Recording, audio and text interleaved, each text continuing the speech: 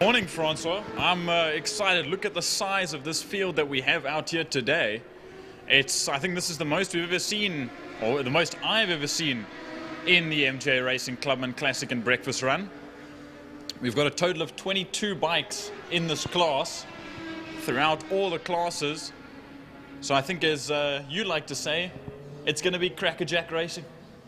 For sure, and I think there's a couple of big names in here.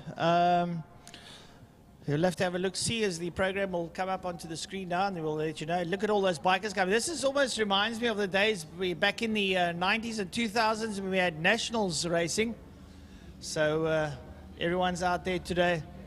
We'll have a look-see when the field clicks back over. We'll let you know. Got Enrique Peterson, Carabo, Makafane is there too. 22 bikes all in all. Lovely field. Look at them all rolling down pit lane here. Absolutely brilliant there. Hilton Redlinghuyse, Jamie Hall, Chad Thompson, Willem Benedel, Wessel Kruger, Greg Waddington, Laverne Sobotka's out there. And, well, lovely stuff. Have a look-see there. We got the likes there of Willem Benedel, William Morris is there, Monet de Kock, Derek Hendricks, Willem Lowe, Wayne Gress is there, Sharif Reynolds, Mario Ferreira, Jamie Hall, Wessel Kruger, Enrique Peterson, Francois Kritzinger, Dean Gabriels. Wow. I mean, there's quite a few names in here that I haven't seen, quite a few bikes in here as they get ready to get underway. They split amongst each other all the way down the grid. We wait for the red lights to go on. This is the first race of the day. This is the MGA Racing Clubman's Classic and Breakfast Run. The revs climb, the lights go on, and the lights go out, and away they go. Launching off the start line, they make their way down to turn one. That is Holzhoek. They get slammed straight on the brakes. Look at that group go through, and leading out, Hilton Redlinghuyse will take the lead and run through Holzhoek. It's not actually Hilton. All on the fly, Jamie Hall on that Suzuki just broke away. He's absolutely flying. And, well, Hilton's sitting down in about fourth place. So he's going to have to work his way through the evergreen teenager, Hilton Redlinghuyse. You'll see him on the green quacker there with a red helmet, with the arrow. He'll work his way down through the kink. They're down into Dams. They're going to work their way through Dams there. And I can tell you something, that Jamie Hall is absolutely screaming in the front up towards Sarl Sweep. That double right-hander, he'll pitch it in nicely, go right up against the curb and then run wide up onto the curbstones on the outside, which he does and gets done. Oh, and he's behind the screen and he's really giving it horns there at the moment as he works his way down. Hilton sitting in fourth there, trying to just join the pack there. I think a couple of others going to try and give him a bit of uphill. Yep, so Hilton Redlinghuyse, the leader, the pole sitter, was knocked down to fifth place by turn one, but now it's Jamie Hall in the lead and he is pulling away. Wessel Kruger is up there at the front as well. Smoke coming off Jamie's bike. Oh, I think it just pressed it a bit too hard. The light came on, Jamie's pulled off, and there is a lot of smoke coming off that motor. Yeah, that is highly, highly unfortunate as we see that come to play. That all-star front runner we know as Jamie Hall's had bad luck this morning already. Luckily, he's got a second bike and he'll be racing in the 600s, 650s a little bit later on. But now getting put up into the lead is Chad Thompson out there on the number 40 Gixxer 600 rather. And now he's pulling away from the likes of Wessel Kruger and Hilton Redlinghuyse out front. Those two 1000cc bikes just behind him, the classic bikes, are a little bit further behind, but he's pulling away on that Gixxer 600, and I'm sure he'll want to keep it that way. Hilton now starting to encroach on the back of Wessel Kruger, a man who raced here many years ago. Nice to have him back. Wessel and Hilton down the back straight now. Wessel on that Priestling. He's 1000 Suzuki giving a bit of horns down into Pertamina Fastron corner. And Hilton braking late, coming right up behind Wessel there now as they enter the embankment. It's a lovely left-hand uphill embankment, so you can keel it in nicely. You get a lot of traction coming out there. And coming up towards us now, your leaders, and they are giving it horns. Have a look there at second and third. It's a lovely scuffle there now as they work their way into holes. Yep, a fastest lap by Chad Thompson out at the front end of the field. Actually, I lied. David Goosen on the 21 has just done a fasted lap of a 1:22.076. He's currently in the front end of the mid-pack. on his own at the moment. The whole field is spread out. He's actually sitting in 7th place. So good job on him, a name that I haven't seen before in the breakfast class. That is the David Goosen. That is multiple South African MX1, MX2 motocross champion. So there is oodles and oodles of experience on that R6. Goosen now still holding that fastest lap, and I'm sure he will, if not try to break it a little bit later on. Still sitting at a 1:22. The closest man to that is Chad Thompson out front, so he's definitely good on the pace there. Sitting at 7th place is Goosen. But we've still got action throughout the entire field as you watch the leaders now go down the Killarney straight towards Pertamina Fostron. Wessel Kruger's right there on the tail end of Chad Thompson for first as they make their way through Pertamina Fostron now. They're going to be switching up back and forth, and Wessel Kruger has now gotten... Oh, that is Wessel Kruger ahead of Hilting Redlingays. And then sitting there 3rd and 4th. We watch them go through. It's Willem Binnendal and Wayne Gres. No, I lied. It's Wessel Kruger that's dropped down to 4th place now. It's Willem Binnendal and Wessel Kruger that's sitting in 3rd and 4th respectively as the leaders now go through Holshoek. It's Chad Thompson and Hilding Redlinghuis out front at the moment, battling it out. An old versus slightly younger battle making their way into Castrol. Yeah, they're all working their way down now into, they're coming out of Castrol Corner, working their way down towards Damstip. And we've got a couple of the leaders there. You'll see them coming in there. And Hilton taking that wide line, diving up onto the inside there of Damps, working his way up towards Sorrel Sweep up the Tigerberg Hill. And not too far behind him, Willem Binnendal, Wessel Kruger's in there, Wayne Gres. We'll see the likes of the Goose, David Goosen, come through on that black R6. There's Goosen coming through. Goosen. And then the have Greg Waddington and Derek Hendricks working their way through, going down towards the back straight, down towards Pertamina Fastron Corner. There's a nice Lime Properties. There's Pertamina Fastron Corner. There's your leaders there. And you can check the man on the green Kawasaki there, giving it absolute horns there behind Thompson. Thompson hanging on, but that Quacker is drafting him hard. And there's Wessel. There comes the Goose, David Goosen coming through. But David climbing the ranks up to 5, and we got 6 and 7 coming up behind, then 8, 9, and 10. That's the lights of Gresser, Waddington, Hendricks, and Ryan Smuts coming through. Yep, the whole field makes their way down the Porsche straight now under the City of Cape Town Bridge to cross the line to start another lap. 5 laps to go. Now the new fastest lap has been taken again by David Goosen, a 1:20.273. He is making serious moves up into 5th position at the moment. Still in contention out at the front of the field. It is Chad Thompson and Hilting Redlinghuis. They're making their way up the Joubert Straight towards... the Tigerberg Straight rather, up towards Sorrel Sweep and onto the Killarney Straight once again. Hilton Redlinghuis backs off a little bit and uses that Kawasaki's top end speed down towards Pertamina Fostron. He'll grab late on the brakes there, but he won't make the position. But there, 3rd, 4th, 5th, 6th, 7th, all coming through. In your picture now, David Goosen on the inside there of Wessel Kruger. There goes the Goose. He's in that black bike with a white helmet. Keep an eye on that man. He is absolutely flying around the circuit at the moment. The Goose is in the house. He's only a motocross champion. He's going to show that he can ride a bike, and here he comes through. I can tell you something. David Goosen is up to P4, and he is absolutely murdering that R6 and holds the quickest lap there for 1:19. He'll be very, very chuffed with that time. Yep, he is actually absolutely storming through the field at the moment. But we look now to the leaders coming into Castrol Corner and slamming late on the brakes. A little bit further behind is Hilton Redlinghuis. It's just not enough at the moment. There is Goosen and Willem Binnendal. They are fighting it out for 3rd place, the last spot on the podium with 4 laps to go. Still a 1:19.072 from David Goosen as they make their way down the Tigerberg Straight. We'll watch and see as the field comes through. Not Chad Thompson and Hilton Redlinghuis, but there is going behind him now in 3rd place is David Goosen.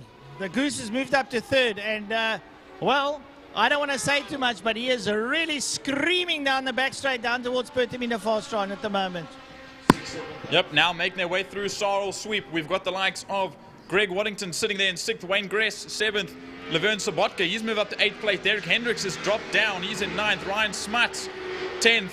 We've got Majola, Gabriels, Kosterman, Maurice, Michael Fane, all making their way down the Killarney Straight. But now we jump back into Holzhoek, turn 1, and making a move up the inside is Hilton Redlingace, and he'll make it stick on that Kawasaki. He won't go wide like he's done before. This time he'll stick it right in front of Willem Binnendal.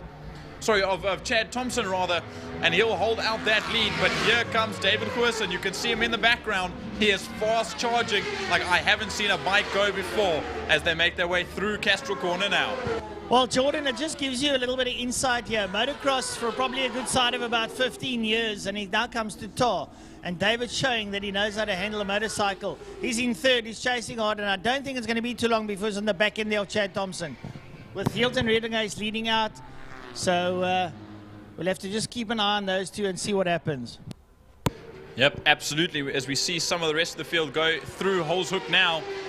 But looking through Dam's Dip, we watch some more of the leaders go through. That's all the way 4th, 5th, 6th place. That's Binnendal, Kruger, Waddington, Sobotka, Gress, Hendricks, Smuts. That's your top 10 as they make their way down the Tygerberg Straight now. Through Dam's Dip, you dive into that curved right and going a bit wide there. Can't see whose bike that is, but that was very wide towards the outside of the circuit, making their way through Sorrel Sweep. Now back to the front end of the field. We watch the leader, Hilton Redlingace, turn in on that Kawasaki down into Holzhoek. Then Chad Thompson, then David Goosen, Willem Binnendal, Wessel Kruger. That's your top 5 as they make their way to Holzhoek now. With 2 laps to go. This is the penultimate lap before the last lap of this first race of the day. Let me tell you something for nothing, Jordan, keeping an eye there on the riders now on screen and on the main straight. But we pick up the leaders going into Damps at the moment, and they are really, really giving it horns now. Up Tygerberg Straight, up towards Sorrel Sweep they go. And there's your leader, Hilton Redlingace, Chad Thompson, and have a look there at David Goosen. He is absolutely murdering that R6. I think he's got a stiff. He might can get 2nd. He's not far behind 3rd place man Chad Thompson as they make their way down towards Pertamina Fastron. So in goes Hilton Redlingace, Chad Thompson, and then up behind him the Goose. And the Goose is pretty close. He's sitting in 3rd. He's going to be very elated even if he ends this race in 3rd. He's coming out very hot there. There comes in picture. There's Redlingace, there's Chad Thompson, and there comes the 3rd place man, David Goosen. As I said, multiple South African motocross champion. Yep, that's 1st, 2nd, 3rd. And just as they're making their way past now on the last lap, the top 3 has made it past the first of the back markers as we watch go through screen now. That's Enrique Peterson. He's just gone through now. Now they're making their way down the Joubert Straight. But the leaders now going down into Dam's Dip for the last time in this first race. There you see Hilton Redlingace just coming through your picture, now back onto screen and down the Tygerberg Straight. He's got the likes of Chad Thompson and David Goosen right behind, but I don't think it's going to be enough for Thompson or Goosen to get 2nd or 3rd place respectively between each other. Goosen's just too far away from Thompson, and Thompson is just too far away from Redlingace. Well, you're saying that they go down to Pertamina Fastron. Hilton Redlingace, Chad Thompson, and David Goosen, who goes late braking in there up behind Chad Thompson. Like Jordan said, maybe not close enough to mount the challenge, but checkered flag time. And here comes your winner on race 1. Hilton Redlingace puts a leg out, says thank you. Chad Thompson 2nd, and very close 3rd there is David Goosen. So the Goose is in the house, folks. Take note of that, man. He's, with the way he's going now, it won't be long. He'll be into the Superbike category. He's new to Killarney, but David Goosen, big shout out to that man. What a race. Yep, and finishing 4th, Willem Binnendal comes home in 4th. Wessel Kruger comes home in 5th in the 2nd of the classic bikes. He'll take 2nd in class. Greg Waddington is next up. He'll cross the line now in the Clubman's class. Laverne Sobotka a little bit further behind in 7th. Wayne Gress now takes 8th place in the Clubman's, overall in Clubman's class. Derek Hendricks, Ryan Smuts, Lulelo Nkleko, Majola Comes home in 10th place, a top 10 for him. Then we run through the rest of the field. Ryan Smuts, Dean Gabriels, Willem Lowe coming home in 13th. Michael Fine, Kok, Kosterman, Maurice, that's all the way through 17th. Donovan van der Merwe now crosses the line. Maurice comes actually behind van der Merwe for 18th. Then we just wait for the back end of the field. Mario Ferreira, Francois Kritzinger, and Enrique Peterson to cross the line. But a very, very unfortunate, occurrence for Jamie Hall on that S-Rad. And I think that'll take him out for the rest of the day. But luckily, he does have a second bike. Yeah, I don't know what the possibility. If it's just fluid that was blowing off there, or if it's oil. If it's oil, I suppose it'll be terminal. If not, they will be able to sort it out. But anyhow, best of luck there to Jamie Hall. Let's hope he sorts that S-Rad out. I see him still down by the fence, waiting there for recovery. But a big shout out there to David Goosen, the Goose, a man I've known for many years since he was a youngster riding motocross, multiple South African champion. Now finds himself on the tarmac, and man, oh man, did he light it up. Gave that R6 absolute thrashing, and really looking on form, and it's nice to have the Goose in the house. Lovely to see a man transitioning from dirt to tar. We've had a lot of this in various motorsport genres. Guys ride off-road, then they come on-road. One of the biggest exponents of that is a man by the name of Janelle de Villiers. Man who rode on-road, then went off-road, done on-road and off-road again, so it gives you an idea. And, well, when it comes to motorcycles, I have, and it's my personal opinion, is that once you've ridden on dirt and you come onto tar, you sort of have more an idea what a motorcycle can do under you. And when the bikes twitch, your control is there, you're used to the bike working under you. So the main thing is that David has definitely got the makings of a great superbike rider. That was an incredible ride by him. Awesome stuff in this first class, and they're coming in smashing. We've got a whole day full of this and a second race. David Goosen's going to start quite high up there, and I've got a feeling he's going to be running at the front. Yeah, look, given the times that he just did now, 1:19, I take it that it won't be long, he will be breaking out a 1:18.3. That is superbike time. So he'll be breaking out soon into the superbike class, which will be nice. And so R6 is running. And we know Killarney is a 600 circuit. I mean, the likes of Q and Stayman have proven it. 600s work very well around here. But we'll have to see how the day works out. But once again, a big shout out to that man, David Goosen. I know he probably can't hear me, but I'm sure his team will hear and can tell him that very, very impressive stuff coming from him. I can't say I won't expect less, but he's definitely done us very proud here today. Yep, and now on to our next class. It's Bijo Trustees Formula Libres. They finally got a sponsor. That is Bijo Trustees. We've been waiting for them to get a sponsor for a long while as the rest of the grid heads out. Just for those watching the live stream, there seems to be a timing issue, so you won't see the live timing on the side of the screen. You won't see the leaderboard as they race on, so we'll just have to let you know the names and the positions as they go on. But now we watch these Formula V's. I think there's one Class S coming out. Yeah, that'll be DJ Boyson. He's in the Reynard. And then in Class C, we've got Etso Miglietta and Hayden Elwood. And then in Class V, we've got Benjack Phillips, Byron Mitchell, Kelly Fletcher, Cyril Somerville, Josh Smith, Donovan Ramsey, and Ricky Anderson. And I must admit, in Class V, they've actually created a little bit of a bit of a hype in between the racing. The likes there, you got Byron Mitchell in there, you got Kelly's in there, Cyril's in there, young Joshua Smith's been doing well, Donovan Ramsey. So it's anybody's game in terms of what's happening out there. And for the folk at home, open wheeler racing, where some believe that is the purest form of racing, is open wheelers. So we'll keep our eyes posted on this one. And you also know we had the Formula 1600s for the last 4 years, now going into Formula 4. I suppose quite an expensive formula to belong to, but the purists of open wheelers will obviously merge their way towards Formula 4. Full carbon fiber body, carbon fiber chassis, and I think you rent a motor. I don't know what your annual fee is, but I could imagine probably, what would you say, Jordan, about $500 a year, probably, for that, yeah, for a Formula 4. And it's not your car, you just lease it for the year. And then of course you still got entry fees and tires, and so racing is rather an expensive outing in general, let's say that way. That's exactly what I was going to say. Regardless of what you do, racing is an expensive sport. As the entire grid comes to the end of their lap, and they make their way down to the grid to line up before we get underway with the BJO Trustees' first race of the day for the Formula Libres. Right, so obviously on pole position, DJ Boyson in the VW Renault, the 2-litre, very quick car there. And I must admit, Jordan, what I actually miss in the single-seaters is the old Formula VWs. The likes of Bart Wilburski and Malcolm Cochrane and all the likes, Robert Volk. Yeah.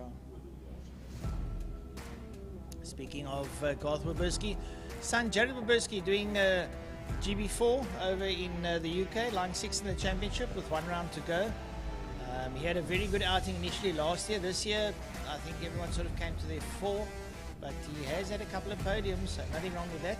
Racing the BMW Formula 4 there in the UK, call it GB4. So things with England, everything's GB, and in America, everything's World Series, but it's only between the east and the west coast of America. Well, we had Jordan, I don't know if you watched the last Sunday, we had the Bathurst 1000. Man, oh man, oh man. Those Chevs and Mustangs are just very, very quick. And I think Ford's got something on their hands though. The Chevrolets have come to the forward now. And Toyota's coming in with the Supra in 2026. The Supra, yeah, the 3-litre Supra.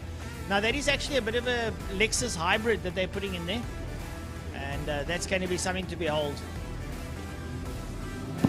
Red lights are on, red lights are off, and we get underway for the BJO Trustees, Formula Libres. They head into Holshoek for the first time. Hayden Elwood in the Class C SS, or SN, Wild Art Print car making his way into the lead in the Class C. Eli has been held up. And Byron Mitchell in Formula V will jump to the lead now. We saw DJ Boyson starting very far back under the bridge in the Class S car. He likes to do that every time, to start from the back and make his way through the field, because obviously otherwise he'd be outrunning ahead of everyone else. Well, Byron Mitchell leading out there, Hayden Elwood, Josh Smith, Kelly Fletcher, that's how they line up. They work their way now through Dams. They're going to make their way up Tigerberg straight up towards Sarl Sweep.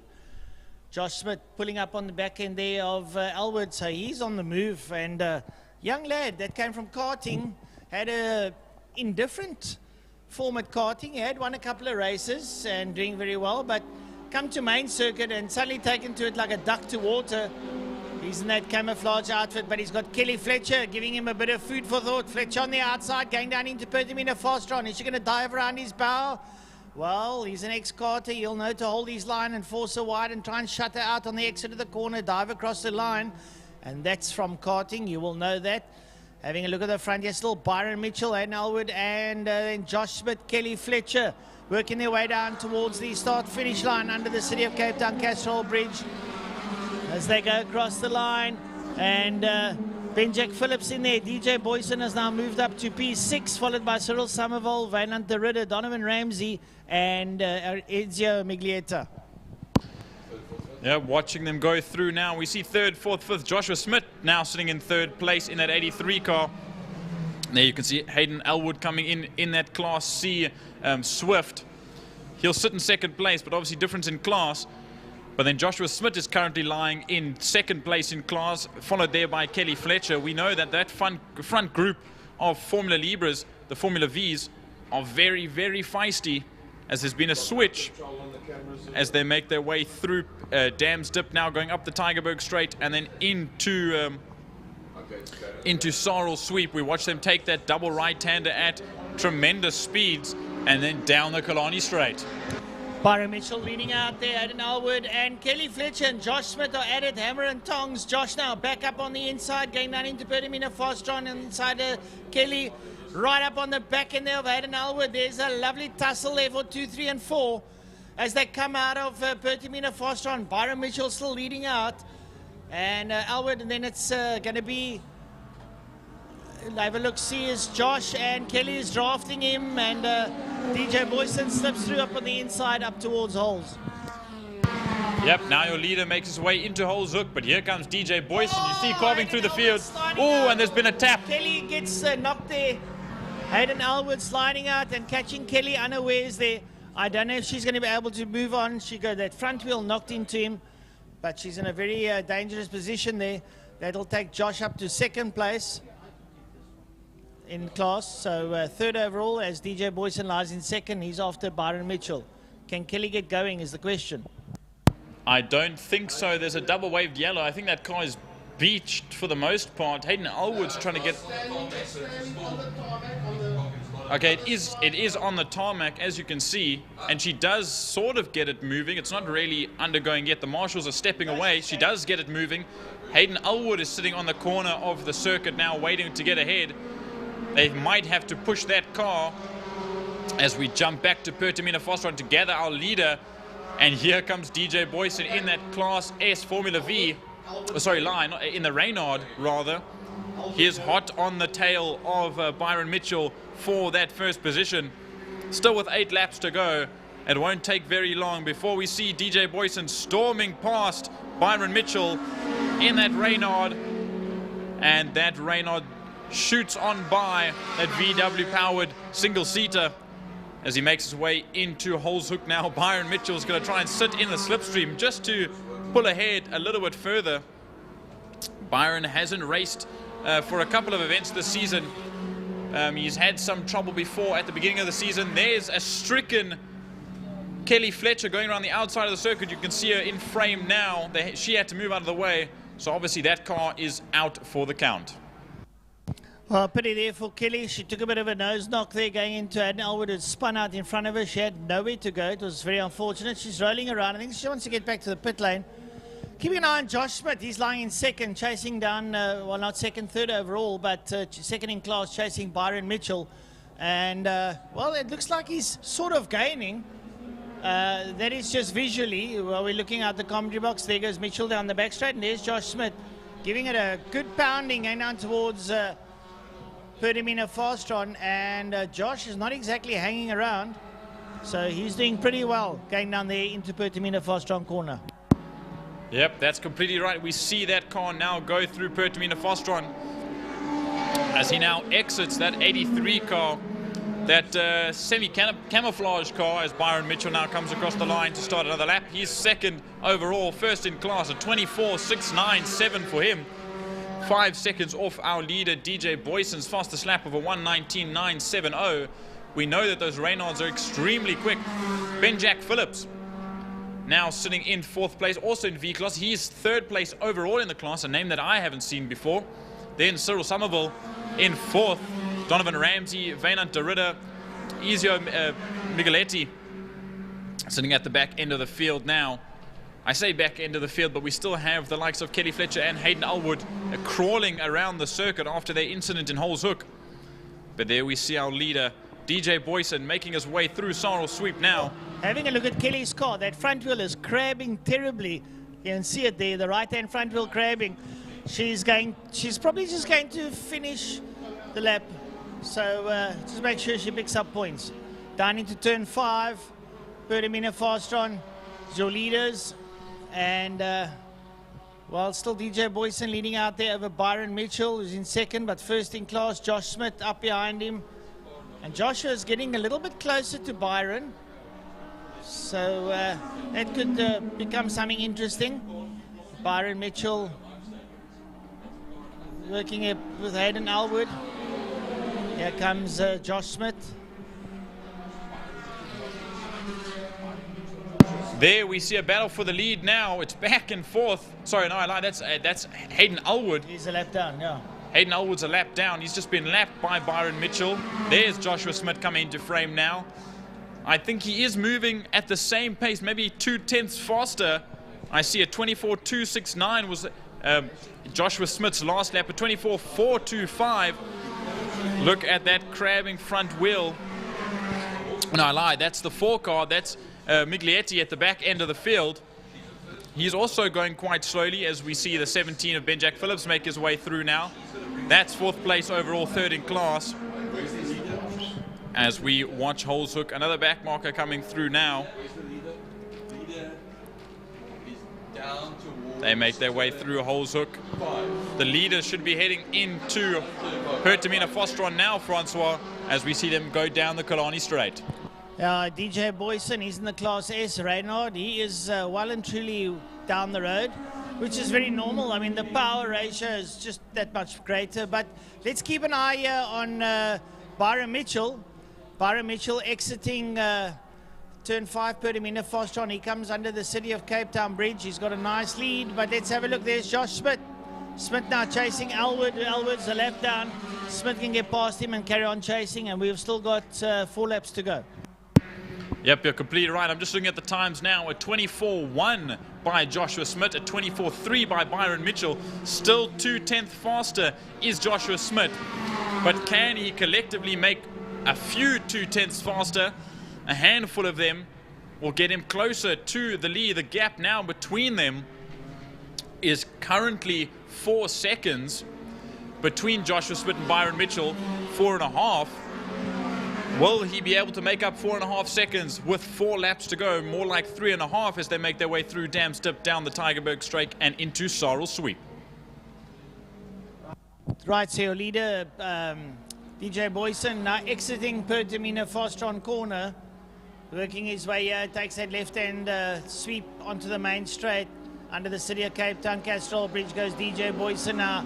Byron Mitchell now driving into Pertamina Fostron. He's your leader. Smith still sitting behind Elwood. Elwood is a lap down, trying to regain some composure there. He's got Smith hounding the back of him. Smith will want to get past because his main target is Byron Mitchell, who's about 3 or 4 seconds up ahead of him, and he's going to try and reel him in with about 3 laps to go. Yep. Coming down the Porsche straight now. Hayden Elwood's very quick in a straight line. We know that Formula Ray, rather. No, I lie again. Formula Swift. There's a lot of different formulas in this one class, but that Hayden Elwood Swift just has enough straight line speed to stay ahead of Joshua Smith. But this is good for Joshua Smith. It allows him to have a little bit of tow, as now the gap is 5.1 seconds. I think Joshua Smith was held up by Hayden Elwood on that last lap. We see him getting held up a little bit more as they make their way through Castrol Corner now. Byron Mitchell's just pulling away in class. Obviously, we know DJ Boyson storming ahead as the rest of the field comes through down the main straight, down the Porsche straight rather, into Holzhoek. Coming in there is a couple of the lead drivers back. Cyril Somerville, Donovan Ramsey, Van Under Ridder. Those there's work their way through. It's strange there with Smith up behind Elwood that Elwood's not getting any blue flags from the marshals. I had a look, I didn't see any blue flags being waved, which is unfortunate because he does hold him up. He might be quicker, but he is holding him up. Leader coming up here. There's DJ Boyson, he's in the Reynard. Lovely turned out machine, that 2-litre VW motor in there, normally aspirated. A couple of the slow markers coming in there, working their way through. Waiting for our leader now. Byron Mitchell will be coming out of holes. So coming through there now is there's DJ Boyson. A couple of slow markers going through Sarel Sweep. So we have a look at Byron Mitchell going under, well, your back straight is DJ Boyson. He'll be followed by Byron. That is a couple of your back markers. Your Cyril Somerville's there in picture for your viewers at home. That's Cyril Somerville and Donovan Ramsey. There he goes.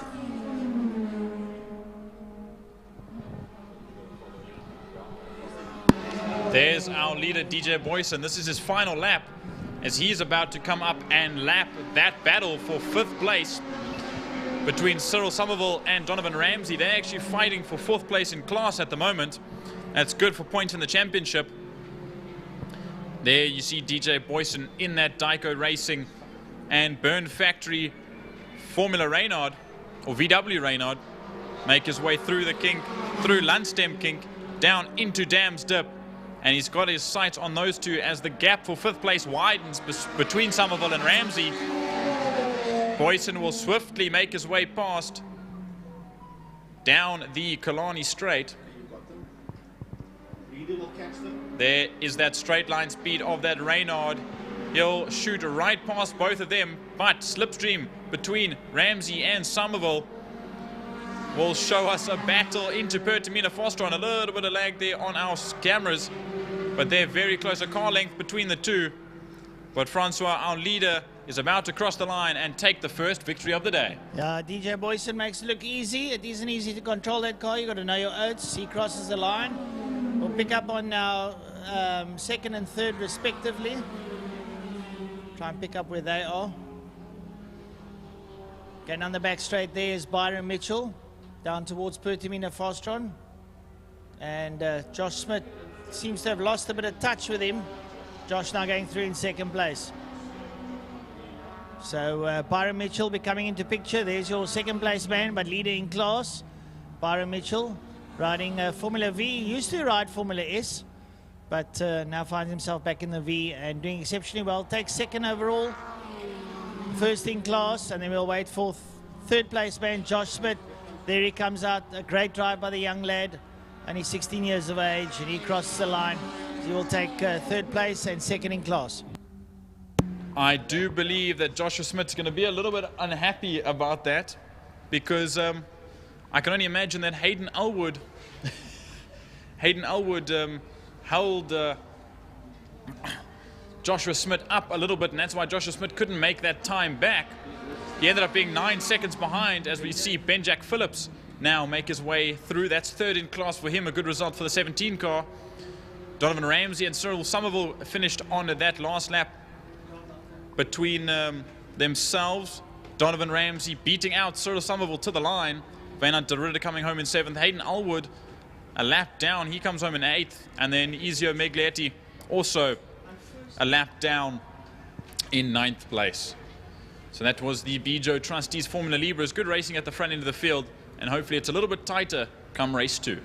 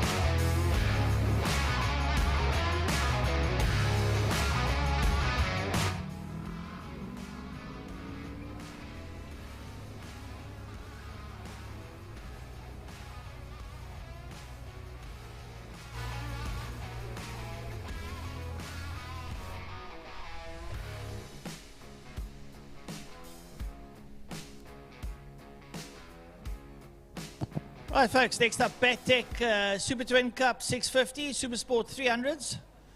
Race number 1, out there, Paul Medal, Brandon Hutchins, Reinhard Burnett, Adrian Solomon, Lance Jonas, Zante Otto, Abdul Isaac, Abigail Boston, Max Bunton, Raymond Alexander, Mitch Robinson, Andre Pretorius, Peter Hill, Dean Gabriels, Almay Mostert, and young Cody Redlinghuis. Nice to see Cody out there. Looks like she's on a Yamaha R3. So we wish her all the best of luck. I'm sure Hilton has got his heart in his throat that Cody's on the main circuit. But we'll have to wait and see. This Super Twin Cup has really kicked off an initiative, I believe, coming out of Lance Jonas's quarters, but it's really overseas. I see now in the UK it's become a very big thing. So the Super Twin Cup, we had a local lad who now resides in the UK, David Lindemann. He won his Super Twin Cup. He's now progressed to the 400 class. He's on a Kawasaki 400 Ninja over in the UK, so he rides Donington and all those places. So lots of fun out there. And having a look there, a couple of the riders coming through. Yep, but you're completely right. Cody Redlinghuis, this is her debut on that R3. Very exciting to see her out there. I know she's done a lot of riding in the short circuit racing, as does most of these riders.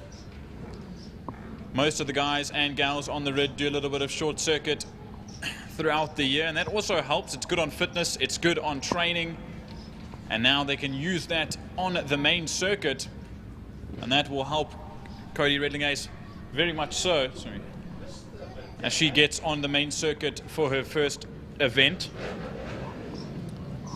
But now we wait for the lights to come on and the lights to go off as these guys and gals get ready in the Battek Super Twin Cup 650 and Super Sport 300 class. We wait for the red lights to go on and the revs to climb.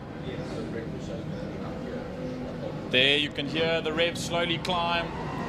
5-second board is out of the way. The lights are on, the lights are off straight away, and underway they go. You can hear those Super Twin Cup 650 motorcycles and those Super Sport 300s rev to life as they make their way down into Holes Hook. And it's going to be a battle between Paul Medal and Brandon Hutchings into Holes Hook. And I know that's going to be the battle the whole way round. Well, I can tell you something, Paul Medal, a seasoned veteran and a man who's been racing two wheels around Killarney probably for as long as I've known him, so good side of 40-odd years. Paul Medal leads out there.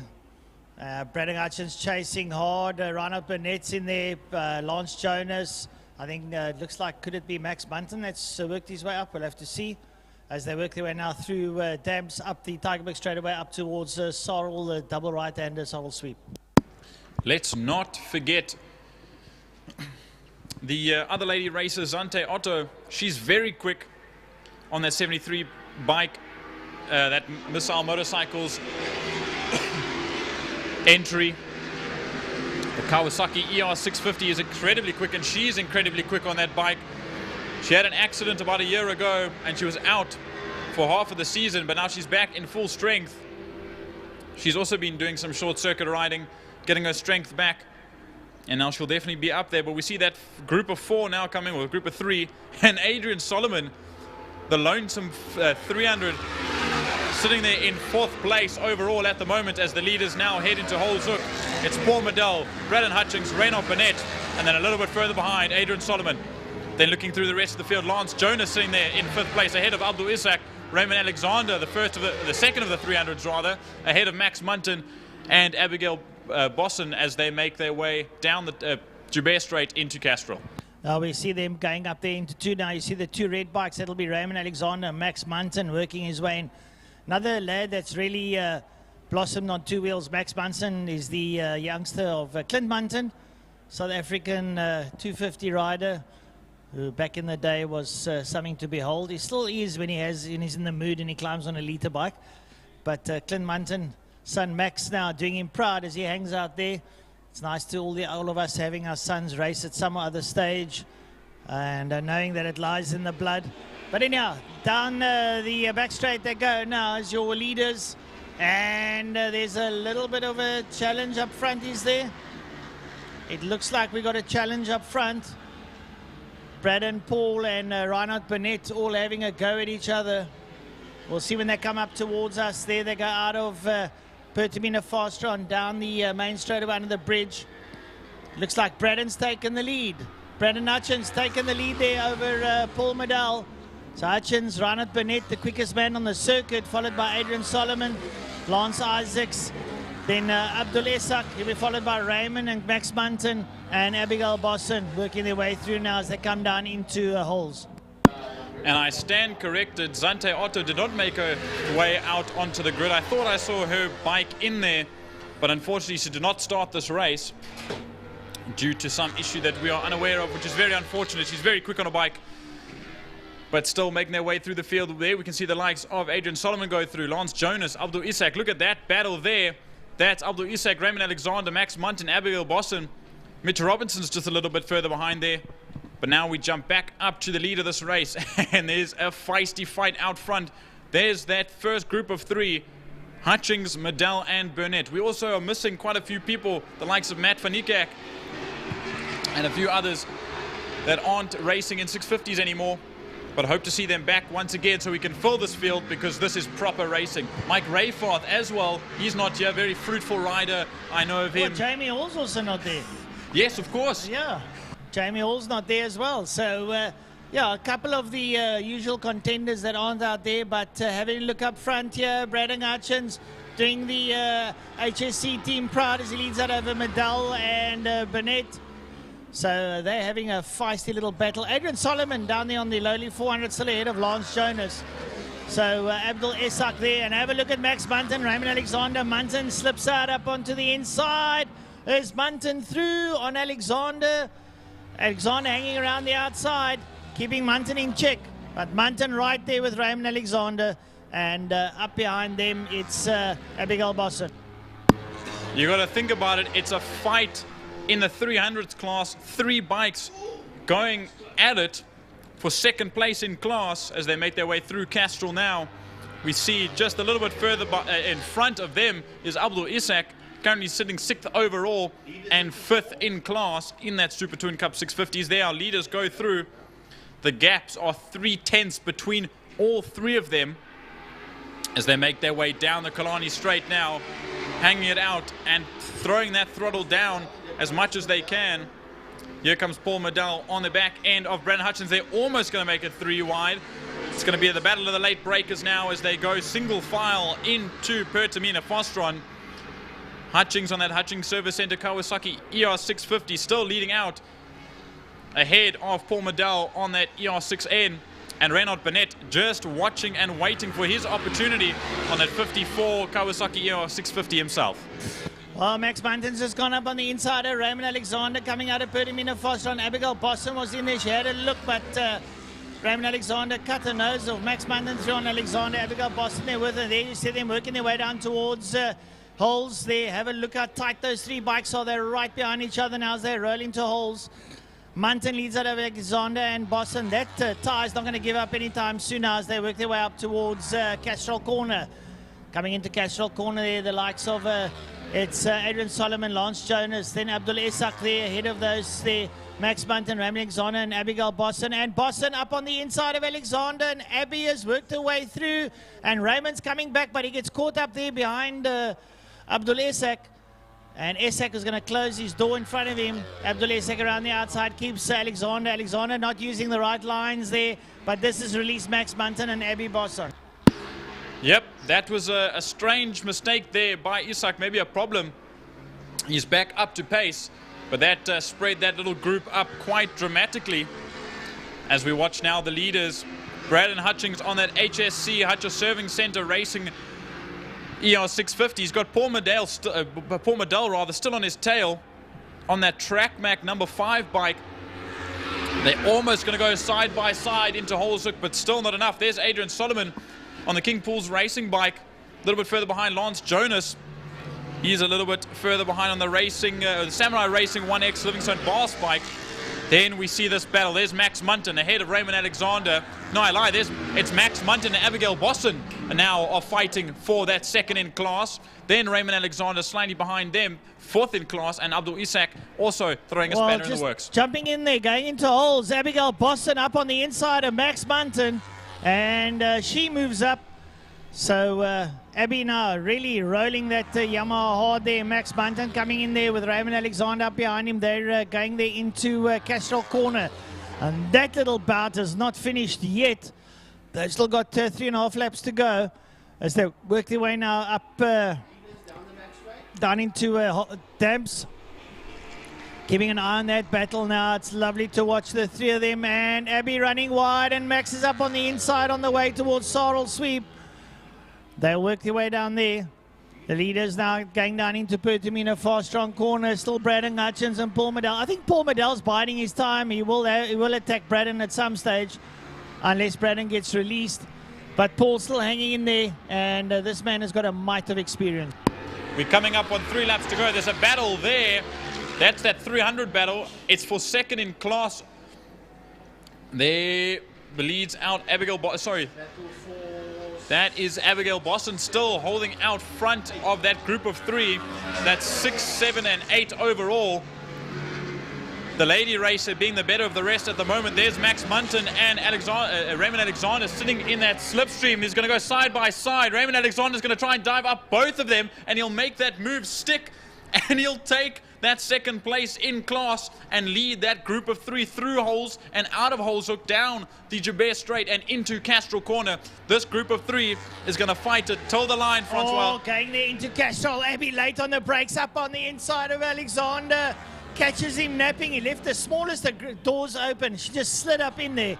So Alexander through. Max Munton, who was ahead of the two of them, has got a bit of work to do. Max Munton now comes up on the inside of Dams of Alexander. They are side by side. Lunacy prevails as they work their way up the Tygerberg Straight. It seems as we watch now and jump to the leaders out at the front end of the field, Paul Medell and Braden Hutchings are still fighting out, but we lost Reynard Burnett. He's making his way down the Killarney Straight, but something happened. He maybe had a snap or something that we didn't see, and he lost a lot of ground. There's our leaders. Braden Hutchings, Paul Medell still on his tail on that TrackMac bike.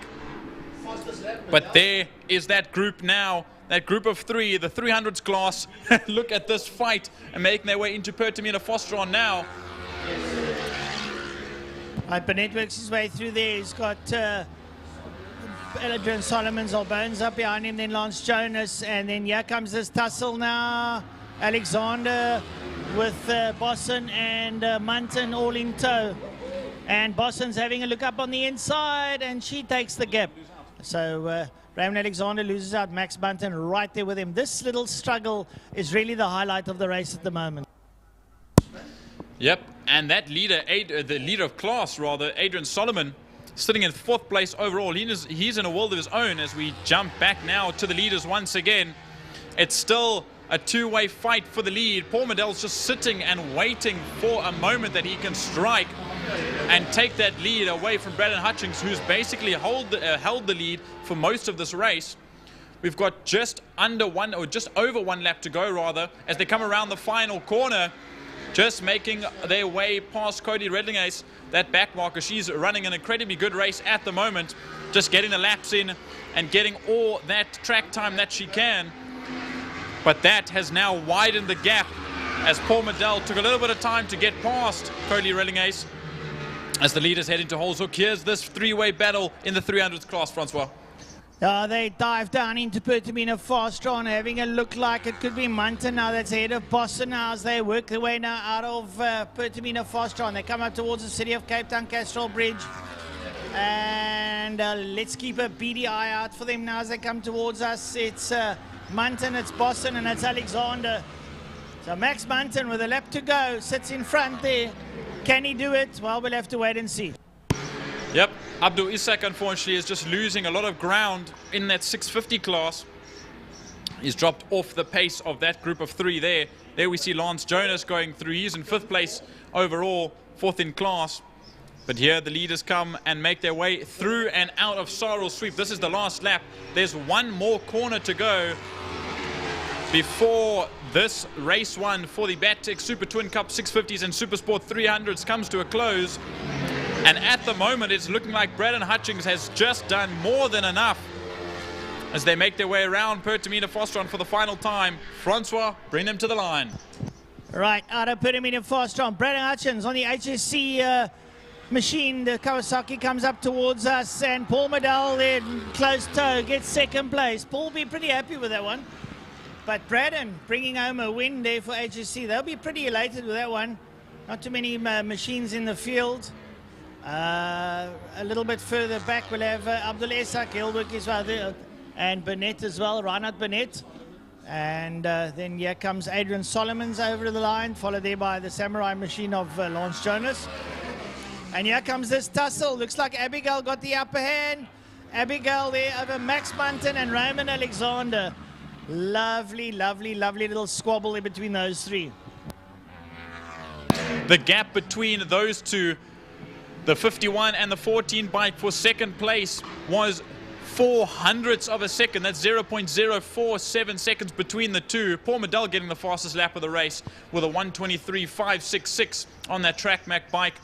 The rest of the field makes their way through. Abdul Isak's just crossed the line. We still wait for the likes of Mitch Robinson, Peter Hill, Alme Mostert, Dean Gabriels, who we've seen done another race already. Andre Pistorius also. He's doing his first race that I know of. Cody Reddingace, once again, very good race from her. Brilliant stuff from all those riding. A few guys on the ABC International Real Estate bikes doing incredible stuff in the Power Sport 300 class. But great, great riding from all those guys and gals and all those riders out there in that Battec Super Twin Cup 650. And once again, a brilliant last few laps by Paul Medal, but just not enough to take that win away from Braden Hutchings. But there's still a race two, and I am waiting in severe anticipation for that to come around a little bit later.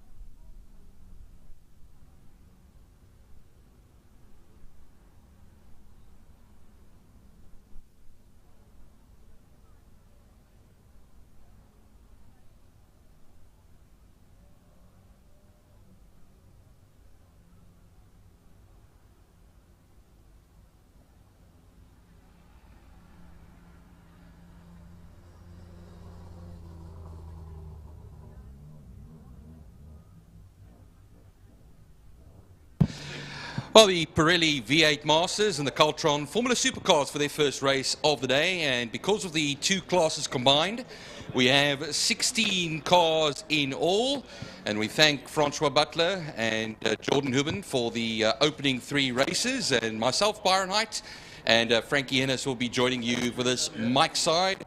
Gary Flip on the cameras, we hear him through the day as well.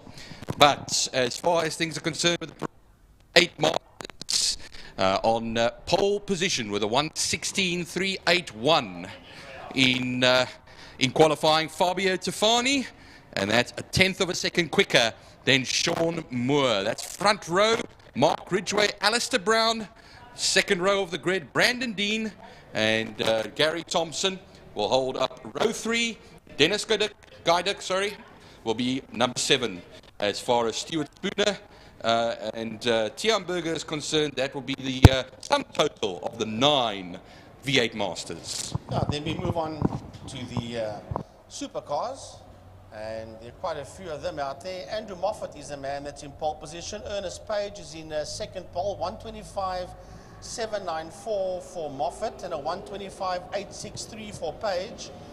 And on the group, Ernest was saying that he gave it his all to try and get that pole position away from Moffat, but it wasn't meant to be. Then Glenn Phillips, Carl Halleck, ex-motorcycle racer Robin de Vos, Nazrin Schloss, and then the 9 of Bradley Fenner. So we'll look, see who's out there. The V8s are really cruising out of Holzhoek as the supercars make their way out onto the track as well. And a big thanks to Caltron Electrical Engineering, that's Mr. Ryan Catt, He is the sponsor of the supercars, and of course, I think it's Pirelli. Yes, it is Pirelli that sponsors the V8 Masters. Well, if you look now as well, Frankie, as they do their warm-up lap, just want to point out in the Cultron Supercars at the tail end of the field is Brad Fenner. That's a man who every so often rides a two-stroke at short circuit racing. So he's also doing a bit of car racing. Carl Halleck has also come onto the short circuit and tried his hand at motorcycle racing. And he could be involved in the 8-hour that will be coming up in December. But on their warm-up lap now, as they weave on the Tygerberg straight out of Damps Dip through Saddle Sweep, then next time they go through there will be racing speed. Oh. So, just apologies for the technical issue. The timing is currently down on your screens. We'll try and update you as much as we can because we do see some live timing. But it's going to be a 9-lap race. And I can see that we have about 17, 18 joining now. Shane Boscombe, Craig Hume. But here they come gingerly down the Killarney straight towards turn 5, which is Ostron corner. Right, the supercars are right in there behind them. So, Byron Height and myself, Frankie Innes, will be calling this one for you. The Pirelli V8 Masters and the Keltron Formula Supercars. Byron will be taking the big old thundering V8s away off the line, and I'll be focusing on the 2-litre 8-valve Opel motors in the Formula Supercars that is going to be lining up behind the Ford Mustangs, the V8 Masters. And I made an error, Frankie, because I said the next time they come around will be at racing speeds. That's not the case. We have the safety car out now, and it's going to take them around for the proper warm-up lap. That was just a sighting lap out of the pits. So 9 V8 Masters in 2 classes. And then 8 supercars. So gold class for V8 Masters, silver class for the V8 Masters as well, and then all gold for the supercars over there. Brilliant stuff. Ready to get going on that warm-up lap, Frankie. The safety car will make its way down the Porsche straight towards turn 1, Hole's Hook, named after Edgar Hole, who was one of the founders of Killarney many, many decades back.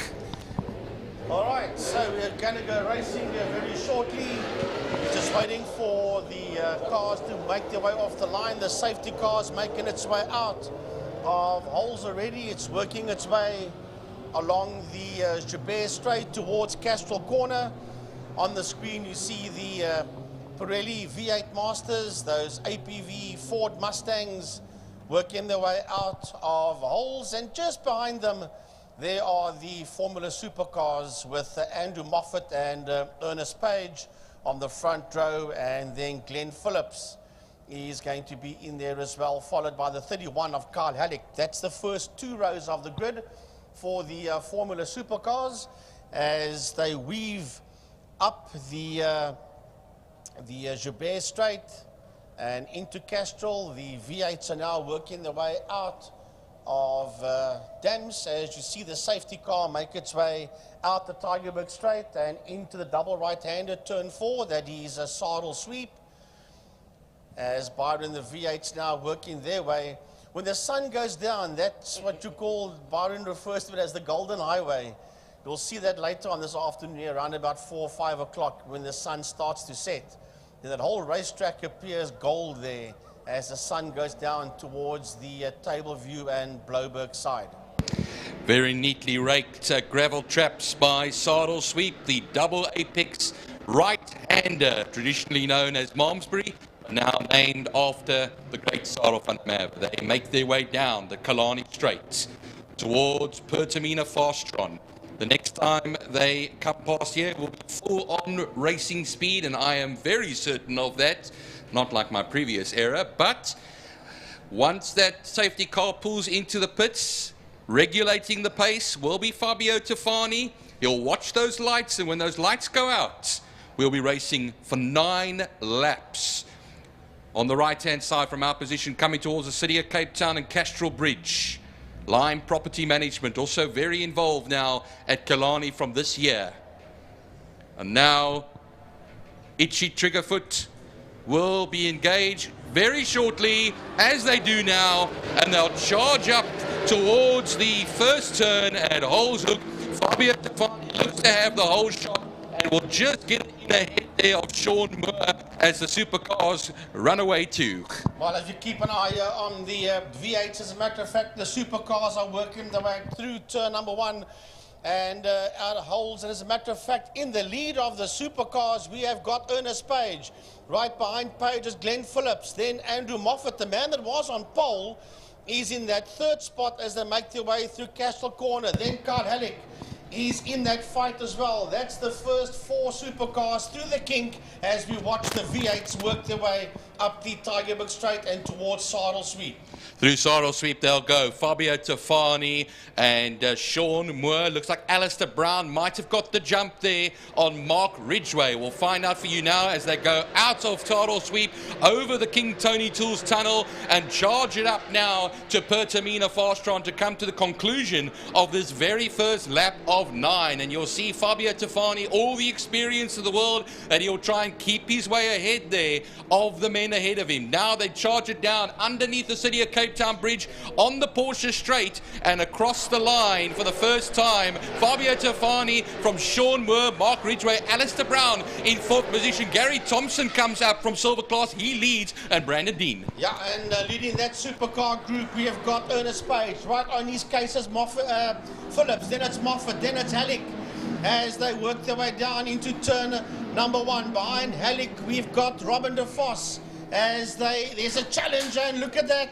There is a challenge, and it's into the lead goes Phillips. Yeah, he's got that lead there from Ernest Page. Page, that started in 2nd. Watch out here for Moffat. Moffat has a look up on the inside of Page in Cashel Corner and makes the move stick there on Ernest Page.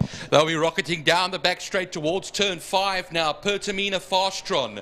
And it is still Fabio Tofani. The last time around was 1.3 seconds between himself and Sean Moore. But Sean Moore has his hands full of Mark Ridgway at the moment. Look out for that bright side. On the track and in class. Through turn 3 now. A damp step they run.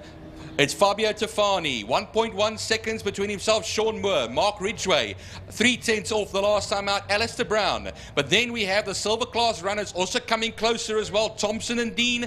It was now first a second between them, now 1.4 seconds, so it has actually grown instead of closed as I was hoping or thinking it was going to do. They charge down that curved back Killarney straight now, and then into that Pertamina Fastron turn 5 section. Fabio Tofani not getting away here, still 1.1 seconds as he has Sean Moore may come into his own in the second part of the race, running quite wide there. Alistair Brown.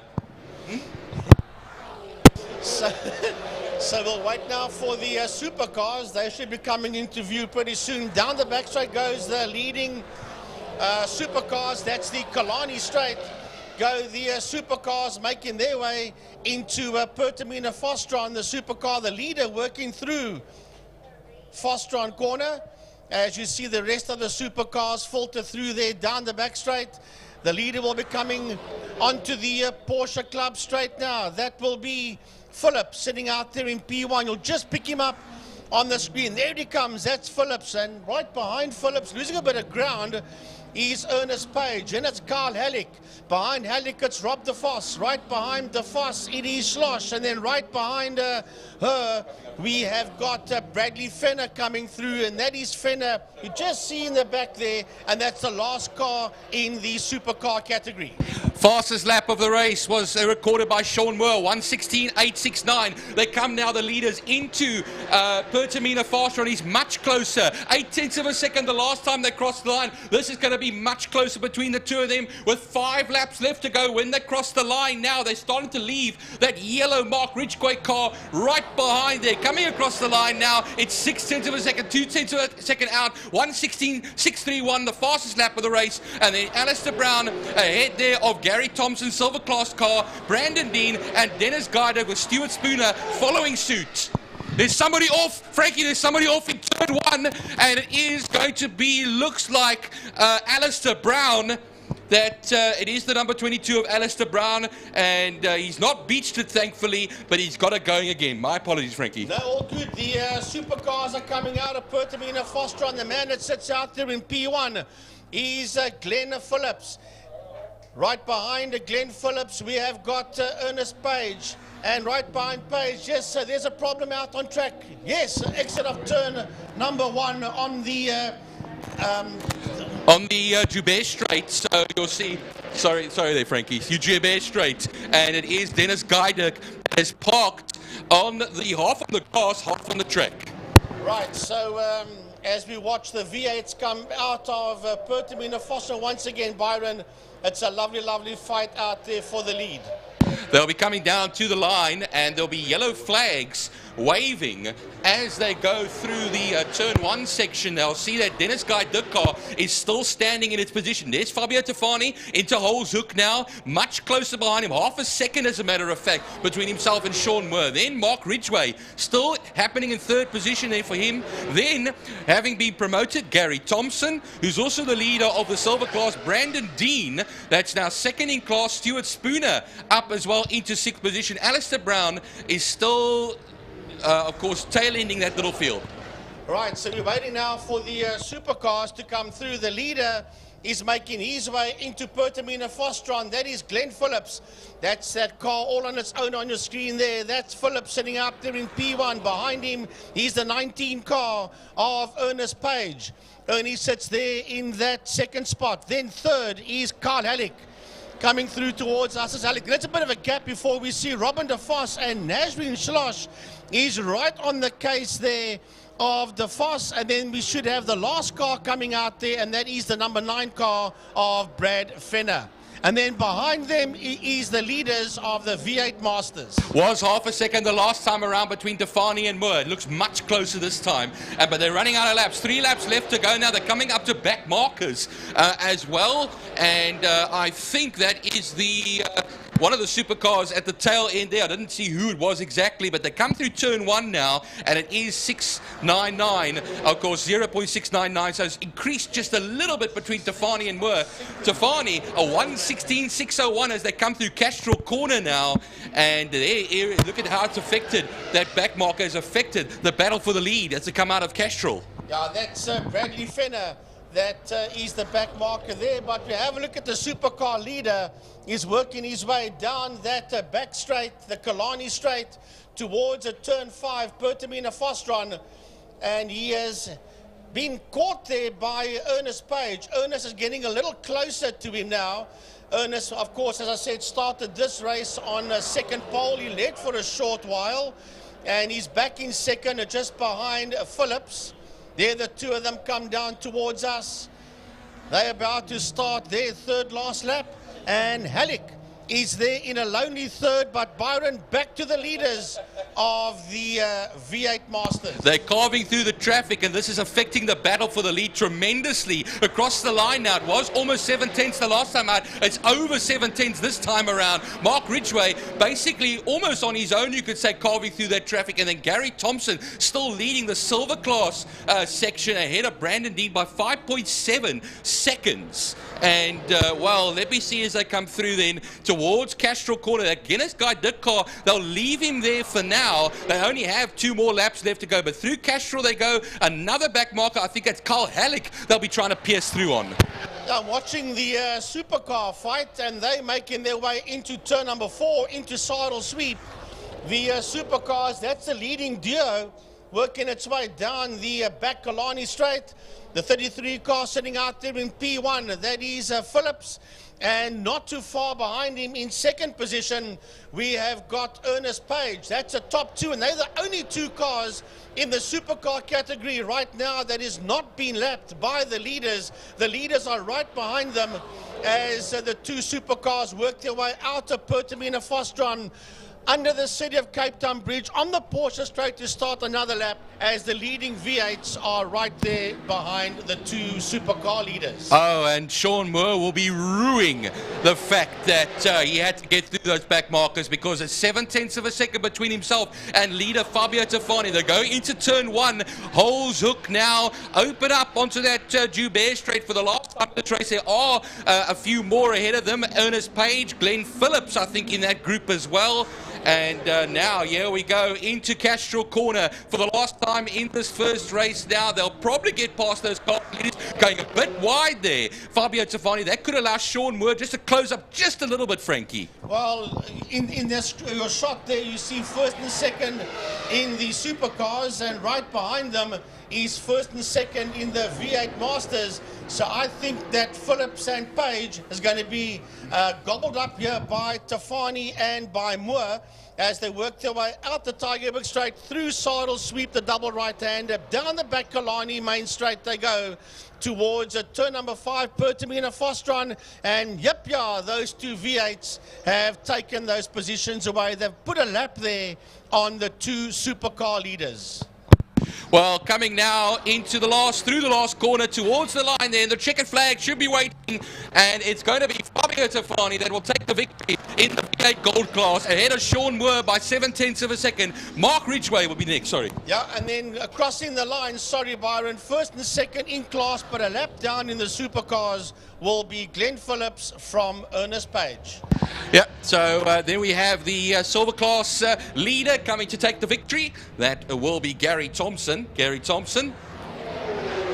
And I think then, Frankie, this should be Robin de Vos coming through here for the supercars. Yep.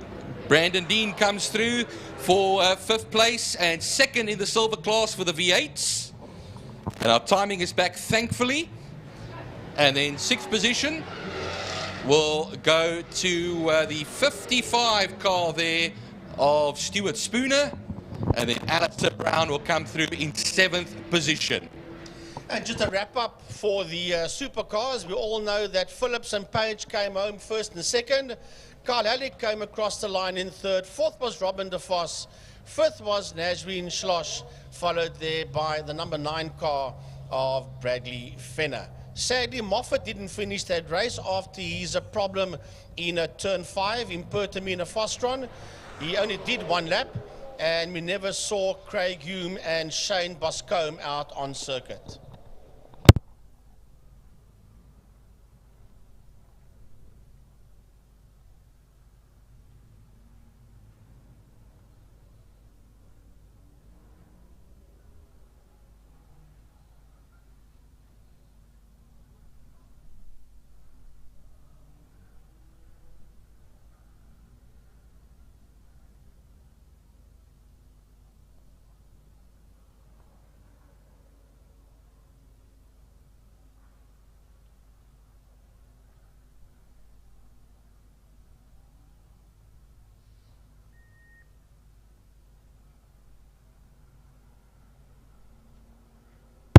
All right, folks, we're going to go off air for a while. We've got 3 qualifying sessions that's coming up now. The one is the Thermofires, Clubman, Saloons. The other one is the Lauda Classic Cars and Caltron Fine Cars together. And then the 3rd qualifying will be the API Property GTI Challenge. So 3 qualifying stints coming up. We're going to go off air and we'll be back with you for the following race after the 3 qualifying stints.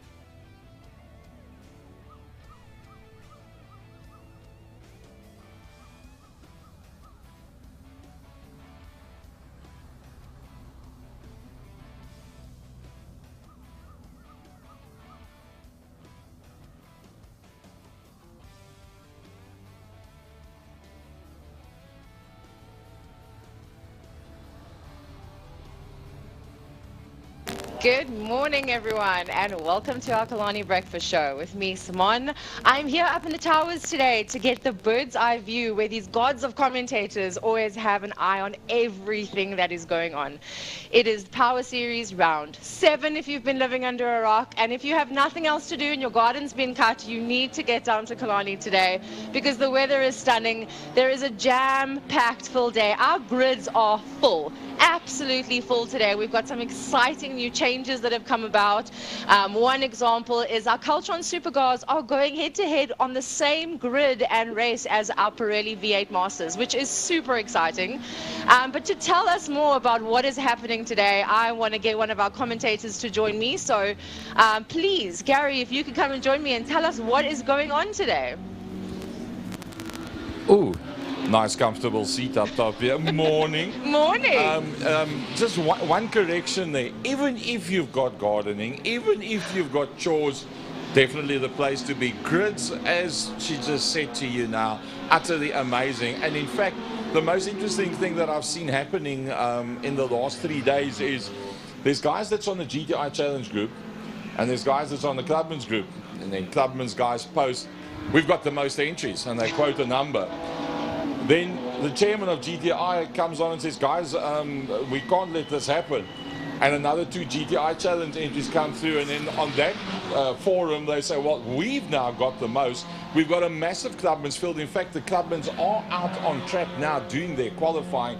The GTI is massive, but as you spoke about, the Supercars and the V8s, brilliant, 9 and 8 in the 2 classes. And interesting, the last couple of camera shots we got was the first and second in the Supercars being lapped on the last back straight by the leading V8s and not affecting them at all. Does that calculation work? Yes, it does. It was an exciting race. I was watching it from the other side. I was rooting for some, because I saw the numbers of the qualifying yesterday for the V8 specifically, and I think for the first time Sean Moore was so close on Fabio, and I was thinking this is going to be the day that Sean is going to take Fabio out of his reigning seat, but it doesn't look like that happened today. But let's be fair, I mean, to be beaten by Fabio Tofani is not something that you have to not speak about when you go to work on Monday. Fabio is the man to catch out there. Exactly. But your co-presenter, Ernest Page, sitting in that second position, and he was holding on. All of a sudden, there was a bit of a gap between them, and he could never make that up again. But other than that, Ernest, brilliant. Hopefully, he's still going to come and join us during the break. Yes, I'm hoping that he is getting the sweat drenched off of him and he can come and join us. He's racing in 2 classes today. He's doing both the Cultron Supercars as well as our BMW class, which is only out for the 2nd time today. Is that right? And if he comes and joins you, then you've got 2 good-looking people on the morning show. Fantastic. At the moment now, Shane Smith, the fastest man out there. It's a Class X entry. Lovely to have Clint Renard, the technical man, out there as well. Jaco Lambert and the Lambert family, also multiple cars, multiple classes. It's super exciting out here. Again today, guys, the weather is beautiful. It's a Saturday. The garden can wait, the chores can wait. Bring the dog, the cooler box, the kids, the whole family, and get down here. Well, there's lots happening down at the clubhouse as well. A lot of activations that's going down there. A lot of catering inside and outside of the clubhouse. And then also the Joubert Pits. What a beautiful complex we've got there at the Joubert Pits as well. Awesome. So I just want to talk about these classes for a second. And I had to keep track of these numbers, so I had to write them down. Our thermophiles, the Clubman Saloons, they have 31 cars out on the grid today. Is that the most they've ever had, or is that quite standard? No, it's pretty much the average at this stage of the fight. They're getting to 30 and more at this stage. There was a time where we were up to 40 and 45 entries, but that is pre-COVID, etc., etc., etc. The class very strong, very well organized. As you see, they are out on circuit at the moment. Shane Smith still the fastest man on a 121, a 123 by Clint Renard. Jaco Lambert the fastest in Class B, and the fastest man in Class C, Yusuf Hendricks. It's a matter of time. Yusuf's going to go up to Class B, no doubt about that. Fastest in Class D, the good-looking, there's another man you must actually go on your show, Mr. John De Silva. John De Silva is leading out Class D at the moment now on a 127.8. And the first of the lady races, Mia Bench, second overall in Class C at the moment now for Speaking of ladies, I believe that we have a lady by the name of Cody, sorry guys, the wind, my hair, by the name of Cody that is doing her debut on the bikes today. She's riding a Yamaha R3, I stand corrected. I was hoping to get her up here this morning for the breakfast show to actually speak to her, to check on her nerves and everything like that. Do we think that we're going to see an influx of ladies coming into the motorsports? There was a time that there was a lot of ladies involved in motorsport, and then it kind of died down. The Carmen Flemings and what have you that were all out there and racing. But recently the likes of Mia Bench and we just seen the lady racers on the bikes. Fantastic to see that. Yes, there is a re-influx of lady racers into all the Formula Libre. One of our leading ladies is out there as well. In the 300 bikes, we've got a leading lady out there. I think just about the GTI Challenge is the only class without a lady racer out there, just about everyone else, and the V8 Masters. So yes, there is. What we need to do is to have that ladies in motorsport push that we used to have years ago. We need to get back to that. Absolutely. Being a woman, we've just undergone Women's Month, it's Breast Cancer Awareness Month. Women, we need to start representing, okay? So if you have a passion for racing, get in touch, reach out to the people, see if you can get involved somehow. We want you on this track. Coming back to the live timing for the Clubman's quali, I think on the main screen you guys can see what's happening out there. Alex Johnson, the leading Class A car, 121.8. Now 121.5 is breakout, so he's 3/10 out of that. Shane Smith, the leading Class A, Clinton Nord from Stephen Heidenrich. But Stephen Heidenrich, I wouldn't be surprised if he knocks himself up onto the front row of the grid. Jaco Lambert still doing a lovely job out there. His fastest lap was on lap 3. And if we look at the temperatures and the wind today and looking at what we're seeing here, around about lap 3, lap 4, they're putting the fastest lap times up. That means that the track and the air temperature is not that high, which means that you're building up your temperatures and you're getting to optimum around about lap 4. What does that mean in the racing? That means in the racing you can run 11/10s, you're not going to overheat the tires, and you're going to have good dices all the way through. Absolutely amazing. And I just also want to touch on the Libre Sports and GT. It's the biggest entry in the last few years that we've had on that as well. I'm going to make a statement. I'm going to say that's the biggest entry in around about 5 years. I'm going to make another statement. I think it's one of the classiest entries that we've had in the last 5 years.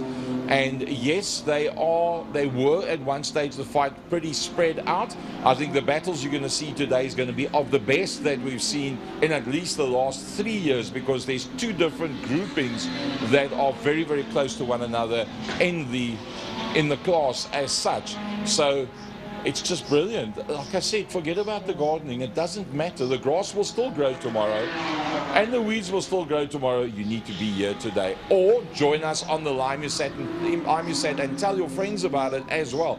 Going out for free. What are you getting live for free? Exactly. So if you're stuck at work, tune in, listen to us, watch what's going on. You won't miss a beat. I think that's me for now. I'm going to go back to the cameras. Thanks very much. Thank you so much. Have a great time. Let's hope it Ernest does get up to you. But I've got a whole bunch of commentators here with tons of information. Yes. As long as you've got time, they're going to throw you. I have time, and I think we want to get Francois up next with me. Please. You want to have two good-looking people here. Absolutely. Just a thought. Well, very good morning, Simone. Good Thanks for having me. morning. Thanks for joining me. Lovely, lovely, and nice to have a nice face on our telly. Thank you. You know that he said I couldn't come up unless I was pretty, so I made it. I'm here. Well done. Well done, well done. Look, yes, Killarney, the weather couldn't ask for better. A little bit of a stiff breeze. Yeah. But for as far as racing is concerned, like Gary spoke about, with the coolness about, the engines perform at their optimum, and that's what you want. Yeah. So, yeah. And in terms of this breeze that we do have, it is Cape Town, guys. You can't do without it, especially in this area where we are, on the table view side of things. What does this mean for the bikes? It's difficult. I mean, I've raced bikes, so I know what it's like. Going into a corner, you know, you're leaning into the corner, the wind could be indifferent. So you sort of get this kind of, and it unsettles you, and you sort of got to regain your composure. It makes it for difficult, especially when you're in a turn where the wind is blowing against you. You know, you can sort of, you try and manage it. I think of like going down into turn one into holes, the wind's up on your inside. Now you're leaning and the wind dips and you sort of feel, okay, it's very quick, it's sudden, but it can be a little bit unsettling. And the same when you go down into turn 5. You come in there, the wind's in your face, you're braking, and suddenly as you go around the corner, now the wind's in your back and your dynamic changes. So yeah. And the riders will tell you it's not always easy. And going down the back straights into the teeth of the wind, you think you're giving it 11 tenths and it feels like you're going nowhere fast. Yes, I can imagine. So it takes a lot of skill for these riders to be able to maneuver and navigate all these different nuances. And you will see the different, speaking of that, the different body positions. When the guys go down, some of them will get up on their bikes and sort of get their back straight and get the wind going through them. Whereas if you sit up, you're going to get the wind flat in your chest. So I'm smiling, guys, because the man of the hour, Ernest, has just walked up the stairs. But you're going to have to wait. I'm talking to Ernie comes in a race suit. He thinks it's a free entry card. I don't know. He's climbing up there. 2 classes today. He's doing so well. So we definitely want to hear from him. And just to crown it all, he's my neighbor, so I have to live with that too. Your neighborhood must love you guys, just race car drivers. At night it sounds like the race car entries are open. But nonetheless, yeah, look, going back today, so I will be covering the motorcycles. We've had 2 motorcycle races. See a lad who I've commentated on many years at motocross, David Goosen. He's now got himself an R6 Yamaha, and he came in today. Bang, 3rd position out of nowhere. Just shows the man's skills. You know, I mean, he's a multiple South African motocross champion. So he's now on 2 wheels on the tar. I spoke to him this morning when I came in. And I said to him, David, and he says, this is so nice, I don't go home dirty, you know. So, but let's hopefully he keeps himself clean, because we know what happens when you go home dirty from Killarney. You've had a tumble, but I doubt it very much. David, very, very experienced rider. Yeah. Lovely to have him on board. He brings a new dynamic to the table, as they say. And speaking of tumbles, I can't remember them, but we had a rider that had an accident at the last race. Trevor Westman. And recovery seems to be good. I saw Trevor the other day. He's on crutches. He broke his femur.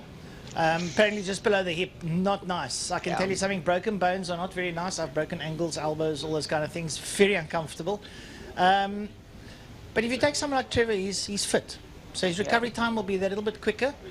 And I've seen some weird and wonderful things on motorbikes. I've seen the likes of Clinton Seller here riding with a plaster cast on his leg and getting onto a motorbike. That is commitment. Yeah, that's serious commitment. We've seen in MotoGP guys with broken wrists, with braces on racing. If the doctor passes you, you go. You know what I mean? Yeah. And they're diehards. These guys are, the only thing is when you go out there and you know you've got a recent break, it works in your mind. You just don't perform at your peak, but you still go out and you compete. I mean, you can't take it away. If the petrol's in your blood, it's difficult to get it out. Yeah, I've had the pleasure and the discomfort sometimes of hanging with the V8 guys, and they're a rough bunch. But I have interviewed quite a few of our bike riders, and let me just tell you, the sense of humor is through the roof. They're crazy, and I think you have to be a little bit crazy to be able to get on a bike and ride around this track at that speed. It's insane. If I just stand by the wall and watch them come past, it's insane. So I think there's got to be a little bit of crazy there, right? You've got to know your superbikes, your 1000 cc's are going down the back straight, attaining speeds of close to 290 kilometers per hour. And then you grab a handful of brakes, you've got the back end sliding around. It's serious control. That's why you've got to be fit to be able to manage that motorcycle. But racing in any format, 2 wheels, 4 wheels, I've been very fortunate to do both. It's a lot of fun.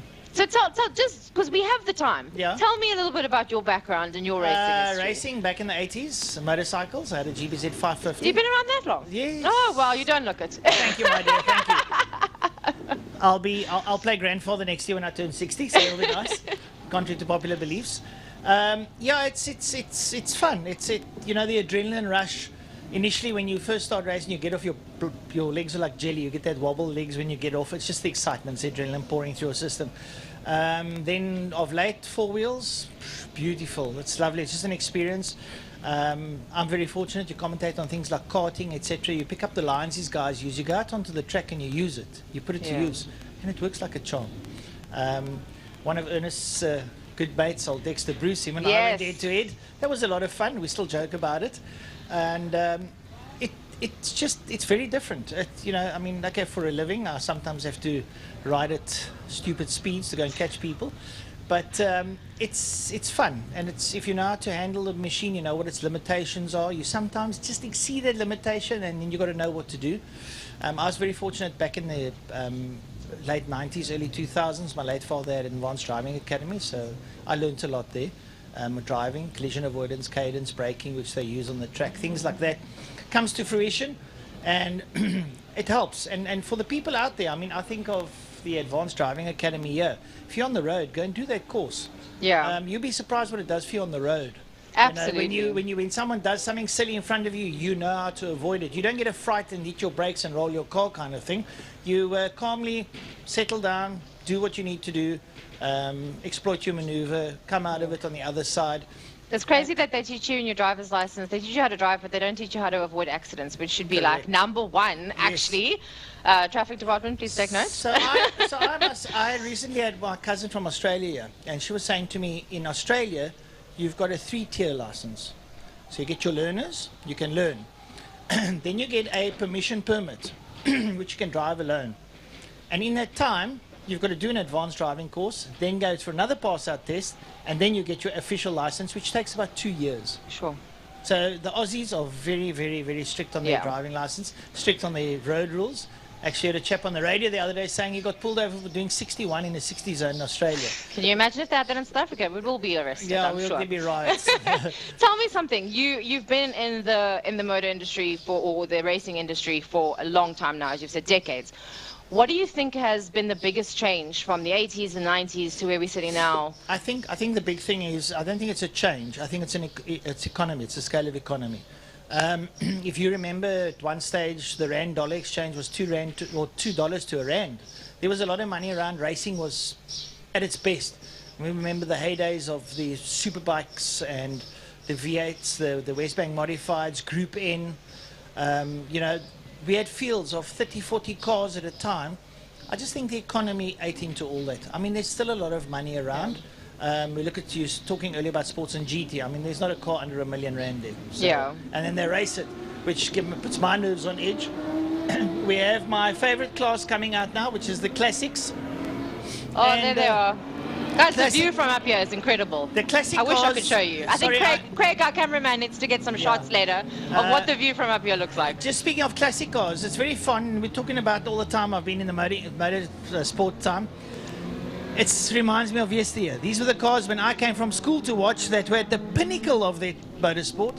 Now they're classics. Yeah. And when you've grown with these, it's almost like, you know, you want to go and visit Granddad. Because, I mean, Granddad's been around a long time, you know what I mean? And he's got a lot of stories to tell. Well, there they are. That's you now. You Granddad I'm now. the Granddad. You Not yet. I'm still not a Granddad, but yeah, I'll play the part.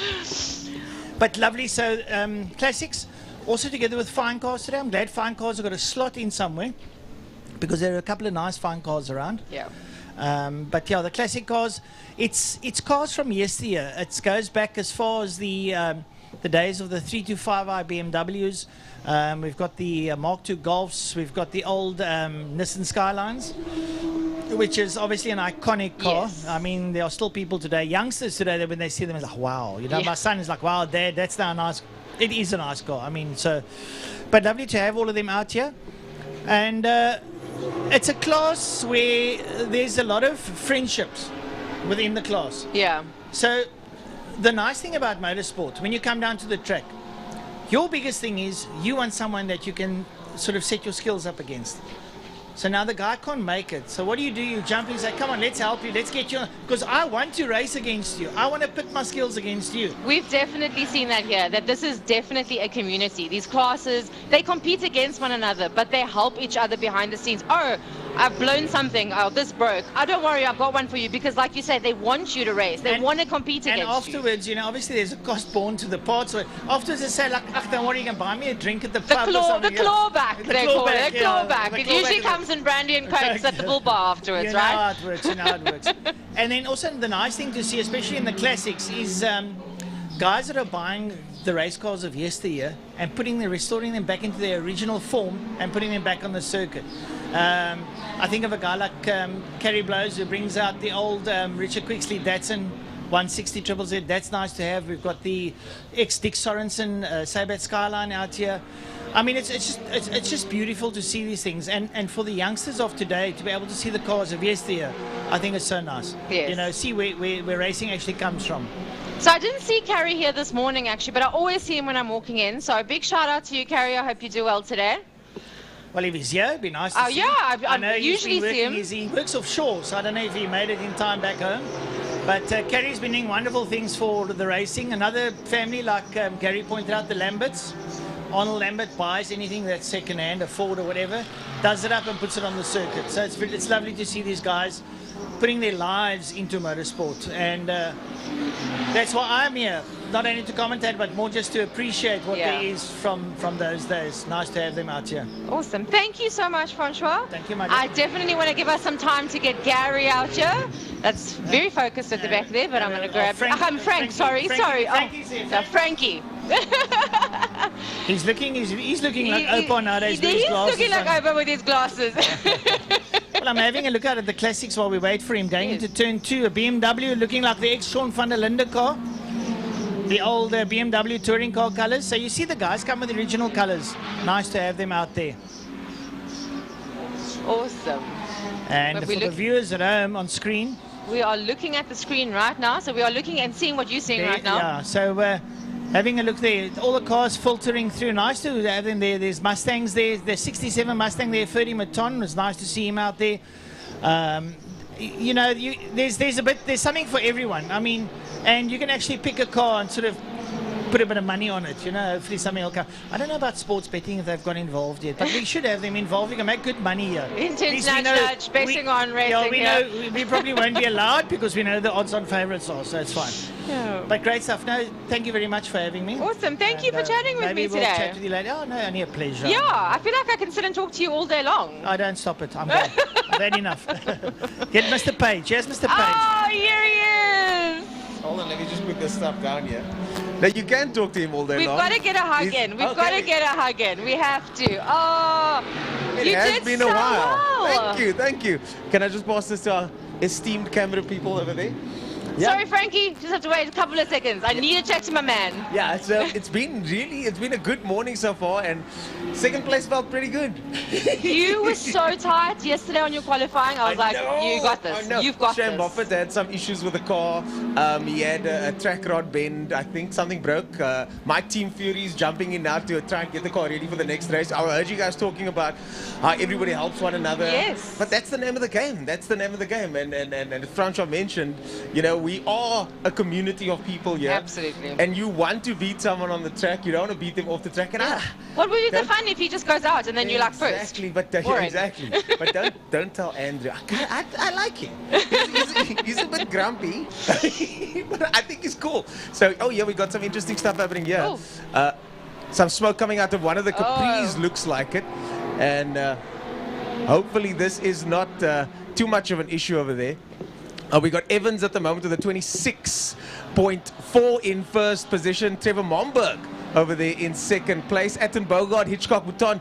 All these names are very familiar names when it comes to classic car racing, isn't it? Absolutely. But I want to hear more right now in this moment. You are racing in 2 different classes today. I know. Are you just like jumping in and out of cars all day long? So, literally, it's 4 races in a day, which doesn't sound like a lot, but if you're used to 2, it can be. But something goes wrong, you need to like be all over the place to try and fix it. So that's what I've been working on, and last time my engine blew in qualifying in the BMW, and then I had to jump straight into the Opel to go into qualifying, and the entire time I was like, this is gonna cost a fortune. This is gonna Sponsor! I don't know. Yes, we literally, I need to make some sponsor phone calls, and you know, I got some support, a lot of support from the guys. Near Toy and the guys built the engine. NDT Racing built the engine, and when those guys build the engine, and I'd love to get him in here as well. They built both my engines, the Opel and the Opel blew at the beginning of the year, and then the BMW blew later on. And you just start and go. We started, send it to the dyno, and then shout out, yeah, big time. So it's difficult to adjust. But this is, I think, the third time that I'm doing something like this, where it's come hang out with you, go drive the one car, then jump into the other car. busy. It's busy, but this is what I wanted. My Yeah. whole life, this is what I wanted. And how did it feel? You guys went on the same grid as the Pirelli V8 Masters. Fine. There was a lot of trepidation in the beginning, Yeah. because those cars are fast and they come. I just made a joke earlier this morning and I was like, what is the chances that one of your cars actually passed the V8? That would be like history. There was one rookie that I think we got past. I'm not sure yesterday in qualifying, but I mean, that's the rookie. He's still learning the ropes. But what was interesting was, I didn't know this, that when they come past you, I got overtaken by 2 on the last lap. When they come past you, they fly past you and the whole car moves across the road. So I went onto the dirt on the back straight. It was so sketchy. And then I was like, okay, mental note to self, that's what happens. I'm laughing because I'm so involved because my camera is stood at the back of her face. It's just like, I know. What is she exciting. looking at though? I don't know. I think it's for your story. I think she likes Table Mountain. I think that's what it is, because the view of Table Mountain is just spectacular. Of course, we're talking about Alicia Barnard over there, and then Craig, our cameraman, doing what he does. And back to the action here. I mean, this classic cars is just taken off recently. I went to the Franschhoek Classic Car Show. I went festival. I went to for the TV show. We pretty much go to every single Amazing. classic car show. And as someone that wasn't into classic cars before, you just kind of start liking them more. Yeah. Well, like Francois was saying, it's things you grew up with. Yeah. So it's like, Yeah. oh, I remember that. Oh, my grandpa had that. Oh, my uncle had that. Well, there's a name for that. It's called the 30-year rule, which gives away our ages. But the thing is, the 30-year rule works that the cars that you grew up with when you were 5 or 10 years old, by the time you hit 30 or 40, you start thinking about those cars in a different way. Yes. Maybe when you thought about it when you were a teenager, it was my dad coming to fetch me a little too early from the party, versus 30 years later. Exactly. This- I actually have an example of that. When I was younger, my parents had this yellow box Toyota Corolla, bright canary yellow. They came out. I don't know what Toyota was thinking. Very embarrassing as a kid. Now, But a couple of years Now. ago, my husband searched high and low to find one of those because he wanted And? to put a different engine. He did eventually find one, but it wasn't the exact one that he wanted. But then Yeah. I was just like, why? Yeah. I was so embarrassed with my canary yellow Toyota Corolla. But what now was it's a classic. what was the nostalgia like getting back in the car? then? No, amazing, absolutely amazing. Yeah. I said the smell. We got Francois here still talking, talking about the smell. But that's what he gets paid to do, eh? That's what he gets paid to do. So I'm gonna step off for a little bit. We'll let Frankie in Yes. here. And it's so distracting. There's so much happening here. So for I people know, that want and to come, especially when we're up here now. If I we're at know. the bottom, I then we know. don't know what's going on. the flag's just out, so qualifying's over. So those results are official, folks. And if you look here, Glenn Bogart gets first place in A. Janet Evans, first place in B. Lane Hutchings, first place in C. Theo Klaassen, first in D. Mark Attenbogart. Okay, so we got 2 Attenbogarts in here. Class X is looking busy. Class X, of course, the guys that are racing for the first time with new cars potentially. So yeah, it's looking very crazy out there. And let's see how the rest of the day goes. The grids are looking ginormous at the moment. Yeah, So huge. yeah, We this were is just a talking good. about it with Today's a Gary good day. earlier. Yeah. Today's a good day. I'm gonna hand it over to Frankie and go hang out behind the camera for a little bit. Cheers. Awesome, thank you. Thanks for having me. So Frankie's going to talk to us about the GTI Challenge, guys, which is always a hot topic. That is, I think, one of the most competitive classes that are out there. Good morning.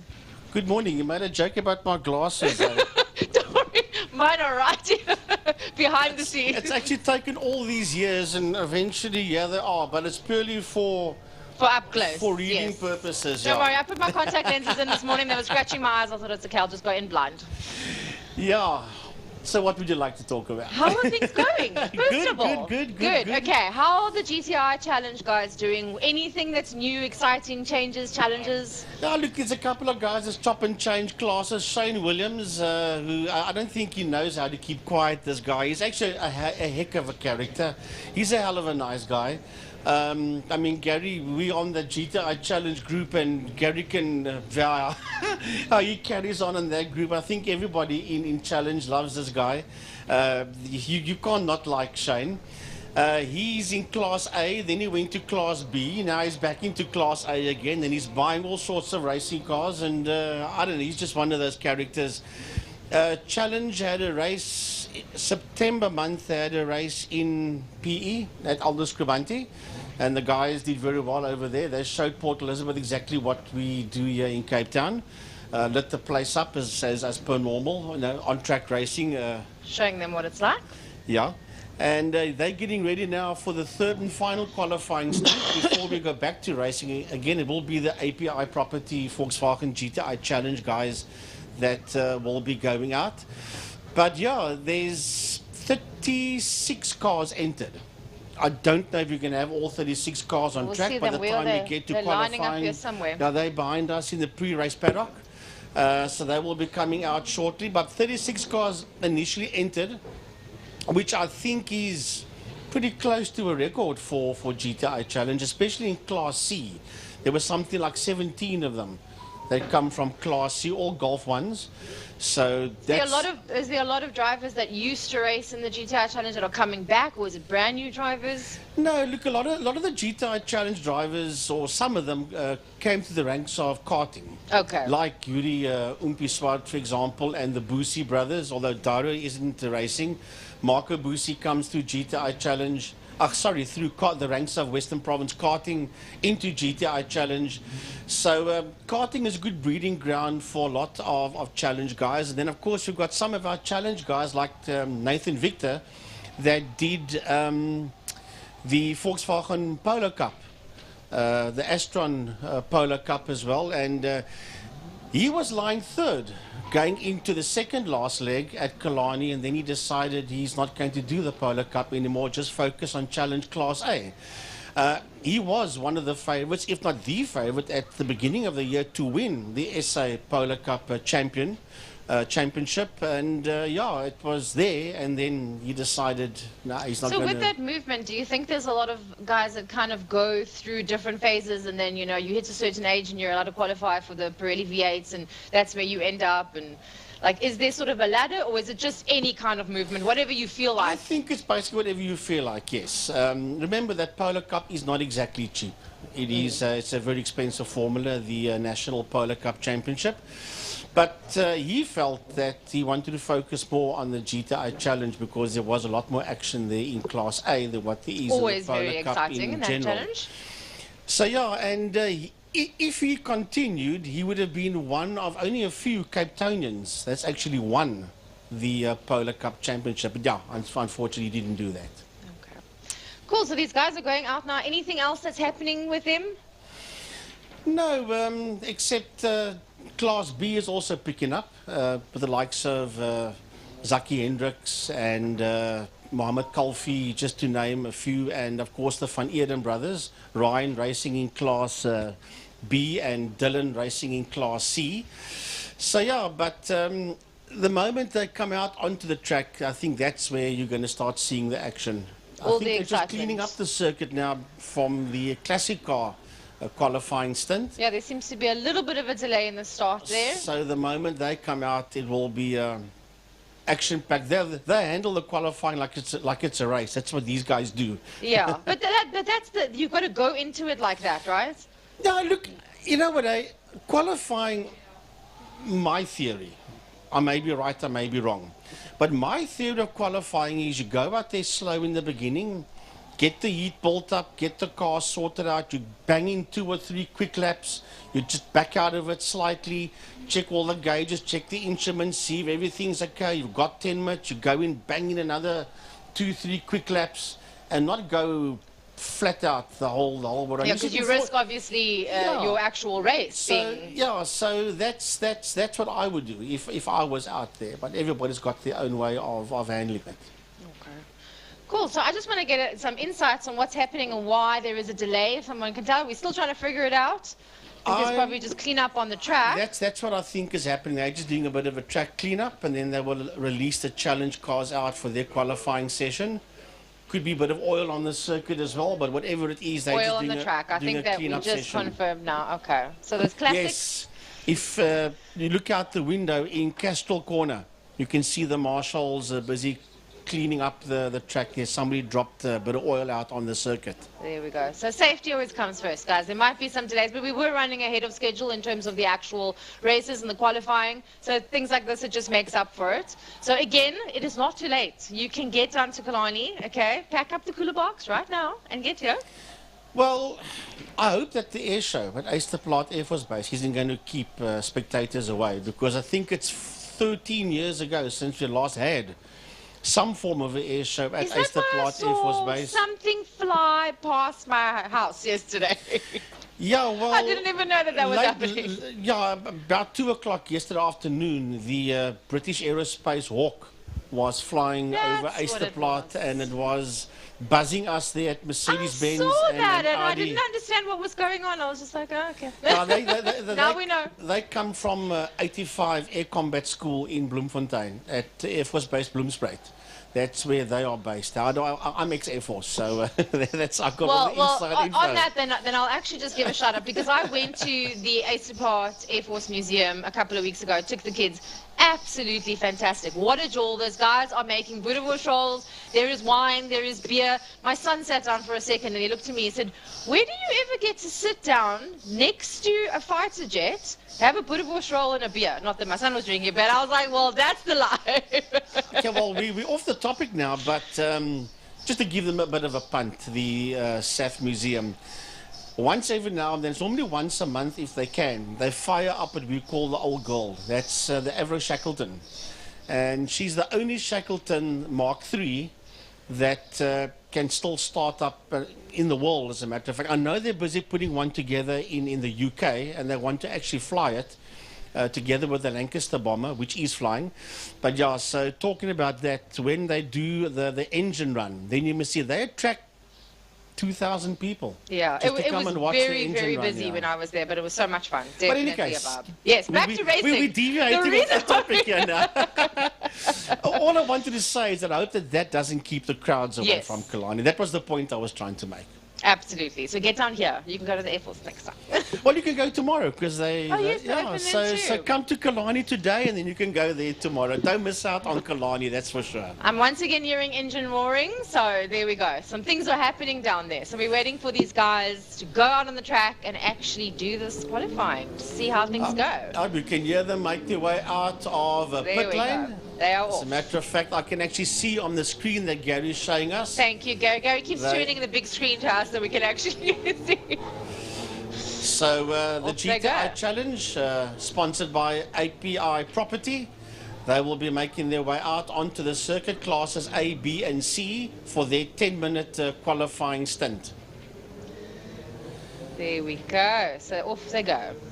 It's going to be interesting to see what times these guys actually put up. Is this their first qualifying? Yeah, they didn't qualify yesterday, or did they? No. The 3 classes that qualified this morning didn't do quali yesterday. Okay. All the others did. So it was, of course, Clubman's and then Classic and Fines, and now the Challenge guys are doing their qualifying. And then after this one, we go back to the racing again for the rest of the day. Right. Let's see what they get up to. Exciting. Francois coming back up here now. It's hot out there. The jacket has come off. So you just want to get back in front of the camera with We're me. just waiting for them to put in one lap, and then we can see exactly how the times are going to start coming through. Right now, they're just busy weaving around, trying to get some heat. You can already hear the thunder racing going down the back straight, the Killarney straight, into turn 5, into Pertamina Fostron. But they're going to have to go around twice before you start seeing the lap times come through. Right now, Class A, we've got Umpi Swart, we've got Marco Busi, we've got Skull Geldenhuis, Dylan Jabert, we've got Ian Cup, Oliver Hintenhuis, and we have got Shane Williams. That's the 7 Class A cars that's out on track. Then we've got the likes of... Tell me you were reading that off the screen and you didn't just know every name and every car. No, I was reading it off the screen. I was like, there was a moment where I was like, wow. No, Gary turned the screen for us, and I just picked it up off the screen. In Class B, we've got Ryan van Eden, Mohamed Kalfi, Mado Roo, we've got Faisal Jacobs out there, Zaki Hendricks, Noah Bas, Waylon Volskink, the two father and son combination of Dani and Daniel Sandenberg and Razig Harris is out there. And then you've got the 19 car, and that is Harris. Then we've got the 75 car, that's Sean Liebenberg. Those are your Class Bs. And your Class C, well, geez, Class C is racked and packed. There's a lot of them, as you can see on the program here.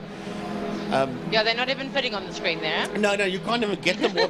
the top drivers in that class should be Adriano Ferroli. Ross Schroeder would be there. Definitely Mark Fontini. Daniel Muna. As I pan through, Reza Levy could be at the front end. Zach Leyden. And then Andre Rowe, that's moved up from Formula Supercars. He's moved up to Class C. And the likes of Craig de Toy should also be in that sharp end. But that's just to name those cars. As we see, the times are beginning to come through. The leading Class A cars are doing 125s. As a matter of fact, they're all doing 120. Well, the first 5 is doing a 125. Then we've got 126s and one of them doing a 127.180.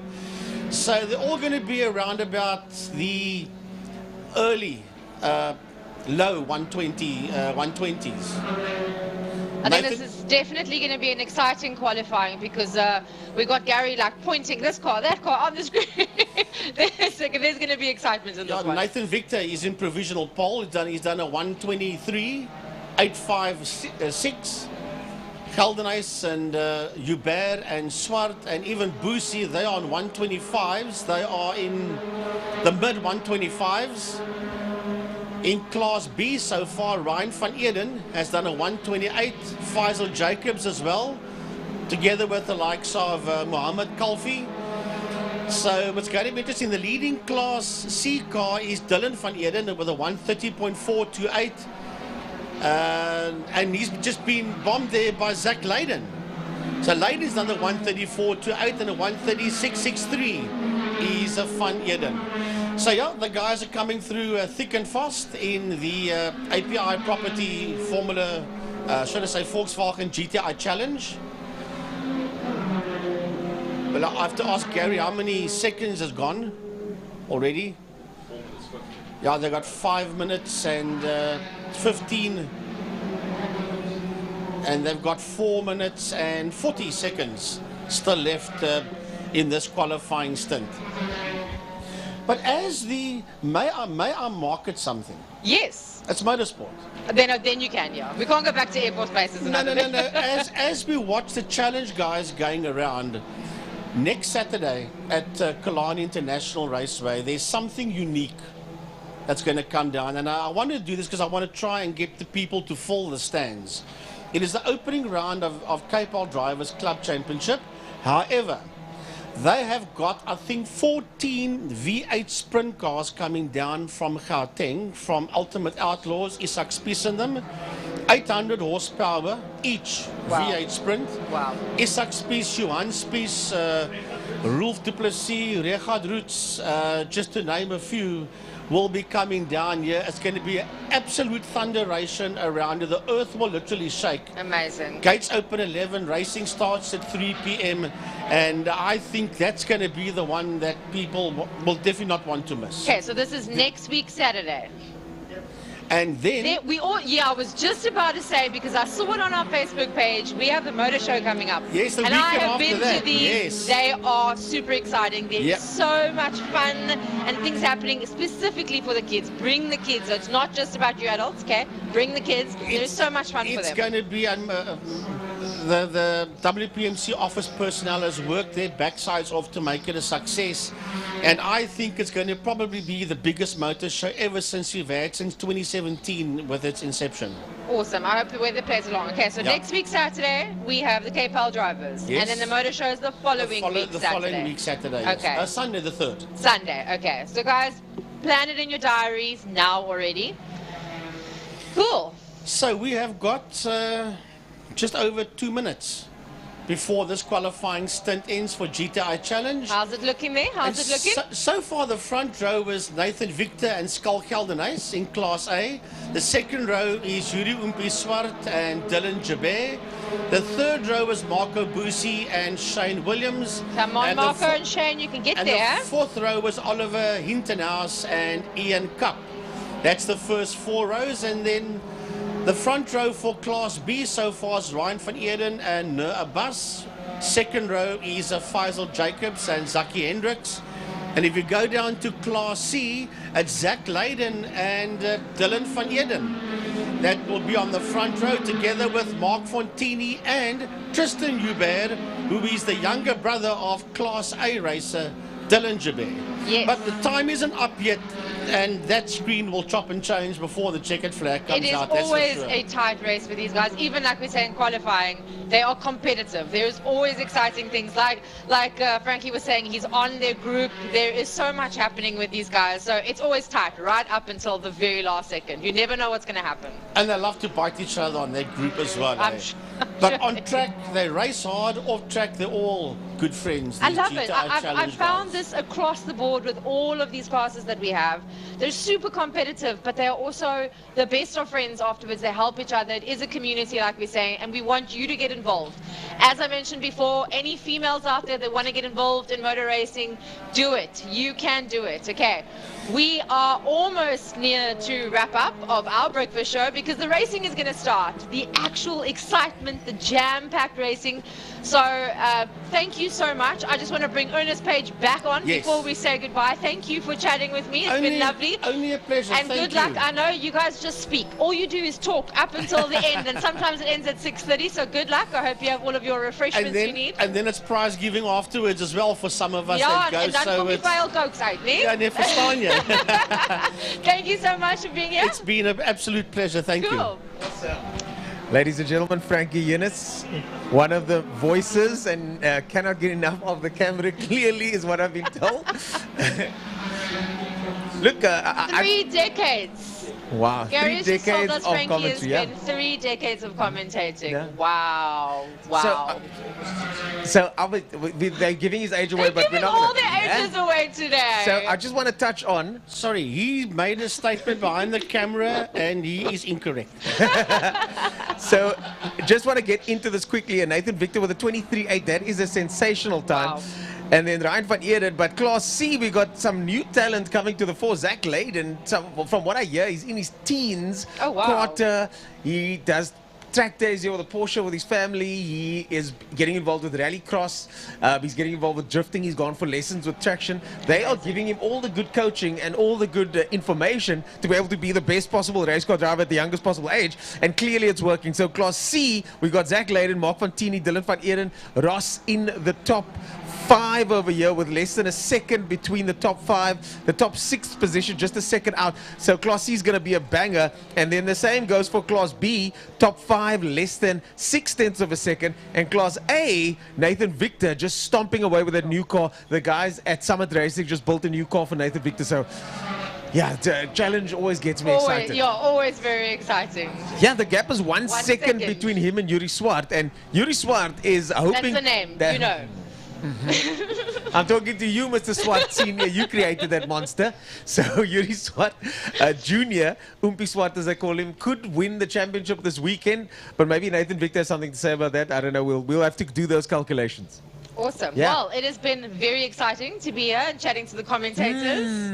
Are we done? Yeah, Is that it went so quickly. I know, right? And you did Oh, so you were well. only here for 5 minutes, you. I know. Just hanging out. But I will see you at the lunchtime. Well, I'll be at the lunchtime show. Yes. I think you might be on your way. I'm going to go and do some interviews with nice. some drivers. Nice. Yes. Okay, cool. I get to do the fun stuff. Yeah, exactly. I'll be here live chatting to you guys. It'll just be us later and with the commentators.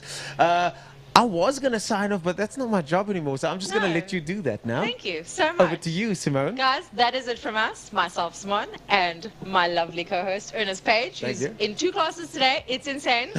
Have fun, enjoy, and if you seriously do not have to do the garden, you need to get down here Yeah. right now, Yeah. okay? But yeah, stay tuned. Have fun. Cheers.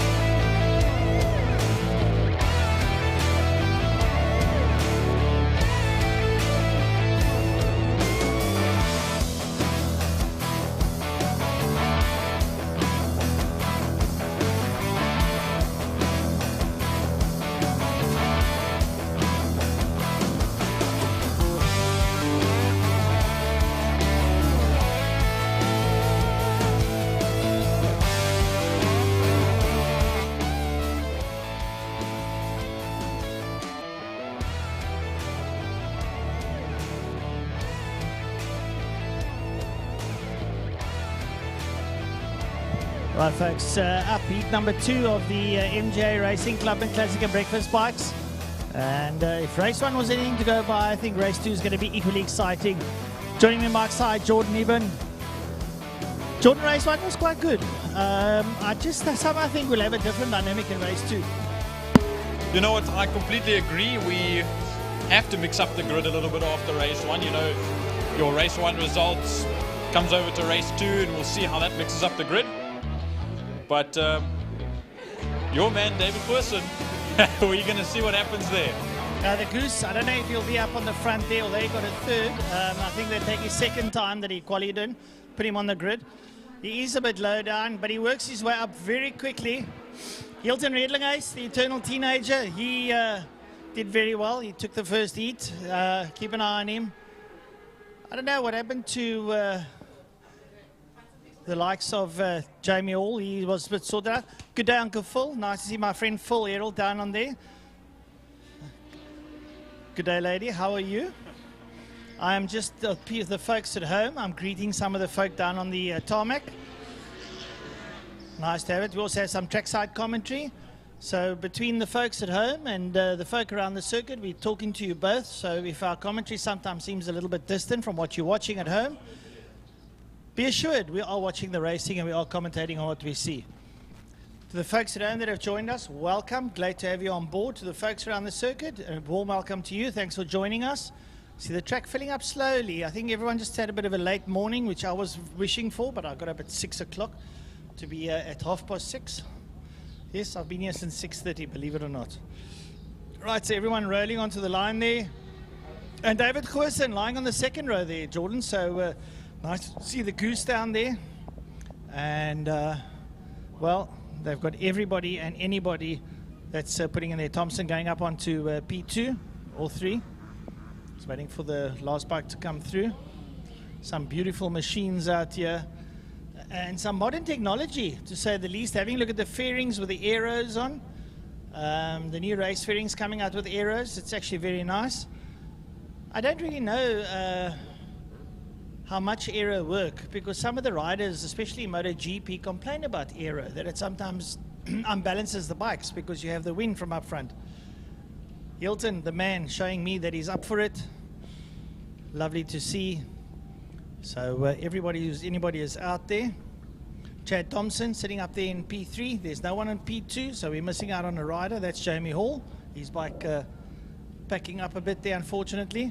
It's a pity for him, but I'm sure he'll be out on something else in not too distant future. Someone just getting sorted out there. That's the number 15 machine. Trying to pick up who that is.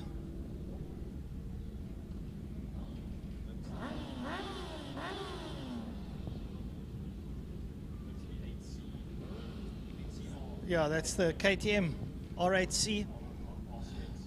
So out there, but now the guy's getting sorted out. Gaynor just busy sorting out all the guys on the grid proper. Look at the body language of David Goosen, the aggressiveness, hanging over the bars. And you notice his wide stance of his arms, that comes out of motocross. And your arms are out wide, you've got more control on a bike, and you turn easier. You're not so tucked up, which, although when they go down the back straight, they tuck up nicely to get through the draft. I think the only difference, or as we see a bike pulling off to the side of the circuit, I think it's just moved up a little bit further. But you're right, they tuck down the back straight. You get into a little, you're lying down position to try and get as much, try and get rid of as much drag as possible, to be streamlined, to huddle, if you will, as Gary Fleming says. And not to focus too much on a guy like David Goosen coming out of motocross. He's used to getting out the gates. Motocross, you've got a gate that drops. So there's no false start coming out of a guy like that, because he waits for the gate to drop. Yeah, he'll wait for the light to go off and then he'll light it up. So he's not the kind that'll maybe jump start or something like that. The likes there of Willem Lowe out there. Willem Binnendal is there. Nice to have them out there. These are all ex-champions in their own right. And is the Goose going up? Where is he going? Oh, he's going one down. I think we're getting a grid reshuffle here. Yeah. He's going to the back. He's going to the back again. Oh my word. So, hey, he loves it. He loves it. It's just a challenge for him. He'll go right to the back. He'll go park down in Pertamina Fostron if he must. He loves it. But if there's anything that is a deciding factor for these guys on two wheels, it's definitely this wind. I mean, you were speaking of aero now. Now, aero doesn't do anything if there's, you know, an ulterior force such as the wind, because I mean, it blows these guys off their bikes. Basically, you'll see some of them run wide because of it. That front, those wing arrows on the front of the fairing. Now, that when you're going down a straight, it's forcing the nose down. You're getting a lot of positive traction on the front wheel, but it's also sort of slowing you up. It's hindering you from going forward. But we'll see how it goes. Now the goose is at the back. Watch this happen. We're going to keep an eye on David Goosen. He's got a lot of work to do. He's got a whole field to carve through. Thompson and he's sitting in the front there. 5-second boards up. Wait for the lights. Hilton Riedlegase sits in the front. Hilton gets off the line nicely. So too does Wessel Kruger. And someone not getting off the line there too quickly as they make their way down towards holes to number 1. They're going to work their way out of holes up the Bear Straight, up towards Castrol Corner. We'll try and pick up who's leading out there. And already a couple of bikes clocking their way through. It's Thompson and Wessel Kruger's there with him. Third place is... have a look, see, is Hilton Riedlegase. Hilton's there. But going around the outside of Castrol is Goose, made up about 12 positions just in turn 2. Goosen's on a fly. He can see Riedlegase down the road, and trust me, he's going to light up that R6. That Goosen is a real speed demon, that. You can see as he carves through the field, as you just said. But we watch them go up the Tygerberg Straight now for this first lap of race 2. The wind seems to have picked up a little bit more. I spoke to some of the guys, the likes of Wessel Kruger and Dean Gabriels from ABC International Real Estate. A few of these guys are really enjoying it, even in the wind. They say it's not, the track's in good condition. The car guys are saying that they're slipping through some corners, but the bikes seem to be quite happy with the conditions as we see them flying into Pertamina Fostron now. We see the leaders coming out of that. On the back wheel is Chad Thompson. Now he'll make his way down the Porsche Straight as we follow the rest of the field through, coming across the line and into Holshoek. Well, everyone flying down there and working their way into holes. And keep an eye on, I don't want to make too much of it, David Goosen, but he is carving his way for the field. He's sitting up in about P7, make that 6 as he goes past there. Looks like Sharif Reynolds that he's with there on the Ducati. And he's looking for that inside line. He gets a door shut in his face ever so slightly there by Sharif, but he's working his way through. He's just finding the right line to attack. And on the front there, Wessel Kruger on the Priestling, the Classic. Doing well ahead of Willem Binnendal, Chad Thompson, Hilton Riedlegase, Willem Lowe, Wayne Gress. They're all in there. But David is working his way through. He's sitting in P7, but he's climbing the ranks fast. Yep, and we watch them now go through Sarl Sweep, the backside of the circuit, and make their way down the Killarney Straight in a headwind. They'll struggle with the headwind and it will lose them top speed, but they'll still slipstream. We'll see the top 3. It's now moved up to a group of what looks like 7 at the front end of the field. Look at all those bikes now pile in single file into Pertamina Fostron. The likes of Wessel Kruger, Willem Binnendal, Chad Thompson, Hilton Riedlegase is in there. Willem Lowe has moved out. He's up into 5th. Now look at this gaggle make their way through. There's Goosen carving his way through up already. He's up into 5th as they make their way into Holshoek. Now this gaggle, 1, 2, 3, 4, 5, a little bit of space, 6, 7, all the way up to the top 10. We've got the top 10 going through Holshoek basically at the same time as they head into Castrol Corner. Oh, Goosen making up 2 places right up there behind Riedlegase. He went around the outside of the guys and pitched it in nice and late going into Castrol. Now, you know you've got a lot of space going into Castrol, but when you come on the outside, the track closes up on you. So you've got to be nice and tight so you can get the exit out there now. And Wessel Kruger leading out there with the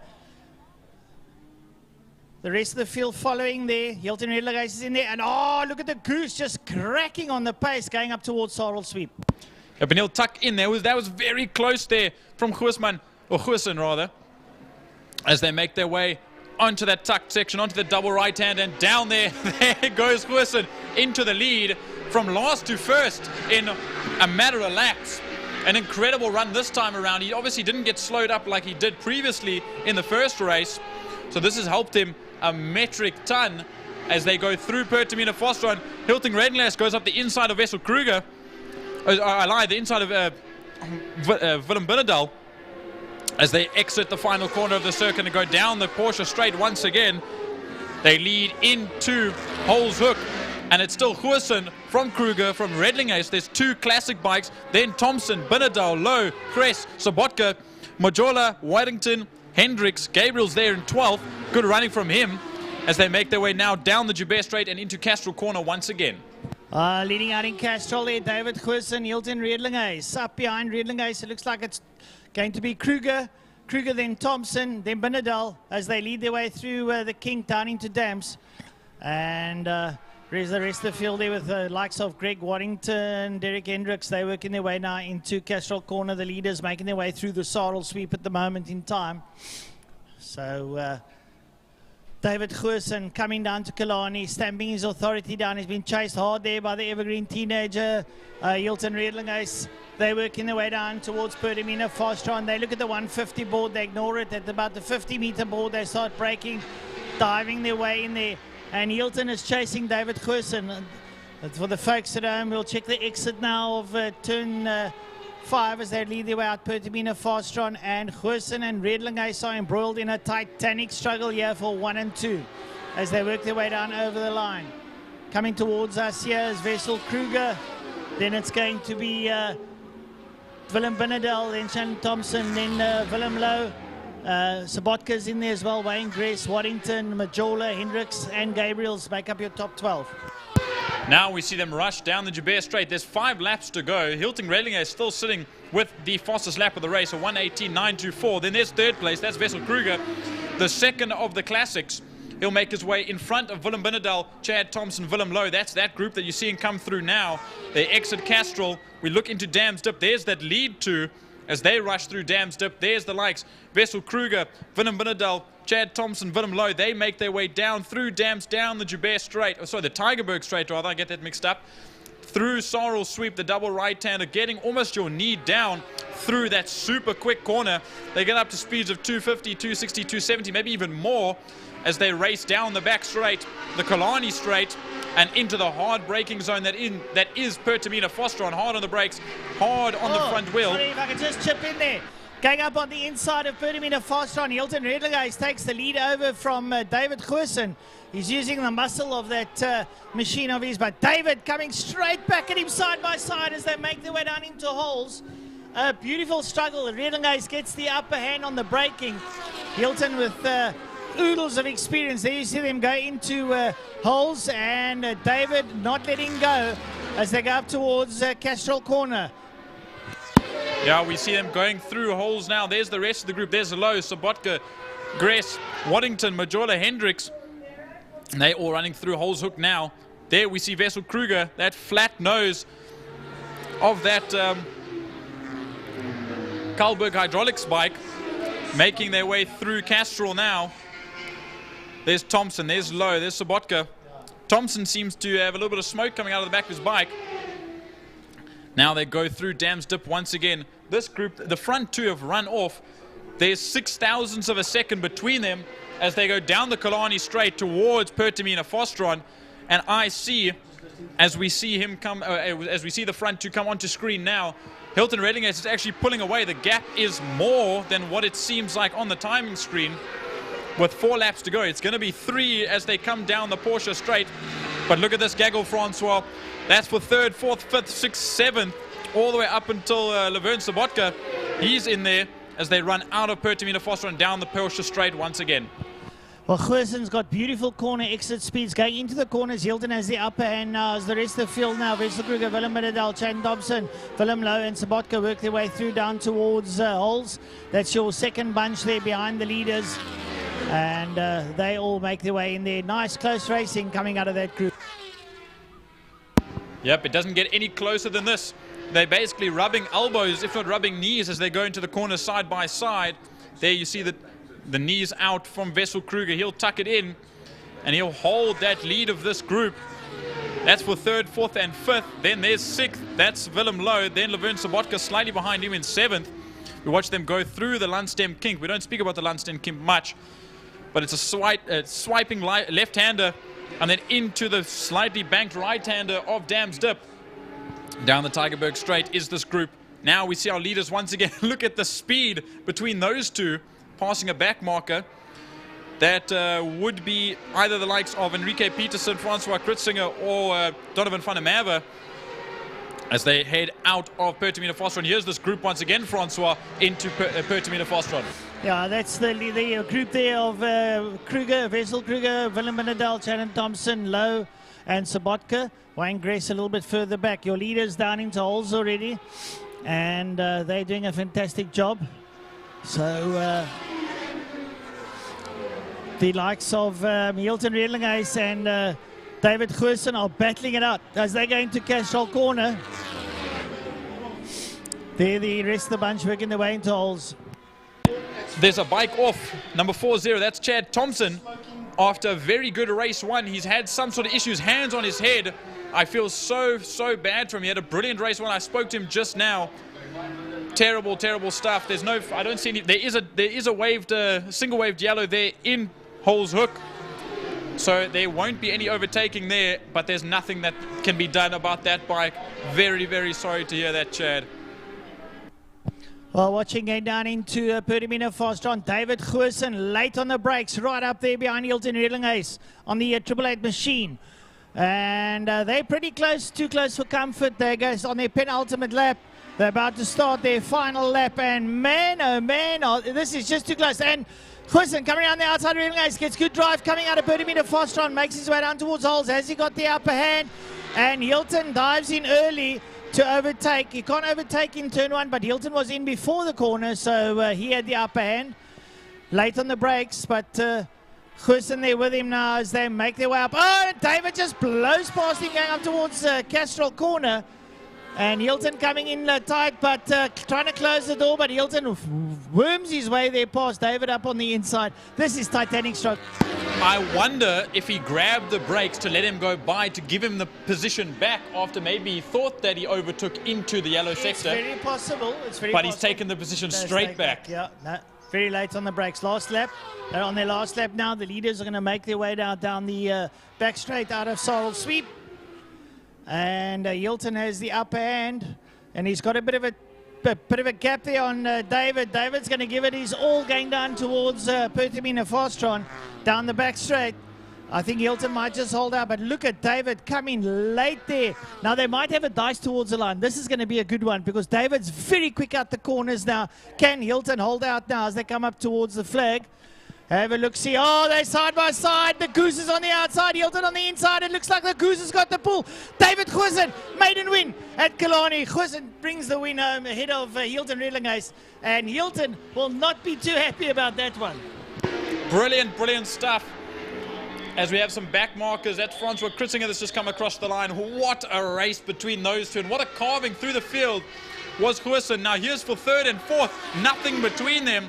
Willem Benedal gets ahead at the line of Wessel Kruger. Then there's Willem Lowe. Good result by him. That's fifth place. Levan Sabotka, sixth. Brilliant stuff. Then we get the rest of the field. A full battle coming through. Wayne Gress, Greg Waddington, Dean Gabriel's up to ninth place. Brilliant stuff on that ABC real estate bike. They make their way through. A few more bikes coming through. Dean Hendricks Majola made his way through. He's in the top 10. Brilliant stuff by him. William Morris home in 12th. Ryan Smuts making his way through. Awesome stuff with all battles in between. Look at these guys battle throughout the field. A big shout out there to David Goosen as he goes down through Dam's. Lots of 1 minute 17. He is straight smack bang into the teeth of Superbikes. So next time we see the Goose, he'll probably be in the Superbike category. He's in an R6, 600 class. So and he'll be a force to be reckoned with, I can assure you. And once he's in the right company, that 17 will probably go down to about a 14. So take nothing away from David. Great to see him out here on the tarmac from the dirt. For those that know their motorsport, will know David Goosen, multiple South African motocross champion. And, well, we know the likes. We used to have the Bernard and the Brandon Alps here. They were also ex-motocrossers. The McFaddens, ex-motocrossers. So it just goes to show they bring all that talent down to the tarmac, and that is why they are so electrifying quick. Yeah, and then a quick run through the rest of the field for some people that we missed out. Karabo Makofine Magofane, sorry, 15th. Mario Ferreira on his brilliant BMW. Then 16th. Oh, brilliant stuff. Kritzinger, obviously, we saw come at Enrique Peterson coming to the line. Just some very, very unlucky stuff from some quick front runners, the likes of Jamie Hall in race 1, and a very, very unfortunate bit of luck. There we see the replay of Chad Thompson. Just the bike just gives away, and that was that. His hands on his head. I can only imagine the upset and heartache that he's got. But I'm sure we'll hear from him a little bit later. But brilliant racing from all those riders. And next up, we've got BJO Trustees Formula Libre.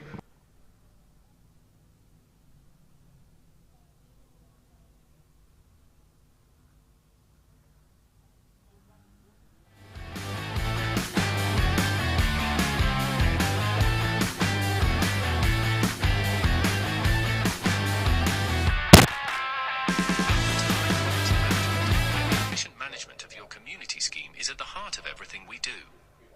Our dedicated team provides superior property management services, ensuring that your property is in good hands and that your investments grow. With Lime Property Management, experience vibrant solutions, transparent communication, and a squeeze of innovation in every interaction. Call us today or visit lime.cape Town and let's cultivate your community scheme's future together. Lime Property Management, leading, innovative, motivated, energetic.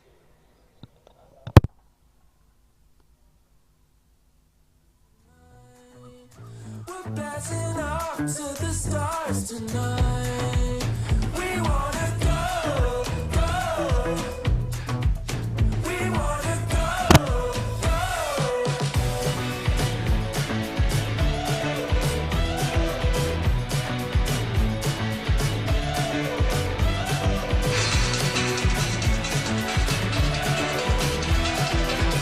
The Porsche Club in Cape Town has its home right here at Killarney.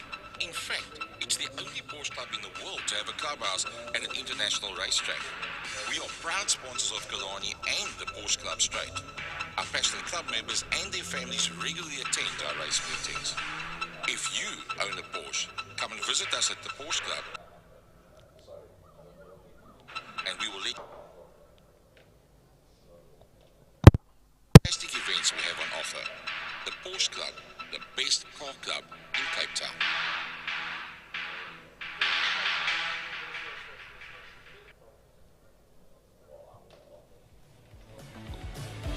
Right, so that's a big thanks to Line Property Management and to the Porsche Club.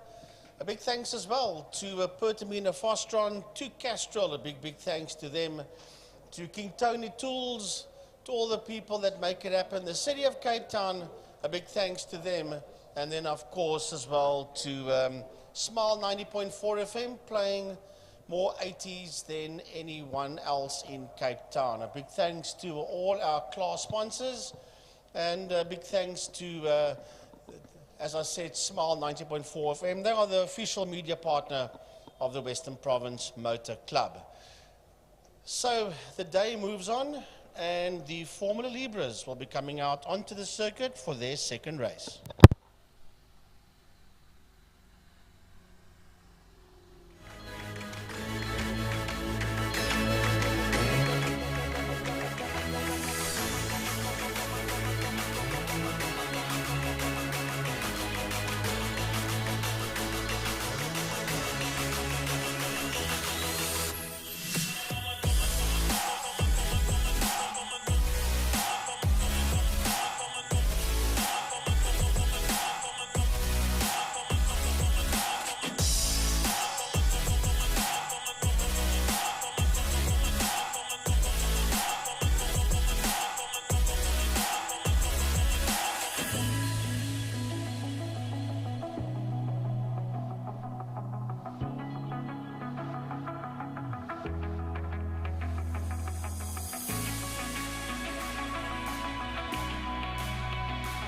Right, folks, heat number 2 of the BJO Trustees Formula Libre as they roll up towards the line. We'll get the race underway. DJ Boyson, the man in the S-Class car, he'll start probably sort of mid-pack or maybe from the back. Byron Mitchell, Josh Smith had a good race there in second place. Kelly Fletcher with a bit of a yawing wheel. I don't see Kelly out there, if I'm not mistaken, so possibly that damaged too much to fix or not enough spares on hand or whatever the case may be. It's going to be a pity. We're going to miss Kelly there. Hayden Elwood's there. Benjack Phillips, Donovan Ramsey, Cyril Somerville, Van de Ridder and Ezio Miglietta. So Ezio there in that number 4 grey car. He's at the back of the field, bringing up the rear. So everyone on the line waiting for the marshals now for the 5-second board before we get the race underway, waiting for the lights. Everyone moves out the way, watching the lights to see when they come on and off and get the race underway. Brilliant stuff. Yeah, the Formula Libre is really contesting well. Lovely shot on screen there for the viewers at home.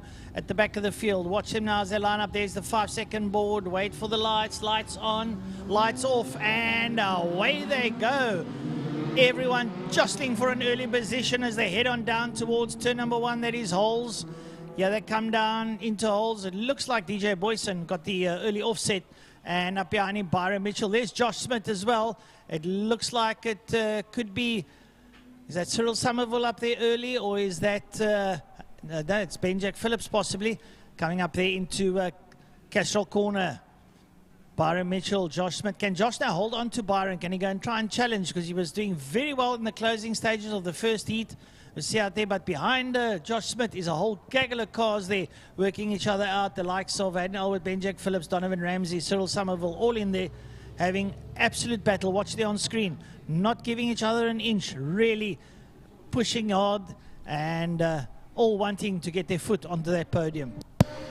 Yeah, we see we've lost a couple of cars, the likes, as you said, of Hayden Elwood and Kelly Fletcher. So we've dropped 2 contenders. I mean, Hayden Elwood was the only person in C-Class, so he was only a class contender of his own. But they make their way down the Killarney straight and into Pertamina Fosron for the first time in this race. Look at that battle for 4, 5 and 6. They make their way into the corner now. And Cyril Somerville holding it out. Look at that, almost on the dirt as they make their way out of the corner and down the Porsche straight. Lovely stuff. Josh Smith there in picture, but there's the rest of that field coming up behind there now. Benjack Phillips, Donovan Ramsey, Cyril Somerville and Van der Ridder all coming into picture now as we go down into holes. Once again, Smith in there. Watch the rest of that pack of 4 now becoming a pack of 3. They leaving through there. I think it's Van der Ridder slightly off the pace there now, but they exit turn number 1. Make their way up the U-Bear straight up towards Castrol Corner. There you see all the containers in the background. That's the container depot, the fruit container depot at the back of the circuit. But what a beautiful day. A little bit of cloud about, light southeaster blowing of about 20 k's an hour. But conditions, Jordan, having a look at the circuit, absolutely lovely.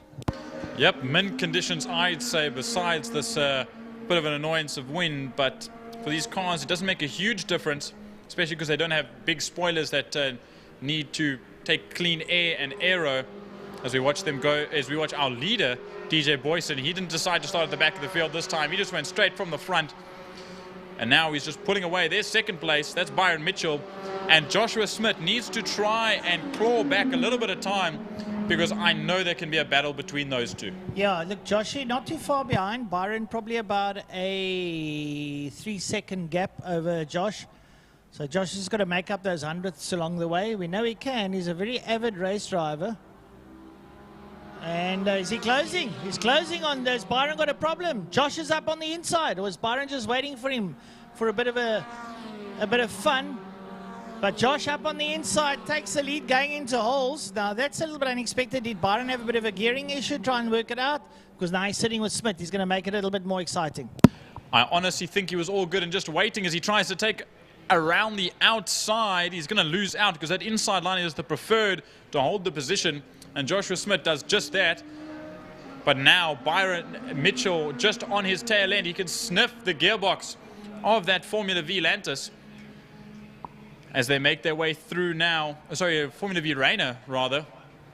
As they go through Dams Dip and make their way down the Tygerberg Straight and into Sorrel Sweep. Now it's going to be a drag race down the Killarney Straight, the backside of the circuit. towards the Killarney facing. A little bit of what looked like dust there, but I think it's a little bit of sun I wonder haze. if Josh is going to bring out his karting experience. Is that number 4 machine of Biglietta stranded?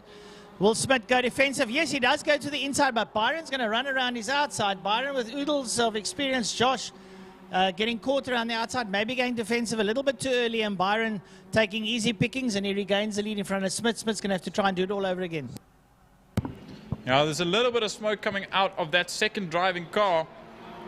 We can see as they come nose to tail across the line to start another lap and into Holzhoek. They're almost side by side.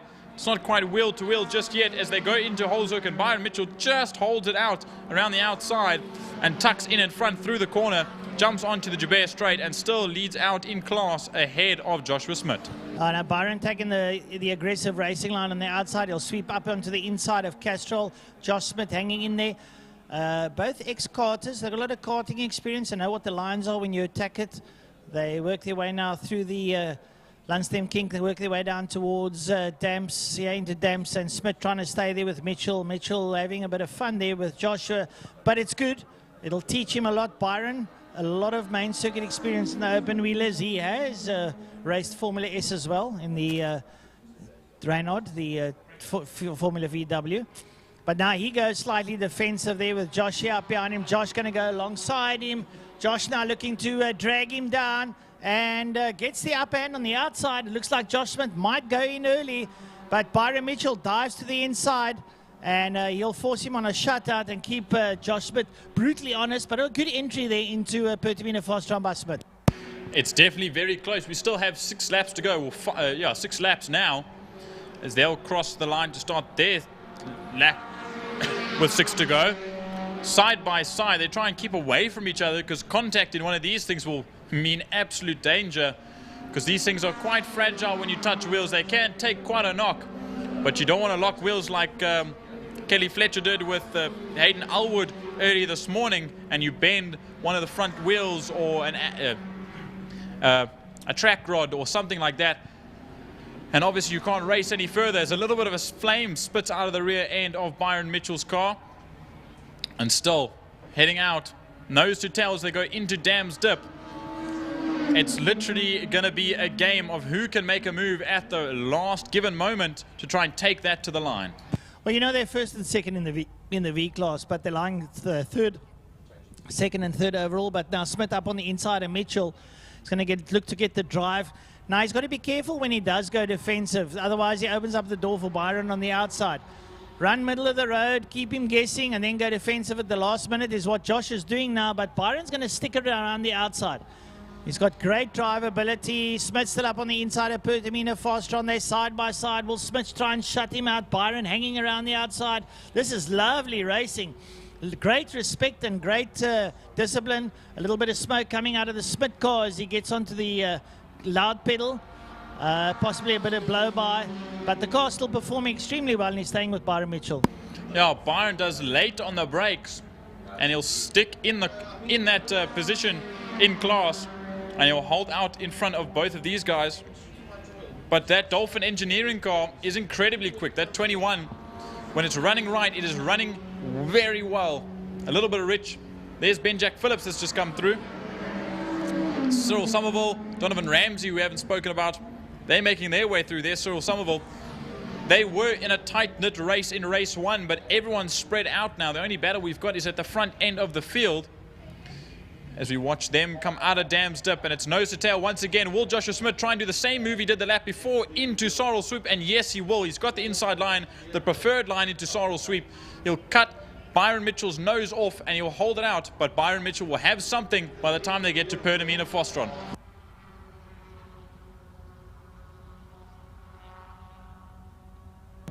Okay, so listening to the radio, we've got a bit of inside info here on Josh Smith. He's left side rear tire locking up a bit, and that's the smoke we're seeing. Maybe releasing on the brakes. They might be binding slightly, but he's out. He's got a better drive this time coming out of Pertamina Fostron ahead of Mitchell. When they cross the line, they'll have 3 laps to go. So this struggle is not up by any measure whatsoever as they cross the line and work their way down into holes. For the viewers at home, there's your leaders now. Once again, Mitchell up on the inside of Smith. It's sort of a ebb and flow here between these two drivers now as they exit holes, make their way up the Joubert straight up towards Castrol Corner. Now going down the Joubert straight, it's as quick as you can go before you dive on the brakes. We've got 3 laps to go. Now going into Castrol Corner, they'll still be nose to tail. They exit Castrol Corner, try and stay on the racing line, try and use as little as the track as possible to get to the end of the lap as quickly as possible as they go into Dam's Dip now. But Byron Mitchell sneaking a little bit ahead down the Tygerberg Straight. Well, Josh has got great drive coming out of Dams. He's once again up on the inside. He takes that inside line going into Saddle Sweep, a double right-hander, and hugs the apex as he goes through. Now he's ahead of Byron Mitchell. Now what can he do that Byron can not get ahead of him? Byron looks up on the inside. They're side by side as they're alongside each other, working their way down towards Pertamina Fastron. Yep, it's going to be back and forth until the end of this race. There, Byron Mitchell up the inside into Pertamina Fastron this time around. Usually it seems that Joshua Smith can leave Sarl Sweep and get all the way to the line ahead of Byron Mitchell, but this time around it's changed. There we see coming into frame, that's DJ Boyson. He's lapped most of the field and he's coming to lap our 2 leaders, or our leader and second place in class, and he could lap the whole field by the end of this race. Just be careful he doesn't lap himself. That's the main thing we've got to be concerned about. But he's doing a sterling job. DJ always enjoying himself out there in the Formula S. So he's doing a good job. Byron Mitchell, Josh Smith still slugging it out. Benjamin Phillips is there. Cyril Somerville, Ramsey, the Ridder. Miglietta's out. So there we see Phillips in there. And they're working their way down here. That's DJ Boyson working his way through. So here's your front runners. Looks like Byron's ahead of Josh Smith as they work their way into Sorrel Sweep. Up behind them, your leader is DJ Boyson, and he is in that Formula S. Yep, here comes DJ Boyson on the prowl. He's already almost a lap ahead of them. He'll be a lap ahead once he gets past them, if he can get past them at this race. But they go side by side, do Mitchell and Smith, and Mitchell gets the inside line, which will benefit him and let him hold out on corner exit from Joshua Smith. But then it's going to be another drag race. As here comes DJ Boyson. He's going to catch them under the bridge. He's going to maybe even split the 2. He's find a way past. He'll actually slow down a little bit and let them get to the corner first, so that he can find a way around them through Hole's Hook. They're going to go 1, 2, and 3 on the final lap. This will be the final lap for everyone. Once DJ gets past, he'll just get to the line. And those 2 Class V riders, or drivers rather, will be a lap down, but they'll still be nose to tail, Francois. Josh Smith up on the inside of Byron Mitchell now as they let DJ Boyson through. Now, can Josh hold out? Will Byron collect him by about turn number 5 as they set up there behind DJ? But they're a lap down on DJ. He's pretty quick. Lots of oomph under that wing at the back there now. But as Josh Smith leads out on Byron Mitchell, will Josh have a maiden win is the question. As he leads out on Byron, will Byron afford him that gratuity? We'll have to wait and see now as they make their way down the back straight down towards Pertamina Fastron Corner.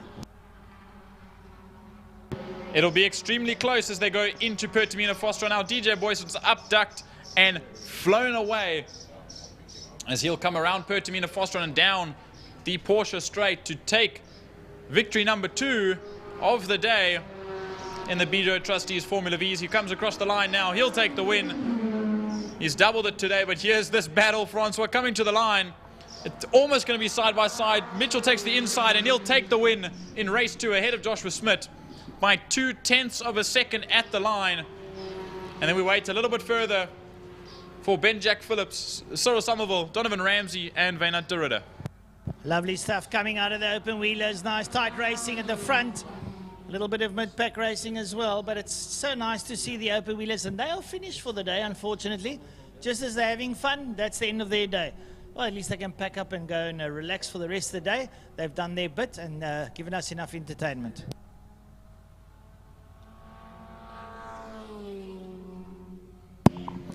There, Somerville crosses the line now. And now we just wait for Donovan Ramsey. Donovan Ramsey doesn't seem to be anywhere that I can see. Oh, no, there we go. He just came across the line now. He'll take 6th place. And finally, Derillo across the line in 7th place. Very unfortunate we lost Miglietta in that race. He's still sitting on the backside of the circuit. And then obviously Kelly Fletcher and Hayden Elwood didn't make it to the line for race 2. But that was the Bijo Trustees Formula Libres race 2. Awesome racing.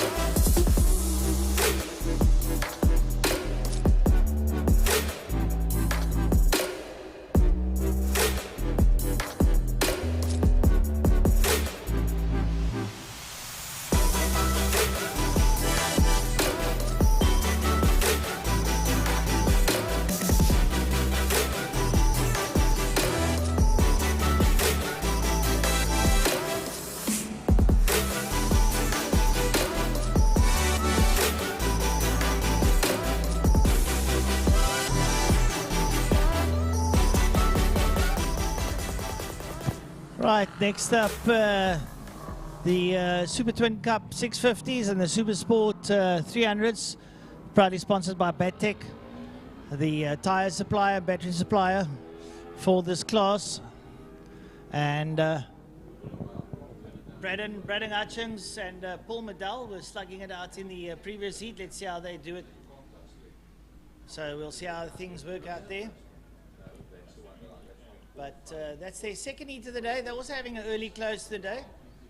And we'll see how they do that one.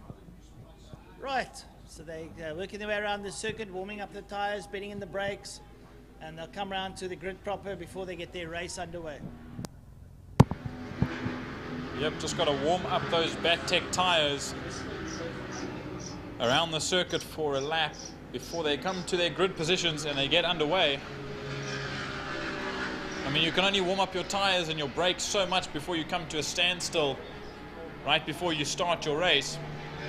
But it's about getting as much heat in as you possibly can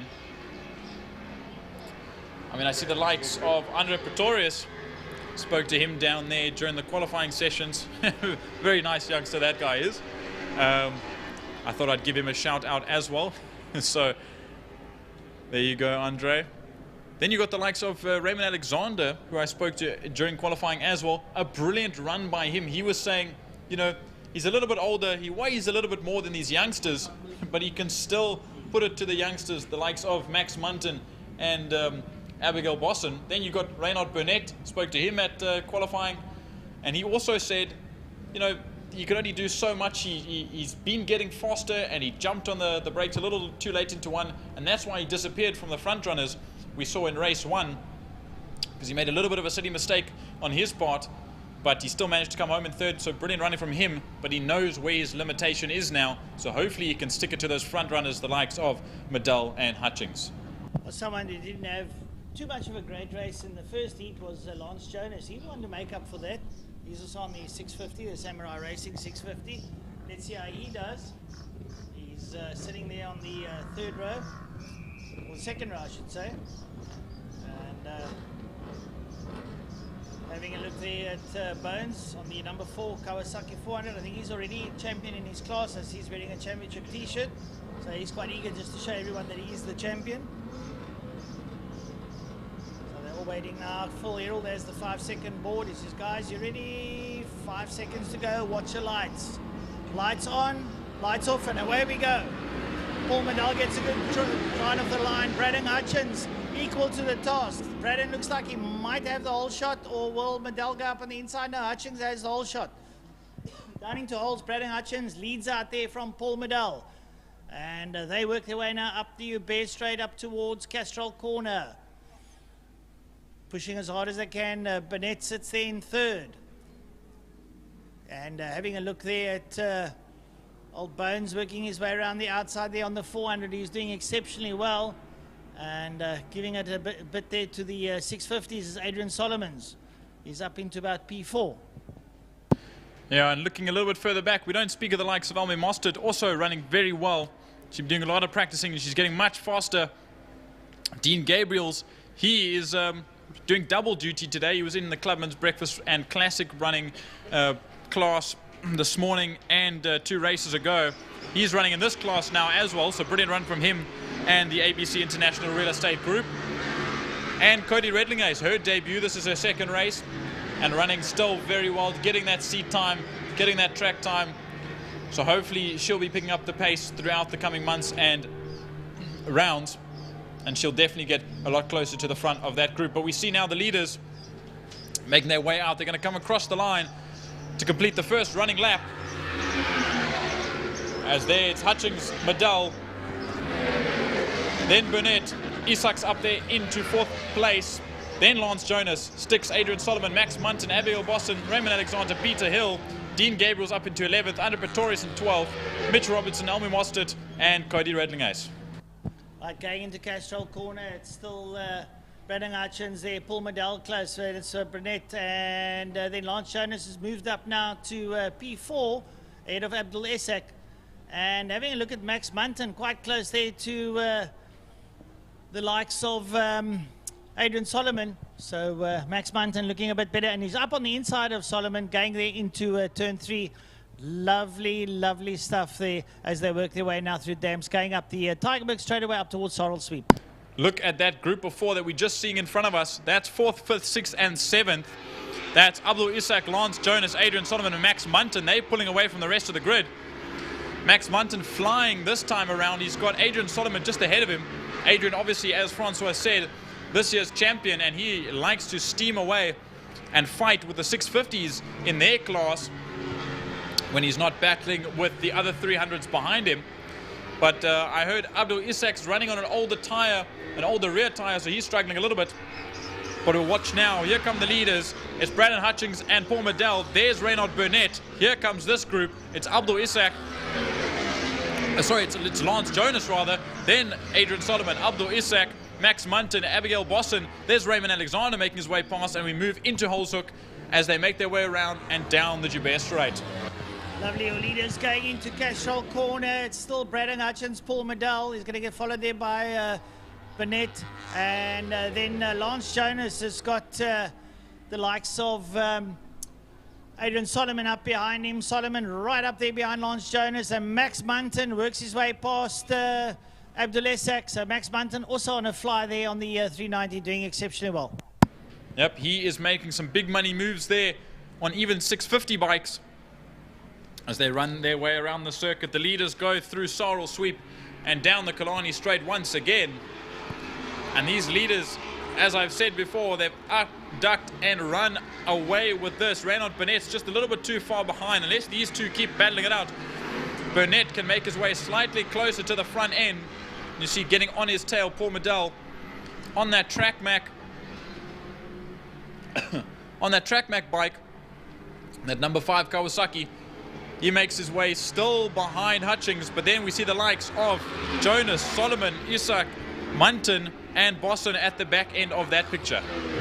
Well, just having a look, Max Munton has got past Abdul Isak. Isak tried to bomb him into the corner. He's got the speed on the straight.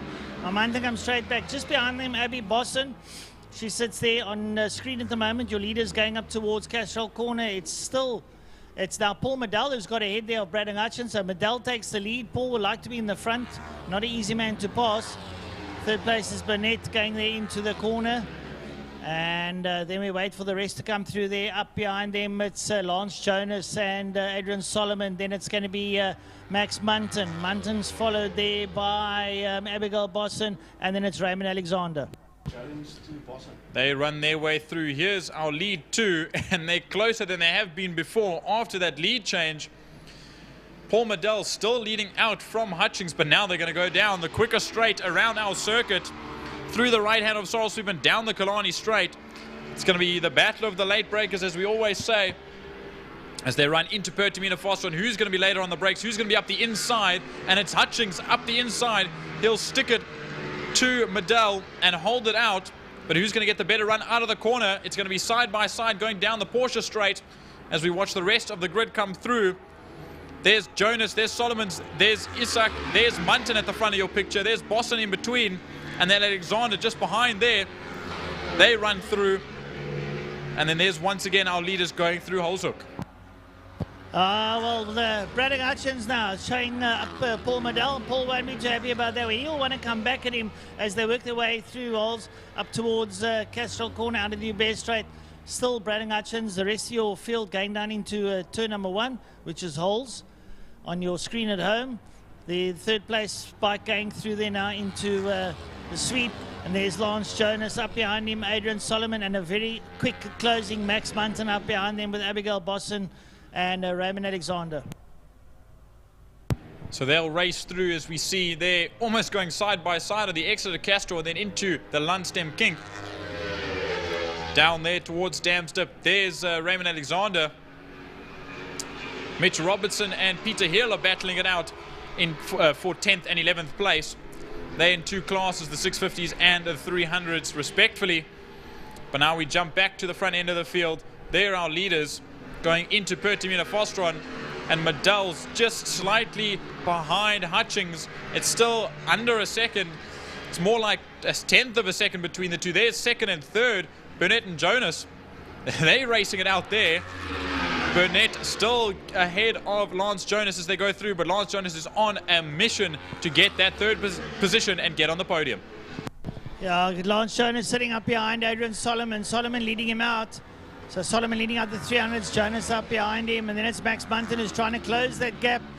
Then it's Abdul Isak, followed there by Abigail Bosson. But lovely to see the 300s mixing it up with the 650s. Lovely stuff to see. Again, power to weight ratio is what comes into contention there. Sorry, Reynard, you are quite a bit ahead of those two. So it's Solomon and Jonas that are battling it out as they make their way through. There's Max Munton. Munton is ahead of Isak and Bosson. Bosson is now fighting to get that 7th position from Abdul Isak. Munton is now catching Jonas and Solomon because they are fighting it out between themselves for 4th place. So Max Munton can now try and get up there to maybe even take first in class as we watch the leaders go into Pertamina Foster. And once again, there's 4 laps to go. It'll be 3 when they get to the line. But look at the leaders. It's just going to be nose to tail all the way around, and it's going to be who can pull the move at the last second. Watching our leaders coming out of Pertamina Fostrom, Braden Hutchins and Paul Medal are literally nose to tail. Medal looking up on the inside to be lost. The late breakers going down into holes. They drive down towards holes, and Braden late on the brakes is going to go around the outside of Medal. Keeps Medal brutally honest as he works his way in. And we wait for the rest of the thing to come through. It'll be Burnett, Reinhard Burnett, who's sitting in third. But then it's Adrian Solomon and Lance Jonas who work their way through. That is a lovely scuffle because Lance Jonas is one of the more senior riders here. He's on a 650, Adrian on a 400 Kawasaki, and Adrian Solomon leading out, but that power to weight ratio. Adrian weighing a good side of about 5 kilos. Yep, and he's throwing those 5 kilos around plus the bike, and absolutely tremendous speed. He's just wearing a t-shirt, if you think about it, flapping in the wind as he makes his way into Castro Corner. He's pulling away from Lance Jonas now. Lance Jonas seems to have just backed off a little bit, but here comes Max Munton. Max Munton's going to try and get that position. But now we watch, there goes through Abigail Boston, Abdul Isak, and there's Raymond Alexander just exiting your frame. Now we jump back to the leaders once again, heading into Pertamina Fostron. It's just been back and forth between these two. It's the battle of these 650s as they make their way into Pertamina Fostron. Hutchings still braving it out ahead of Paul Medal at this given moment. But who is going to have the wits to pull off something by the end of this race? It's either going to be Hutchings keeping it ahead of Medal, or Medal that's going to pull something out of the bag to try and take the lead.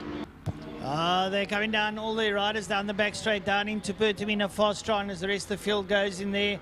The front stays unchanged with Hutchings, Medal and Burnett. But now we wait for the likes of Adrian Solomon, who's ahead there of Lance Jonas. Jonas being reeled in ever so slightly there by Max Munton. Max Munton really twisting everything out of that throttle to just try and get a bit closer there to the likes of Lance Jonas. Yeah, as we watch them go through there now, there's halfway through the group. That's Max Munton, Abigail Boston. There's Abdul Isak that went through their frame now. Now we make our way down the Joubert Straight once again. And hard on the brakes. There is Adrian Solomon. There's Lance Jonas. And back to the leaders. Through Sorrel Sweep, they'll tuck their knees down through this double right-hander. And down the Killarney Straight. So we lost them in picture for a second. There was a little bit of lag on that camera. A little bit of freezing as they make their way down. They're catching a back marker. This should be Cody Redlingace, who hasn't finished her lap yet. And she should know just to stay out of the way as these quicker front two bikes make their way past. So she'll move off to the side. Obviously, you don't want to be looking over your shoulder, so they'll make their way around her. Give them a wave just to say thank you for moving out of the way. And down the Porsche straight once again, hard onto the brakes. This is the final lap of this race, Francois. Yeah, it's going to be a tight one there. Brendan Hutchins staving off Paul Medal. Medal is like a dog with a bone. He won't let it go, and Medal's going to look up on the inside going into Castrol. Is he going to do it? No. Braden, last of the late breakers, dives there on the outside of Castrol and then regains the lead. Rest of the field coming in there. Adrian Solomon there, Lance Jonas and the likes all diving there into holes. And Max Munton closing on the back there in the late stages of Lance Jonas. Yep, they rush their way through now. We watch them go down the Joubert Straight for the final time for them today. This is the last lap. There's half a lap, 2 corners left for these front runners. And it's still Hutchings, as this camera still seems to be frozen, but we run on through down the Killarney Straight. Will Paul Medal be able to dive on the inside? I don't think he will, Francois. He doesn't have enough time and enough space. It might be a drag race to the line. Braden's got about a half a second lead on him going down into Pertamina Fostron, although Medal closes up. I think Braden's exit speed out of Pertamina Fostron will make it for him as they come out there now, hang that left hand onto the main straight, and it's going to be a drag race down towards the flag. Braden Hutchins, Paul Medal's coming, he's been slipping him, but Braden takes it by a 100,000th of a second. 5,000ths of a second on the line, literally side by side.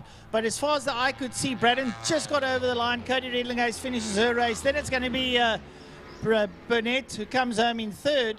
Fourth place should be Adrian Solomon on the 400, leading out that Super Sport class. Adrian Solomon, your champion, comes home.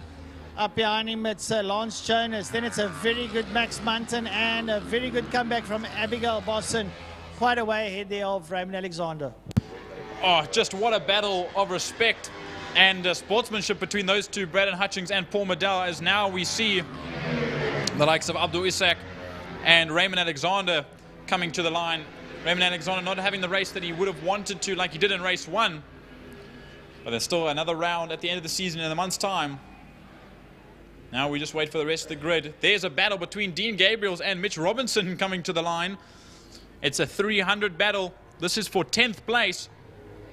We'll see as they make their way to the line. Right at the line, Mitch Robinson just grabbed that position. Dean Gabriels waved his hand up, and Mitch Robinson came storming by. The uncle got that 10th position. Paul Hill comes across the line. Almin Mostert comes across the line in 13th. Andre Pretorius on the 1-2-1 comes home in 14th. And Cody Redlingace at the back end of the grid in 15th. Brilliant riding from all those riders.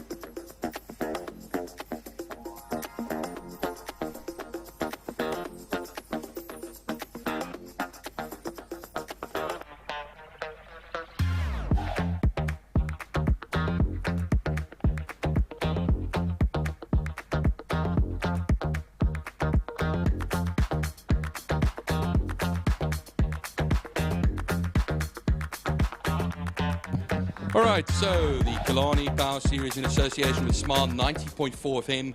We move on now to the Pirelli V8 Masters and the Cultron Formula Supercars. So a full racing program still lies ahead here. Le Hubert Sports and GT cars to come up right after that.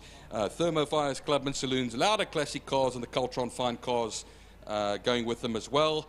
And then the BMW CCCT Race Series, a new series here at Killarney in its second event. And then the big one for the bikes, the Seal Pro Wineland Superbikes, Superbike Challenge Masters and the 600s. But of course that all runs up to lunchtime. API Property GTI Challenge will be the last race before lunch. And then we have a power pack of 6 races to end off the day. After that, the lunch and fan walk at that lunch break will be the Lauda Classic cars and the Cultron Fine cars.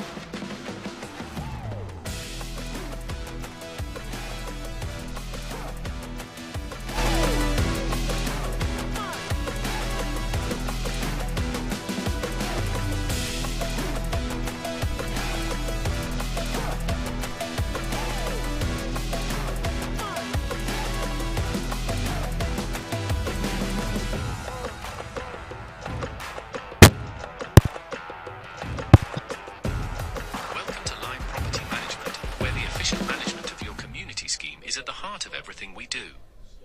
Our dedicated team provides superior property management services, ensuring that your property is in good hands and that your investments grow. With Lime Property Management, experience vibrant solutions, transparent communication, and a squeeze of innovation in every interaction. Call us today or visit Lime.Cape Town and let's cultivate your community scheme's future together. Lime Property Management, leading, innovative, motivated, energetic. Oh, that's a big thanks to Lime Property Management. They are the main sponsor for this year. Want to say a big thanks to Porsche Club as well. Big thanks to Castrol, City of Cape Town, Pertamina Fostron, King Tony Tools, and of course Smile 90.4 FM, the official media partner of the Western Province Motor Club. Right, I'm going to hand you over to Gary Gaza Fleming of Second Gear Talk Show and Second Gear Productions. He's going to join Byron Height. Gary will do the Pirelli V8 Super Masters, sorry. And Byron will be doing the Keltron Formula Supercars. A very big thank you, Frankie. And yes, 18 cars out there in all, split between the gold class and the silver class for the V8 Masters, sponsored by Pirelli, and then a solid gold Formula Supercar sponsored by Keltron.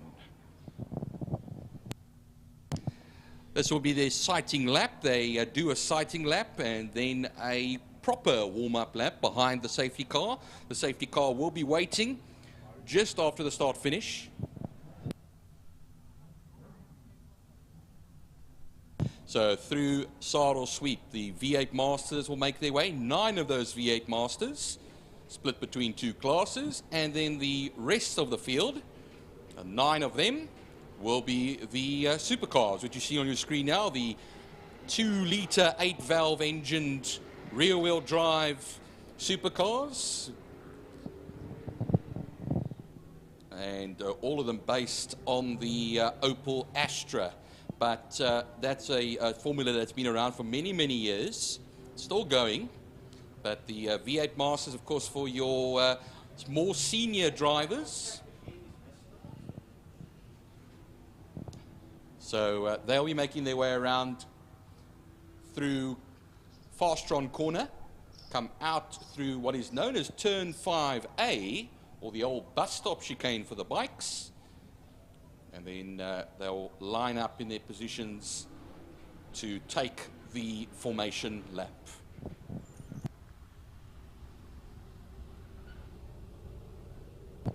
So they actually ran it, Gary, for a number of years where they actually had the V8 Masters and the supercars together. We've had a number of different combinations. We had fine cars running with the supercars. We've had all kinds of interesting things happening, but now they're back where we've seen them before.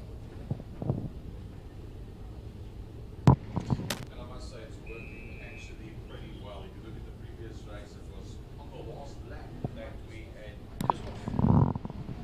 Push it up. Oh, I think it worked out pretty well early on.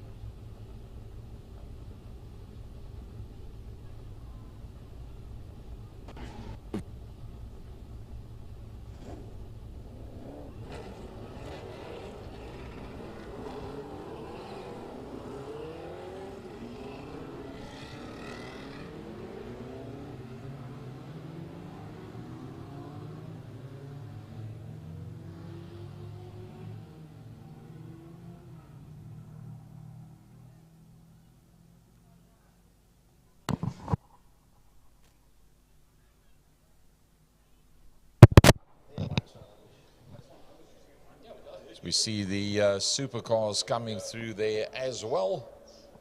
Nice to see that we have got, in fact, a full field of supercars, a class that's been around for a long, long time. Ernest Page, the man that did the breakfast show for us, was a man that had lots and lots of fun in race number 1, came up in 2nd position, but he was bubbling when he came up into the commentary box and was like seriously looking forward to the opportunity to get back out on a circuit again. Fabio Tafani and Sean Moore will be decked the front row of the grid. Mark Ridgway, Gary Thompson on the second row. Brandon Dean, well, Gary Thompson and Brandon Dean are in fact the leading silver class riders.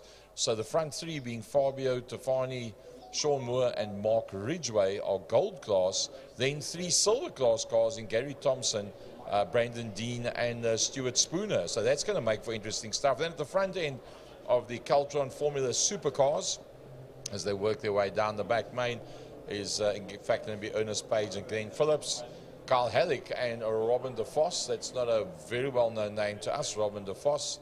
Then the lady racer, Nasreen Sloss from Brad Fenner. Andrew Moffat starting a little bit further back with Craig Hume and Shane Boscombe. Gingerly make it, Gary. It's first going to be those V8 APVs that will make their way off the line when that safety car peels off into the pits, which it's doing now. The calm before the storm. It's for those of you that love the sound of V8s, we're about to turn the music up. As they come up towards the line, we'll wait for those lights. You can see there are the lights. And the lights go off and down towards turn number one we go. Will it be Fabio Tafani as per usual? It's going to be Sean Moore and Mark Ridgway that bedeck that second and third position. The front end of the supercars. In fact, it is Page that drops down into that second position. His biggest competition up on the inside line for the entry to turn number two, while Tafani leads out at the front. Yeah, that's Glenn Phillips in the supercar battle on the inside of Ernest Page. He will take the lead right away. Look at Carl Halleck that is on the outside there. Of what I think is Robin de Vos that's coming through that section as the field make their way through Dampstip and onto the Tigerberg straight now for the first time in the second race. A beautiful battle with Phillips and then Halleck in there behind Page. The next one in there is in fact Robin de Vos as our V8s, the Pirelli V8s, work their way down the back main. As we said, this is the Masters class. It's for the older gentlemen, if we have gentlemen still in motorsport, that take part in this specific class. And the man to catch is up front once again. It's Fabio Tafani, Sean Moore, then it is Mark Ridgway, and then Thompson, the next man in there behind that. Well, just looking at things, Gary, as they cross the line to start lap number two, looking at that supercar battle that's coming up, it's still going to be Ernest Page that he got the lead right back, but now he will be getting it back quite nicely.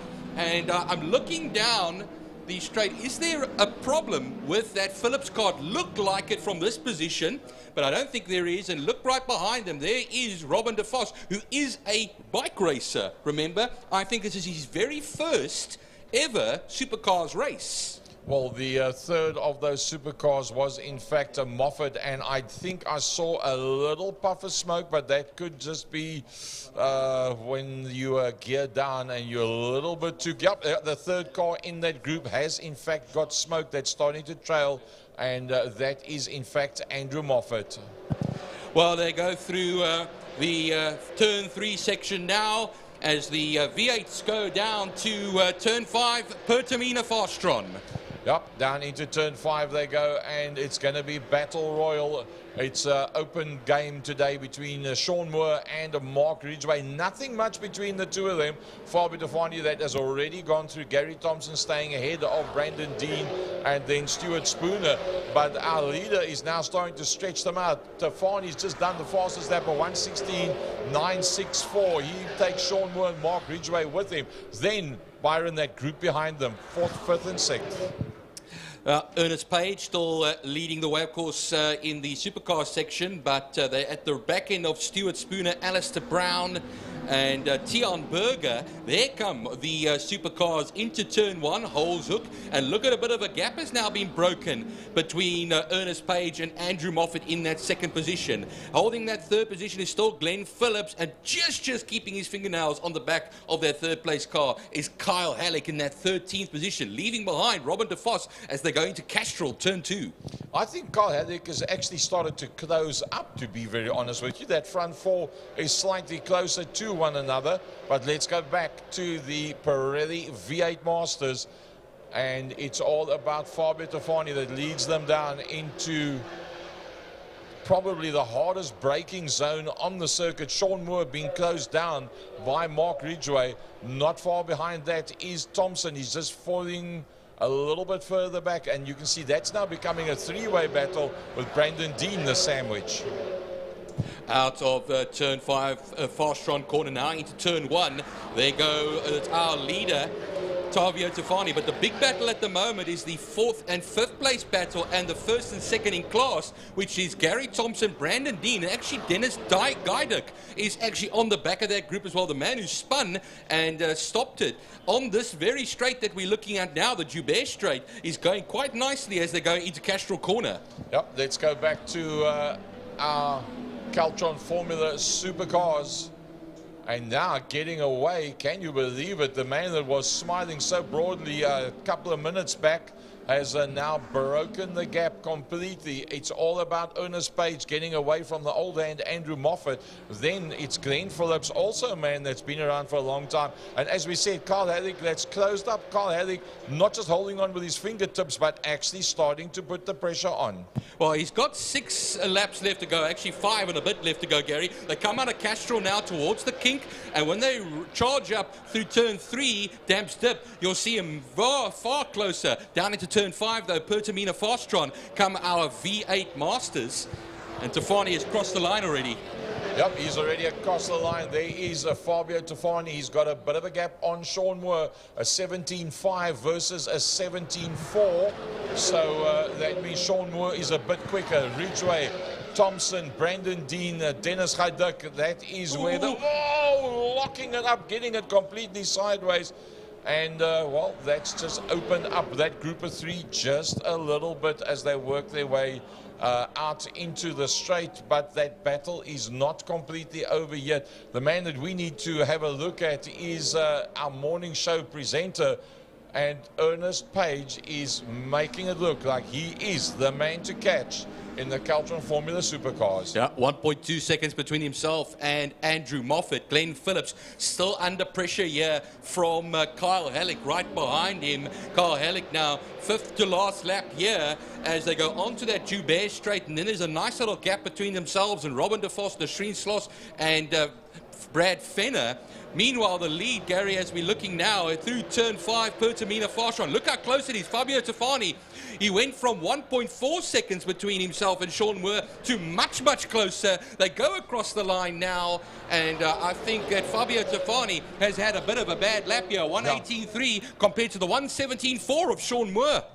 Yeah, that 117.4 of Moore, that is a very quick lap, and that means that 2 laps in a row, Sean Moore has been quicker than Fabio Tofani, and you can see that visually because Mark Ridgway is starting to battle to hold on to that front duo. But let's go back to 4th position overall in class. That is Gary Thompson. He's now with that little incident that we saw, got himself ahead of Dennis Guyduk, Brandon Dean in that fight, and Stuart Spooner has come to play as well.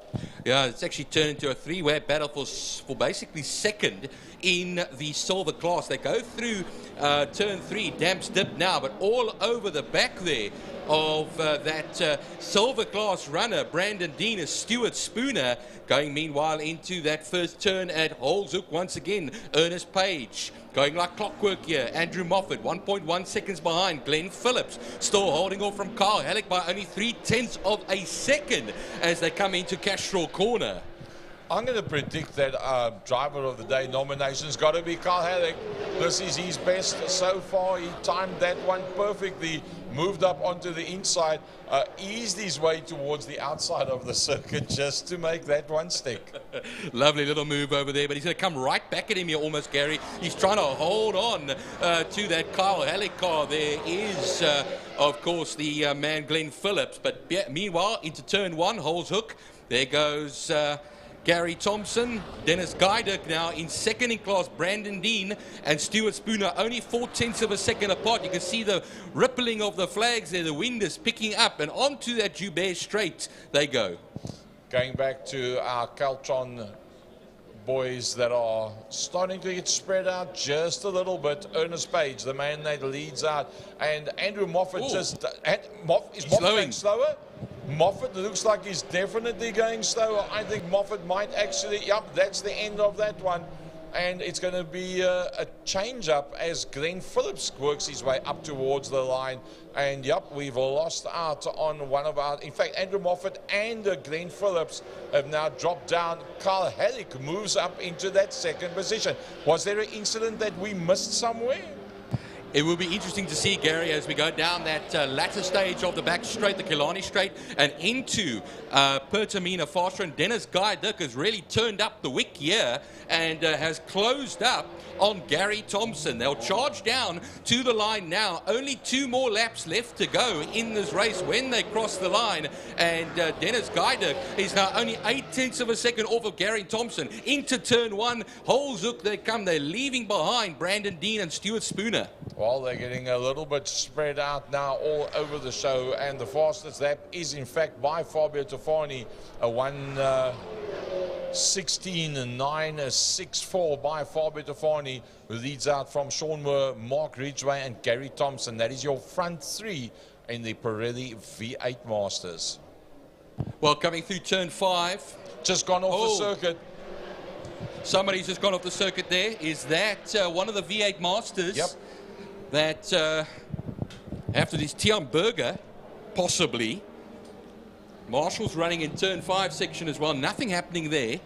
But that is Sean Moore that's on screen at the moment. The man who's second place in class. 1.6 seconds off of this man leading here, Fabio Tofani. 1 more lap left to go, Gary. They've left behind Mark Ridgway. And there, I think we saw a glimpse of the leader of the supercar section, the Caltron Supercars, Ernest Page. Yep, Ernest Page obviously will want to get a full race in, but it's all about Fabio Tofani that has done a brilliant job. Once again, Fabio Tofani, the man to catch, making a bit of a gap now between himself and Sean Moore, and he's just making it look a whole bunch easier at this stage of the fight as he works his way around on the very final lap. The last lap he did was a 1:18.1, so he's not lifted off the gas whatsoever. Well, this is the final lap of the race now. Through that, onto the back straight, we run the Killarney straight, as we call it, and we watch for Fabio Tofani to come up to Pertamina Fastron, turn number 5 on the circuit. He will then make his way past turn 5A towards the City of Cape Town Castro and Lime Property Management Bridge to take a second victory of the day in the Pirelli V8 Masters Gold class. He will do this ahead of Sean Moore. There comes Sean now in the green and black Ziegler car. Second place for him in overall in gold. Here comes Mark Ridgway, the yellow, bright yellow machine, in third position. And look at this little battle to the line over here now as well, as we have Dennis Guy-Dick. Dennis Guy-Dick gets the win in silver class ahead of Gary Thompson. And that is by only 0.2 of a second. Brandon Dean just comes in behind Stuart Spooner. Alistair Brown, this is the man we're looking for now, the black, or the red and black car. He will come now towards the line then in 8th position.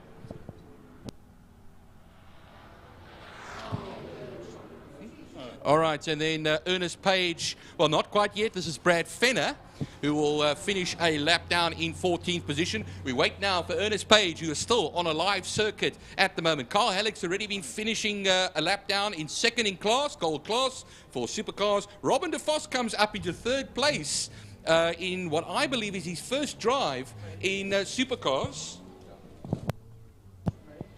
And then here comes Ernest Page now to complete his race, having completed all 9 laps of this motor race, and he is the victor in the supercar class and 10th overall for the race. Andrew Moffat, Glenn Phillips not finishing this race. Craig Hume and Shane Boscombe not starting this race, so 14 classified finishers.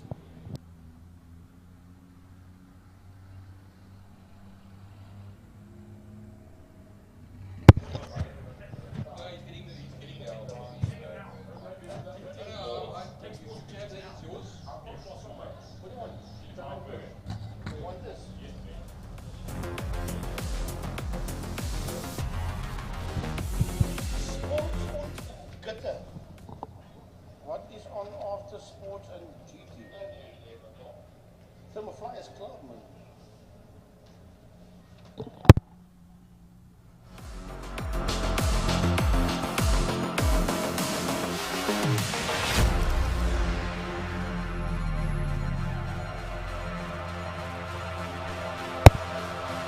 Right, here we go.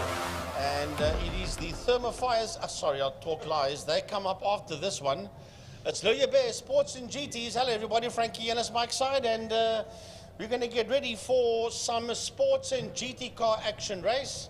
And it's the Libre Sports and GTs. And I'll tell you what, this is the fullest field I've seen for sports and GTs in a heck of a long time. If everybody goes out on track, we should have 30 cars out there. I don't think we're going to have all 30, but that's what we are supposed to have out there for the Libre Sports and GTs race number 1.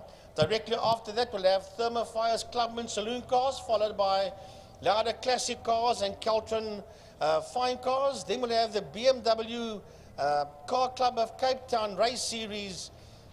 And then we'll move into the Seal Pro Wineland Superbike SPK Challenge Masters and 600s, and then the API Property Volkswagen GTI Challenge. And only around about 2:30 will we have the lunch and fan walk, which will be Libre Classic cars and Caltron fine cars. Then there's 1, 2, 3, 4, 5, 6 races after that. So we should be finished somewhere around about 5:30.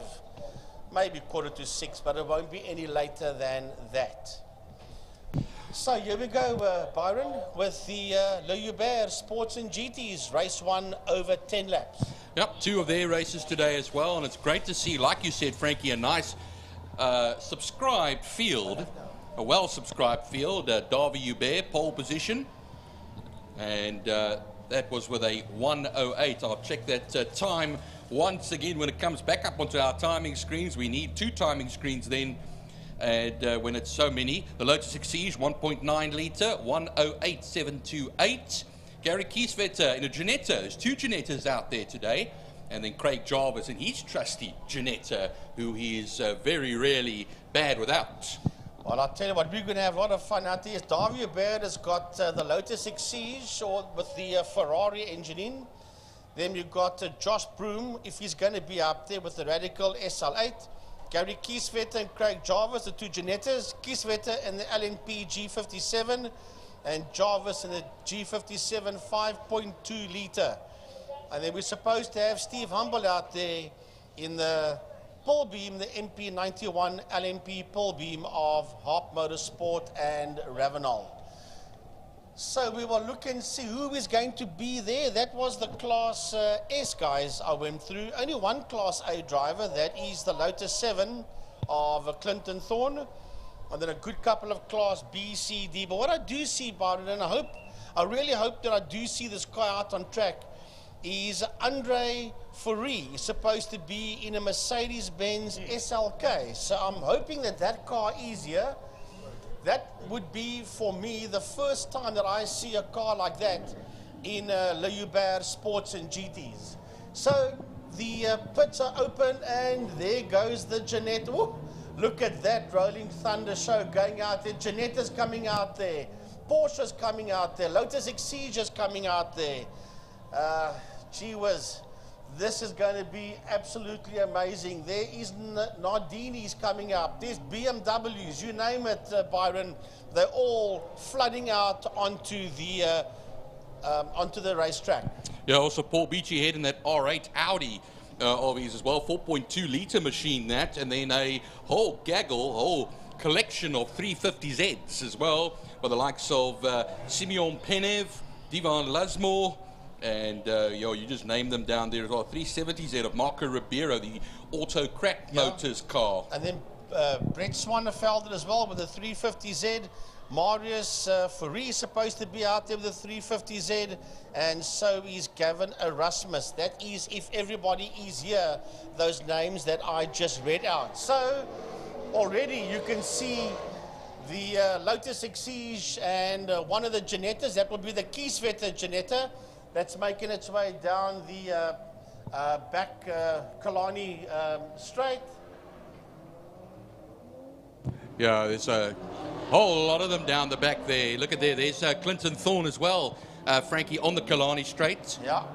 With that wings and on his Lotus 7. Henny Bosman is due to be in the Chevrolet Corvette 5.6 litre. I have not seen or heard that car yet. We'll see. Dr. Mike Verrier in his BMW Z4 with the V8 Chevy motor.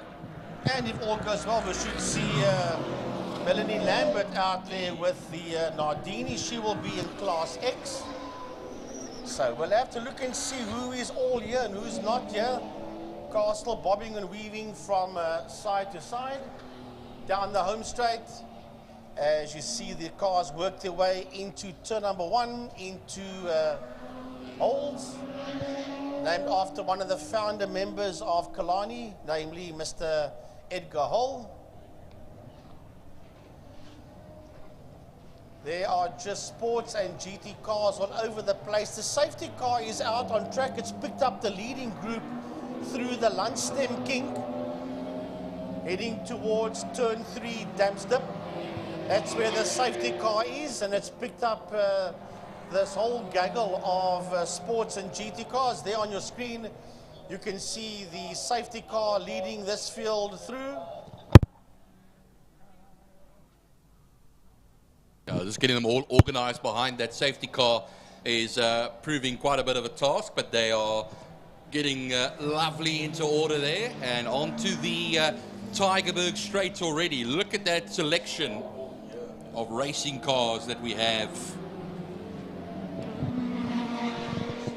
There's a whole lot that still has to join that tail, making it a very long tail. There's the Audi R8 of Paul Beachy Head, the Z4 BMW of Doc Mike Verrier. Yeah, Dr. Mike, all the way from the Southern Cape. He's from the Neisner area.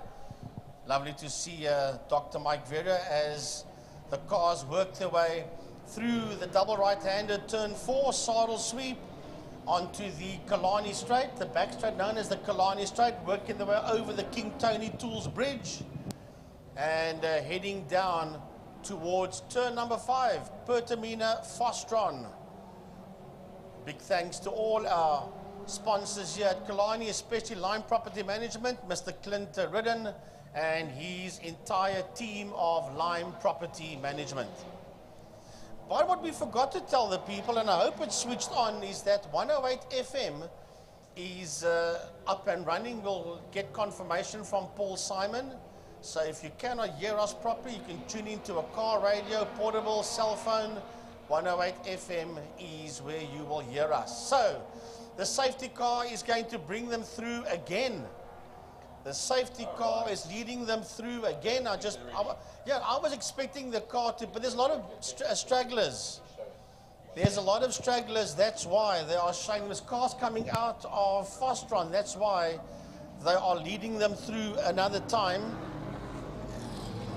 Well, you do see 2 fingers coming out of the car, 2 hands coming out of the car, but it is 1 extra lap that they will be doing, as Davy Hubert, the Lotus Exige, will lead them off. Here comes some of the stragglers here. Yeah, that's the reason why you pick up the stragglers there. That's the reason why the safety car has taken them around one more time. So they're just going to have to be a bit patient. That right foot getting very itchy indeed to go full-on racing here. The 2 Janettas. Watch out for those 2 Janettas. Gary Kieswetter, Craig Jarvis. Gary Kieswetter, we got to know him in Porsches, of course, but this time in a Janetta. A bright yellow car in there, you'll see, is the Radical that I know for many years was being run in the UK, those cars. Not this particular one, I doubt, but yes, the Radical sports car that will be in that field. That will be Josh Broom. That will be in the Radical SL8. That's that yellow car that you saw on the screen. That one there just behind the Clinton Thorne Lotus 7. That's working its way through turn number 3, Damstip. up the Tigerberg Straight, literally uphill. Not a huge hill, but it is up the hill. A lump.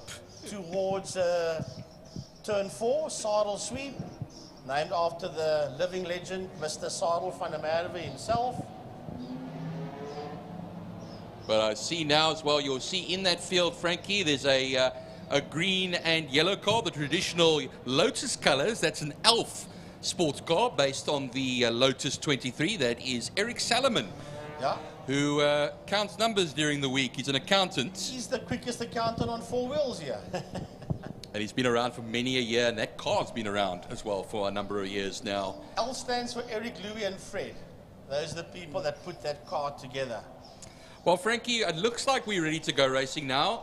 Let's see. The safety car does pull in. Yep, safety car now pulls in, and it's in the hands of Davy Hubert, the man that's the pole sitter. Under the City of Cape Town Bridge they come now. The lights on pit lane is on.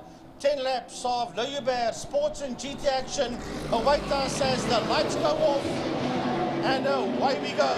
Racing down into turn number 1, into holes. Through holes they go, and it's Davy Hubert that sits out there in P1. Hubert is right in there, and chasing him down is Gary Kieswetter. Behind Kieswetter, we've got Craig Jarvis, then Clinton Thorne coming storming through, and then Josh Broom in that yellow Radical also working his way through Castrol Corner.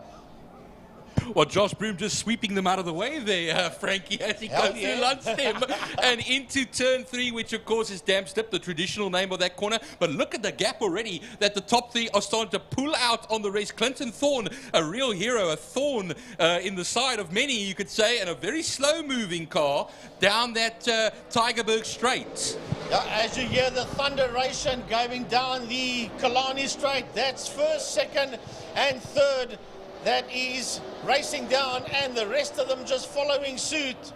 It is Davy Hubert from Gary Kieswetter. That's the 2 cars on screen. There's Craig Jarvis in that 3rd spot. Then we've got Clinton Thorne coming out. Josh Broom is in there behind him. And I think it must be, yes, it's Nias Modak. Yeah. Modak in the Porsche. And then Connor Kilbride coming through as well as the fields run down the Porsche Straight into turn 1 holes. It's a good clean start from everybody, but the one at the moment to watch here is going to be the Lusmore-Denobrica battle. A 10th of a second between the two of them as they came through here onto the Joubert Straight now into Castrol Corner. The next target for Josh Broom is going to be Clinton Thorne right ahead of him. 6/10 across the line, and Andrew Honeywell looks like he might be getting past Mike Verrier, or was it just to defend from Mike Verrier, because Verrier is coming right back at him. Yeah, not too far behind them is a 99 car of Divan Lusmore, but the leaders are going down the back straight. The leaders are going down the back Killarney Straight, and Davy Hubert is running wild. He is putting those 2 Janettas apart as he races down towards Pertamina Fostron. Through Fostron it goes. There's the 2 Janettas of Kieswetter and Jarvis, 2nd and 3rd. Yeah, they come down towards us on the home straight. It is Hubert, it's Kieswetter, it's Jarvis, 1st, 2nd and 3rd. Then we should see Clinton Thorne coming in view. Right behind Clinton Thorne is Josh Broom. Modak is in there as well, followed by Colin Kilbride, and then Andre Brink is there just ahead of Lorenzo Torrente, and Mike Verrier has got his nose ahead of Honeywell.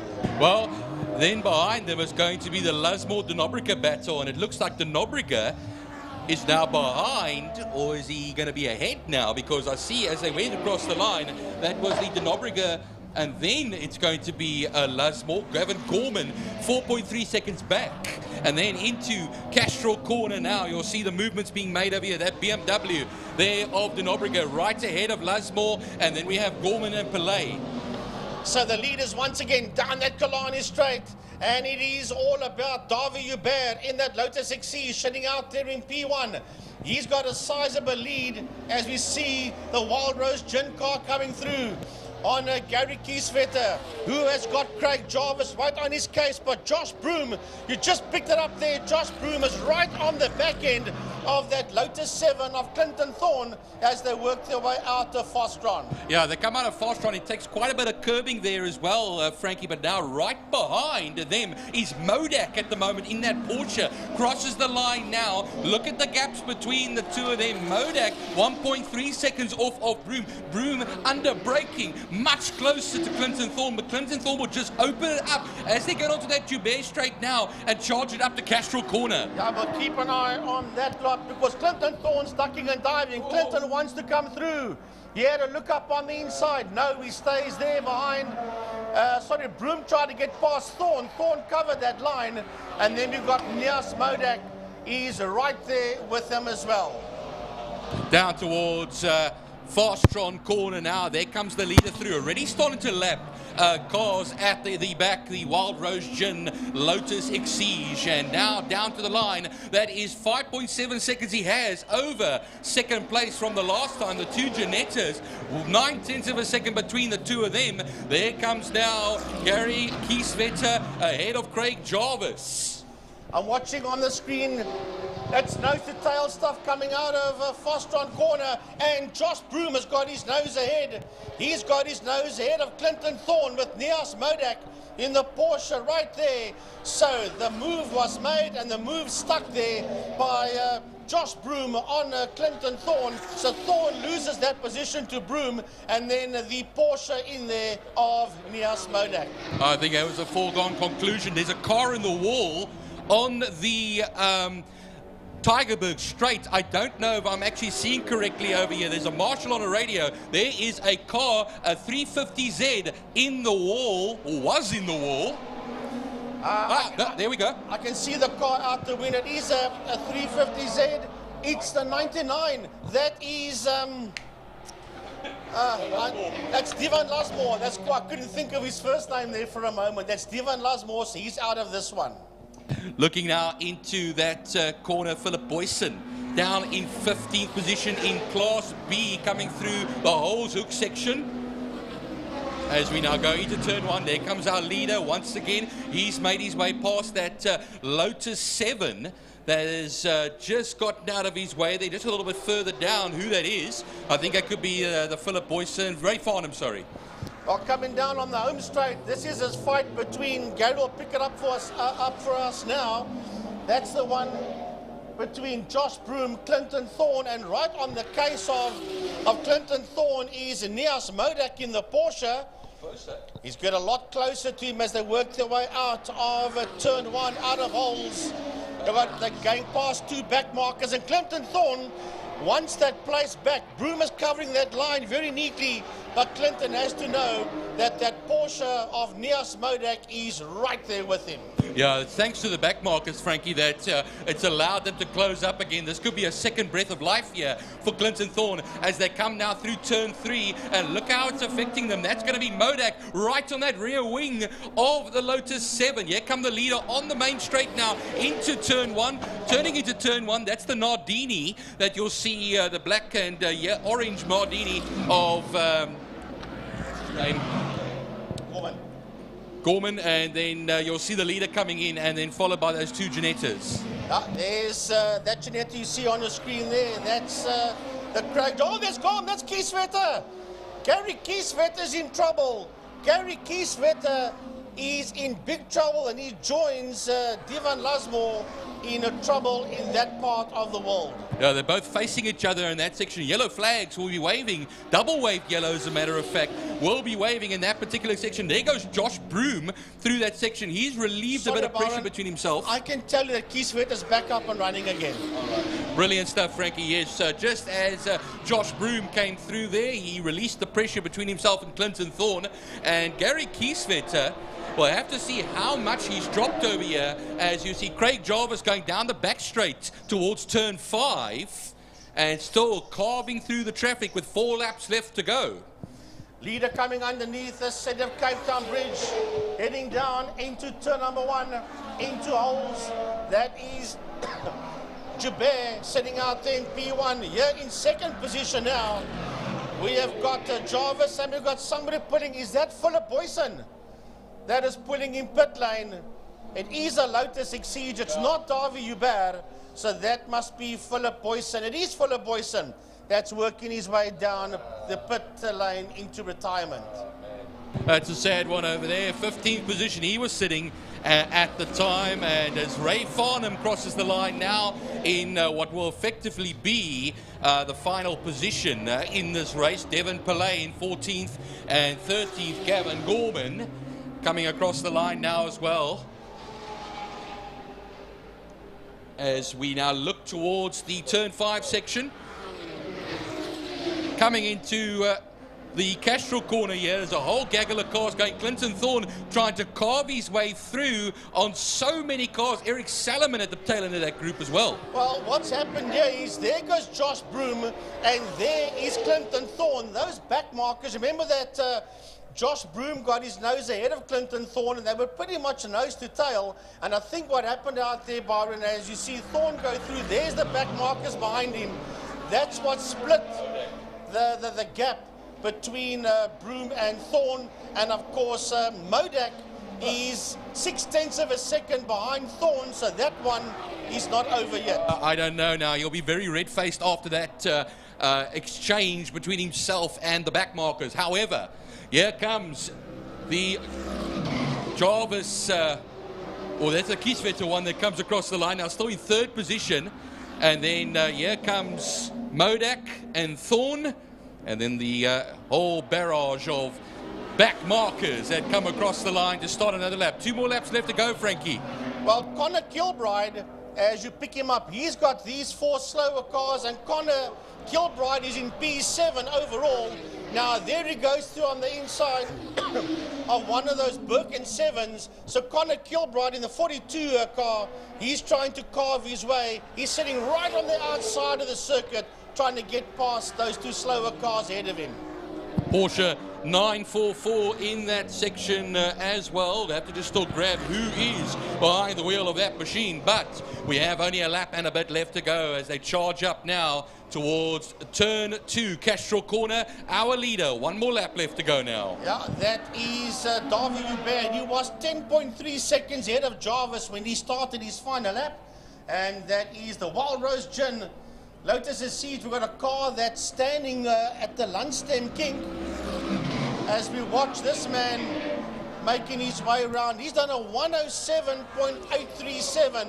That is race leader Davi Hubert on his final lap, Byron, working his way down the back straight, the Killarney straight, towards turn 5, Pertamina Fastron. 10.3 second advantage last time across the line that he had over Craig Jarvis. It's his 10th and final lap of the race. He comes out of Pertamina Fastron corner and he sets his sights on that Castrol City of Cape Town and Lime Property Management Bridge. The checker flag waves across your screen, and it is the victory for the man in the Lotus Exige in race 1. Here comes second place man towards the line, flashing his lights. That's the G57 Janetta of Craig Jarvis. Now we are waiting for Broom, Thorne and Modak. Couple of back markers coming through. Josh Broom is making his way down the back Killarney straight, the Killarney straight as it's known, and he's working his way through Pertamina Fastron with that Radical SR8 of his. It's also a lovely car that they use on iRacing, as a matter of fact. And then coming down towards us now as he works his way towards the checkered flag, there is Josh Broom, and right behind Josh Broom is the Porsche of Nias Modak in P6. Yeah, the next man we should be expecting is Connor Kilbride. And Connor Kilbride was still going very strong, coming to the line now. Here we go. And that will be the Connor Kilbride, 16.4 seconds off of Modak. And here comes the whole gaggle together. Andre Brink, Tristan Denobriger in the BMW in there. Is there a Porsche in there? Yes, there we go. Eric Salomon finishes, crosses the line. And then I think it was coming through Erasmus in that section. I think it was Renzo Torrente that parked it at the Lunchtime King, just after the Lunchtime King, and will not be finishing this race. So it was a lovely dice there behind Connor Kilbride, the one with Andre Brink, Tristan Nobriger, Andrew Honeywell, Gavin Gorman, they were all in that fight as they took that checkered flag. That was round about the guys more or less in the mid-pack that took that one all the way down to the wire. But let me tell you something, a 107.837 by car 18, Davi Hubert, race winner. That is the quickest time out there. 107, that is pretty damn quick.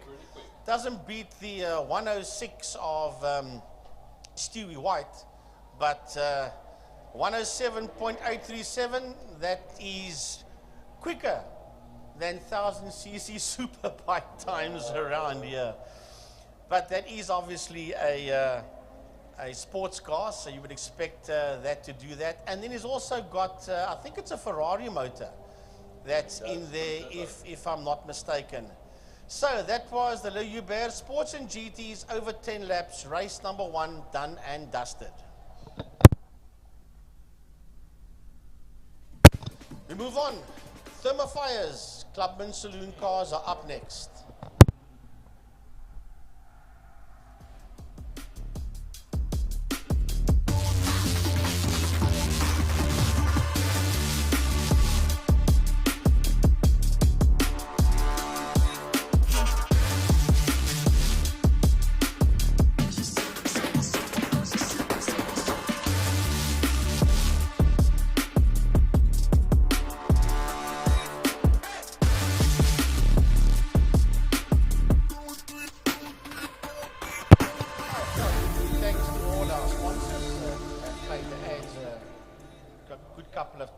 A big thanks to Lime Property Management, a big thank you to Castrol, a big thanks to Pertamina Fostron, the Porsche Club, big thank you to King Tony Tools, a big thanks to all our class sponsors as well. Without you people, this cannot happen. So we say thank you very, very much to each and every single one of you. Well, I tell you what, I really, really thought that those Genettas were going to make life a little bit difficult for that Lotus Exige, but Davi Hubert just left them behind. And even though Gary Kieswetter had a moment in turn number 1 in holes, he still recovered and finished in 3rd overall. So Thermofires Clubman Saloon cars, race 1 over 8 laps, will be coming out onto the circuit shortly.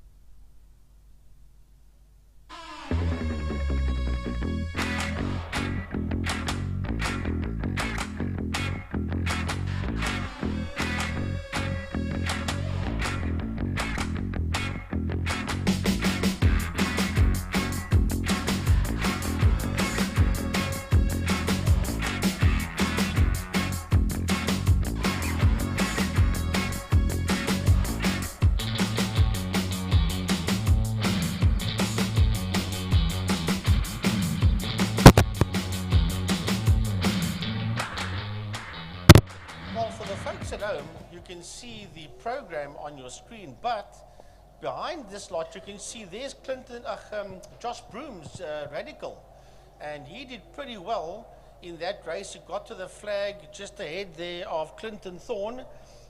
They are recovering Lorenzo Torrenti's BMW, so something must have happened to Josh Broom in the Radical on the cool down lap, because through the Lunchtime kink going into turn 3 into damps, that is where he has parked that Radical SR8 of his. Frankie, a message to Pitmac, add enough fuel for slow down lap. Well, I don't know what happened, but we didn't see that after the checkered flag came out. But the recovery vehicles are there, and let's hope that whatever it isn't that serious, and that we will see Josh out for the second Sports and GT race, sponsored by Le Hubert Wine Estates a bit later on.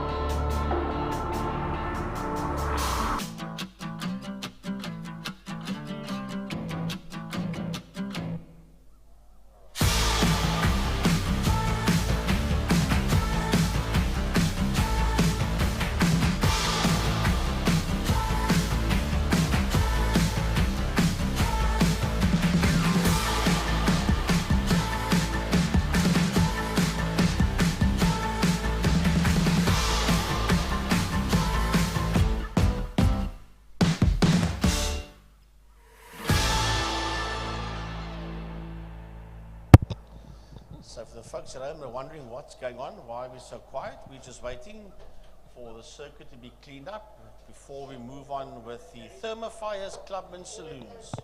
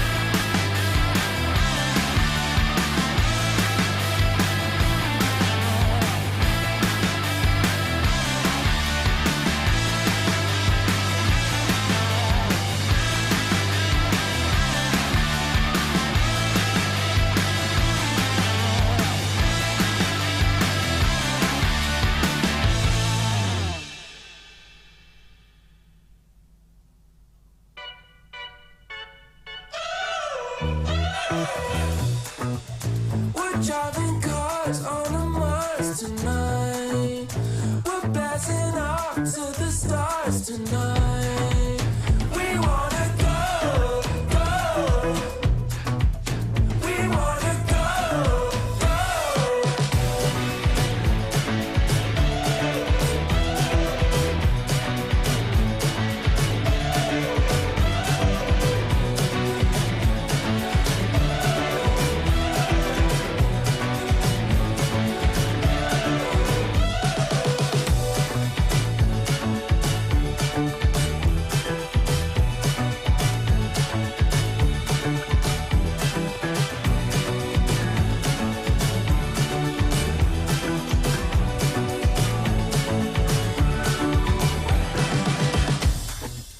We're driving cars on a Mars tonight. We're blasting off to the stars tonight. We wanna go, go. We wanna go, go.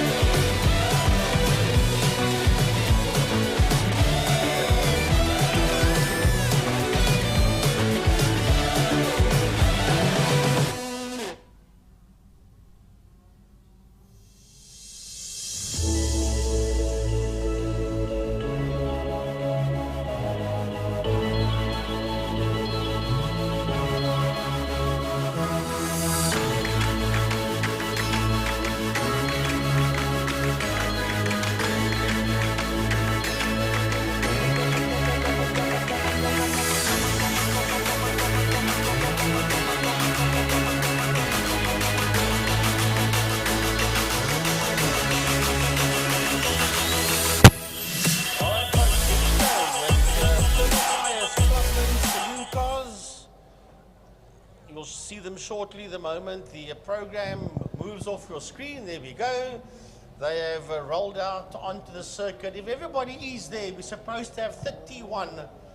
And the returning Steve Griffin-Wintle that will be driving Seth's car today, as Seth is busy putting another car together. So Shane Smith in Class X is in pole position. Now, obviously, it's not a new driver, but it's a new car, so therefore it's a new driver-car combination for Shane Smith. That's why he's put that thing in pole position. So we'll have a look and see as the Clubman's cars work their way into turn number 1 into holes.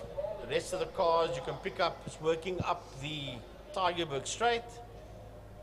Stephen Heidenreich just bobbing and weaving from side to side there with the Skyline, the Origin Oils Skyline, as they work their way down the Killarney straight towards Pertamina Fostron. That's a whole lot of them that's working their way up the Tygerberg straight out of Damps towards Saddle Sweep. Well, Frankie, a lot of competition during the course of the week between the GTI and the Clubman's guys as to the most entries. I think it's actually ended up per chance on the exact same number of entries between the GTI Challenge and the Clubman's guys out there. So both classes doing exceptionally well, well organized, well planned, massive amount of marketing that's going down for the Clubman's and the GTI class, and it is starting to show out on circuit as well. Indeed. Well, initially there was supposed to have been 36 entries for GTI Challenge. I don't think they got all 36 here, but it's definitely more or less the same as the Clubman's, as Gary just said. So they are going down the back straight. We still got GTI Challenge that's going to come up a bit later. We've also got Classic and Fines coming up. They come up after this race. And then the BMW Series. Well, Frankie, you speak about Classics and Fine. Their numbers have grown, and the BMW Series, well, that speaks for itself. Amazing. No, that's still in its infant stages. That 18 cars, the 31st of August. I think they've got about 14 or 15 in this one, but they are busy putting cars together, and we're going to have 20, 25 cars, if not more, as time goes by, especially next year. Well, that BMW Car Club of Cape Town, the fastest qualifier there was, in fact, I think it was a 1:15, and that was Progress Precision Engineering's entry from the Neanderthal stable. That was the fastest man out there. So I don't think Marco's going to have much competition today, but to win it, you've still got to get around the island 8, 9, 10 times without any breakages, no problems, no hassles with back markers to actually stick it together and get the checkered flag. I think second pole was on a 1:22 or something like that. He was about 6, 7 seconds ahead of the second pole. Remember, in August, we had Neanderthal. He did a 1:11 around here, and Retta did a 1:15. Now, Retta's still doing 1:15s, and second pole is right about 1:21, 1:22, somewhere around there. So Marco will be the favorite. But of course, we go all the way from class A, B, C, D, E. So we've got all different classes. Yep, that BMW class, I think that's been a long time coming. I don't know how we didn't get to it and didn't get it worked out before, because it was really something else.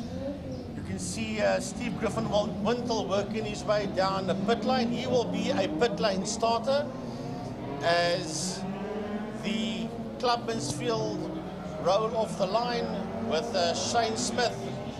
That is there in pole position. Alex Johnson is there. Stephen Heidenreich rolls through. Clint Renard. In the absence of Jesse Huggett. Yeah, that's a pity. Yeah, Jess unfortunately not getting his motor back in time. It's up in PE. They're trying to sort out, you know how many times he's broken the clutch assembly on that motor car, and they are now doing in-depth studies to try and work out why exactly it is not 100% correct. Jess Huggett, in fact, sitting up on the embankment with his fiancée, Carol. So watching with a beady eye the other Class A and the new Class X man up front, Shane Smith. Wow. Yeah, Shane. That's been built good to go. You're talking about Jess. I want to give a shout out, I don't know if she can hear me, to Taryn Williams. She works at Mercedes-Benz in Century City. She's also brought family down here. They're sitting there in turn 3 in Damps. She was telling me to work yesterday, Frankie, if I don't see you, I will hear you on Saturday. So a big welcome to them as well. Yeah, they should have come to our Briar last night. They would have heard you the whole night. But we don't talk about that on air. Well, so as the cars, we just lost the screen there for a moment. All is back. As the Clubman's regional saloon cars work their way down that back straight. We're just doing a pan check on a camera there. A few people at home had wondered what you just saw there. That's just the people of IMUSAT in the control room, just checking out the circuit cameras for us. So repeat the last message. So down the back straight they roll. That's going to be some good stuff out there. I see Joseph Hendricks is up there as well. There is Joseph Hendricks. There is Jaco Lambert. They're all in this fight. But it's all about Shane Smith and Alex J, as we used to call him, Alex Johnson. That's on that front row of the grid as this field of approximately 30 Thermofires Clubman saloon cars roll out of Pertamina Fostron for 8 action-packed laps. Gary Fleming, I was going to say, Gaza, you go for it. Take them off the line.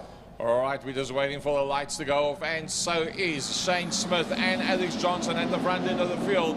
And off we go, this massive field, record numbers as they work their way down. Oh, have a look at that. Origin Oil Skyline works its way immediately to the front. And it looks like Johnson has just gone straight in turn number 1. Clint Renard up into that second position. Yeah. And it looks like it's Lambert that's been knocked out wide. And we've lost a second car there as well as Lambert gets it back onto the track, but down around about 6th or 7th. That is Shane Smith. That was the man that was on pole position. He made contact there with Lambert. He's going to rejoin, but right at the tail end of the field. So it's all up front about Stephen Heidenreich, and right on his case, we have got Clint Renard as the cars come through. There's Heidenreich, there's Renard, there's Joseph Hendricks coming through. Kai van Zyl is in that fight. Jaco Lambert is busy coming through as well, as the rest of the field just work their way out of turn 3 out of damps. Would almost like to say everybody got through there cleanly, but that was actually quite chaotic. But with the experienced drivers that we've got in this class, managing to actually have an incident like that and get away with it, it's all about the Origin Oils Skyline of Heidenreich that leads out from Clint Renard. Great to have Clint Renard back out on circuit. Joseph Hendricks is becoming a factor at the front end of the field. Yes, he is, and here comes Faisal Jacobs. Faisal's going to have a go, and he's going to go past Kai van Zyl. Jaco Lambert is there. Then we have got, I think that's one of the Smith cars coming through, and then Willie Swart in the Jetta 2 coming through, as the rest of the cars filter through into turn 1 into Holzhoek. Yep, as the Skyline leads out from the Golf from the BMW in the absence of Jesse Huggard out there, and then also Cody Alberts not out in the Class A car either, so that's 2 of the Class A runners that we've lost out on. But in this form of motorsport, Class B, Class C, Class D, Class E, it's all good out there. You cannot miss out on any one of the classes. So where are the leaders? They're making their way down the back straight. The leaders are coming down the back straight, the Killarney straight. And it's been led there by Stephen Heidenreich sitting out there in P1. Clint Renard is in second. Then we've got Joseph Hendricks that's there in third position, followed by Faisal Jacobs. We'll get them all as they make their way through turn 5 out of Fostron corner. There we see them come through, and that is Kai van Zyl, and just ahead of him we've got the polo of Jaco Lambert. What a recovery. And we've got Faisal Jacobs just ahead of them. Then we've got Gary Smith coming through, then Willie Swart, and then behind Swart we've got, I think that maybe Anton Jacobs that's coming through as well, as the rest of the field come through. De Silva is in there as well. That would be John De Silva. Yep, our leader's coming up now for that U-turn known as a Castrol corner. Clint Renard losing out just a little bit. Joseph Hendricks missing out just a little bit there. Jacobs is managing to stay ahead of Lambert, who's got ahead of Van Zyl. Massive recovery by Lambert to get up as far as what he actually has. Can he go any further forward? He is overall second in class at this stage of the fight, but whether he can go any further forward and go and fetch Jacobs, that's going to be a very tall caller. So we are the leaders. Down the back straight they go once again, and that is race leader Stephen Heidenreich, Clint Renard in second. Then we've got Joseph Hendricks in third. Baby Jakes is right in there as well, and behind Baby Jakes we have got Jaco Lambert, Kai van Zyl coming through. Behind van Zyl it is Gary Smith, Willie Swart, and then we have got I think that's Faisal Jacobs, and right there on his case is Dexter Bruce as they race down towards Fostron Corner. Dexter Bruce trying to close that gap as best he can, but he's really got to hoof it because Jacobs is doing a brilliant job. Behind that is Bench, so the gap is not too big at this stage of the fight with the first of the lady races, Mia Bench, and she is 4th overall in class, and that is Class C. So the leaders are now making their way through Castrol Corner, heading towards the Lunchtime King. There they come into view. That is the man that sits out there in P1. That's Stephen Heidenreich. He's over 3.5 seconds ahead of Clint Renard. That's in that second spot. By the way, this man had a birthday yesterday, did Clint Renard? He did. And then right on his case is Baby Jakes.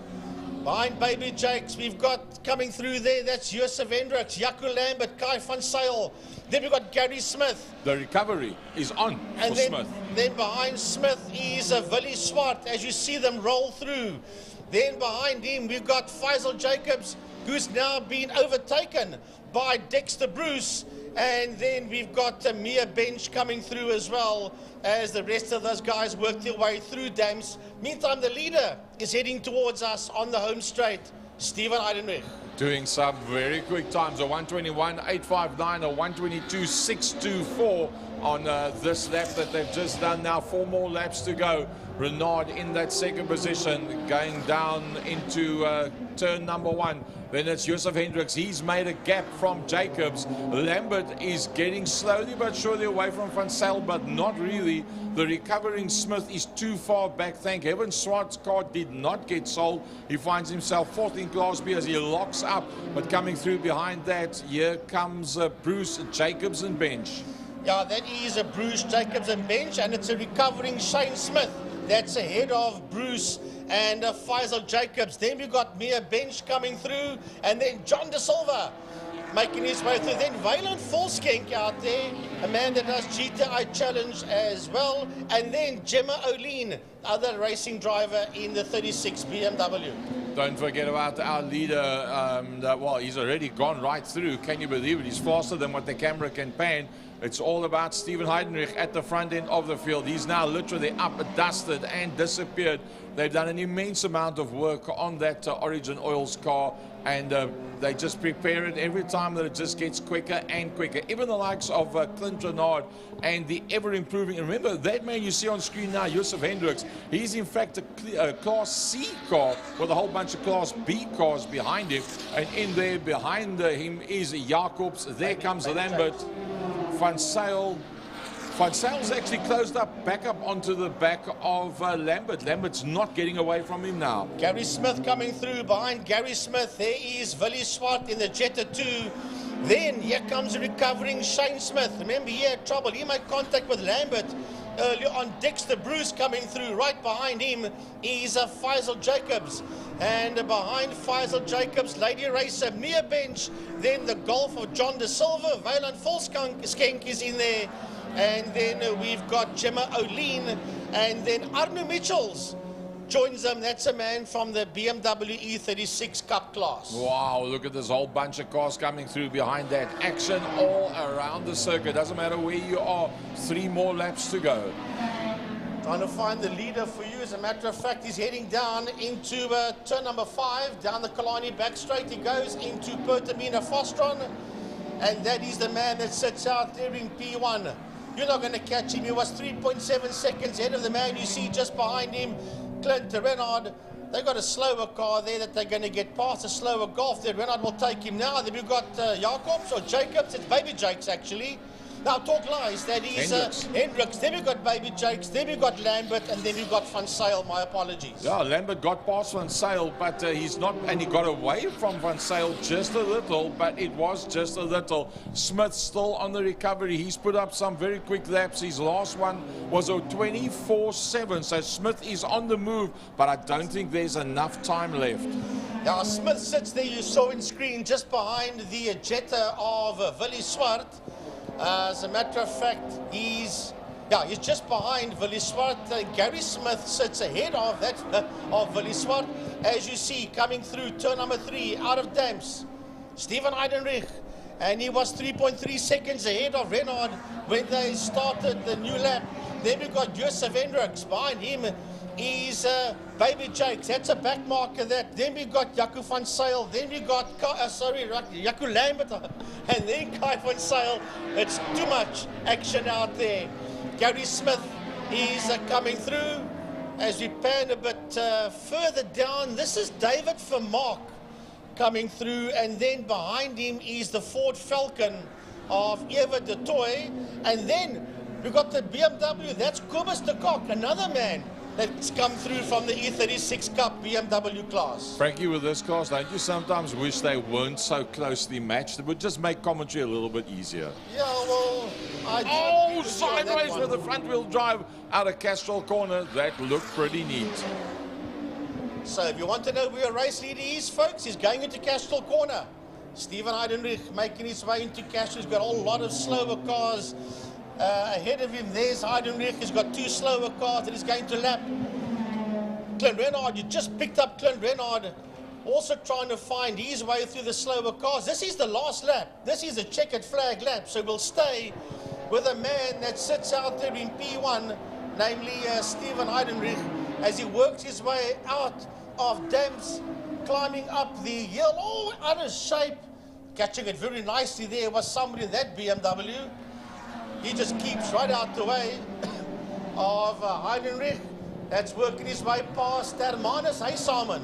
That's also a man that does the E36 Cup category as he works his way towards Fostron. That was the last chance for Clint Renaud, because Heidenreich just skived his way through in the Origin Oils car, and any chances of him being caught, well, he just made sure that he came through nice and clean, and that's going to make Heidenreich the winner. Clint Renaud will come through in a second position. Yeah, Clint will come home in third, and then we'll have Joseph Hendricks, and right there with Joseph Hendricks is Baby Jakes. Oh, look at this, a turnaround. Van Zyl finds himself ahead of what looks like almost a slowing Lambert that comes across the line. Yeah, then Gary Smith, and right behind Gary Smith is Shane Smith. As they finished their one, and Shane got his nose ahead of this man, Willie Swart, at the checkered flag. Now, where's Dexter Bruce? Where is Faisal Jacobs? Here they come towards us. There the two of them are behind the Golf. That is Dex that will get to the flag ahead there of Faisal Jacobs. Lady racer Mia Bench. Lovely drive, 4th in class, Mia Bench. And then behind Mia Bench, we will have John De Silva and Gemma O'Lean. They are side by side across the line. 1st and 2nd class D. Valan Volsken crosses the line, and then the first guy of the E36 Cup, that is Arno Mitchells. Ah, brilliant stuff, as always. David Vermaak, that Frankie spoke about just a couple of seconds back. The smoking Eva de Toy, and then Kobus de Kok as they come across the line. Well, that concludes the Thermofires Clubman's Regional Saloons Race number 1. And we're going to get a chance to see them again. Oh, yes. We're going to see GTI Challenge times twice as well. BMW Series times twice. More sports and GTs, and then also Superbikes. That will come up a bit later. But before all of that, we will move on to the Lauda Classic cars and Caltron Fine cars. So, Frankie, you can't have 2 brides on a Friday night, but you can see each of your favorite classes twice. So, for those of you that have joined us, good day, good morning, good afternoon. We've been going since 8 o'clock this morning. For the folks at home, thank you very much for joining us on the IMUSAT live stream, averaging more than 11,000 views. And that racing brought to you by Killarney International Raceway in conjunction with the City of Cape Town and Libre Property Management, the headline sponsor for Killarney International, alongside Smile 90.4 FM for 2024 season.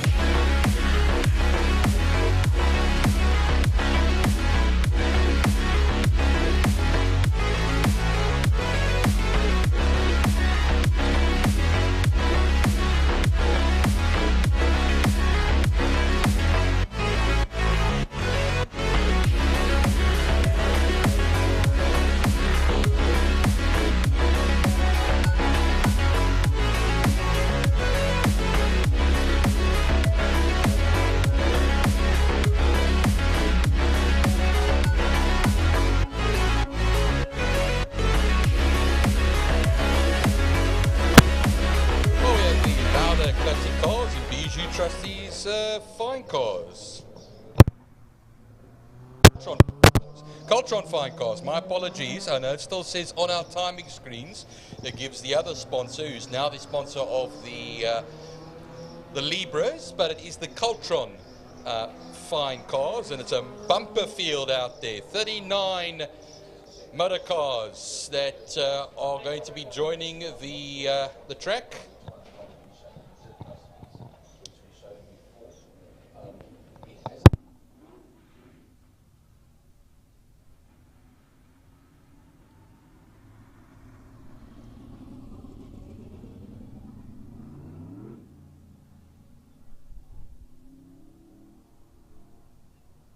So once again, a big thanks to Cultron for bringing us the fine cars today for the first time in a long time, racing with the louder classic cars. And you'll see there the Granada Piranha of Glenn Ayton Bogart going through that double apex right-hander at Sarl Sweep. There was Trevor Momberg going through there in his Capri. There's Bruce Evan Taplin and Malcolm Pfeiffer. Bruce Evan Taplin in the Toyota and Malcolm Pfeiffer in the Alfa. So it's always a great mix of various racing cars here. Anything from Capri's, Mazda RX-7 in there as well, Jan Kukumur, the Sirocco.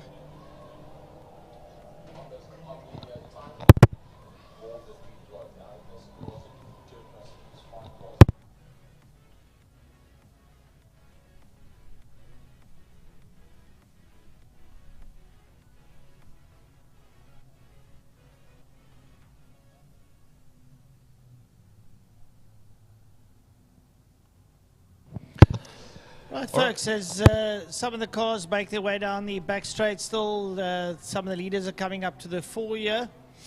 The likes here of Michael Hitchcock, Glenn Ayton Bogart. I did not see the car of Franco Donadio out there. I think possibly there might have been some sort of mechanical failure yesterday. I heard the rumor down in pit lane. So he'll be a notable exclusion. Class B in the Triple S, we've got Byron Bedin, Ferdy Matonze in the Mustang, Trevor Momberg in the Ford Capri, Bruce Evan Taplin in the very quick 1600 Toyota Corolla, Dancing Dave Aladef in the 325IS, Jared and Brian Evans both in the Ford Capris. Nice to see them out there. Then in Class C, we've got the likes of Rob Rowe in the 325i Martini, Martin Bench in the Capri, Trevor Hutchings in the Sirocco, Lane Hutchings in the Sirocco, and Dion Karadi in the very quick little Toyota Conquest. I see Lane Hutchings on the Sirocco. Lane is still in his Golf. I thought there was a bit of a misprint there. Lane in the HSC Golf lines up there alongside Dave Aladef. And a couple of the cars still coming through to come up onto the line. So Porsche. Sorry there, Francois. Porsche 914 in there as well. It's a very unique motor car of that. So that's the Charles Arton 2.2 litre car. And yeah, he's got a space ahead of him there. The 13th place starter that should be taking place over there. We'll see who that is very shortly. But you got the likes there of Lane Hutchings in his Mark II Golf. You got, like we said, Dancing Dave Aladef. That 46 Datsun Triple S of Brian Bedin was the man who was parked on the circuit on the Joubert Straight earlier on in qualifying. And then 13th, as you pointed out here, Gary, was one of the Ayton Bogarts, Mark Ayton Bogart, that doesn't look like he's going to be taking any place on that grid for the foreseeable future. Ernest Leet in the 128 Rally Fiat. It's always a lovely car to see along here. Right, so a little bit of a misprint in the program saying Jared Evans is in a Mark I Escort. Indeed, he's not. He's in the V6 Capri that's on pole alongside Glenn Ayton Bogart, Trevor Momberg, Ferdy Maton, Bruce Evan Taplin, Brian Evans, Yusuf Bedin, Dave Aladef. Everyone's in there. They all roll off. Yeah, the number 70 car of Charlie Arton riding a beautiful Porsche 914. That's a rarity of a car, that. So the classics are on their way.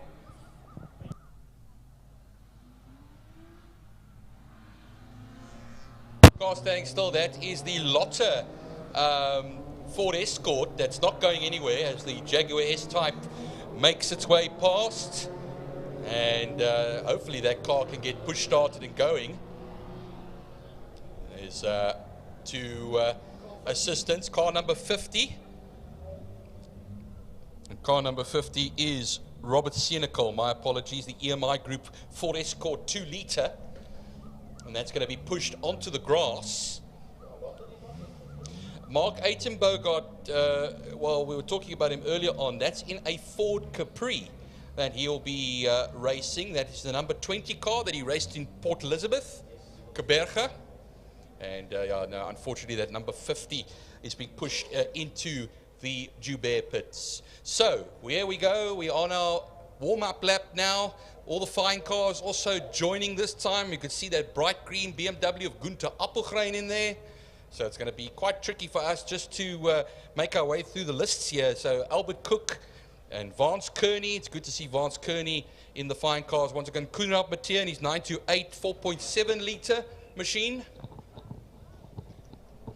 And down the straight at the back they go now, the Killarney straight as it's known, and it's Jared Evans that will be on pole position. Alongside him, Glenn Bogart, and all Ford front row and all Ford second row as well, because there is another Mustang in there as well, Ferdy Mouton. Michael Hitchcock adds to the Fords, to the top 5, and then Bruce Avon-Taplin, the top man in the front-wheel drive section. Right, so all the cars now sort of lead into Pertamina Fastron up behind the pace car. The fun cars a little bit further back from the classics, but the classics are there. The pace car light is off. It peels off to the right-hand side, out of the way. And, well, I think Glenn Bogart will have the, or is it Jared Evans? Jared Evans will be holding the line up. He'll wait across the red line, wait for the lights to go off, and then the racing will get underway. Yeah, they come towards us now. Jared Evans on the pole position. Wait for the lights to go off. Lights off, and away they go. Make their way down towards holes, and it looks like Glenn Bogart has got the upper hand there and will get the whole shot going there into holes. Well, the fine cars will also be starting off their run as well, and look at that lovely BMW coming towards the line and crossing the line now to start this race. And well, we'll see them go into Holes Hook for the very first time over here. You can see Mathieu in the 928, and that's Sirocco on the outside. I'll just try and pick up that name over there. Lambert, my apologies. Right, leading out on the fine cars is Albert Cook in that very lookalike Sean van der Linde BMW. The colors there of the old BP BMW. So nice to see. Oh, and a big spin out there in turn number 2. It's Mathieu in the Porsche. Spins out. And the rest of the field getting themselves sorted out. Let's have a look at the classic cars now. Your leader, Jared Evans, and be followed there by Trevor Momberg. Glenn Bogart on the inside of Momberg. V8 muscle over the V6 as they make their way down towards Pertamina Fastron. And Jared Evans leading them out as they dive there into Pertamina Fastron. Nice to have Jared back from the UK. He's been over in the UK for a couple of years, practicing what he does best. But he's back here to race, and nice to have him out there, and he leads out. All right, so rocking up to turn number 1 now.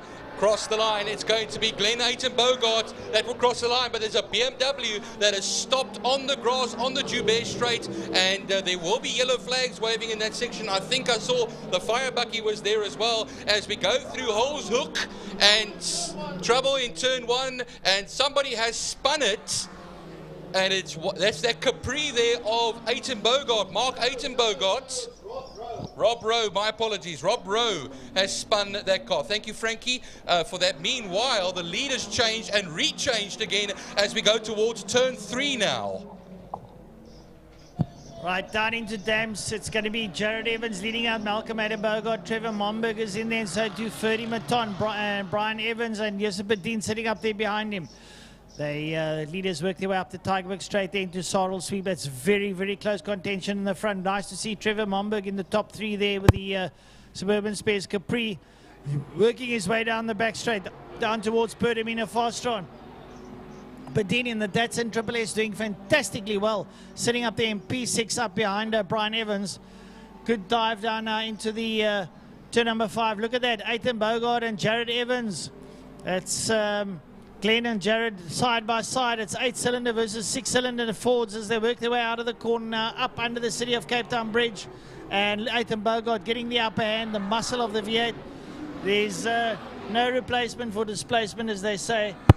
But great. All the Fords in the front four. A 1:26.583, fastest lap of the race for the leader at the moment. Bruce Evan Taplin leads his section, well, the front wheel drives, you could say over there. Brian Badin in that as well, but Dion Conradi just leading that little group ahead of Lane Hutchings there, and then as well as Rowe, that's in that group in that boxy shaped BMW. Dave Aladev, unfortunately, out of the race. That's the BMW we saw earlier on, parked on the grass in the Joubert Straight. So that's his race run. Another man that's out is Michael Hitchcock in the 67 Mustang. He's out there. A whole gaggle of cars going down into turn number 1 of the fine cars. And there's some good dices in between there. So they're working their way out, coming up here. Yeah. Albert Cook leading out in the BMW, going up into Castro Corner. He's doing fantastically well. And Gunther Appelgrein there together with Lambert. Oh, a whole gaggle of them going there in. And look how close it is. Literally nose to tail stuff. You've got to know your oats if you want to work your way around your competitor. Oh, there's a spinner. Spinner on the entrance of Castro Corner. A lot of dust flying up here as well. And thankfully that car will get going again and get pointing in the correct direction. That's also happening all between the fine cars. Meanwhile, the leaders come here. Aiton Bogart in the Granada Piranha turns into turn 1. But meanwhile, the two Capris are closing up together there, because you have Trevor Momberg that's really coming to the back of Jared Evans, and also rubbing his hands together will be the Mustang behind them of Ferdy Mouton.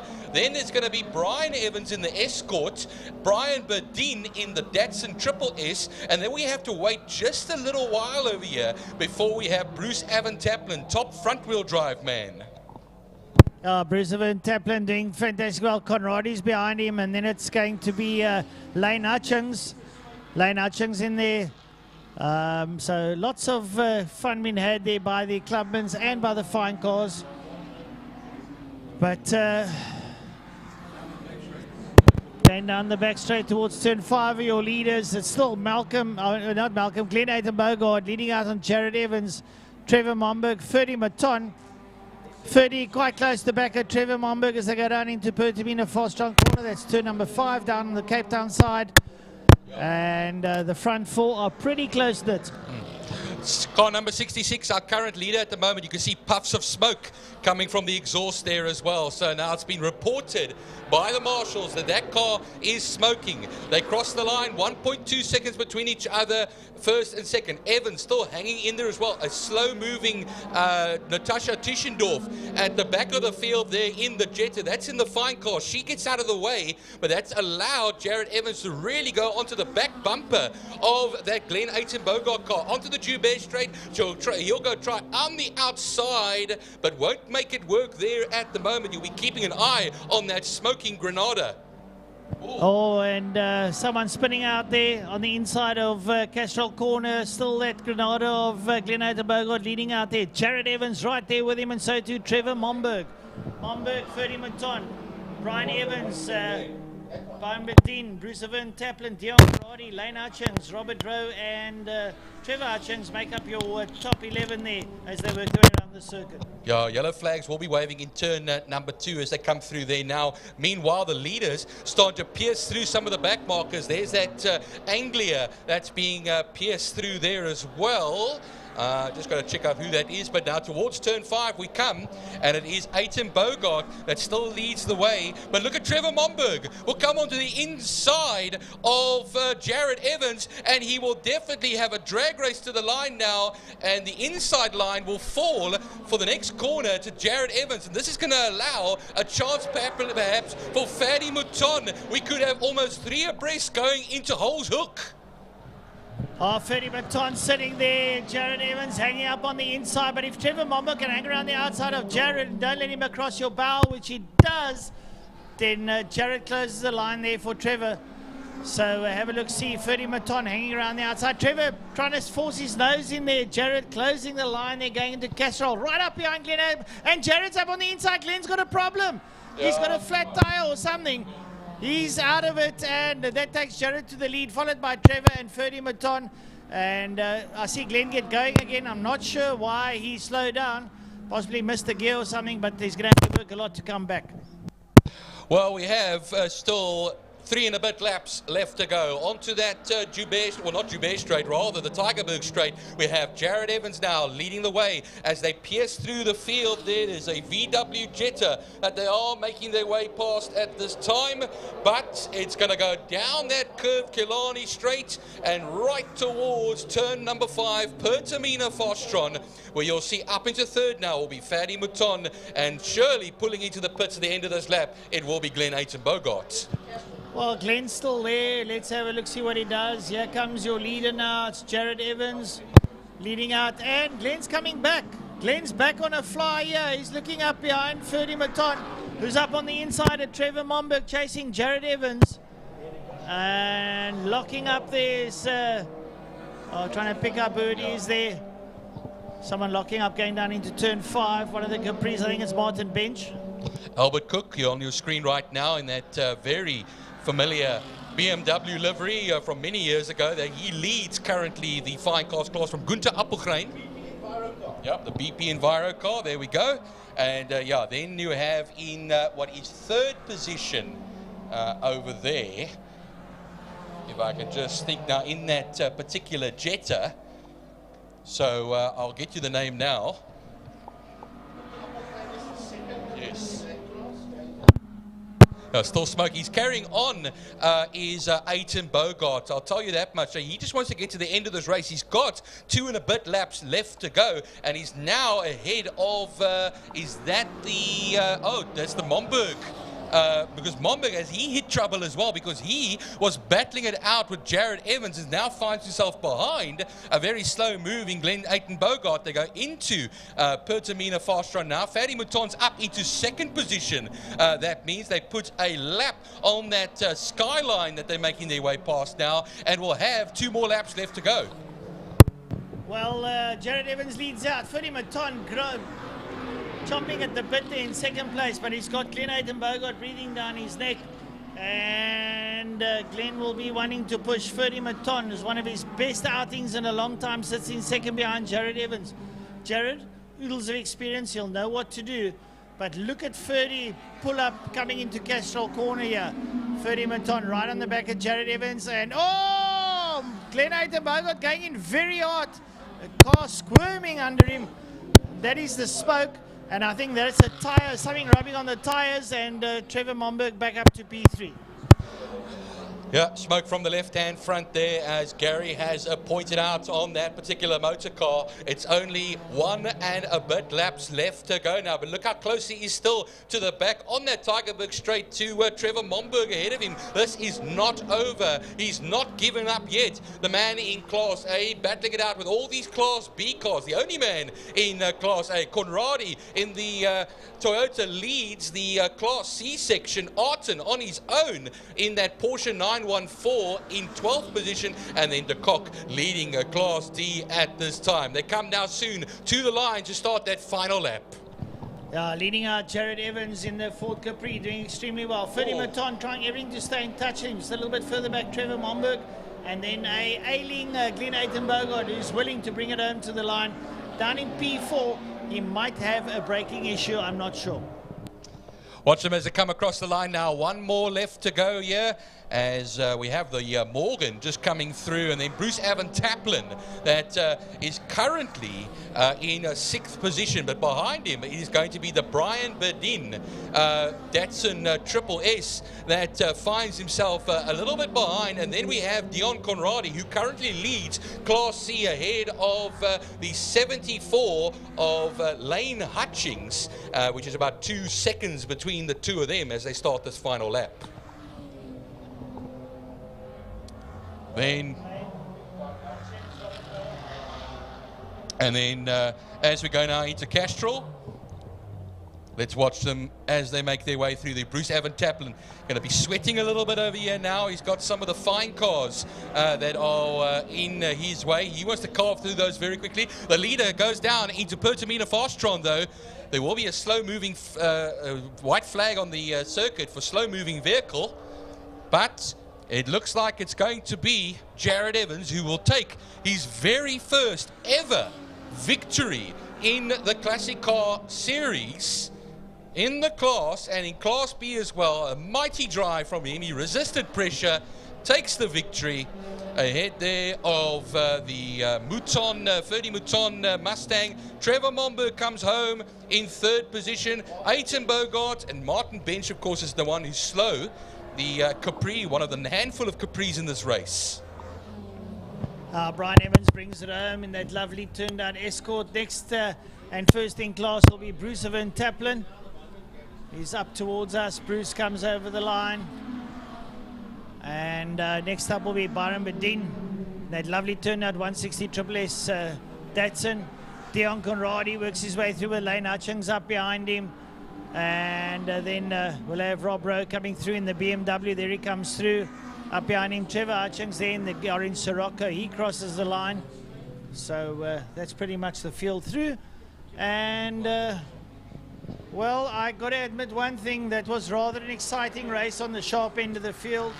Fine cars. All the drivers really putting their best foot forward. A couple of notable omissions.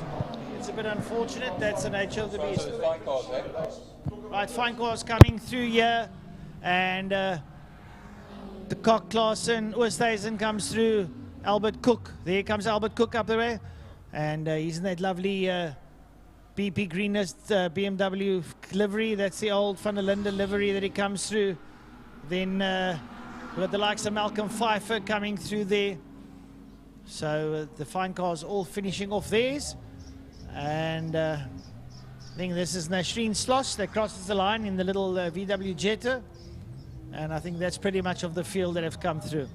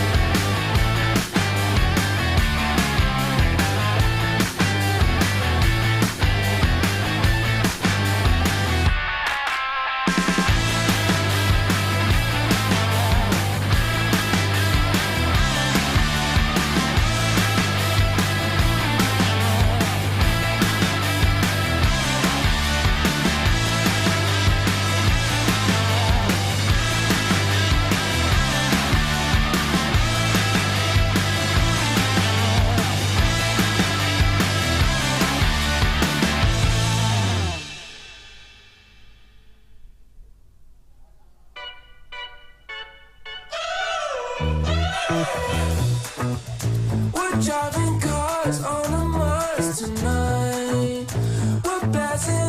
to the stars tonight.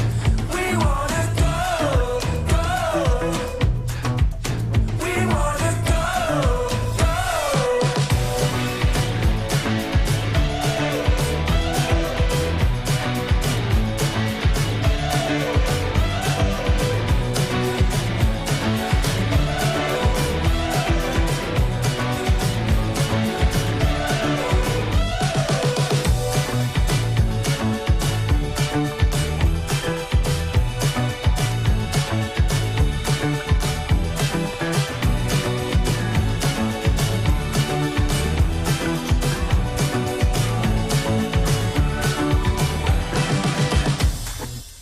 We're driving cars on a Mars tonight. We're blasting off to the stars tonight. We wanna go, go. We wanna go, go.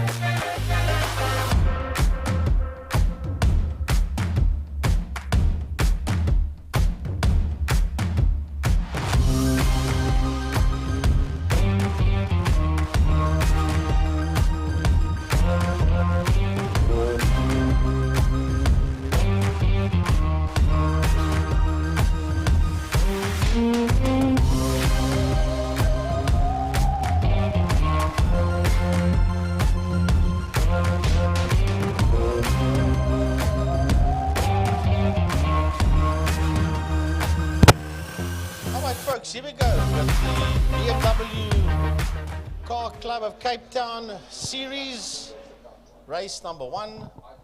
And Mark Coretta is the man that is in pole position for this one. He did a 1:15 odd, 1:15.577 to be exact. Mark Coretta. Then Mansour Parker will be in second pole on Class B. Then Anwar Levy leads Class C, and he's on the inside of row 2. Lovely logo there on the screen, BMW Car Club of Cape Town Series. And then as we have a look, Vicky Paither is in there just behind US of Hendricks. 18 cars supposed to be out there. We'll have a look and see how many. Baby Jakes and Bradley Sickle and Rory Moore did not post the time, so I don't know if you can have the 3 of them out there. We'll have to look and see if Baby Jakes, Bradley Sickle and Rory Moore are going to be out on track. So here we go, Geordie, for the 3rd time, if you want to put it that way. Twice in August on the 31st, and for the first time today, the BMW Car Club of Cape Town Series takes to the circuit. Yes, I'm glad to be doing this. I love me some BMWs. I used to fight with Gary over this class before. And I'm probably going to fight him for the second one. So we might be scrapping on the floor by 4 o'clock. But I took a run through the pit lane, or the paddock, just before coming back to the commentary box. And Bradley Sickle is here. That car did the Lemons 9 hour halfway through the year. They completed that. Baby Jakes is here. He also raced in Clubman's in that police liveried black and gold M3. There he is at the back. Bradley Sickle didn't post a qualifying time because he only landed from somewhere in Africa at 11 o'clock last night. Oh, okay. So he had no time to do that. But yeah, luckily we know some of these names very well. The likes of Arno Mitchells, Kobus de Kock, Dean de Toy, Romanus Haysalman, Dexter Bruce, Ernest Page, all rallycross guys we know very well. Rory Moore is there at the back end of the grid in that 330i BMW. Yep. It's the 777. He did Clubman's with that car at the last event that we were here. So Ernest Page as well will be in that one. The bumper boys, somebody just blasting down. That's this BMW safety car that's making its way into turn number 1 into holes. Lovely sounding Beamer that they use for the safety car for obvious reasons. And this one will be over 8 laps. Well, this is a major success up in Gauteng for the last, gee whiz, I don't know, 7, 8, 9 years, maybe even more, I don't know. And when they came down on the 10th of August, and they had their BMW Car Care Club, BMW M Performance Series here in Cape Town. By the Tuesday, the latest, this had been put together by people like Dexter Bruce and Ernest Page and Faisal Jacobs, Junaida Mid, and they even had me on the telephone as well. That was a call I didn't expect.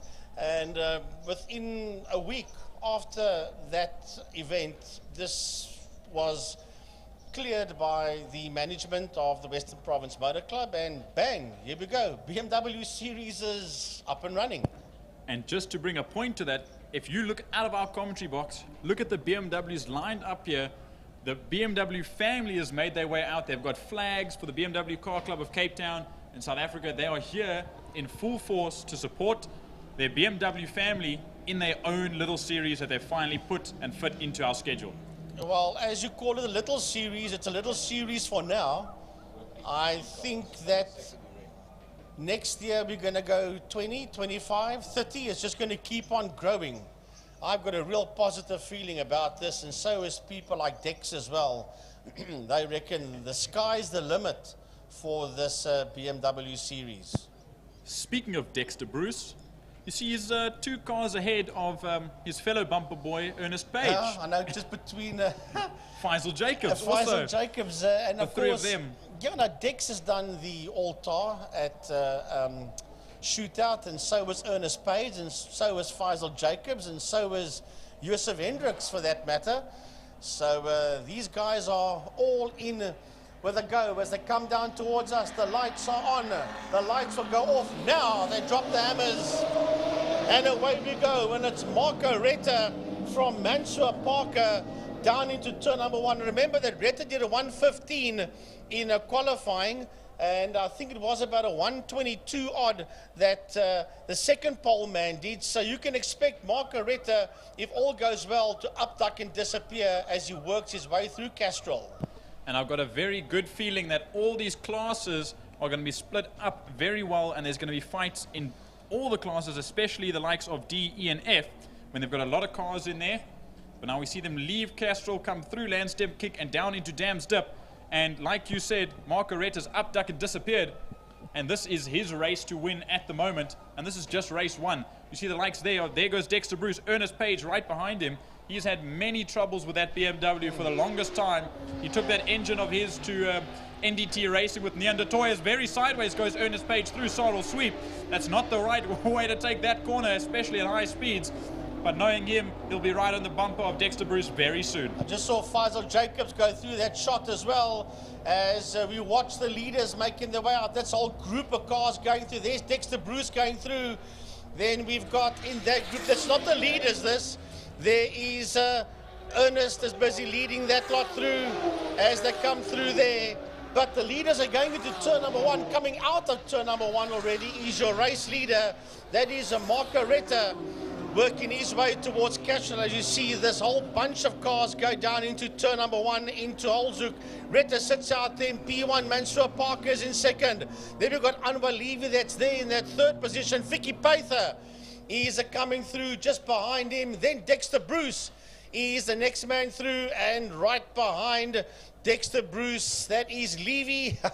And look at Ernest Page and Connor Kilbride. They're having their own little fight, working their way out of Castrol. Yeah, we just saw Baby Jakes go through the picture. He's sitting there in 7th place at the moment. The classes are already getting split up. You can see the different colors on your screen and the different corresponding colors on the top of the screen for each class. And there's just a mixture already at the top end of the field.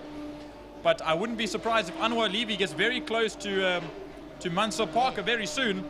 But there we see our leader, Marco Retta, just zooming off into the distance, 5 seconds ahead of the rest of the grid. Yeah, he crosses the start-finish line, does Marco Retta. We're looking at the rest of the cars that's just making their way through. Dexter Bruce was leading that group of BMWs going down into turn number 5 or into a Fostron corner. There's a lovely, lovely fight there. Page, Kilbride, and King, they're all in this one. Yeah, we see them go into Holzoek. There's Vicky Paither, that brilliant, lovely looking all yellow BMW. Then there's Dexter, and right behind him is Baby Jakes. 2 big names at local racing and regionals. There's Ernest Page. Right behind him is Connor Kilbride. He did some racing in sports and GT in a slightly bigger turbo BMW. But now this is very close. Very similar cars, very similar engines. They're going to fight it right till the very end. There's Abraham Levy just ahead of them in that boxy BMW. There's James King, Arno Mitchells. There's Bradley Sickle. They're all making their way, Kubus de Kock rather. There's Hermanus Haysom and Bradley Sickle. They're fighting an F class. Jacques de Toy, all making their way through now. It's a absolute smasher of a race at the moment. So the leader's making his way into turn number 1, into holes, and that is a 1:15.623 by Marco Retta. He's a man that sits out there in P1. Mansour Parker is quite some distance behind him as he works his way through. Parker crosses the start-finish line now. Mansour Parker is 14.8 seconds behind Marco Retta. Then we've got Anwar Levy coming through. Anwar Levy is 7.4 behind Parker, and then right on his case we've got Vicky Paither, and there's Dexter Bruce coming through, and Baby Jakes. And Baby Jakes has got his nose ahead of Dexter Bruce going into holes. And then a little bit behind there's Abraham Levy fighting on his own in that boxy BM. And then behind that, a 2-way battle between Ernest Page and Connor Kilbride. And once again, very similar looking cars. And they look so perfectly in tune against each other. As we see, though, that group of 2 lead ahead. now into Castrol Corner. And just behind Page, we've got James King coming through. He's an ex-oval track racer from Cape Al Drivers. He'll be behind these two cars you see going through. That is James King. Arno Mitchells is in there as well. He's the first of the E36 guys, followed there by Kobus de Kok. But the leader is there. You see the 77 car. That is Moore, as your leader makes his way out of turn number 1, out of holes. And it's all about that man, Margaretta. Yep, 4 laps to go, or more like 3.5 already. That's how quick Margaretta is driving. We're already almost through the 10 laps, or 8 laps, depending on how many we had at the beginning. But look at them run. There's Mansour Parker. It was originally 14 seconds, you said last time. It's now 23 seconds is the gap between A and B class, first and second. Then we've got Anwar Levy. He's 8 seconds behind Mansour Parker. Vicky Paith is now 3.5 seconds behind Anwar Levy. Then here comes the battle between Baby Jakes and Dexter Bruce, but Baby Jakes is pulling ahead. Yeah, that's the two of them. Then we've got Levy coming through, and then behind Levy we've got Connor Kilbride, and he's there just behind Ernest Page. As we had a quick camera freeze there, all seems to be all right again. As we watch Ephraim Levy make his way towards Castrol Corner. Right behind him is Ernest Page and Connor Kilbride. That's the 2 cars working their way through Castrol now. And then James King. There comes James King. King's Auto Services, the man that did heavy metals back in the day at Cape Al Drivers. And he sits there in P7, and he is P1 in Class F. Yep, now we watch them go up the Tygerberg straight. It's still this little battle between Kilbride and Page. Page, the better of the two at the moment. Then we see King and Mitchells. Mitchells very close behind. Another one of the Rallycross guys, the E36 Cup drivers. He's very quick on the dirt, so he's got those Rallycross skills. That's why you see a lot of these Rallycross guys sliding it around. They know how to take control of these cars. As now we watch them go into Pertamina Foster. There's James King, there's Arno Mitchells. Yeah, Arno Mitchells coming through. Behind that man, there's James King. Arno Mitchells is right there with him, as a matter of fact. There's not much between King and Mitchells for P10 and 11. Then that could be Parker that's coming down pit lane. Yes, that is Mansour Parker, who was in that top 3. He is out of this one. As we see the leader go through your shot to start his second last lap, the penultimate lap for Margaretta. Yep, that's the only B-class car that was out there was Mansour Parker, but something's gone wrong with that turbo BMW E46, and they've had to park it back in the pits. So very, very unfortunate for him out there today. I'm sure maybe they'll get it back for race 2. He was in second as dust is kicked up by Kobus de Kok. But there's our leader, Margaretta, firing on through in that Progress Precision Engineering BMW E46 M3 Turbo. The sister car that Neander Toy drives, unfortunately, isn't out here today. We've seen him before as they make their way through Dam's Dip now. He's going to catch King and Mitchells, as a matter of fact.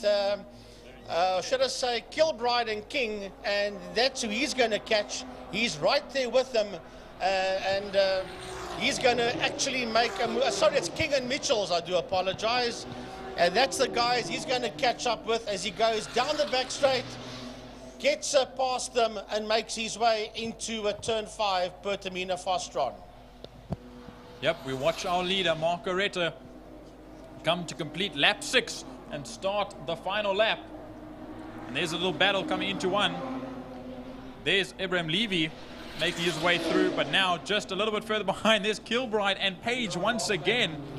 We're on the last lap now. Margaretta's just behind them. I knew you were going to say. Look, he's just behind him. So all of a sudden, Page and Kilbride, as we see Levy go through, there's Page and Kilbride. They are sitting in P7 and 8, and right behind them into Castrol on the final lap is your race leader, Margaretta. You could call him the Red Devil as he sneaks up onto the rear end of these two E36 BMWs. We'll see where he makes the move past, and he goes on the inside through the Lunchtime kink, and that drops Connor Kilbride back. Now the gap's widened by a considerable bit. Luckily now he'll just take the inside line down the Tygerberg straight, and that'll give Ernest Page quite a relaxed little bit of a breath of fresh air. You can look in his rearview mirror and say, okay, Connor's been knocked a little bit further back now. He's got the pace. There's 1 lap to go, less than 1 lap. There's 1 corner to go, and the race will be done. But the leader is going down that backstraight. There you see him flash through your screen. That is Margaretta. He's got to the final corner. Pertamina Fostron. He'll make his way through the kink and towards the checkered flag, and he'll come home in P1. He was nearly a minute ahead of Anwar Levy. As you see, coming to line a lap down now, that's Ernest Page and Connor Kilbride. They finish in P7 and 8, but they are a lap down. Here comes Levy and Paither, yes. Levy just ahead of Vicky Paither in that yellow BM. They're still, and Baby Jakes, now he came from a little bit further down the grid. These guys are still on their final lap. Luckily, they didn't get lapped by Margaretta, and Vicky Paither was way behind Anwar Levy in the first couple of laps of this race, and so was Baby Jakes, but now they've picked up the speed, and Vicky Paither is almost on the tail of Anwar Levy come to the end of this race. There's 1 corner to go into Pertamina Fostron for the final time in this first race of the BMW Car Club of Cape Town Series. They leave Pertamina Fostron, and it will be Anwar Levy taking 2nd place, first in B class, or first in C class rather, Vicky Paither first in D, and then Baby Jakes right behind. Yeah, and you'll see the 2 of them cross the line, and Baby Jakes, there he crosses the line as well. That is Baby Jakes. Here comes Dexter Bruce to the line. Dex will finish in P5. Moore finishes, but he is a lap down, and it is only up and until Levy that has not been lapped by Marco Retta. So our only non-finisher of this race, Mansour Parker, running in 2nd place for most of the race, but pulled it out with a couple laps to go. And we didn't see the likes of Faisal Jacobs start, and we didn't see Yusuf Hendricks. He raced in Clubman's a little bit early on today, but unfortunately not able to see that green BMW out in this first BMW race.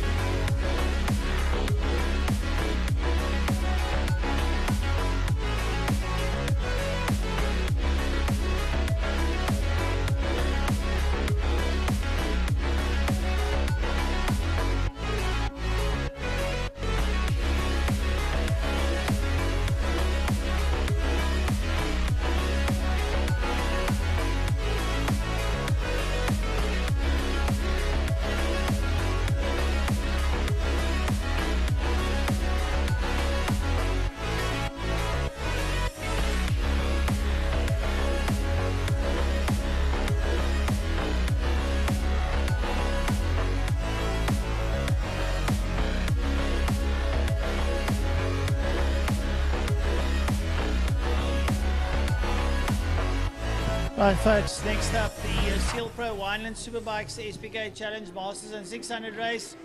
Out there, Kieran Snyman, Slade Van Niekerk, Tristan Pienaar, Malcolm Rapson, Jason Lineker, who's on a R1, not on his Honda. Michael Hunter's out there, Brad Bodsworth, Cyril Osbrook, Keanu Strode's out there, Wayne Arends, Greg Waddington, Jamie Hall, and Lubabalo Intisana.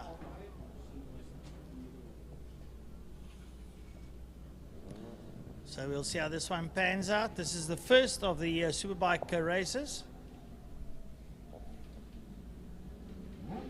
I'm excited, Francois. I love a Superbike race. The people love a Superbike race. But we should have taken a couple of those Breakfast Club boys and chucked them in the mix here. You know what I'm talking about. Yeah. I spoke to the goose there at prize giving, and he had a big smile on his face after taking that first place for the day. Yeah, they did well. But, and I wouldn't be surprised if he is back here at some point. No, he'll come back. Don't worry. Travis will definitely come back. Right, so the Superbikes lining up there. The Kieran Snyman will be on pole. He's on the Honda. Then Slade Van Niekerk is there. And also then Tristan Pienaar on the BMW. Malcolm Rapson on the second row. Up alongside him, Jason Lineker. And the 37 of Michael Hunter, who's very quick on that 600. Lights off, away they go. A couple of people that were written in here that aren't present, but we won't worry about that right now, as they work their way now out of holes, whip their way up the Uber straight up towards Castrol. On the back wheel there is Kieran Snyman, and looks like Tristan Pienaar has got the whole shot there and leads out on the BMW, with Slade Van Niekerk in third there as they work their way through. Malcolm Rapson up to about P4. Michael Hunter up there in P5 now as they work their way through dams. Up the Tigerberg straightaway up towards the Sorrel sweep. In picture there, you see them coming out of dams up towards the Sorrel sweep. It's a double right-hander. You've got to just hug the inside of those curbs so that you don't get forced too wide on the exit. And you get on the power, and a lot of those bikes will get up on the back wheel. And Kieran is up behind Tristan. They make their way down the back straight. It's Tristan Pienaar and Kieran Snyman. Snyman's going to be stupid late on the brakes, so to Tristan Pienaar. There you see Pienaar ahead of Snyman there with Slade Van Niekerk up to join the party. That's the front three. And those are the three very quick young lads around Killarney, all around about the ages of between 18 and 30. Yep, and now going around the outside up against the wall was the rocket man, Kieran Snyman. Then we see the rest of the field. Malcolm Rapson comes through, Mike Hunter, Brad Bodsworth, good to see him back out there, Jason Lineker, Keanu Strode. Jamie Hall doing very well on that 65, that ZX10. He's new to Superbikes. Good to see him out here after his terrible luck now this morning in the classics bike, the classic running bikes. Then we've got a Wayne Arends out here as well, Sarah Haasbroek, Insana and Waddington at the back end of the field. But we watch all of them come through Castro Corner. Here's our leaders making their way now. Snyman took the lead. We've got Pienaar behind. That guy's not even old enough to have a driver's license yet. Tristan Pienaar very good on two wheels, been followed there by Slade Van Niekerk.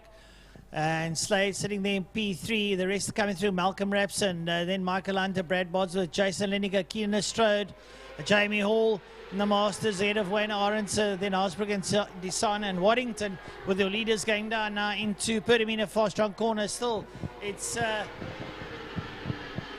man Kieran Snyman who's leading out, and he's got Tristan Pienaar right there for good measure, and Slade Van Niekerk. Tristan Pienaar on the BMW, hugging the back end there of Snyman. His front three lads are really pulling away there. Fourth place man, there's Malcolm Rapson. He's the master. He'll be leading out the Masters on the Suzuki. And the rest of the field coming through there. And Bodsworth just ahead of Michael Hunter. So Brad Bodsworth moving up a place ahead of Michael Hunter. There you see that group going into turn one on screen. Brad Bodsworth leading out Michael Hunter, Jason Lineker and Keanu Strode. There's in screen there you just saw Malcolm Rapson going into Castrol Corner. But here's this Brad Bodsworth, Michael Hunter, Jason Lineker and Keanu Strode battle. Yeah, and they are down in 5, 6, 7 and 8 respectively coming out of turn 2. Good to see Keanu Strode up there fighting in 600 in the 600 class. The leaders now are going through Sorrel Sweep. We watch this group of four, Bodsworth, Hunter, Lineker and Strode. Lineker on a different bike than normal. He's used to riding in the RST colors on that Honda, but now he's on a Yamaha R1. As the leaders look at Tristan Pinot right on the tailbone of Koen Snyman as they rocket out of turn 5A, as they call it, through the little left-hand kink, down the main straight, the Porsche straight, and into Holzhoek.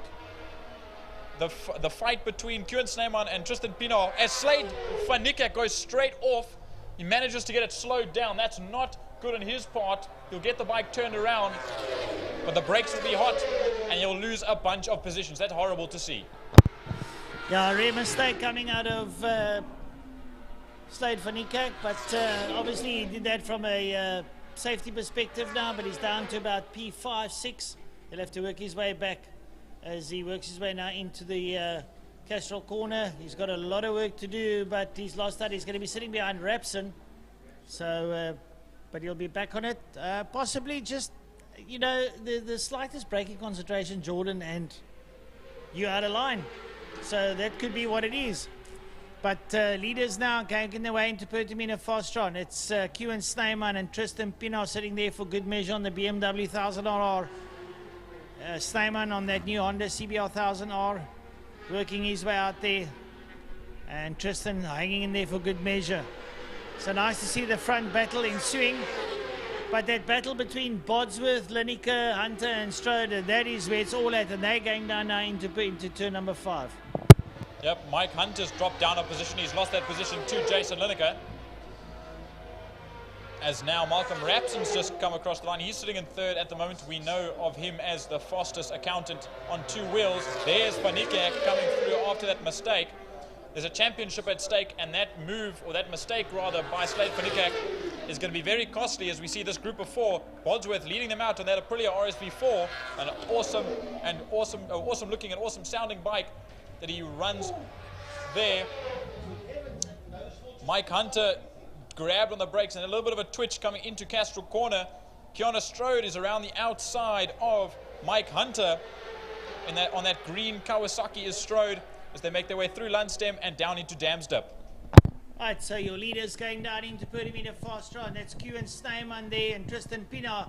They are still neck and neck as they work their way out there now. Koen Snyman with the slightest advantages over Tristan Pinot. Is Tristan biding his time, waiting for the laps to wind down? We've still got 4 to go. So plenty to happen there. Then the third place man there is going to be Malcolm Rapson, but he's got Slade van Niekerk not too far behind him, and Slade will really mean as time goes on. Yep, we see them come through, and now we wait a little bit. There's that group of 4 once again. Mike Hunter seems to be dropping off the back of that group a little bit, going around the outside there, down through 5A, under the City of Cape Town Bridge. There's still Brad Bosworth has been overtaken by Jason Lineker. Jason Lineker's moved up a position into 5th.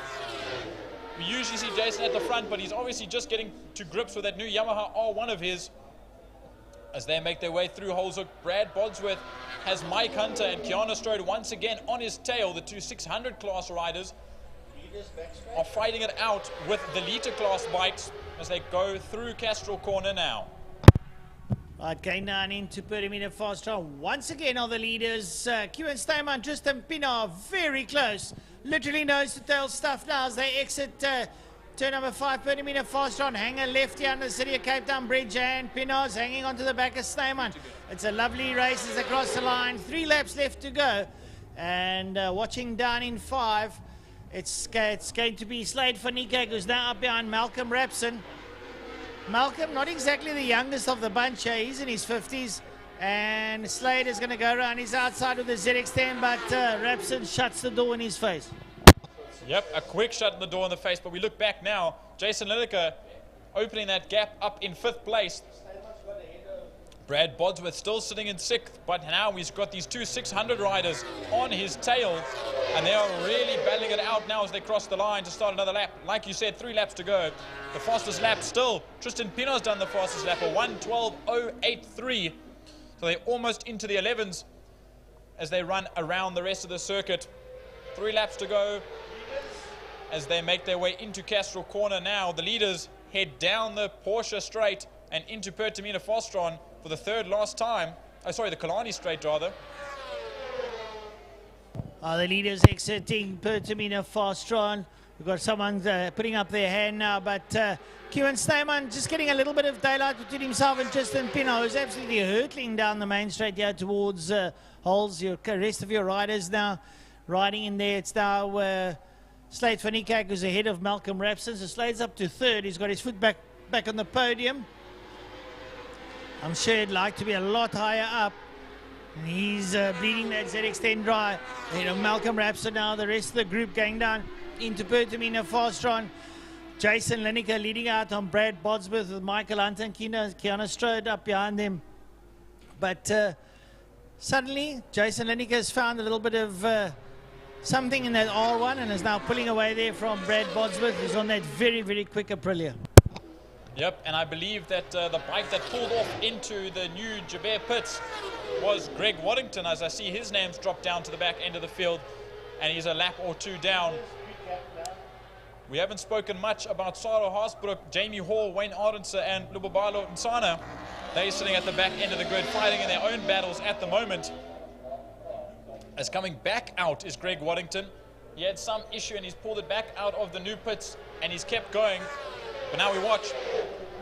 That's Kieran Sneyman that's just rocketed past us, known as the Rocket Man for a good reason, as he dives up the inside of that bike. That's a back marker making his way through Holshoek. Well, Kieran has now broken the camel's back now on Tristan Pino.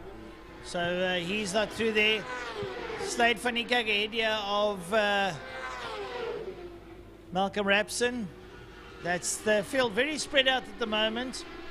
So we've got about a lap and a bit to go now. So I think they're on their final lap, are your leaders. And like we said, Kieran Sneyman has broken the camel's back. So here we go. Here's over the line, Jason Lineker and Brad Bodsworth trying to reel him in here in the closing stages. Keanu Strode's dropped off somewhere. He's going down the field. I've just seen Mike Hunter come past as the leader now makes his way into Pertamina Fastron for the first time in the Seal Pro Wine and Superbike Challenge Masters and 600s today. He runs a company called Missile Motorcycles, and you wonder why it's called that way. This man is an absolute missile. The Rocket Man, Kieran Sneyman, takes the win in race 1 ahead of Tristan Pino on that BMW 1000RR, coming home in second. And now we wait for the third place, Slade van Niekerk. Now Slade managed to get past Malcolm Rapson and pull away from him, but he's in a very distant third is Slade, and he won't be very happy with that. He overcooked it going into turn 1. He's managed to pull it back. And here comes Malcolm Rapson up over the line. And Brad Bodsworth going down into 5 is having a look at the inside of Lineker. They're side by side down in turn 5 as Brad Bodsworth gone up on the inside of Lineker in the closing stages. He's made it a Aprilia work for himself. Yeah, they come towards the line. It's Bodsworth and Lineker. I think Bodsworth's got the upper hand, and Brad Bodsworth takes it from Jason Lineker.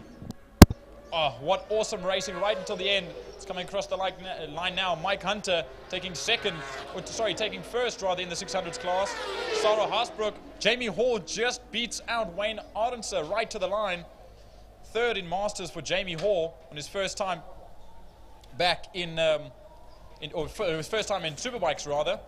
Brilliant result from him. Then Lubabalo Nsana coming home at the back end of the grid. Unfortunately, Keanu Strode, I believe, went down on the final lap. There's a yellow flag in Dam's Dip, and we didn't see that. I'm sure we'll get some sort of replay shortly, but awesome riding by him. There's Slade van Niekerk going off into turn 1 just late on the brakes, and that tail end getting super slidey, and he unfortunately lost out. But he managed to claw back that third place ahead of Malcolm Rapson. So the championship is still hot and heavy.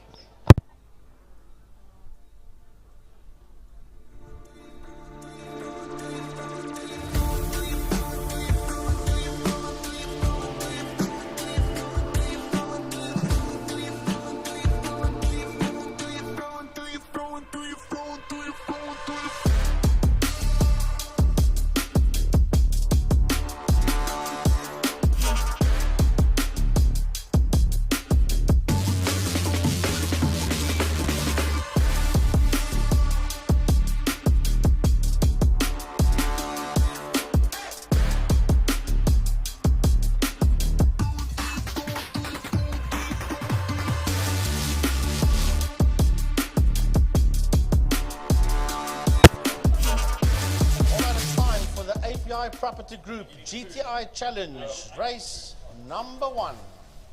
35 cars out there. Let's have a look and see if they all make it out for the API Property GTI Challenge. Nathan Victor and Yuri Swart on the front row of the grid. Skull Keldenace and Dylan Joubert on the second row.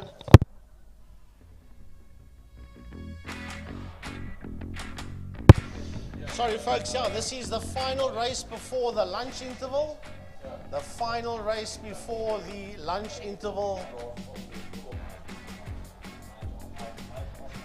And it's in the GTI Challenge. It's going to be awesome stuff. During lunchtime, there will be a fan walk. It'll be Louder classic cars and Keltron fine cars. That will be the lunch fan walk after GTI Challenge.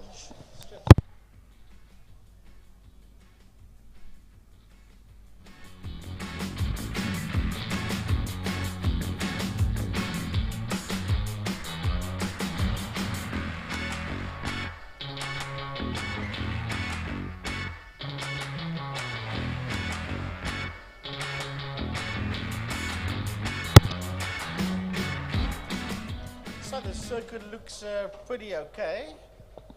We're going to get ready for the final race before the lunch period. That's going to be an absolute humdinger. Ryan van Eden, Mohammed Kalfi, Nur Abbas and Faisal Jacobs. Watch out for those 4 in Class B. Don't forget about Zaki Hendricks. Class C, Dylan van Eden will be in that fight. You can guarantee that Mark Fontini will be in there. Ross Schroeder will be in there. Daniel Munna. Oh, it's going to be a massive, massive one. I see Craig de Toy in there, but he's all the way down in 27th position. That, of course, is in Class C. Faisal Jacobs is another man to watch out for in Class B. Mario Roux, Wallen Volskenk, he came to do rallycross last week. He had 2 cars there. He campaigned rallycross with the 1, and the other one he did the traction all-tar driving experience shootout. 1 car broke, went to fetch the other one, did the one in the all-tar, then got the other car sorted out. So he had a draw last weekend at the local rallycross. And now, as a matter of fact, he even raced one of those cars in Clubman's early on. And now he's driving the other one that he drove last weekend at Rallycross, got that thing sorted out. And now he's doing API Property Group VW GTI Challenge. So you see the Marshal's vehicle working its way around. For those folks that are sitting at home, hello, hi, welcome, wherever you find yourself in the country or overseas. A lot of South Africans that live abroad, and they watch the production brought to you by IMUSAT, and of course the commentary team of Byron Knight, Gary Fleming, Francois Butler, Jordan Heben, and myself, Frankie Yennis. This one's going to be over 8 laps. Just waiting for the marshals to give the green light, and then they will release the GTI Challenge drivers out onto the circuit. Put it there.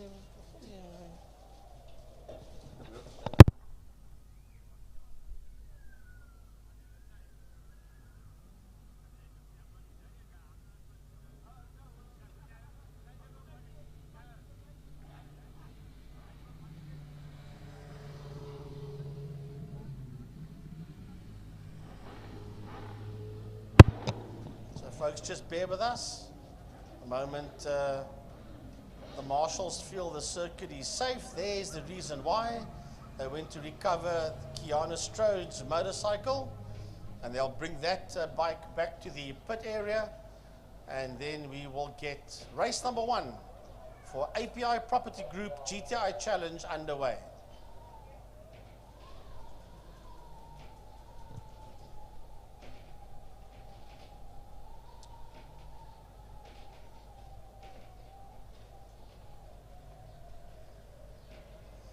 going to ask Gary something now, but he's busy doing something else here.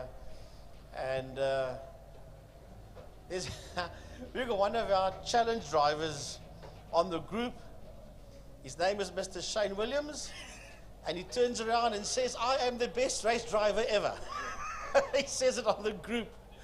But this guy's got a sense of humor second to none, as has Shane, and everybody loves Shane Williams. Yeah, he's a character of note.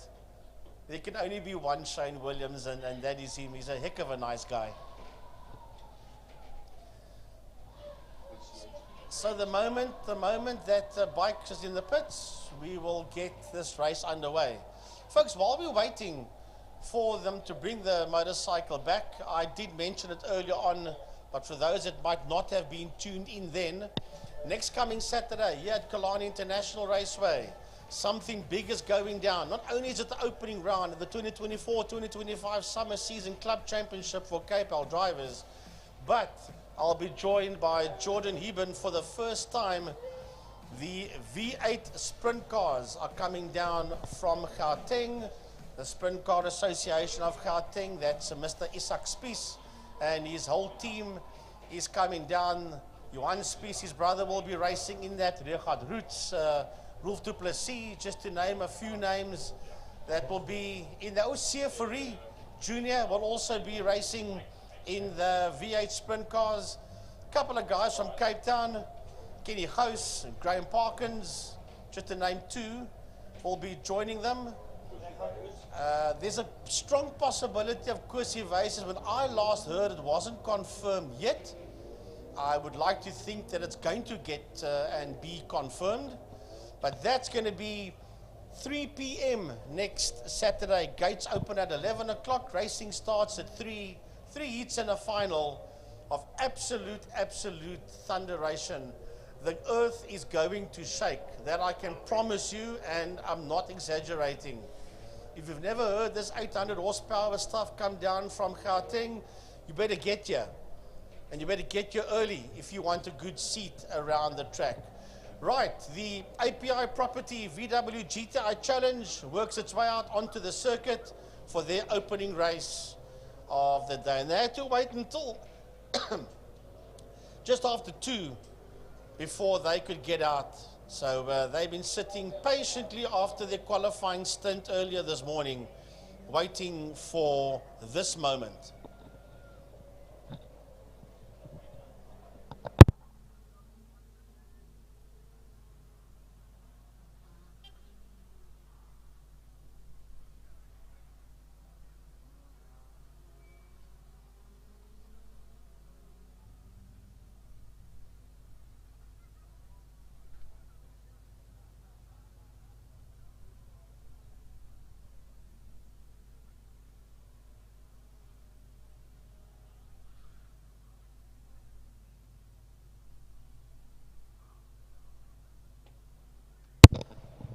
We see the cars work their way up the Tygerberg Straight.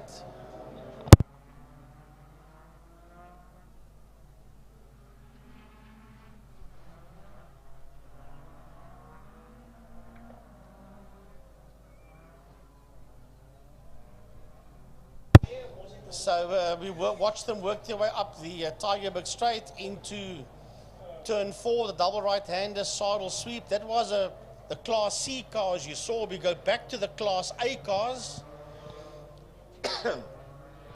We'll have the 3-light start where Class A will go. Then after that, Class B, then a short pause, and after that, Class C will launch off the line.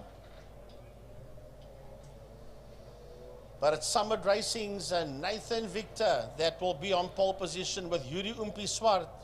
That will be there on his outside.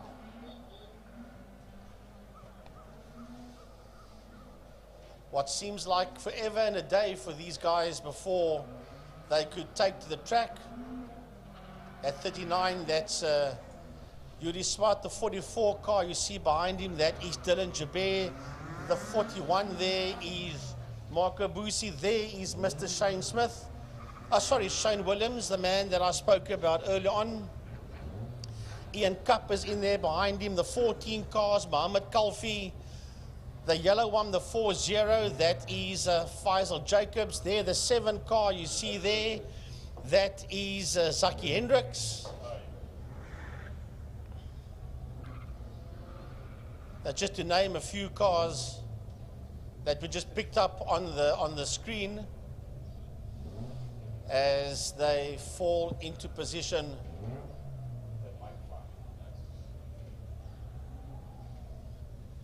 This is going to be some good stuff. Gary Fleming is ready, wiping his hands off, and he's getting all ready for action here for API Property Group GTI Challenge. That was a double reaction. That's actually because I've just finished some lovely ribs from the restaurant, and I'm licking my lips for what's going to be coming up in a couple of seconds from now. The Class A will come off the line. There'll be another set of lights. There'll be Class B that will come off the line, another set of lights in Class C. And we're going to try and bring you the action in all of those classes. Ryan van Eden, Mohammed Kalfi, Nur Abbas, and Faisal Jacobs, the front 4 in Class B. As the Class A guys come off the line. The Class A going down towards the number 1. Will it be Nathan Victor, the man that qualified top, or will it be Umpi Swart? Umpi tries to sweep right around the outside, and in fact that is exactly what he does. And Umpi Swart takes it ahead of Nathan Victor. Here comes Class B. Now Class B launching off the line. We'll have a look and see exactly who's who as they make their way through turn number 1. Watch out for the Class C cars. They're heading into turn 1 already, the Class C cars. And that looks like it might be Dylan van Eden that's leading them. We'll get them all at the end of the opening lap as the Class C cars head through Damstep, being led there by Yuri Umpiswart. He's the man that sits out there in P1. He's got Nathan Victor and Skull Caldenace right on his case as the Class B cars now filter through Damps, and they all nose to tail. You see Faisal Jacobs sitting there in about 4th position in that group as the Class A cars work their way down the Killarney Straight towards turn 5 fast run. Oh, Battle Royal. Nathan Victor's got good straight line speed. He's all over the back end there of Umpi Swart. It's Geldenhuis that's coming into play with a GNA Promotions car as well. There's nothing much between the 3 of them. Then Dylan Joubert and Marco Busi is in there as well as they come up towards the line. That Class A battle is utterly magnificent. Going down into Cape Town corner, Pertamina Froston, there is your Class B leaders, and it looks like it's Faisal Jacobs that's leading that group out. Well, yeah, they come down across the line in Class B, and it is Dylan van Eden. No, yes, it is. It's van Eden. Then it is Nur Abbas, Mohammed Kalfi. Then behind Kalfi, we see coming through, that is Faisal Jacobs. Behind Jacobs, Zaki Hendricks and Mario Roux. They're having their own little fight. They're all over the place. They're touching the dirt there. On the infield, Class C cars are working their way now through turn number 1 out of holes, and it is, like I said earlier on, that is Dylan van Eden that sits there in P1, Mark Fontini in 2nd position, and that blue car that you see there, that is Zach Leyden that is in that fight. Behind him is Daniel Muna and the 16 of Ross Schroeder. Oh, that is a massive Class C battle that you see, and it's all the way through the pack that's happening. Talking about through the pack, let's go back to the front end of the field. It's all about Swart and Victor. The 2 of them have broken slightly away from Geldenhuis. But because Nathan Victor and Umpi Swart are rubbing bumpers, that's brought Geldenhuis into play, who's brought in Joubert and Busi as well. I wish we had an onboard camera from Busi's car. You'd see some amazing stuff. I think that was Hintenhaus. Yes. That got it a bit sideways, but just kept the hammer flat. Now we'll watch out for the Class B cars. They're busy working their way out of Pertamina Foster. Here they come towards us. Ryan van Eden sits out there in P1. Van Eden is in P1. Then in 2nd position, we have got Mohammed Kalfi. Nur Abbas sits there behind Faisal Jacobs as they all lock up. Going into turn number 1, out of holes they come. Class C, they're heading into turn number 1 into holes, and it's Dylan van Eden from Mark Fontini in that second position, followed there by Zach Leyden. Daniel Moon has been dropped slightly, but Daniel Moon has got to be more aware of what's happening behind him. It's in fact Joubert that is closing up on him from behind. So it's two big struggles. There's the front three, Van Eerden, Fontini and Leyden, and then there comes into your screen now Muna and Joubert. But Frankie, oh, it's getting very tight down the back straight. Nathan Victor with a new car is not giving up at all. Now he's hassling race leader Yuri Umpiswat is sitting there on his outside. Then behind them we've got Skull Geldenhuis. Behind Geldenhuis we have got Dylan Joubert, and right on his case we've got Marco Busi. Busi right up against the wall as they come through there. Williams, Cup and Hintenhouse. That's the last bunch of cars, as Hintenhouse is the last car that makes it into turn number one. There's Ollie Hintenhouse. Yep, and it's Nathan Victor that's gone ahead to the front end of the pack, and then in there behind that is in fact Geldenhuis. So here comes our Class B battle as they come through. Van Eerden from Kalfi, Faisal Jacobs, Nur Abbas is on the move as well. There's Nur Abbas, that's the blue one behind the yellow one. That is for third and fourth position in Class B as they work their way up a Joubert straight towards Castrol. Yeah, Zaki Hendricks and Razik Harris is in that fight as well. So is Mario Roux. That's a group of cars in the center of your screen. And Wyland Volskenk is in there as well. Oh, they're bouncing all over the place. That is Ryan van Eerden, I think. Yes, and Van Eerden has dropped all the way back. He's losing lots and lots of ground through the Lunchtime kink and into damps. So he was bouncing all over the place, was Van Eerden, but there was contact and he's dropped to just behind mid-pack in Class B. Nathan Victor is under a lot of pressure. Umpi Swart goes wide on the apex, gets closed up from behind from that third position of Geldenhuis. Busi has now made a plan to get past Joubert. He brings Cup and Hintenhouse with them as well.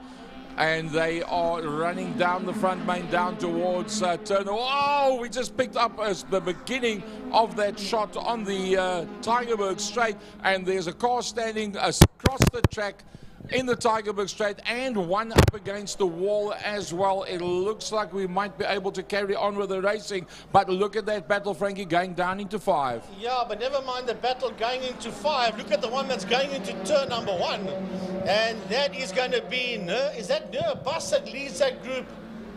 No, that's not Nur Abbas that leads that group, but we'll go and have a look at Class C. The leaders of Class C are now heading into turn number 1. They're heading into holes, and it is now Mark Fontini that's got his nose ahead of Dylan van Eerden, and Zach Leyden in the angry outfit sits there in third spot. That is a massive fight on your screen there for P1, 2 and 3 in Class C. But Frankie, Zach Leyden, the youngster, is batting way above the league where you would expect him to be, and he's doing an amazing job in that third. Serious karting experience. That's why that young man is where you find him in the top 3. Well, it's paying off because the next 3 behind that, there's a bit of a gap between them and the next group that comes through behind that. That's Muna, Joubert and the Toy that is in 4th, 5th and 6th. But our Class A battle comes through underneath the city of Cape Town, Castrol and Lion Properties Bridge, and it's still Victor ahead of Swart. Geldenhuis is doing a brilliant job once again.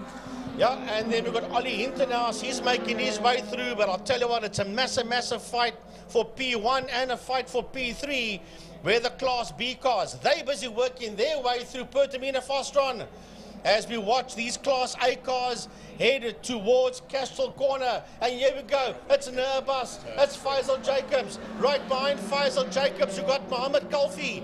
Kalfi is coming under attack from Zaki Hendricks. Razik Harris is in that fight, and so is Van Eerden. It's a recovering Ryan van Eerden, and he's just ahead there of Mario Roux as this fight makes its way down the Joubert straight towards Castrol Corner. Can you believe it? 6 of them so close to one another after so many laps. They're chopping, swapping and changing positions, and nobody is giving a millimeter. This is actually a panel beater's dream. I think Class B is going to make a bit of money for some panel beaters by Monday morning as your Class A cars move down towards Cape Town Corner, Pertamina Fastron, and it's all about Nathan Victor going one-on-one with a new car with Umpi Swart. Geldenhuis now being attacked by Boosie. Geldenhuis runs Boosie right towards the outside of the circuit. Boosie's accustomed to rubbing shoulders right at the front end of the pack. Does not put him off whatsoever. Yeah, Dylan van Eden is in that fight as well, and so is Cup. And Ollie Internaas is now making his way into turn number 1. That's the last car you see at the top of your screen. But I'll tell you what, Marco Boosie is fighting hard. They just muscled the Class C car out the way. That's Ollie Internaas who just picked up. Now we're waiting for Class B. Here we go. And Faisal Jacobs is in P1. Faisal Jacobs is in P1. Noah Bus is in there with him. Then we've got Mohammed Kalfi. Behind Mohammed Kalfi, we have got Hendricks, then Van Eden, Harris, Roux, and the two Sundenbergs are coming through as well. It is fast and furious in class as Kalfi wants to look up on the inside of a bus. But a bus has got that line covered. Now Kalfi sits on his outside, a bus sits on his inside. But it's all about the man in P1, the yellow car, number 40 of Class B leader, Faisal Jacobs. Can Nora Bus hold on to that one? The man that's fifth in class was Van Eden. And Van Eden started nibbling on the back bumper, saying, guys, you got to go. This is what we've got to do, and we're going to have a look at that Class C battle as well, as this Class B battle runs itself right on top of the curbstone and towards the outside of the circuit, and they all somehow make it through. So Class C, the leaders are going through the turn 3 through Damps. There they go. It is Fontini that sits out there in P1. Van Eden is second. Zach Leiden is third. Zach is dropping off slightly. That's a lost Class B car going through your screen. And that through your screen there's first, second and third in C. How's this for a battle, Class B? Look at that. Oh, you don't get any closer than that. And it is on the final lap for the Class A cars. This is the Class B's coming through now. It's still Faisal Jacobs that leads out. Nurabus is right in there as well. Kalfi has not, in fact, Kalfi has moved his way up through the pack as well. As we go to our leaders on their last lap, it's all about Nathan Victor. Nathan Victor, after that massive accident, holding on there ahead of multiple when they walk that car with people trying to push it. That's a kind of dangerous situation on the Tigerberg straight. So they're working their way through turn 4, through the double right-hander saddle sweep. There they go, down the back straight. It is Nathan Victor out there in P1. It is Yuri Umpiswart. That's in second. Then we've got in P3, we've got Marco Boosie. Boosie is in third. He's got Skull Geldenhuis right on his back bumper as they work their way through turn 5. Pertamina Fastron towards a checkered flag, and Marco Boosie sitting in that third position. Swart is in second. The leader that just comes to you now to get the checkered flag is Summit Racing's Nathan Victor. What a brilliant Class A group that. Victor, Swart, Boosie, Geldenhuis, Jabé, Cup, and then Huntenaars that comes through behind that. Let's see if we can pick up that Class B battle. They're working their way down the Killarney straight. Oh man, they side by side. Jacobs is in there, Kolf is in there, Hendricks has come with the play as well. Hendricks is in fact the biggest winner in the last couple of 100 meters. Look at that. It's going to be Jacobs that's going to lose out as they come out of the corner. He's going to second. Two cars have gone off onto the outfield. Everyone else foot flat. Yeah, they come down to the line, and it's going to be Zaki Hendricks that's going to steal this one ahead of Faisal Jacobs across the line. And then Razik Harris is going to finish third in class ahead of Mohammed Kalfi. Ryan van Eden crosses the line. Who's the big losers there? Sundenberg, Abbas, that's the big loser. He was in the top 4, and Abbas will finish in P15 overall. Here comes your Class C, Fontini, Van Eden, all of them come across the line as well. Wow, that was something else as the last guys come across. Nathan Victor, Summit Racing, brand new motor car after that massive smash that he had, winning out there from Umpi Swart. For once, Umpi Swart gets a number 2 trophy. Boosie got himself a bit far behind. He managed to then pass Jabé. He managed to eventually get past Geldenhuis, who was with Swart and Victor for an extended period of time. Boosie getting back up to that third, but a bit of, in terms of Boosie versus Swart and Victor, it's almost a distant third position, Frankie. The real fight was Victor versus Swart. Oh yeah, but then the real fight out there was, of course, Class B. And Zaki Hendricks last lap. he never had the lead at all until we saw him come through turn 4 out of saddle sweep. And all of a sudden he was up on the inside of Faisal Jacobs, and they worked Mohammed Kolfi out of it, and there was nothing that Jacobs could do. This is the replay, Gary, of the end result that we saw. We didn't initially see the accident, thanks to IMUSAT's team for picking that one up for us. And that's a replay of the bikes. So have a look at them, Gazza. There they come through. One car starts fishtailing, and then he tags the tail end of another Golf just in front of him.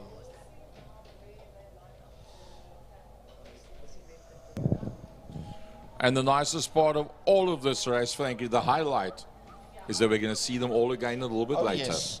Well, folks, we're going to go off air for a while. We're going to hand over to the IMUSAT team, and they will take you through the lunch show, and the commentary team will commence with you directly after lunch once again.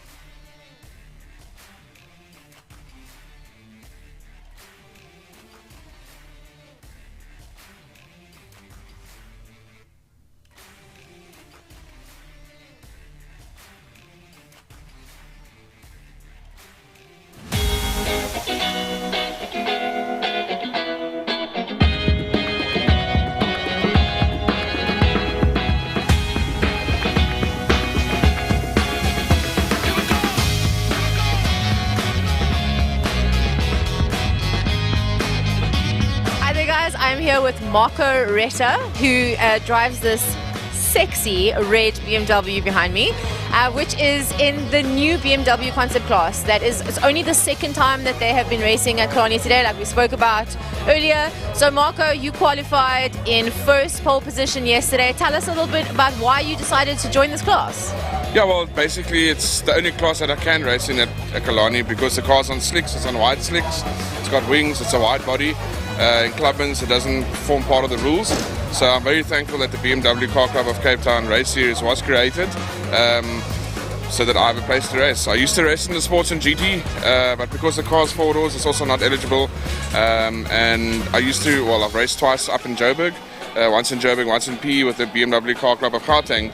But obviously it's away races, that's expensive. So now that it's in Cape Town, it's so awesome that I can race this car here. Yeah, it is definitely amazing that we have opened up this class that is just opening the door for a lot of opportunities. So tell me a little bit about this car specifically. What is special about it? Well, it's a 328, wouldn't say stock. It's got obviously forged internals. It's got a nice big turbo on it. It's running on slicks. You can see it's got splitters and big wings. So yeah, the car handles very well. It's a very fast car in a straight line. Obviously, we try and make the car fast in the corners as well with the slicks and the wings and splitters and so forth. But yeah, it's very, very fast, you guys. So anything that you think is going to hinder you from getting first place in your actual race?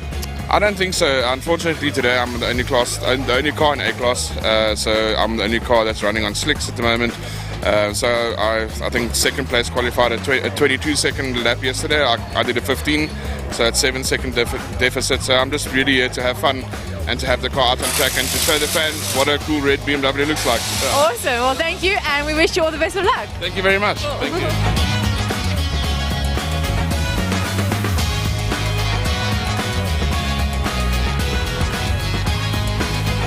I'm here, for those that missed it last time, again with Mr. Neon Detoy with his Lotari. So once again, I'm going to ask, for those that were living under a rock the last time, what is this car standing behind me? Yeah, so it's a Lotus Elise with a Ferrari 488 engine in it. And yeah, it's turbocharged, it weighs 1,000 kilograms, makes 620 kilowatts. And it's got big wings on it, and it's actually our hill climb car. That's really what its purpose, but it can do circuit racing, so we do. Awesome. And how have you done in qualifying so far? Yeah, we qualified pole quite comfortably. We did a 1:08, passing 2 back markers and with a bit of a mistake, and we just did 2 laps. So yeah, we're quite comfortable. In fact, we are going to try and do something quite special. The lap record for a GT car is a 1:07.7, and we actually think we can beat it today. So we just fitted new tires for the first. What's the aim? Well, to beat it. Just to beat it. No 1.6. No. If we can beat it, it will be cool. Obviously, we're comparing ourselves to the national guys that do come down. So yeah, that's what we're trying to do. The GT lap record 7.7, and yeah, so fit the new tires for the first race. This is quite an odd thing to do. Normally, you fit it in qualifying, but we sort of judged the weather. We also looked at the lap times the GTI Challenge drivers did. And in fact, the lap record was just broken in GTI Challenge as well, so that sort of made us make the call. Awesome. Well, guys, as you can see, there is their own personal challenges. There's personal bests out there that are being beat here today. So it's super exciting. Get down here, and we wish you all the best. Thank you very much.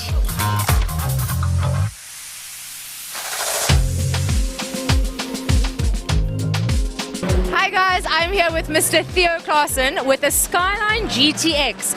And if there's any questions, I just want to point out, I'm not old, I'm classic. Mr. Theo Claassen, thank you so much for speaking with me today. How are things going in your racing so far? No, everything went well. I had a good qualifying, a good time. So I'm in my class. I got pole position in Class D. Amazing. And this is a Skyline GTX. This is one of the classics. Is there anything that's been done to it, or is it in its most stock form? No, yeah, the car really looks very standard. Obviously, there's few things been done to the engine. I've got throttle bodies on. The management system is tweaked. Obviously, our other cam. So the car developed a lot more power than it was originally standard. Awesome. Well, we wish you all the best today. And for those again, it's not old, it's a classic. Thank you, Mr. Claassen. Good luck. Thank you. Thank you.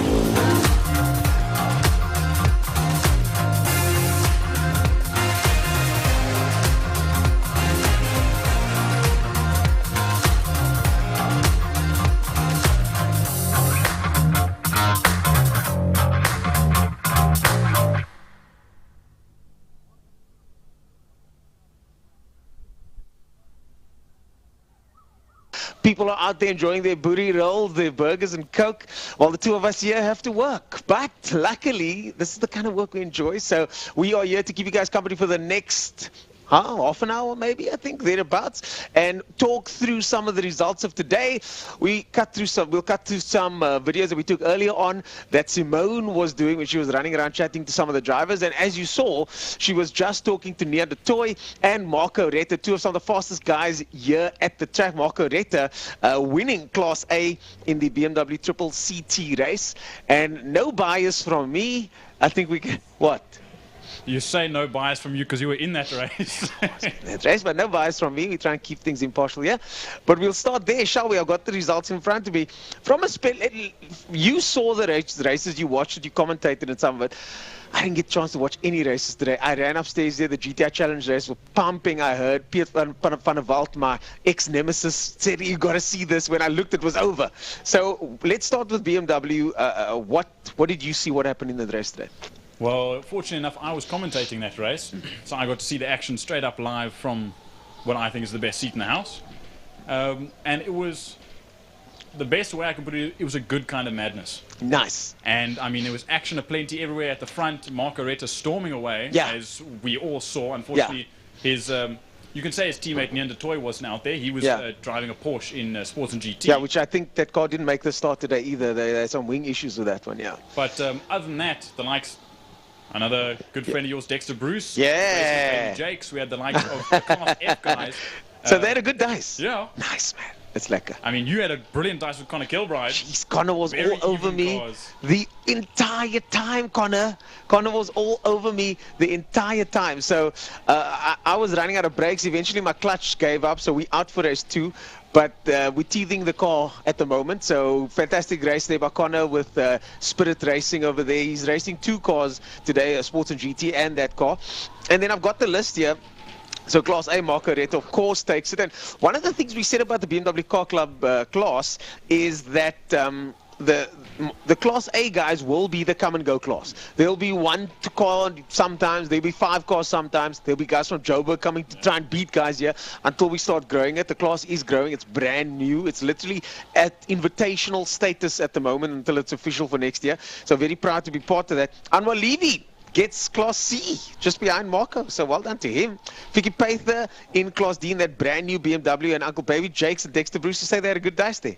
Yeah, I think so as well. I know you've got a good nemesis reputation with Dexter Bruce. Oh, yeah. But the Bumper Boys. The Bumper Boys, yeah. Unfortunately, we weren't bumping bumpers today. No, we said we might be the Fender Boys.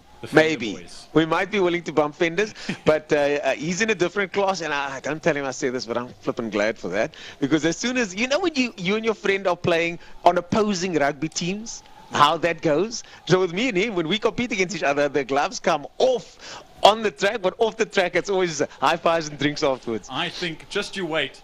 Maybe eventually Dexter will come back and bump you a little bit, as he should. Yeah, so I'm chasing Class D at some stage with this car, but at the moment it just needs a bit more development. Welcome to James King for joining us over there. From King's, the panel guys across the way here.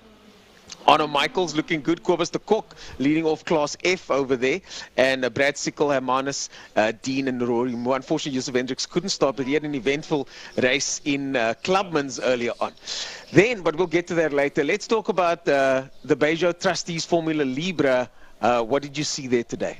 Well, first of all, a big well done to them for finally getting a title sponsor. They've had a title sponsor for a long time, and Peugeot Trustees has finally got ahead with it. Nice. But race 1, obviously, Class S, DJ Boyson's on his own. Yeah, so for him it was practice laps. He stormed away as usual. He started from the back end of the grid. He started from under the bridge, while everyone else was at the front end of the grid. That's who wanted to play a last to first. Good sport. Good sport, last to first, Gran Turismo style. And then Class V, I mean, look at how many cars we got in Class V, but Byron Mitchell storms away, as that word you used earlier on. Byron Mitchell with a fantastic performance there, winning that Class V. Joshua Smith, Phillips, Ramsey just behind him, and then Class C, Hayden Elwood. Anything exciting happening? Kelly Fletcher, uncharacteristically in last place here. She must have had some issues. I'll tell you why, because the only sole Class C entry, Hayden Elwood, he spun going into turn 1. And Kelly Fletcher unfortunately could not get out of the way and collected him rather, and broke a bit of suspension on that Formula V. You know, it's weird for me to be doing the lunchtime show with you now because, like I said, I'm racing 2 cars today, so unfortunately I didn't watch any of the races. But I'm asking the questions on your guys' behalf, okay? I'm trying to find out what happened here today. Well, I've got all the answers. I'm glad. Best I can give. Then the Formula Libres had a second race as well. This time, of course, DJ Boyson. I was at the prize giving night. DJ got overall first place.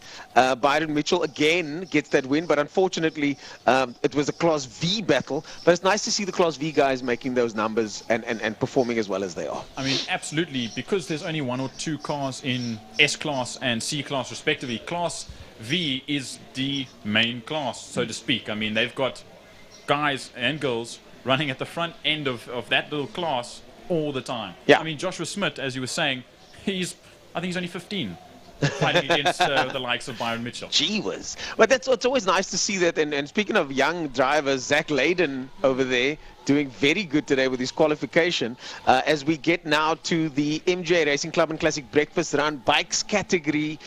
And this young man is so knowledgeable over here. You know a little bit about bikes yourself as well, eh? Well, I didn't. And by the way, I'm praising him because the commentators were ragging him so hard off camera early on. We're trying to give a little bit of balance, but maybe we'll show that clip. No, I'm joking. Maybe we'll show that clip later. No, we won't. I'm kidding. This is what happens when you're the youngest in the group. Of course, you got to eat it. You got to eat it for a while. That's how this works. I can take it. Okay, good. There we go. My man, my man. So, let's talk about Hilton Riedlinga. Why do I hear that name so often? Well, we call him... I actually don't know what we call him. I just know he's old. But the best kind... You laugh, but him and I have good banter between ourselves. Yeah, I heard in the prize giving you said he does a lot of talking off track, but this time he did the talking on track. He did exactly that. Wow. I mean, everyone knows him as a fine-aged gentleman on his bright green 1000cc Kawasaki. But wow. Fantastic. That guy can ride... 888 motorcycles, yeah? And his daughter was also racing in a different class earlier on today, which was also awesome to see. So he wins the CLS class. That's classics, yeah, okay? Then there's MC Club. So explain to me, what is that? That's Clubman's, yeah? So we've got 3 separated classes in this category, obviously breakfast, classics, and Clubman's. Breakfast is more of your super bikes, the ones you'd find on the road, the guys that go on the breakfast runs. I mean, you'd be familiar with that with cars. So breakfast runs, yeah, exactly. The breakfast run class, I actually saw Slummet's first breakfast run race. I commentated for that. I think for some other reason, I think the commentators invited me in here, and I commentated for that at one of the events. And that was the start. He won his class in the breakfast run category first time on the track, and then went to race main circuit and have a very successful career after that. So it's the perfect breeding ground for that type of racing, isn't it? No, I mean, absolutely. I mean, especially if you ride bikes on the street, you can jump straight in here, put your road bike into race trim, so to speak, put some numbers on it, some stickers, and you A for away, and you can compete. We've got Chad Thompson in here in Clubman's, David Goosen in the breakfast run category. Any notable names here? Because I heard some murmurs in prize giving that there are some names that where guys are new guys, they're performing super well. So, one of the names that I don't know, okay, luckily I've only been here for so long, is David Goosen. A very, very new name to me. David Goosen. There we go. That's the guy. So third over here, wins his breakfast run, first time riding, first time racing, and basically sets the fastest lap out of everybody with an 18.3. Is this someone we need to look out for? So Francois Butler, the guy that does the bikes with me, he's a motocross champion. And if you think riding on the dirt is difficult, going Francois Butler, old Francois Butler. Old? I wouldn't call him old. Is he a motocross champion? No, not Francois. Goosen. Oh, Francois Goosen. Oh, sorry, Mr. Goosen. I'm thinking of Francois. So him riding motocross is obviously very good. It's very technical. Okay. David Goosen. So David Goosen is his son? No. No. Are they related? No. David Goosen was riding Francois Butler from I'm so confused right now. I'm so confused. So let's start from the top here, okay? So what do we got? We got David Goosen on somebody else's bike. This is his first time racing main circuit. Well done to But David he's Goosen. previously a motocross champion, and he jumped onto main track and destroyed everyone. Okay, well, that makes sense then. He's clearly very talented. I think that's the conclusion we can come to here, that he's clearly very talented, and I'm clearly not talented at motorbikes. So, let's talk some more then. Race 2, we've got race 2 results here. Goosen right in front, wins the whole thing. He started at the back of the pack. Still gets the fastest time with a 17.7. Hilton, though, doing fantastic with a 17.8. And then behind them, Clubman's winner, Willem Benedel. Yeah. There we go. Okay, so now let's talk about cars again. We've got Fabio Tefani over there winning the gold in the V8s. Sean Moore, they came past me down the back straight. My car moved onto the dirt. Those cars move a lot of air, certainly, and they've got a lot of power to do that as well. So well done to the V8 Masters. We were on track with them. They're such impressive sounding cars as well, isn't it? Would you like me to take this as we speak about supercars? Okay. Take the lead then. Ernest Page, Thank you for having me. how was race 1 and race 2 as this man won both? No, I didn't win both, actually. No, I didn't. Sorry. So, I got pipped in race 1. Oh. Glenn beat me. Yes. Yeah, Glenn and I are really talking about what's going to happen at the next race. But he drove well. So I got held up by Moffat spinning out on the exit of 5. But it was my own mistake, though. I didn't defend properly. Moffat got by, and I thought I'm just going to hang around the back of him. It's a long race. It's the start of the race. But then when Moffat something broke on Moffat's car, he lost control, and then I got held up for a long time. By the time I got past, Glenn was gone, and Glenn stayed gone. I tried to catch him. Luckily, managed to close the gap. And then when it comes to race 2, they add, the thing about Killarney is for the overall results, we add the times from race 1 and race 2. So race 1, I was 0.6 of a second behind the winner, which meant that I need to beat the winner from the race 1 by more than 0.6 of a second. And we managed to do that in race 2, and then we got the win. So race 2, we got a decent win, and our car was the only one that wasn't lapped by the V8s, because I put the hammer down. I said, I'm going to send this thing to the moon now, and we did. It was a good race. Yeah. And you took P1 for the day. Yeah, we did. Yeah, that was cool. That was very cool. And big shout out to Glenn. Fantastic driving today, really, in that first race. Good stuff. I hate to say it. Joking, Glenn. And then Mr. Moffat, of course, qualifying yesterday. And I know Mr. Moffat, condolence to the Moffat family for their loss this week. And yesterday he told us yesterday, and I always talk about being able to switch gears. My engine blew at the last race, and the entire time I was qualifying in the second car, I was thinking, this is going to cost a fortune. I don't know how I'm going to pay for this. And my qualifying was bad. I got in my own head. And Moffat yesterday was clearly, the family was clearly grieving. But when he put that helmet on, he did it for his brother, and he qualified in pole. And he beat me by 0.069 of a second.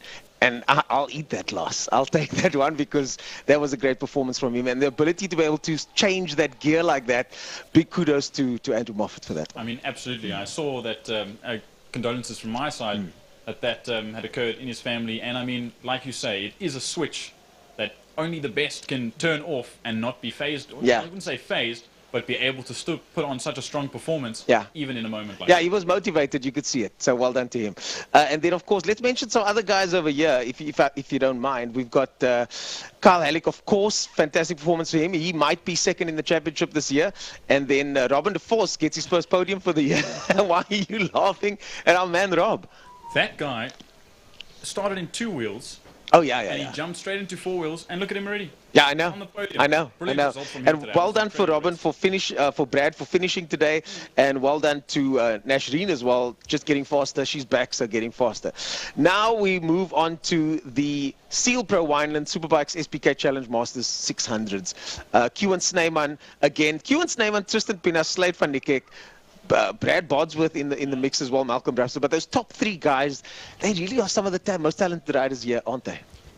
Why? Are. Let's tell the viewers why. Let's just say they're younger than most. And I think that puts a big thing, especially in the mind of the 2 youngsters, Tristan Pina and Slade van Niekerk.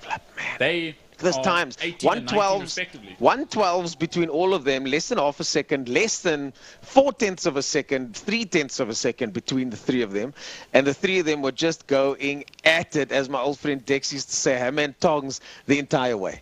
Absolutely, and I mean these guys, the youngsters, are built like rubber. If they fall, they get back up, they ride again. Yeah. Why they're so quick. Q and Sneyman, we know he runs Missile Motorcycles, his own company, and he is a missile. That's why he's called the Rocket Man. Oh, wow. And then this is the Masters category here with Malcolm Rapston and Brad Bodsworth. Brad, we haven't had Brad up here for a while. Brad is so busy now with coaching kids at the mini bikes over there and just being busy, I would imagine, Brad. So you feel free to pop around again. Brad Bodsworth, always a pleasure to have you here. And then in 600, Mike Hunter gets the win over there. And then, of course, in the next class, Sarel, Jamie Hall, and Wayne Arendse, the evergreen Wayne Arendse, isn't it? Yeah, he's definitely evergreen, and I mean, he usually takes trophies in that class, and he does so respectfully. He does it well. Let's talk about Le Joubert Sports and GT.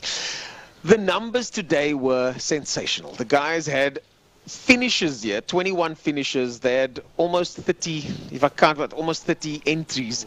One of the biggest grids we've seen so far.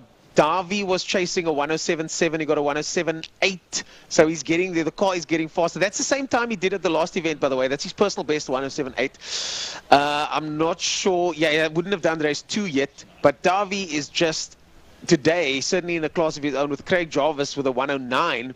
A couple of seconds behind that, but Davi doing fantastic in that Lotus. The Lotus with a Pista Ferrari engine in there. Hill climb winning car. Just a spectacular car, isn't it? And tuned by NDT Race and Neandertoy. We know Neandertoy knows how to work on a car. He's tested that car before. That car is capable of getting one of the fastest laps around the circuit. Yeah. But, I mean, we know those prototypes and stuff. The GT3 spec cars from overseas that come down here. Jordan Pepper set a fast time of 106.3 or 106.4 that couldn't beat Stuart White in the Ginetta of a 106.2.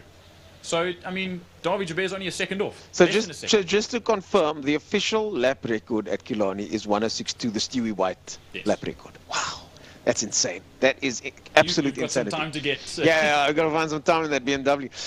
Craig Jarvis gets second. Gary Kisfitter gets third place, also with a 109. And then we move on to... Gary gets Class A. Then we move on to Niaz Motor. Class B gets the win with Connor Kilbride, my new nemesis, who I was racing today.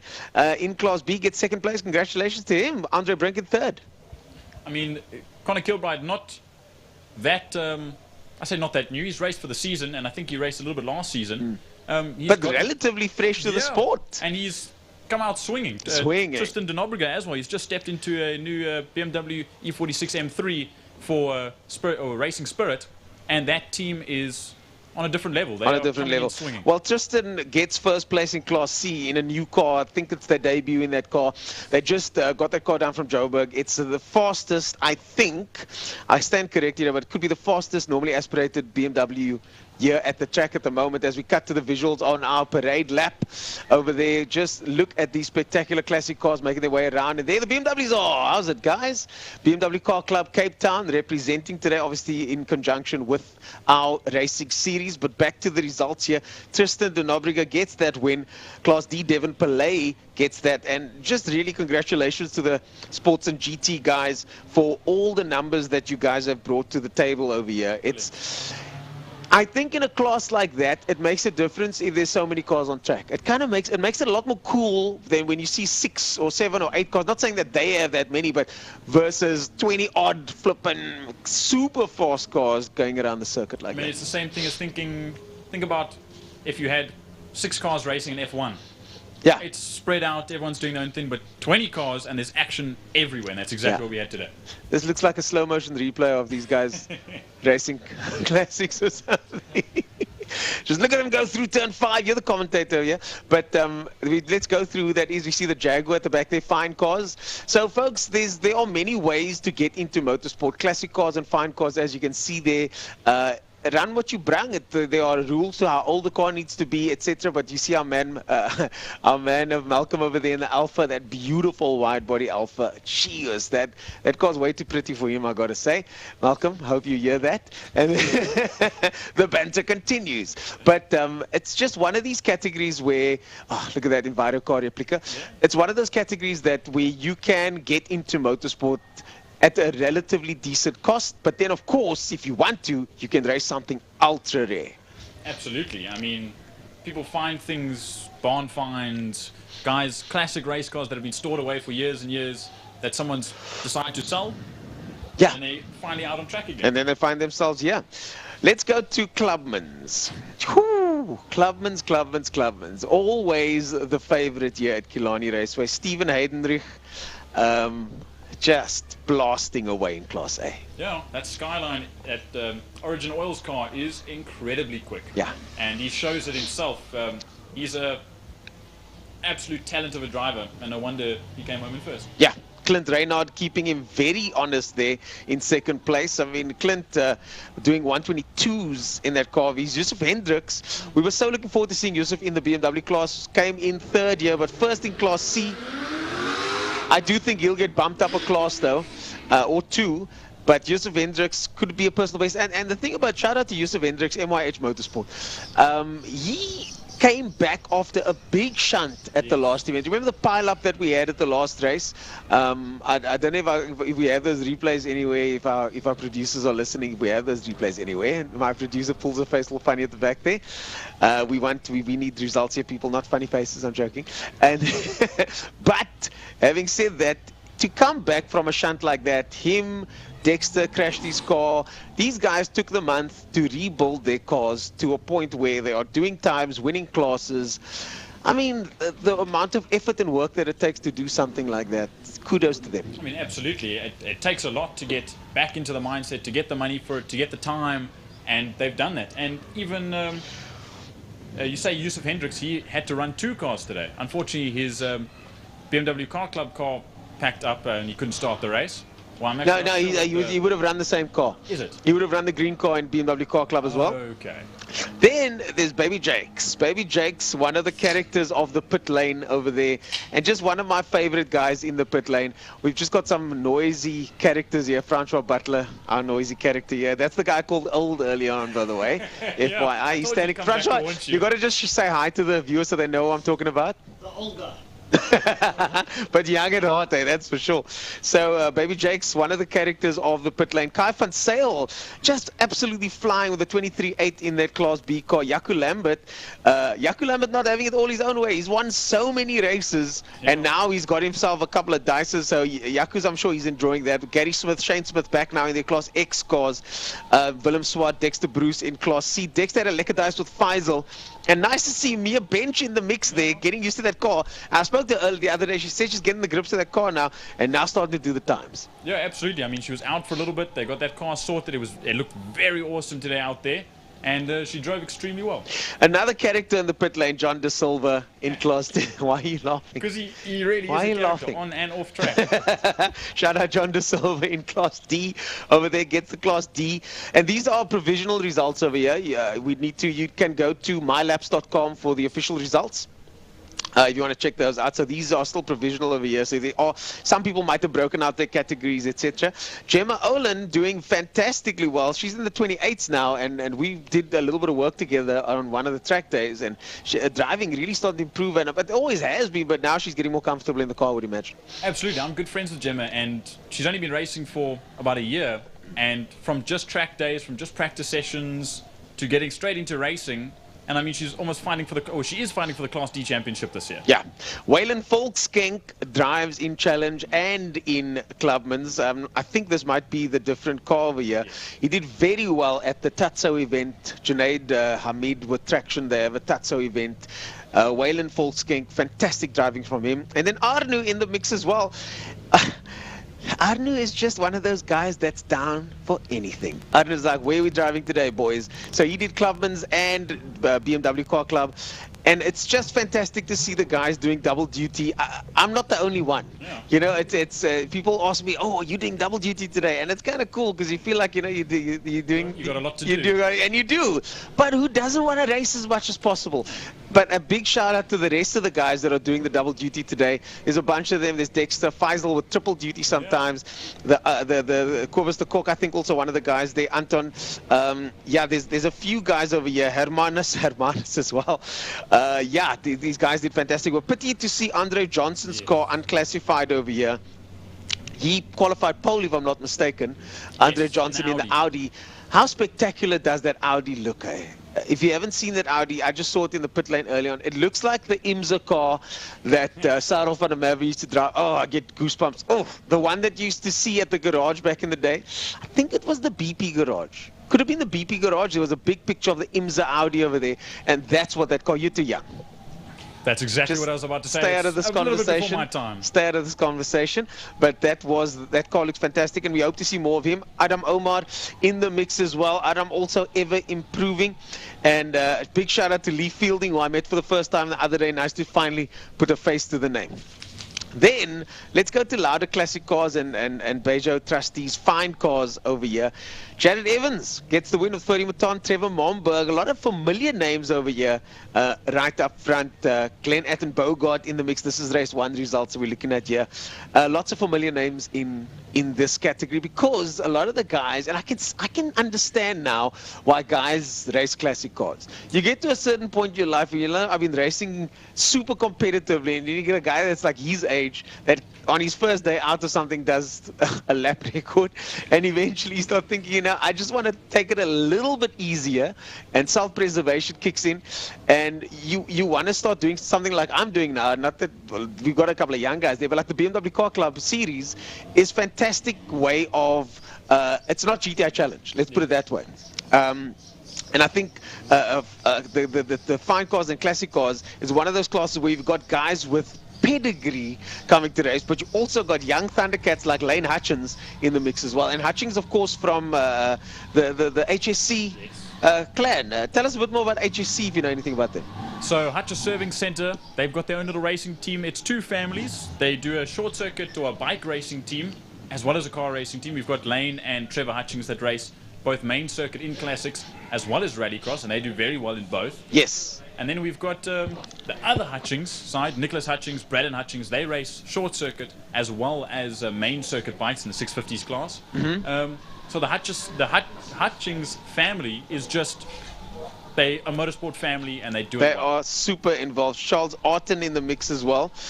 Calvin Beekman. And congratulations to all the winners in this class. There are a lot of names there, and it's great to see classic cars and fine cars with the numbers that they have. Yeah. Well, folks, that's all we have time for now. You can go to the no, we're having a moment of silence now, so we've got a moment of silence out there. We're going to cut to our visuals. We should have some videos to queue up for this before we go live again, and we're going to sign off now. So thanks for joining us, guys, for that little results summary. Thanks to you for joining me as well. You can go to mylaps.com for all the information you want to know exactly what's happening, or stay tuned to the live stream because we've got some of the best commentators around here to give you guys all the updates. We'll see you guys at the next one. Thanks so much for joining us. Bye for now. Cheers.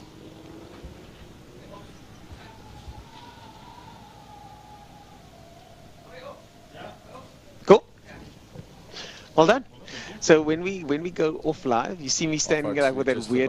At the end of the lunch and interval for the folks at home, just had a beautiful half hour that they've spent with the likes of Ernest Page, man that's racing in 2 classes today, and overall win for him in one of those 2 classes, which was fantastic.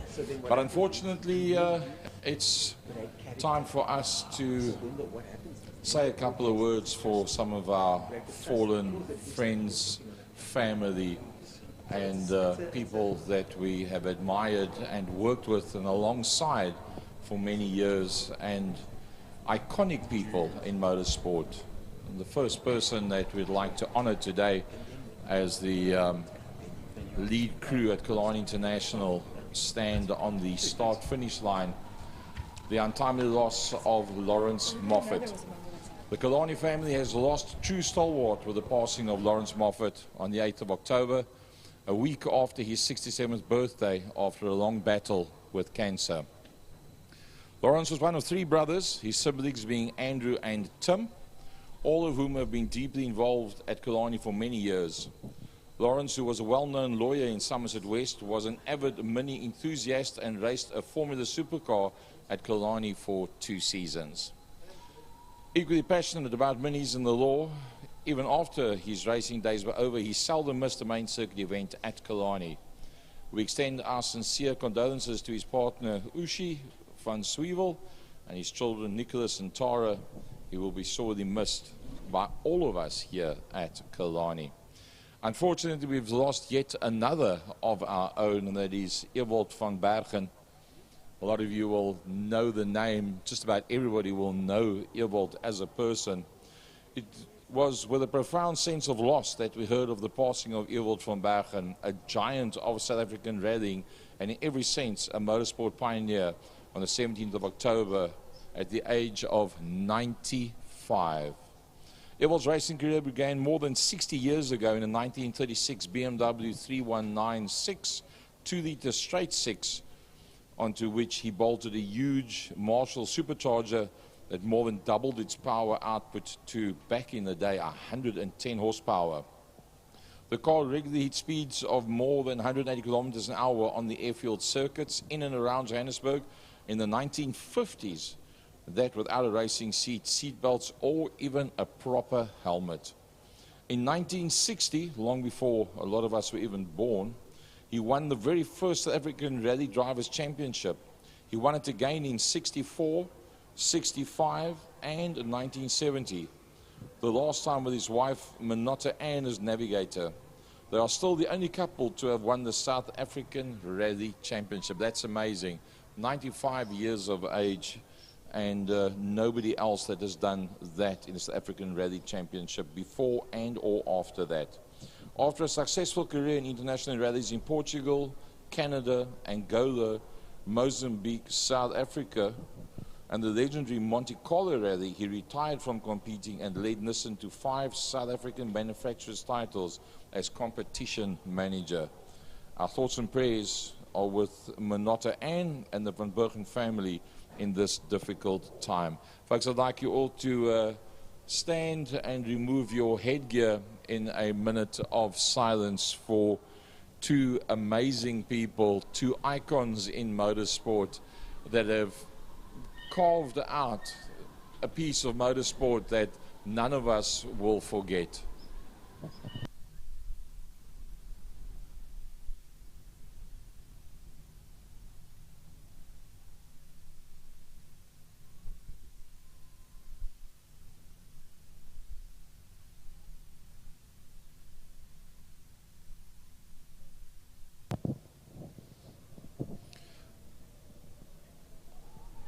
On behalf of all of us at Killarney International Raceway, rest in peace, Lawrence Moffat and Ewald van Bergen.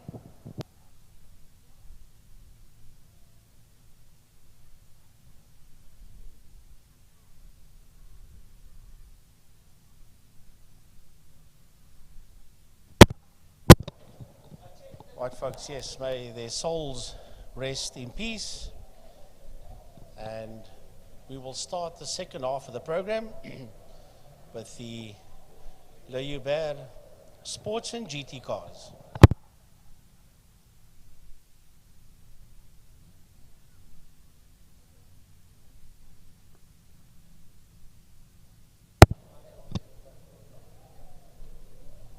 Welcome to Lime Property Management, where the efficient management of your community scheme is at the heart of everything we do.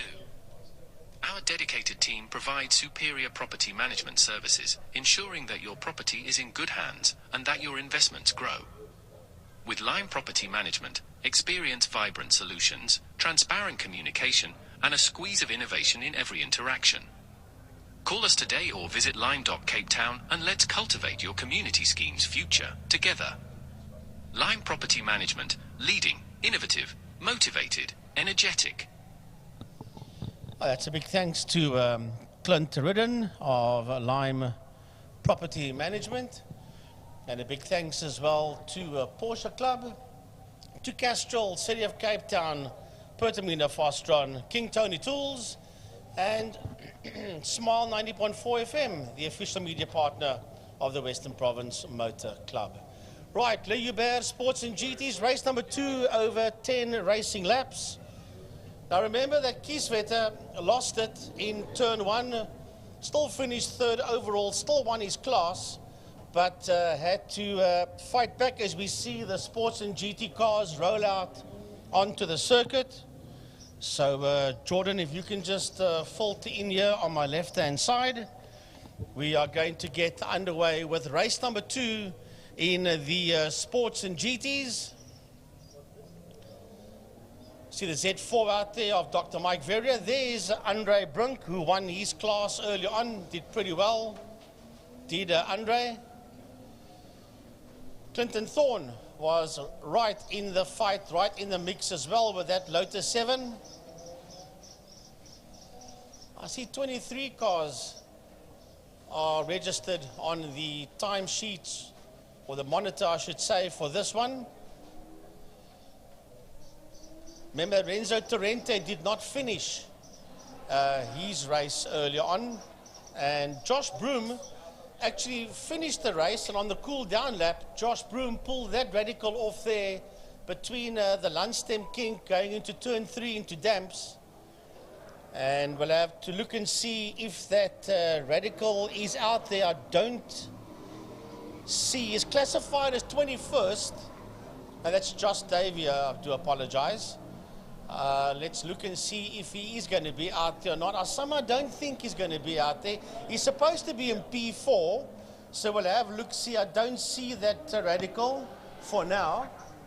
Gavin Gorman going down the back straight. So I can quite safely say that the radical SR8 is not going to be out there. What happened out on the cool down lap, that of course I don't know. But clearly he had issues, as we hear the Craig Jarvis Janetta and the Gary Kieswetter Janetta thunder down into holes. Yeah, speaking of that Broom car, we joked or speculated upstairs that it could have been that they ran out of fuel, because they did do an extra warm-up lap. But if he's not out here, I don't think it was fuel related. No. So something major went wrong with that car. And unfortunately, we don't see that bright yellow or radical out here in race 2. However, I'm watching down into turn 5 into Fostron, and I think it might just be there. It's actually called the fire bucky. That was just me testing you guys. And if you're going to laugh at me, the whole world will hear it.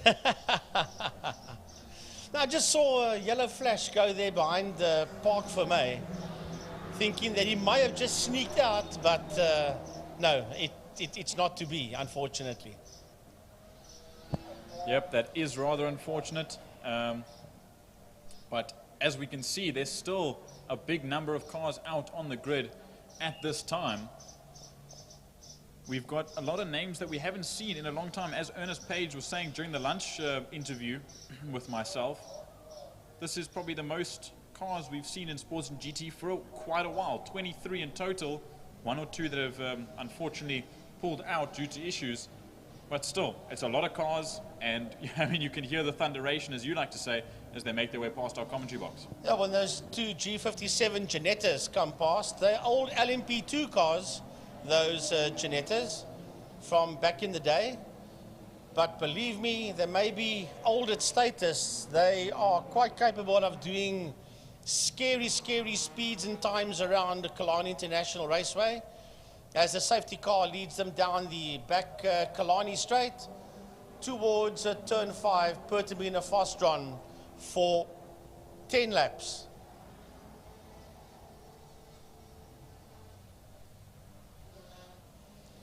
Slowly see them slide through Fostron corner. The safety car will peel off to its right. And now it's in the hands of Davy Hubert. Wild Rose Gin, Davy Hubert.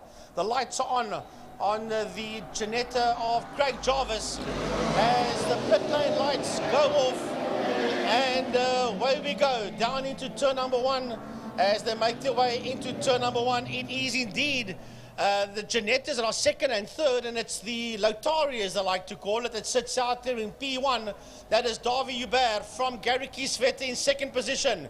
Craig Jarvis is there in 3rd. Right behind him, we have got Clinton Thorne as the field rolls out of Castrol Corner through the Lunchtime kink and into turn 3, Damstep. You can see the camera through Castrol Corner shaking, and I don't think that's due to the wind. No. Because these V8s and V6s and all these sports and GT cars thunder around the circuit as we see our leader and the Ginettas make their way through Sorrel Sweep now, going down the Porsche straight on the backside of the circuit, the Killarney straight rather, down the backside of the circuit. We can hear that Ferrari-powered Lotus make its way down to the south end of the circuit, to Pertamina Fostron, and Davi Hubert is already pulling a gap. We saw him do a 107 in qualifying, and a 107 is blisteringly fast. That is incredibly quick there. Then we've got Gary Kieswetter coming through. Then it is Jarvis. Then it's Thorne. Then it's Nias Modak. Then Connor Kilbride coming through. And right there with Kilbride is Dr. Mike Verrier. He's busy coming through as well. So they are absolutely powering their way through as they work their way out of turn number 2 out of Castro Corner, through the Lunchtime kink and into turn 3 into Dams. Yep, and that gap is only but growing at this current moment in time as we see our leader go through there. There's Kieswetter, then there's Jarvis. So the two Ginettas will make their way second and third respectively. Then there's Clinton Thorne. Clinton Thorne now sitting there in 4th place. Then we've got Kilbride, we've got Modak, we've got Mike Verrier, Dr. Mike Verrier, we've got Andre Brink, Martin Pugh. And the rest of the field now going through there. There's Onado, the leader, now heading into Pertamina Fostron as we watch the rest of the field make their way down the Tygerberg Straight and into Sorrel Sweep. We see 350Zs there, we see a few other Lotuses, but there's our leader, Frankie, going into Holzhoek. Davi Hubert sits out there in P1, is 4.1 ahead of Gary Kieswetter. We've got somebody going very slow there. That's one of the back markers that's going slow, just keeping out the way. Jarvis has gone through, Thorne has gone through, and Nias Modak is sitting right on the case of Clinton Thorne. There they come out there. There is Thorne, there's Modak. Just behind him, followed by Connor Kilbride, and right behind Kilbride is that white Z4 of Dr. Mike Verrier. We saw that Nissan 370Z very slow on that's Marco Ribeiro, so he needs to get out of the way. As we saw there, Martin Pugh, Tristan de Nobrega there, that's Tristan de Nobrega and Andrew Honeywell. They fighting it out there for the top of Class C as they make their way through Castro Corner. That's a big battle that's happening right. There's Gorman, there's Pelé. They all make their way out of Castro Corner as the leaders now head into Pertamina Fostron and are making their way down the Porsche Straight. Yeah, Davi Hubert, you're going to get further and further and further away from Gary Kieswetter, who's in that second spot. P3 with the lights on, that is Craig Jarvis. Lights are blazing on that Ginetta. And Modak has got his nose ahead of Clinton Thorne. Then we have got Kilbride coming through. Behind Kilbride is the BMW of Mike Verrier. There's Kilbride, there's Verrier on your screen coming through. Andre Brink, he's got Martin Pugh there with him. They're getting past one of the 350Zs. And then we've got this fight between de Nobrega and Honeywell. Yeah, so this group, the midfield, is now making their way down the Porsche Straight. They've just entered Holzhoek, the first and only left-hander around the circuit. They tuck it in there and they make their way down a very short Joubert Straight down into Castrol. But there's our leader once again, Davi Joubert. Still 7 laps to go. He's about to make it 6. Still, fastest lap of this race that he's done, a 108.562. There's still more left in that car, but I think the conditions of the track's getting very warm. There was a little bit of traffic, but now we see him go through, and then we wait for second and third and the rest of the field. Yeah, they come towards us. Gary Kieswetter with Craig Jarvis, and Jarvis is not far behind him, that's for sure, as we wait for the rest of the cars to come through. Here comes Modak, and behind Modak, we're actually missing Clinton Thorne every time. There he is, just behind Modak is Clinton Thorne. The two of them heading down into turn number 1. Connor Kilbride has gone. He's going to pull into the pits. Connor Kilbride pulls into the pits. Dr. Mike Verrier comes through, and Andre Brink comes through. Behind Andre Brink is Martin Pugh, and behind Pugh is de Nobrega. Behind de Nobrega, we've got Honeywell, and then the next man in P12 will be Gavin Gorman. There's Gavin Gorman coming into view, and with him is Pelé. And there we jump back to our leader, making his way past some back markers. There's a Porsche 944 that Davy Hubert has just made his way past, a 350Z. That is Simeon Penev that he's just got past. And then there's the first of the two Janettas. That's Gary Kisvetter making his way past the back marker, as well as Craig Jarvis flashing those lights to tell that back marker, move out of the way because I am coming through. So we're waiting for Modak. There comes Modak into, that's a back marker. Then we've got Nias Modak. And right there, keeping him honest, is a Lotus 7 of Clinton Thorne. The last I heard, he had a Toyota motor in that Lotus 7. If it's still the case, I don't know. But he did have a Toyota motor. What Toyota motor he had in there, I'm obviously not sure. But it was a Toyota motor, as that back marker in holes keeps right out the way and allows Modak and Thorne through. If it is a Toyota motor, it is one quick Toyota motor. As they make their way through, we see Mike Verrier just went through our shot. And then we wait for Andre Brink. Martin Pugh comes through there. Then we've got Denobriger is actually pulling away from Andrew Honeywell. They were battling it out, but Denobriger in that racing Spirit car, an awesome little brand that they've come up with here. He makes his way through first in class and currently in 9th overall. Leaders are coming down the home straight. Man, are these guys coming through fast and fierce. It's a 108.562 by Hubert, Davy Hubert, Walrose Gin, Lotari. He is light years ahead of Gary Kieswetter. That's in that second spot. As a matter of fact, they are ducking and diving past Eric Solomon. Eric and the Elf just keeping right out the way of those two Janettas of Kieswetter and of Jarvis. Yep, you have to stay out of the way when those blue flags wave. It means you need to move to the side of the circuit because fast cars are coming by you, and they are coming by you very soon. As we see, Salomon made his way out of the way and those Janettas made their way past. But we see these two Janettas closer than they have been before. Jarvis can see Kieswetter right in front of him through that cockpit screen. His lights are on as maybe a little bit of a distraction tactic. He's done it before and he's doing it now. And I think Craig Jarvis is closing in on Gary Kieswetter as they make their way down the Killarney Straight and head into Pertamina Vosdron. Well, if I can ask Gary to go into Damstip, because there's a heck of a fight going on there between Modak and Thorne. There's a back marker that's there with them. They're moving the back marker out the way, and Clinton Thorne is right on the heels of that Nias Modak Porsche as they work their way through the double right-hander saddle sweep. Yep, and they are fighting it out, hammer and tong. As we jump back to our leader going through Castrol Corner now. He's got 3 laps to go, or 2 and a bit.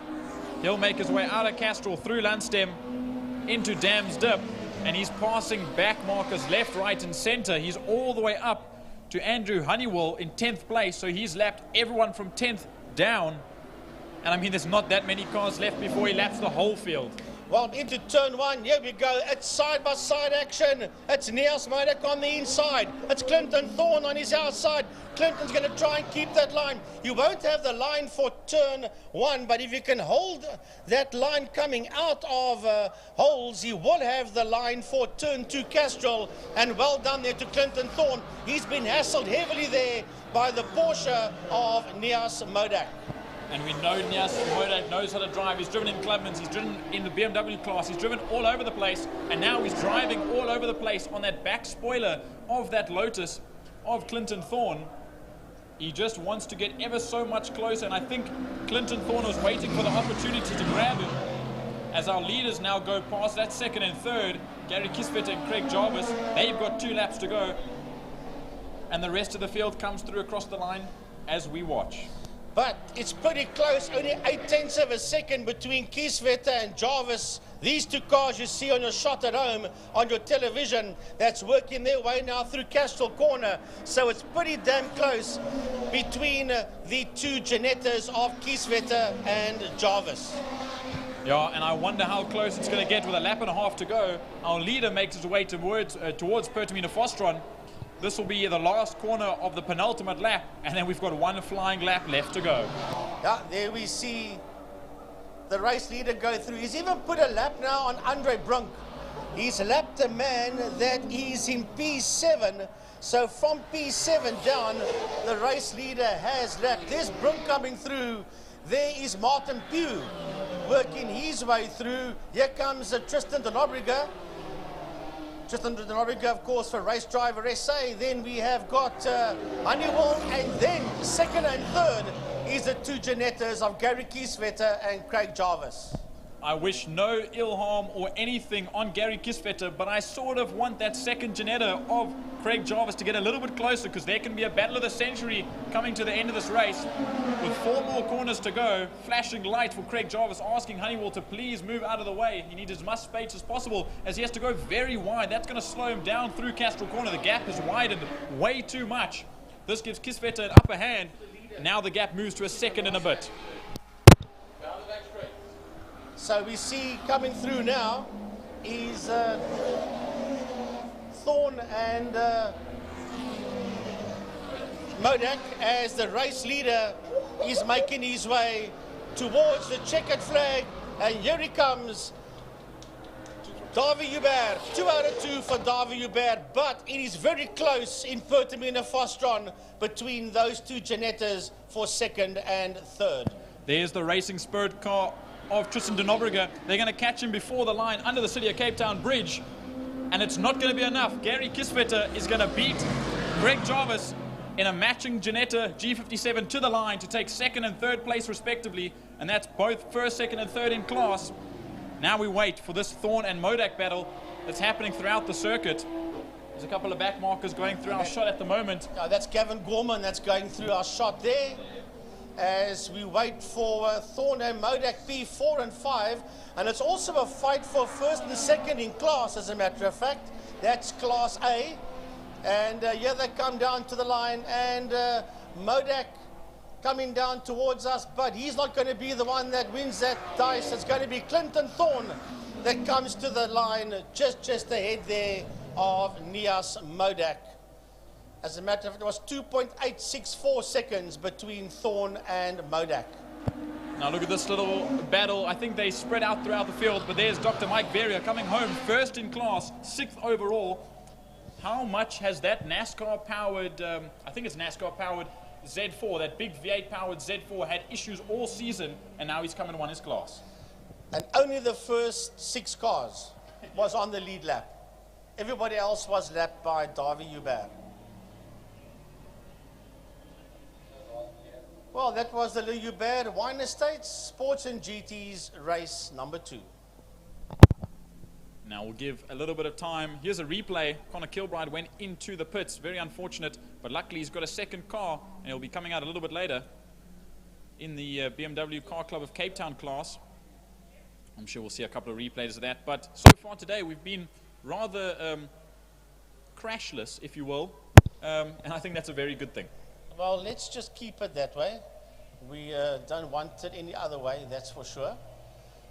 So that was Le Hubert. Next up, Thermofires Clubman's Regional Saloons.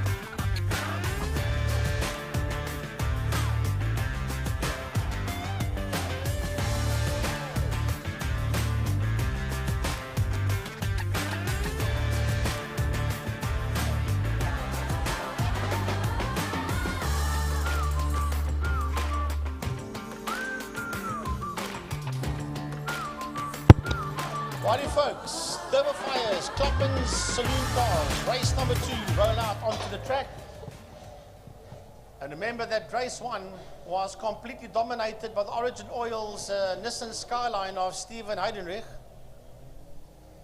And then there was a great fight out there between Jaco Lambert and Kai van Zyl. And then the man that sat on pole, Shane Smith, had troubles coming out of turn 1, out of holes. There was contact between himself and Jaco Lambert, and he dropped way, way, way down, and he had to fight his way through. But it's a new car that Shane Smith has got, therefore he had to start this race in Class X. So he'll obviously be in Class X for the rest of today, and then obviously see where he busts out for the following event, which will be on the 16th of November. That will be the final Lime Property Management Power Series for 2024. There is a race meeting in December, but it is the Cape 3-hour. It's not the Clubman Regional Power Series sponsored by Lime Property Management. And then we go away for Christmas and New Year, and then we come back to you from a main circuit point of view somewhere in February next year. So, Gaza, here they come. The Clubman's Regional Saloon, sponsored by Thermofires. Yeah, just in terms of Shane Smith, a new car driver combination, not a new driver whatsoever. The deciding line as to getting out of Class X is starting and finishing 2 races on the same day, and then looking at the times that you have done to place you into that time slot. So if he does not manage to finish this race for whatever reason, he will then come back to the next event still in Class X. Ideally, he wants to complete this race for the fun on the day and get himself into a class, because there's only one more event before the end of the year, and then he's already classified and can score points in his class for 2025. Yeah, indeed. So we'll look and see. There goes Willie Swart through a screen with a Jetta 2. Jaco Lambert just in there behind him. What a Kai fight van back there Zyl. between Lambert and Kai van Zyl in race number 1. There is Shane Smith. That looks like Mia Bench. That is Dexter Bruce coming through your screen there. Gemma O'Lean. Just behind Gemma is the Golf that, from the sun that's setting, it looked like it can possibly be John De Silva. But the sun is now beginning to move to the western side of the track towards Bloberg Strand and Robben Island side. As we see the Clubman's cars line up. There is Gary Smith. Dexter Bruce on the right-hand side. That black car with the white markings on it. The guy that started in front of Ernest Page in the BMW Cape Town car event. Yeah, somebody's off into the pit lane. Cannot see who it is from here. I just see the car roll down pit lane. Unless that's somebody coming. That looks like it could be Seth Griffin-Wintle. Yes, it's the Ford. It is the Ford Icon. It's Seth Griffin-Wintle. It was Papa Bear Wintle that raced it in race number 1. Sorry, not Seth. Seth is that's Steven that's driving Seth's car. Seth is busy building another car. Sorry, yeah. And he did start from the pit lane in race number 1. In race 1 as well, For some other reason, starting from pit lane in race number 2. That's strange. Why would it be 2 races in a row that you'd start from the pit lane? Well, maybe that's part of the way it is. As the cars roll off the line. Interesting stuff for Clint Renard, now finding himself on the front row of the grid alongside Yusuf Hendricks. Steven Heidenreich had updusted, disappeared, and drove into Sunday morning with race number 1 with Alex Johnson. They did a brilliant initial stint in race number 1 and then fell off the leaderboard completely. That is your front 4, and you can see Johnson is in fact there. That's the blue Audi on the left-hand side. Shane Smith with the Willem Swart. Luckily, that car's not sold. So note to future buyers, please don't buy it. We want Willem to stay out there with that car. We just saw Alex Johnson go through. There is Andre Johnson in a Class X, busy making his way through. So he's starting from the back of the grid with that Audi. Alex J, as we call him, is up front there. He is just behind Heidenreich. And Andre Johnson starting towards the tail end of the field. Frankie, somebody's missing. Why would Heidenreich be on the front row of the grid? Yusuf Hendricks and Clint Renard were, to my mind, supposed to be on the front end of the grid. I don't see Yusuf Hendricks. Well, we're looking at the Golden Highway, otherwise known as the Tigerberg Straight, so we can't really there. see. Yusuf Hendricks is not out there. Yep, that's where I take it, then that position needs to be kept open. I would presume so, yes, it would make sense. Which would make Clint Renard odds-on favourite down towards turn number 1. But then again, Yusuf Hendricks has got a whole bunch of ponies underneath that bonnet. And timed correctly, Yusuf Hendricks would have probably given him a very good run down into turn number 1. The way that it plays itself out now, well, I suppose the biggest problem is then the man on the inside row. And that is, in fact, the Origin Oils entry, the Skyline, ever-quickening Skyline of multiple oval track racer, now main circuit racer, Steven Heidenreich, the son of Ernst Heidenreich, who has also been very much involved with the Cape Hell drivers that are having that massive meeting with the V8 sprints of Isak and Johan Spies, Ultimate Outlaws coming down to Killarney International Raceway. And that in connection with Saloon City, Gavin, and the Cape Hell drivers looking forward to having a very nice turnout next week right here at Killarney International. Right. Nice turnout would be for Clint Renard if he could win this one, but he's going to have to really hoof it. Right, the lights go off. We hear the revs pick up, and off we go for 8 laps. Down into turn number 1 they go. They're literally side by side, but it's Renard up on the inside. Oh, and Alex Johnson once again. Alex J in the Red Bull Racing Audi in trouble going into turn number 1 into holes. It looks like he's going to rejoin. Yes, he is, but he's lost meters and meters and meters of ground as we watch the field work their way along the Joubert Straight towards Castrol Corner. Ooh, another lockup there going into turn number 2 as well in one of the BMWs in that mid-pack. I think it was David Vermaak, the man that actually locked it up as they work their way through past the main grandstand, and the lead is already under pressure. Oh, getting it completely squirming. The Origin Oil Skyline trying to get past Clint Renard.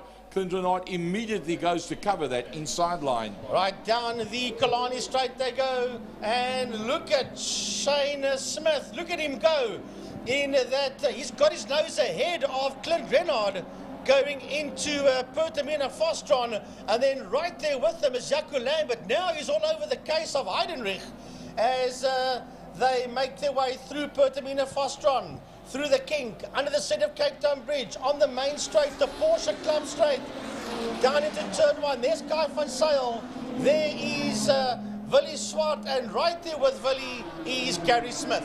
Yeah, Gary Smith right in there. Then the 4th class A car that was there would have been Johnson, but we saw him lock up that left-hand front going down into Holes Hook, and that dropped him a long, long way down. And to recover that's going to be very difficult, given that Heidenreich and Renard have updusted and disappeared and stayed in the front 3. Through the Lunchtime kink they come out of Castrol towards Damstep. It is Heidenreich, it is Smith, it is Renard, it is Jaco Lambert. That's the first 4 you see coming through there. Guy van Zyl is the next man. Then it is Shane Smith that's now ahead there of Willie Swart.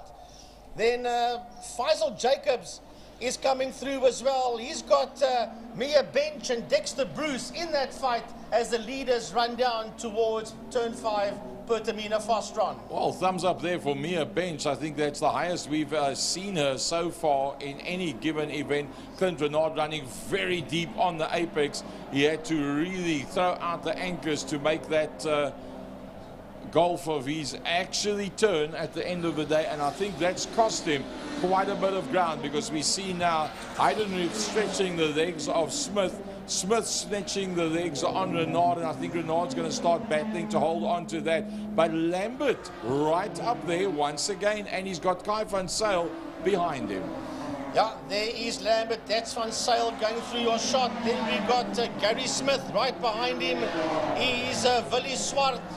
There is Gary Smith, Willie Swart. Then we've got Faisal Jacobs, the man from Century Karting, that's coming through. Mia Bench has got Dexter Bruce right in there. Dex moves to his left. Mia Bench covers the line. He wants to get the slingshot around her. That's not going to happen unless he goes for the out in and tries to sell her the dummy, which, if you try, didn't work, that's for sure, as they come through. Then we've got Jacobs in that fight as well. That's Anton Jacobs, and they're just behind those two cars of Bench and Bruce. Well, I don't think Mia Bench is actually holding Dexter Bruce up whatsoever. I think Bruce is riding as hard as what he possibly can. The lady racer is putting up some very, very good times, but look at that train of cars that's coming through directly behind them. Yeah, that is a huge train of cars that's going through there. That is De Silva, O'Lean, Mitchells, and Volskenk. They're all in that fight. There's about 5 of them in that fight. The next group of 3 has been led there by David Vermaak in that blue BMW. And he's got the toy house and Fielding in there with him for company. Oh, they're still very, very close, those two. But if they look in the mirror, they know they can't make any mistakes, because that group of cars that's coming through behind that, in fact, those 2 groups of cars that's coming through behind that, they are using one another's slipstream, and they could just go and fetch them. Yeah, there's Dexter Bruce going into turn number 1 with Mia Bench right there with him. We'll try and pick the leaders up for you now. As a matter of fact, they should be making their way through turn 4. Yes, they are making their way through saddle sweep. The double right-handers, you still see Dexter Bruce and Mia Bench go through there. John De Silva, Gemma O'Lean. Down the back straight goes your race leader. That's the Killarney straight. And that is Stephen Heidenreich. And here comes Shane Smith. He was 0.8 of a second ahead of him at the start of the lap that they're on now. He's now a heck of a lot closer to Heidenreich. He's Shane Smith. Clint Renard still sitting there in a lonely 3rd position, and he's been chased down there by Jaco Lambert and by Kai van Zyl. That's the 2 cars going through shot. Gary Smith working his way through. Willie Swart is in that fight as well. Here comes Faisal Jacobs, Century Karting Faisal Jacobs. He's coming through. Then Dexter Bruce and Mia Bench will be having their own little fight. As a matter of fact, yes, they are, but she's lost a little bit of ground there to Dex. Yeah, and then behind Mia Bench, that's what we're watching now. That's De Silva, Olin, Mitchells, and Volskenk. That is that 4-way battle. And I think we need to keep an eye on that, because there's nothing much between those 4. It's purely a case of slipstream and getting the apexes right. Yeah, we'll keep an eye on them. Look at Wyland Volskenk running very, very wide. He had that car you see on screen there at Rallycross that we had last weekend. And he campaigned Rallycross, he campaigned all tire, 2 cars there eventually, as the leaders are racing down towards Pertamina Fostron, Stephen Heidenreich, and sliding that car in there behind him is the 22 BMW of Shane Smith. Well, they've stretched the legs of Clint Renard as much as what Clint can, and I think Clint's now more interested in what's happening behind him, because Lambert Jr. is closing, and in fact Kai van Zyl, the son of Aldrin van Zyl, is closing onto the back of that as well. Smith is doing a pretty good job. Swartz now got a bit of space between himself and Jacobs, who leads out Class C. So a good run for Jacobs at this stage of the fight. And Jacobs ahead then of Bruce, Bench, and I think the next one, De Silva, finds himself at the front end of Class D. Bit of smoke there from Swart. Yeah, De Silva finds himself ahead of a group of cars that they were doing early on. Here comes Dex, here comes Mia Bench across the line, and then Gemma O'Lean. Gemma O'Lean is having a fight there with John De Silva, and Gemma has got a nose ahead. John up on the inside, and John takes that position away there from Gemma O'Lean. And I'll tell you what, between Gemma and Mia, they're having a fantastic race between those two ladies. The ladies have decided the BMW Power is a little bit better than the VW Power, but then again, it's also a heavier motor car, so it's got its pros and cons, but both of the lady racers are acquitting themselves exceptionally well today. Now catching them is Arnu Mitchells as well, in there as well as for Mark, not for Mark, Volskink and Johnson is also catching up to that lot as well. So there's our leaders through turn number 1, and then there comes third. There was Clint Renard. Here comes Van Sale, and then behind that is Lambert. So we need working their way through Castro Corner now. First and second, there you'll pick them up on your screen, not these two cars coming through. There they come. That is first and second. That's nose to tail. Stephen Heidenrich, Shane Smith. Got a couple of back markers ahead of them as they sail through Damps Dip. That is your top two with two back markers ahead of them. They've got less than a lap and a half to go. These two, as they work their way down the back main, they're going to put the Killarney straight. They're going to put a lap there on Andre Johnson in that Skyline. He keeps right out the way. Not Skyline, the Audi. He keeps right out the way for the two leaders. This battle is by no means over whatsoever. You would normally say it's all about Heidenrich. Smith has got the right equipment to play the same game. One more lap to go when they cross the line. They will start their final lap now.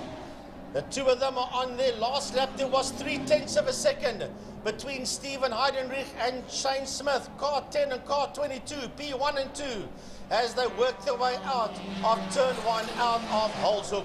But Frankie, look at the gap back to third position. It's growing phenomenally, and that is because we've lost out because the Lambert's the next man to come through, then Van Sale, and then Smith, and only then do we see Clint Renard. That's dropping down. Yeah, and Gary Smith is in there behind him, followed there by Willie Swart. So we'll pick up the leaders for you now.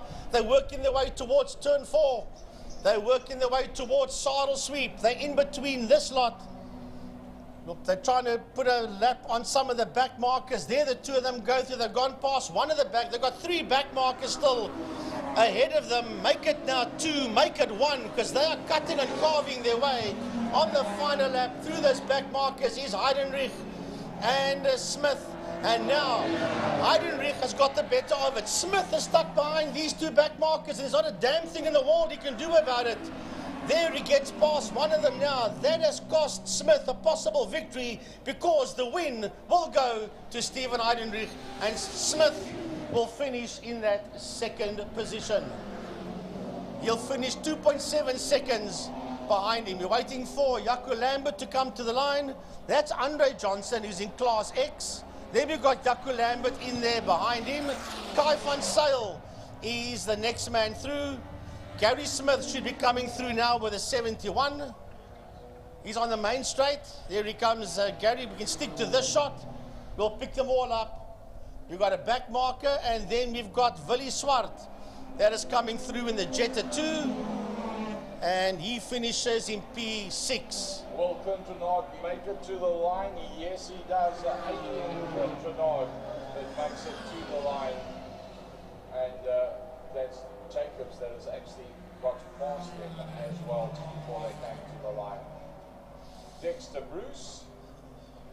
Then Dexter comes, and he did not get away from Mia Bench. No. And here comes Gemma O'Lean just behind him, followed there by John De Silva, Arnu Mitchells. Waylon Volskink crosses the line, David Vermaak, and then Evert de Toy in the Falcon coming through as well. Maybe Dexter Bruce ladies out there, and they both want to be there. Yeah, I tell you what, I salute both Gemma O'Lean and Mia Bench. Yeah. One finished in P9 overall, the other one in P11 overall. P11 won her class, as a matter of fact, Gemma. She came first in her class. So, yeah, fighting for D class. This is Alex Johnson, a big lockup at the beginning of the race, and just kept on running straight through Alex J, as we also call him. They say when ambition exceeds adhesion, that's what it's all about. Yeah, look, he was on the inside, and he was just too quick, and had to hit the brake pedal, and obviously couldn't brake and turn at the same time. That can't happen. And then just took to the escape road. You might find, if you see, there was a puff of smoke from the left-hand front of the Renault. We know how quick the Skyline, the original Skyline is, and it's probably got slightly superior braking than what the Audi had. So to try and brake at the same time, it ain't going to work. You're going to run into the back of the Skyline, which had more retardation at that stage of the fight. And yeah, that's when you head straight towards the scene of the accident. Right, so that was Thermofire's Clubman, and now move on to Libre Classic Cars and Keltron Fine Cars.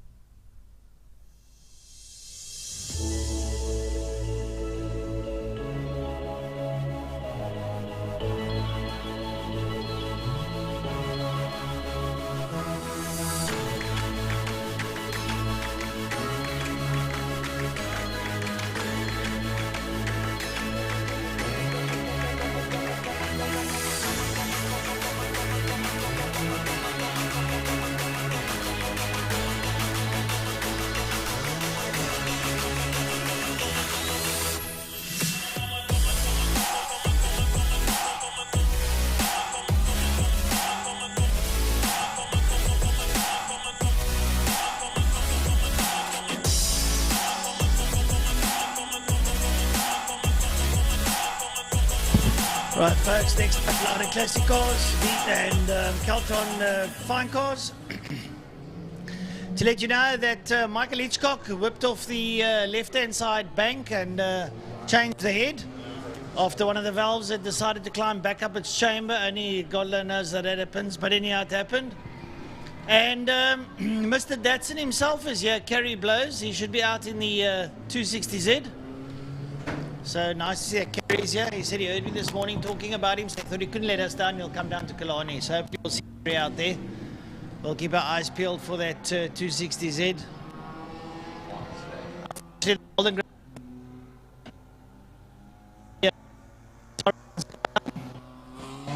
to speak to him that I can get a drive. I can drive this car around like I've always wanted to.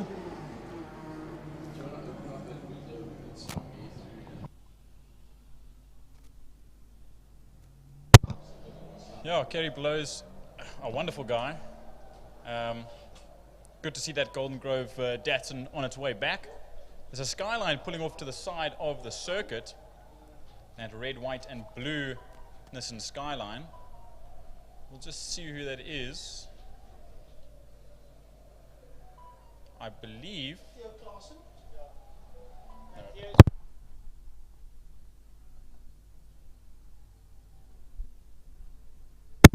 Oh. So that Skyline's back underway now. Oh, that is Stephen Manuel. Stephen Manuel seemed to have some sort of issue, pulled to the side of the circuit, but that Nissan Skyline's back up and running once again. Maybe a little bit of a quick turn off, turn on, a hard reset was what that car needed, and it seems that it did need that because it's back up and running on what looks like all cylinders at the moment.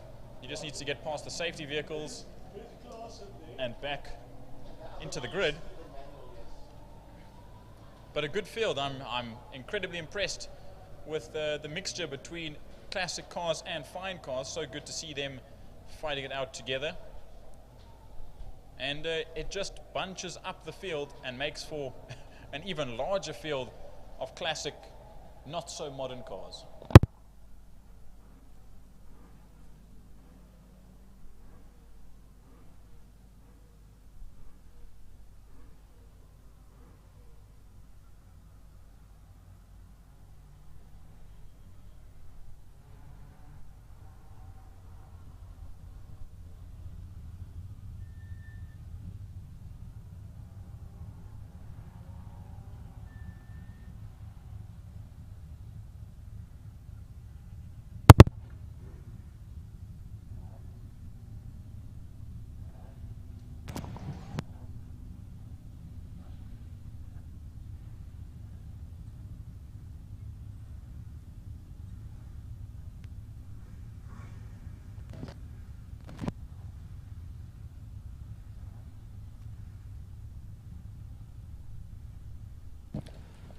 Right, so Hitchcock stopping there on the main straight there, and is it problematic, or is that just where he's going to start? Rest of the cars go. That lovely Porsche 914 there, I think that's Charles Arton that's driving it. A beautiful rendition. That's one of the more stranger looking Porsches of its era, with the fastback, very much like a Lotus Elan. Used to get them confused. But still a beautiful car to have out there, and yeah, that's just what motor racers do. They bring these weird and wonderful and beautiful cars onto the circuit and decide, what the hell, let's race them. I wonder if Michael Hitchcock was just asking where his grid position was after he dropped out of the race in race 1, and I think that's why the marshals moved out of the way, because I think that is his grid position. I'm just looking on the timesheet to see, and I don't see his name on there. He might actually be on the second page. Yes, he is. Starting in 25th place, it says. So good to see 39 cars, a whole 39 cars on this grid at one time. So the numbers are bumping up, and now they get underway. There's the gap between fine cars, the Bijo Trustees fine cars, and the Lauda Classic cars. There we see the two front-running BMWs. That's Gunther Appelgren and Albert Cook. Very, very quick renditions of two incredibly fast BMW E36s, and they will head that class out once this race gets underway. Some of the slow fine cars getting off the line a little bit slower, and well, they'll get going eventually. They have trouble. Car not going. The Ferrari Jetta not getting going. There seems to be a problem.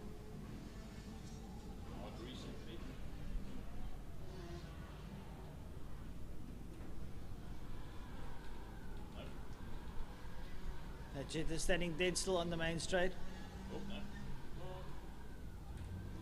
Something's not happy with that car. It looks like a clutch to me, not engaging.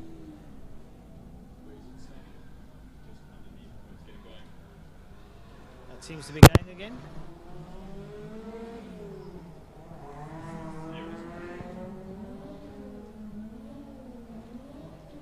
Something definitely wasn't happy on that car, but it seems that she's got it back up to running pace. He screamed past the commentary box. Possibly flooded, I don't know. Yeah. So maybe just like a hard reset and a couple pumps of the gas pedal, and it's back up to life once again. Yeah.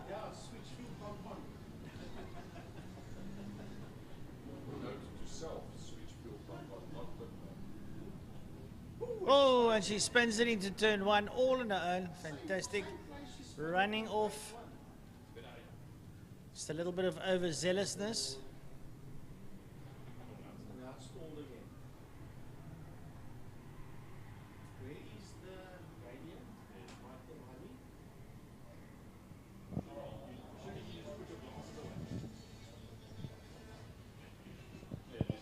Right, so the pace car pulls off to the inside of the circuit, to the right-hand side, and on the front end there, it's going to be Jared Evans and Ferdy Maton. Ferdy Maton hopefully got a mechanical fuel pump. He's hopefully sorted it out. Trevor Momberg, who's going to be racing for the championship here in third. Off they go, off the line, and everyone gets on the gas nice and early and works their way down towards holes. Have a look coming down into holes. Evans has got the inside. Is Ferdy Maton going to go around the outside? Ferdy hanging around the outside. He might have the advantage going into the bare straight unless Evans goes across his power. Evans does that, nearly runs him off. But Ferdy puts his nose in, and Ferdy gives it a bit of a tonk up towards Castrol Corner. Jared Evans late in the brakes. Ferdy has the inside line. Ferdy Maton in the 67 Coupe hangs in there. Jared Evans trying to get out in front. Evans manages to pull through. And then in third place, Trevor Momberg and Glenn Aiton Bogart are all in there with Brian Evans down in P5 and Bruce Van Taplin in P6 in the Toyota. I'll jump a little bit further back to those fine cars as they make their way through Castrol Corner now. Albert Cook got the whole shot into the first corner of Holes Hook, and now he's leading BMW 1-2 from Gunther Appelgren in that bright green BMW E36. You can see the old Enviro car livery once driven by the man himself, Sean van der Linde, back in the 90s. It's good to see another rendition of that car back on main circuit once again as we look back to the classics out front, and there goes that Capri absolutely rocketing out of Pertamina Fostron. Ferdy Maton's got a little bit on his plate to try and catch up. I'll just give it out. Jared Evans running on full slicks. Ferdy Maton using the muscle of that Mustang to get past and doing so well. Glenn Aiton Bogart sitting up behind him, but Jared's got the inside line, will slot there into second place. Glenn Aiton Bogart trying to hang around the outside. Trevor Momberg hanging in there. Trevor has got that championship hanging over his head. Yeah, he's going to end in the top 10. He'll be okay. And, well, Michael Hitchcock pulling out. Obviously, the little bit of work that he put in over the lunchtime didn't pay off. And a little bit of a, well, a bit of heart sore there for Michael Hitchcock. Yep, that is a big, big unfortunate. As there's a car in trouble, that is that's the Morris of Birkman. He's had some sort of issue, maybe slammed on the brakes and went off. He's back getting underway once again, leaving Holes Hook. I wonder if there were maybe the car cut out or something, we don't know. But he's back in between the fine cars. As we watch the fine cars, there's Cook ahead of Appelgren. And then we see the Morgan. The Morgan makes its way through now. That is the Morgan. And a little bit further back now, we see Dave Alexander, Melanie Lambert, Kunrad Mattia, Jake Wallage, Arnold Lambert there in his Anglia a little bit further behind as well. But now we jump back to the front of the classics once again. Ferdy Maton coming under the City of Cape Town Bridge, giving that V8 muscle hardship there. Glenn Aiton Bogart, Jared Evans, Trevor Momberg, then Brian Evans, Bruce Van Taplin, Bedin, then Dion Conradi, then Van Taplin, Hutchings. So they're all having lots of squabbles in between them. But coming up here now towards on screen, towards Castrol Corner, Ferdy Maton in the 67 Coupe Mustang. In there, behind him, Glenn Aiton Bogart. Then it's Jared Evans, and up behind him there, Trevor Momberg. Here's Brian Evans. There's Bruce Van Taplin, Byron Bedin. There's Dion Conradi. Up behind him, Lane Hutchings. They all work their way into Castrol Corner. Lovely, lovely squabbles between all of them, with your leaders now diving into damps on their way up the Tygerberg Straight. Yep, they're rocketing through. Glenn Aiton Bogart getting a little bit sideways on that rumble strip. But now rocketing through once again through Sorrel Sweep, these V8s and V6s and all the likes of muscle and absolute strength, brute strength, in fact, making their way down the Killarney Straight. I haven't seen a battle like this in a long time in classics, and Jared Evans is really showing us what this youngster's got as he now slides almost around the outside, trying to make a move around the outside. There's more. I think that's wheel spin, as I see a black line was left on the tarmac of the circuit. Glenn Aiton Bogart is trying to put the power down in that Granada, and he's managing to do it, but he's now sitting there in second place behind Ferdy Maton. And that Granada just doesn't have enough to get past that 67 Mustang Coupe. And there's Trevor Momberg in his Capri a little bit further behind, waiting for a mistake to be made. Well, keep an eye there on Ferdy Maton. Ferdy Maton is sitting ahead there with Glenn Aiton Bogart, Jared Evans and Trevor Momberg. If Ferdy takes this, if I'm not mistaken, it's going to be his maiden win. Can he hold on to it? Smoke. coming out of the Granada of Ethan Bogart. I think that's just tyre smoke, if you ask me. Down into coming here on your screen is Trevor Hutchings, and there's Rowe there with him, and Dancing Dave Aladef. There is Charlie Arton. They all work their way through. So plenty of fun being had by all around the circuit. Yep, absolutely. As we see these cars going through Sorrel Sweep now, there's a Jetta. There's another Golf. The likes of Lane Hutchings going through there. That is Linda Fourie in that Jetta that's having an issue. She's going slowly. Natasha Tissendorf is just behind her. And the fine cars, Trevor Momberg going around the outside of, of Jared Evans. A bump between Jared Evans and the Granada. Jared Evans is now slowed down and given the gap. And now Trevor Momberg slides in there. I think there might be a little bit of nose damage as Jared Evans has dropped down 2 car lengths to Trevor Momberg, but Trevor Momberg moves up into 3rd place. 5 laps to go. Still Ferdy Maton there. Grenada Bogart, Trevor Momberg and Jared Evans. Oh, I tell you what, it's an absolute battle royale up front. We go down into turn number 5 with the fine cars, and it'll be probably Albert Cook leading out on Gunther Appelfein. Manuel, Trevor Manuel be in there, Senekal, Alexander Mattia and Badin. Having a look, see Albert Cook in that lovely turned out BMW. Looking a lot like the ex-Sean van der Linde BM, the old touring car. Still in those colors, really nice rendition of colors there. Gunther Appelgrein in the green Apple car. So it's not a direct translation. And behind him is Manuel and Senekal, followed by Alexander, Mathieu and Bedin. So it's all happening out there with your classic car leaders now making their way down into Pertamina Fast Strong. Glenn Ethan Bogart up on the inside. And Ethan Bogart's going to take the lead. Ethan Bogart takes the lead now, and he's ahead there of Ferdy Maton, and still smoke coming out of the tires there of Ethan Bogart as he gets the power down. With a little bit of slow traffic up ahead now, and I can tell you now that Ferdy Maton will want to come back real hard.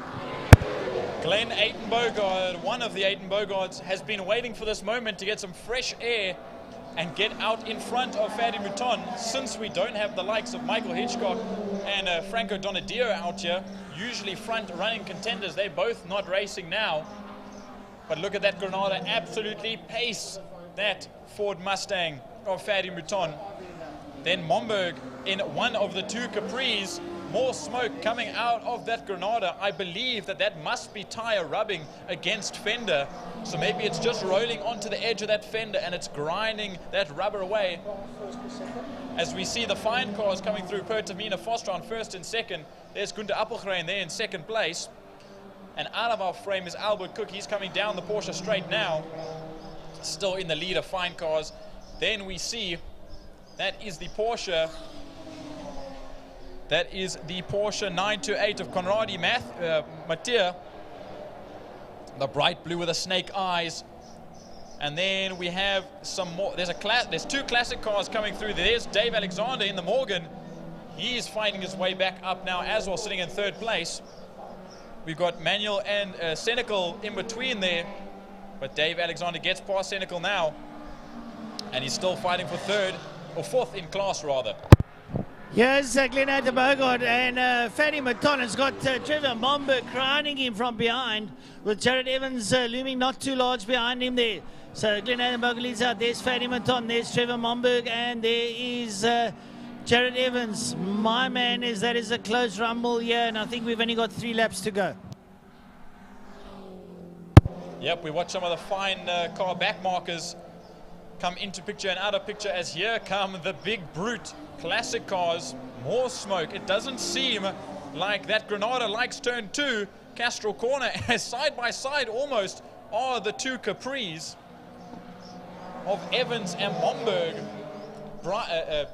Brian Evans is not that far behind actually as he carves his way through now, but look at this mess. An absolute gaggle of cars from 2 different classes having to be threaded the needle between them as they make their way through Sorrel Sweep. But Glenn Ethan Bogart, the star of the show currently in A class, is running away with it down the Porsche, down the Killarney straight rather, with 2.5 laps to go. Going down into Pertamina fast on there. Glenn Adenberg, Ferdy Maton, Trevor Momberg and Jared Evans. It's really a needle match out there. I think the man that's really fighting for his dinner there is Ferdy Maton in second place, because he's got Trevor Momberg looming large in his mirror. So he's got a lot to do. Glenn Adenberg put the power down and pulled away from Ferdy Maton. Jared Evans still hanging there in P4. A little way further back, the Mark 1 escort of Brian Evans, beautifully turned out in that metallic blue and silver out there. So that is that the crowd. Then a little bit further back is Bedin, and then Dion Conradi crossing the line ahead of Lane Hutchins. Now we watch this little group. There's there's Rowe. There's I believe that's Bedin going into the pits in that Datsun.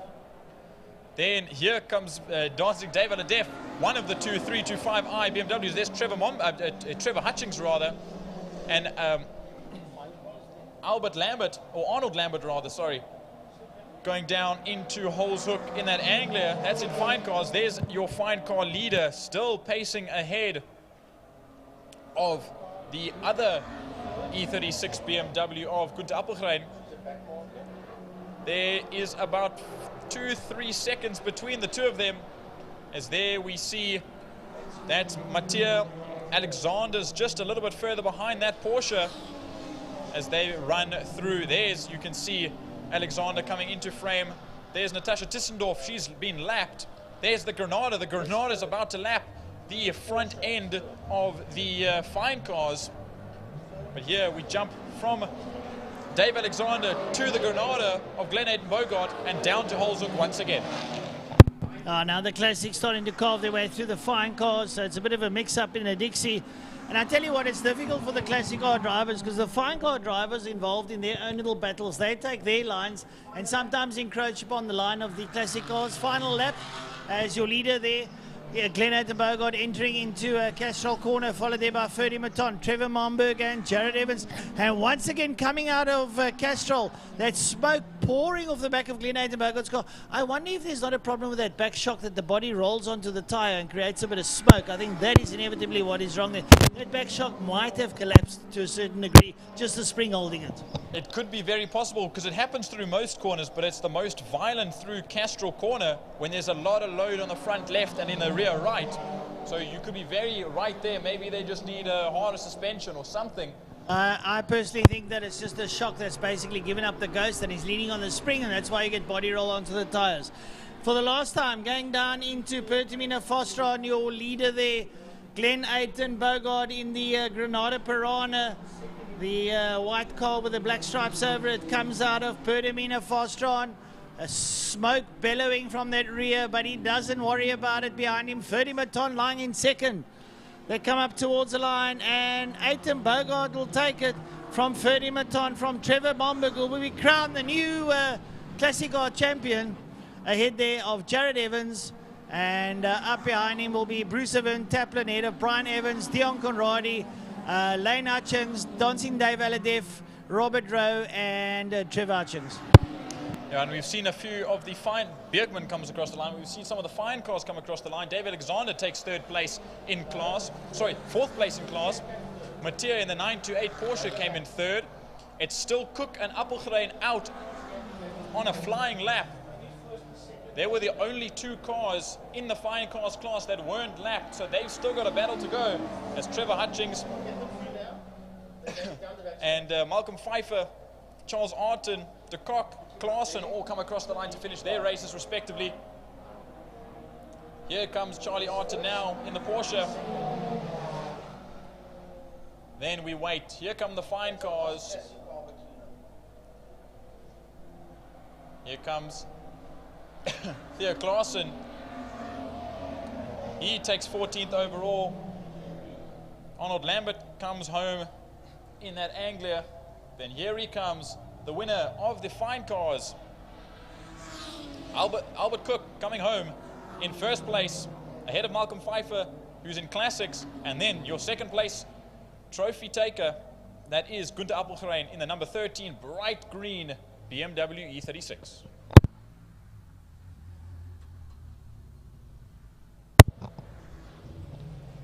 There's Jaco Oosthuizen in the Corolla coming across the line. That'll be the last car on the lead lap as the rest of the field makes their way around the circuit and into their pit lanes. What an absolute stormer of a race.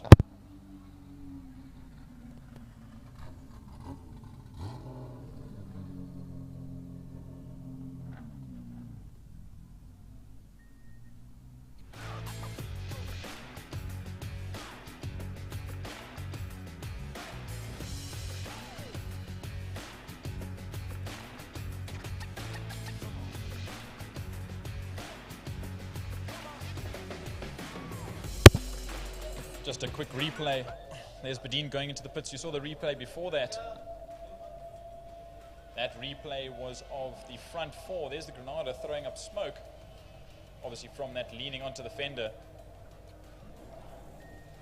That's just a replay of them leaving the pits, but I'm sure there was a little bit of contact between Jared Evans. There's that manual Skyline that pulled off to the side of the circuit but got running once again. Here is that incident. Fadi Mouton in the front, Glenn Aidan Bogart in second in the Granada. A little bit of a bump there by Jared Evans as Trevor Mombo then went around the outside and stole that third position from Jared Evans. But they raced it like absolute champions to the line. And that was a brilliant finish for that front group. Now we just wait a couple of minutes for a little bit of track cleanup and then we're on for the second BMW Car Club of Cape Town Race Series, race number 2.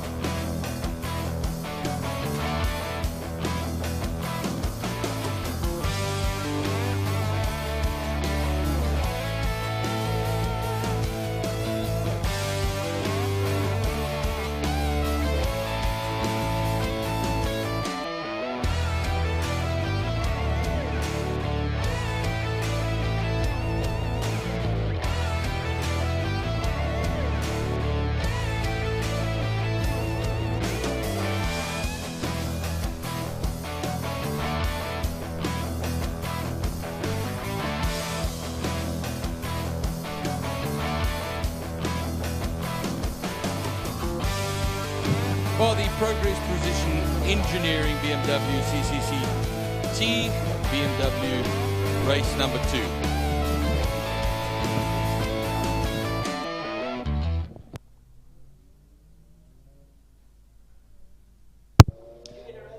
$18 of them out there, or 16 rather I should say, and a one-make class with E36s, E46s, you name it, naturally aspirated, turbocharged.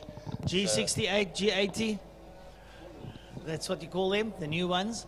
And I see on pole position Vicky Paether in that lovely mustard yellow BMW 3 Series. Beautiful, beautiful car with the splitter under the rear bumper there. And Anwar Levy's there, Yusuf Hendricks, Dexter Bruce, Baby Jakes, Ibrahim Levy, Honor Michaels, Connor Kilbride, Dean DeToy, Mamanus Aysaman, Bradley Sickle, Cobus de Kock, James King, Rory Moore, Mansour Parker, and Marco Retta. Marco Retta right at the back of the field. Well, Marco can start in Parklands if he wants to. You'll probably catch him. That BMW, absolutely a barnstormer of note. So they're following the official BMW CCC-T pace car. And the pace car will take him around. When the pace car pulls off to the right after coming out of Pertamina Fastron, everything will be up to Vicky Paether to take the boys to the line.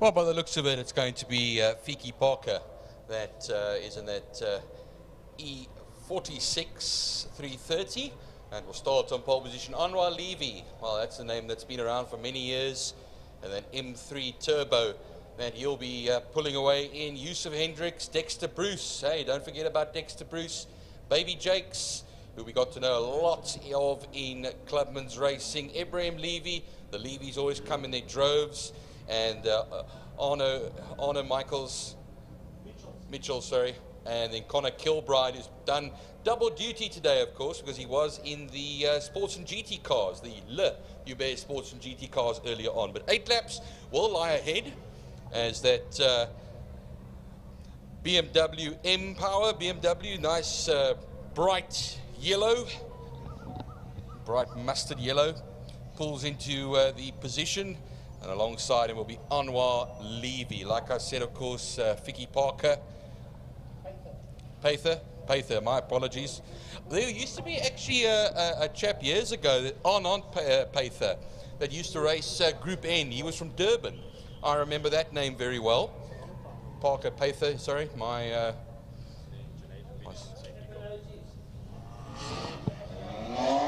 Junaid Hamid, who pulls off in the safety car, the BMW safety car that will lead the BMW class around, and away we go. Hendricks, Dexter Bruce, Baby Jakes, Ibrahim Levy, Connor Kilbride, Mitchells, Bradley Sickle, all off of there's Marco Retta in the bright red machine, and that of course will not be staying there for very long, I'll tell you that much, as they filter through Holshoek, turn number 1, the only true left-hander on the circuit. Long left-hander onto that Joubert straight.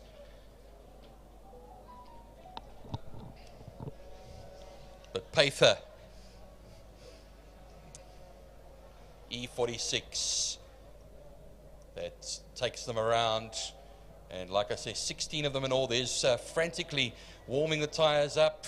It is going to be Marco Retta, who I have said will not stay there for very long.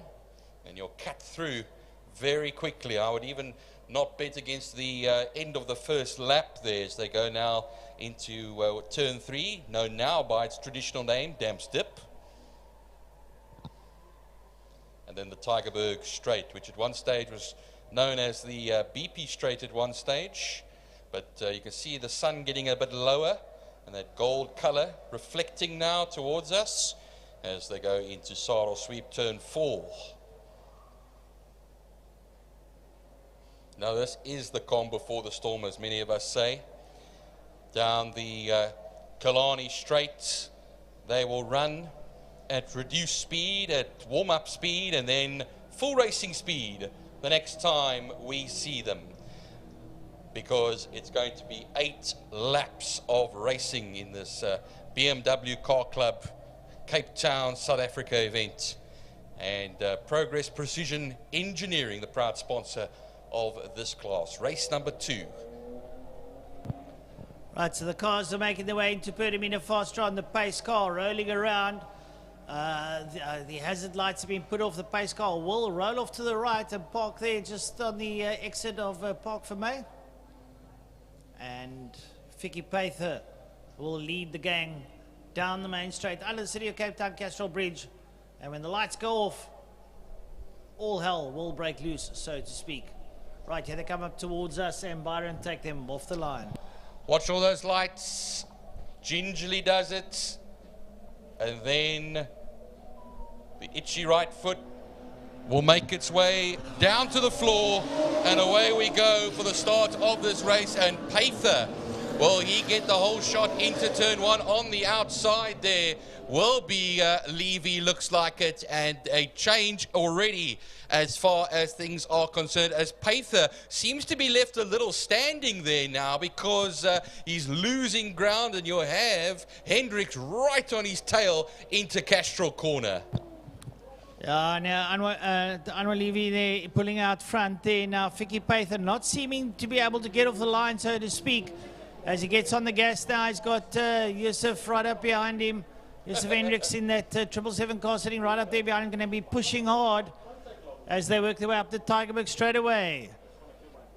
Well, it looks like Mark Coretta's already passed 7 cars in the first 2 corners, going through turn 3, now towards turn 4, Saddle Sweep, as we now know it, formerly known as Malmesbury, its traditional name. But down the straight we go, and Mark Coretta, you can see now, is going to be bursting into the top 6 by turn 5, Pertamina Fastron. I thought that he would, by the end of the lap, already be in the lead. I was, in fact, wrong, and he might need just an extra lap to do such a thing. But down towards the line we go. It's going to be Anwar Levy that crosses the line. Got himself a nifty little gap between himself and Vicky Parker. Yusuf Hendricks in 3rd position. Baby Jakes up into 4th. Marco Ritter now 5th position, just having got past Dexter Bruce into Holeshoek turn 1. Marco Ritter making up positions very quickly. That is a very special BMW turbocharged and very, very highly tuned. He passes Yusuf Hendricks going into Castrol, sits up there behind Vicky Pather. Vicky Pather is going to have his hands full soon. Marco Ritter will get him down going into Dams, probably go through the Lunchtime kink there and work their way down into Dams, and Ritter up on the inside of Vicky Pather. So Marco Ritter is going to go look for Anwar Levy. Well, Marco Ritter, his sector time say it all. 27.6 in sector 1, a 24.6 in sector 2. Just the purple sectors coming now, and as he climbs up from 5th to 4th to 3rd, and now through Saddle Sweep once again here, and onto that slightly curved Killarney straight towards turn number 5, Pertamina Fastron. It's the leaders. Anwar Levy, the last time out, 2.2 seconds between himself and second place, but Marco Ritter is the new second place and will surely be the new leader. As they cross the line, he'll be in the slipstream of the car in front of him. He will surely make a move into Holeshoek as they charge up to start another lap. There are 6 laps left to go, including this very one, and Marco Ritter is our new leader of this race as he puts in a 1:17.528. Marco Ritter getting quicker and quicker. We know he does the 1:15s, and Anwar Levy absolutely no slouch behind him in that, also in the, well, I can't say in a BMW, but in his car behind him. Vicky Pather sitting in 3rd there, Yusuf Hendricks 4th, Baby Jakes in 5, not looking too shabby at the moment as they work their way now through Lunchtime King down into Dams, and well, the field getting spread out. And someone spinning out big time coming down the Uber straight out of Holes. managing to rectify himself and put himself back towards himself. Bradley Sickle spinning there on the Joubert Straight, pointing in the correct direction, thankfully. And so no harm, no foul there at all as we now enter Pertamina Fastron with the leader, Marco Retta. Behind him will be Anwar Levy, who have lost quite a bit of ground to the man up front. And then we have Payther and Hendricks. So Hendricks still keeping in the mirrors of that bright yellow BMW ahead of him. Baby Jake's 1.2 seconds further back. But look at this now, having a bite there. It is going to be Yusuf Hendricks onto the main straight there. Then come the Porsche Straight underneath the City of Cape Town Bridge. And maybe have a go into Holzhoek. I do not think so. He's not close enough. Yeah, Vicky Payther fighting off Yusuf Hendricks, and up behind Hendricks we got Baby Jakes, Dexter Bruce, then Ibrahim Levy, Arno Michels, and Connor Kilbride down in 9th with James King in 10. That's pretty much how your field works out now. And you see there Yusuf Hendricks sitting right up behind Vicky Payther, and Hendricks up on the inside. He slides through, Vicky running wide. You don't want to do that. That door's open so wide you can take the whole family through there. Well, let's see if he can fight back Vicky Payther, because Yusuf Hendricks took the opportunity and got himself ahead. They're 2.3 seconds ahead of Baby Jake's Dexter Bruce. A little bit on the back foot here in 6th position now, but a mere 0.6 of a second ahead of Ibrahim Levy, Connor Kilbride, Arno Michels, and James King, all rounding off the top 10 there as Marco Retta runs it now to the line. But on the back straight, you'll see Anwar Levy, then Yusuf Hendricks, Vicky Payther rather, and you can see starting to inch away there Yusuf Hendricks now in that E36 Turbo of his. Yusuf Hendricks riding a good race here. He's going to go look there now for Anwar Levy. Not too far behind, he's got the drive. And he's ahead there of Vicky Payther, up behind him Baby Jakes, then it's Dexter Bruce, then it's Ibrahim Levy. They'll cross the line and make their way down into Holzhoek turn number 1. 4th last lap has been completed. A bit of a lockup coming into that particular section as well, as that was Dexter Bruce and Ibrahim Levy that crossed the line. Now Baby Jakes having the slight lockup, but look how close it is now. Anwar Levy under pressure through Castro Corner from Yusuf Hendricks and Vicky Payther as well. This could allow the likes of Baby Jakes to start closing up ever so slightly. He's 2.6 seconds back though. It's going to be a bit of a tough ask. I think Anwar Levy's got his hands full with the likes of Yusuf Hendricks. Hendricks is really coming to his own. He's taking Vicky Payther for the ride. They're going to Sorrel Sweep now. Still Anwar Levy leading out there in 2nd place. And tell you something, keep an eye there on Yusuf Hendricks. He has got the better of the car ahead of him. Maybe about a 1.5 gap, but in the twisty bits, Yusuf pretty nimble. 3 more laps left to go. It's just been started by Marco Retta. Another fastest lap, a 1:15.621 into Pertamina Fastron now. We look at the gap closing between Dexter Bruce and Ibrahim Levy at this time. It's now 0.4 of a second, and he's slowing. That is Vicky Payther that is slowing to a halt, and thankfully he's by the pits, but that's unfortunate over there, and that's going to give a free pass to Baby Jakes to come up into 4th position now. Dexter Bruce up into 5th. And, well, actually, no, Baby Jake's up into 3rd, I think, yeah. And then Dexter Bruce coming up, yes, into 5th position. So Ibrahim Levy will come up as well. Well, having a look there now, and Yusuf is right on the back of Anwar Levy now as they go through Lunchtime King down towards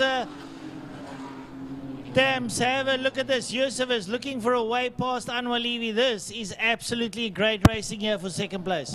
Well, watch them onto the Tygerberg Straight now. It takes quite a bite of curbing over there.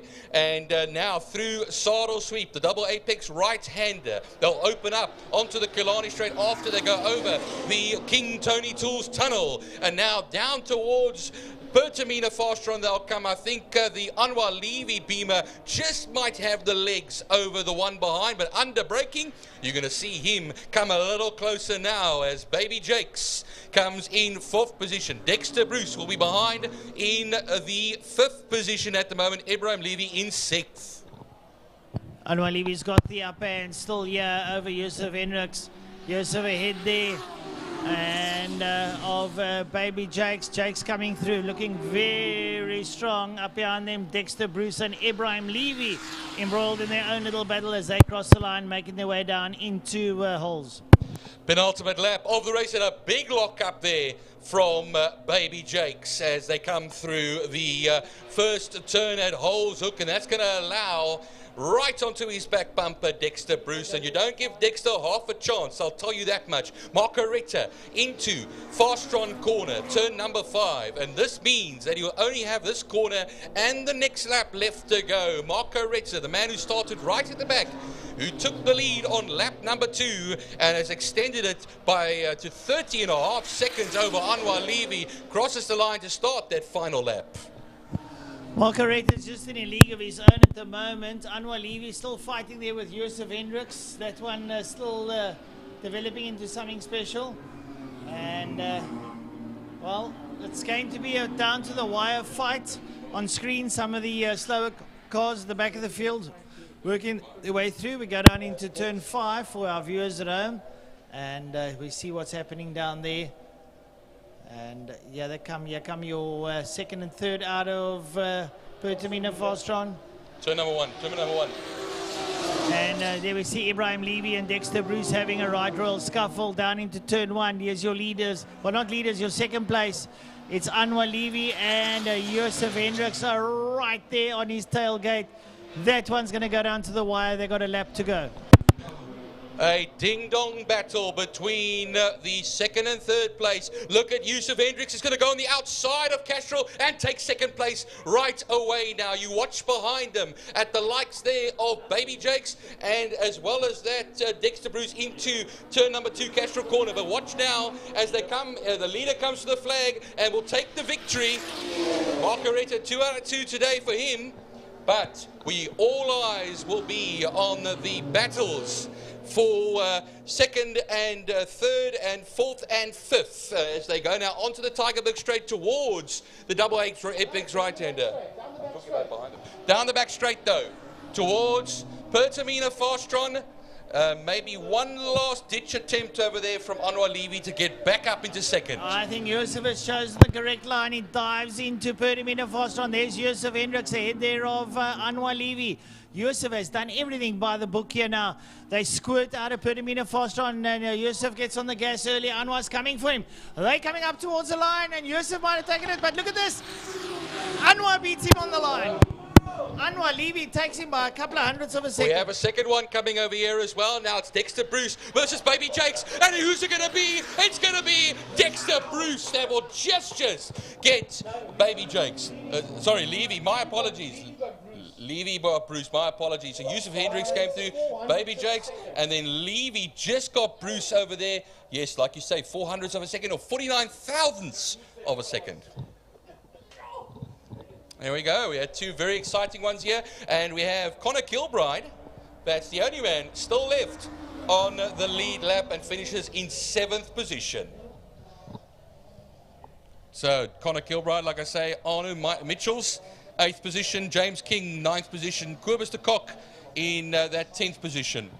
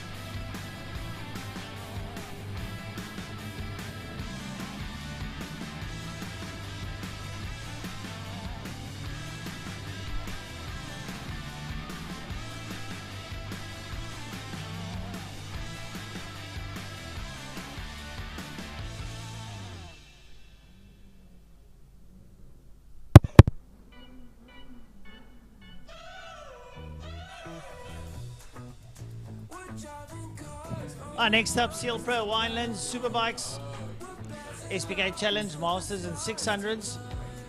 13 bikes, 4 classes. Wow. Most of them in 600s. SPKs, 1 or 2 600s. In between there, 1 or 2 Masters, the likes of Rapson and Bodsworth and Jamie Hall.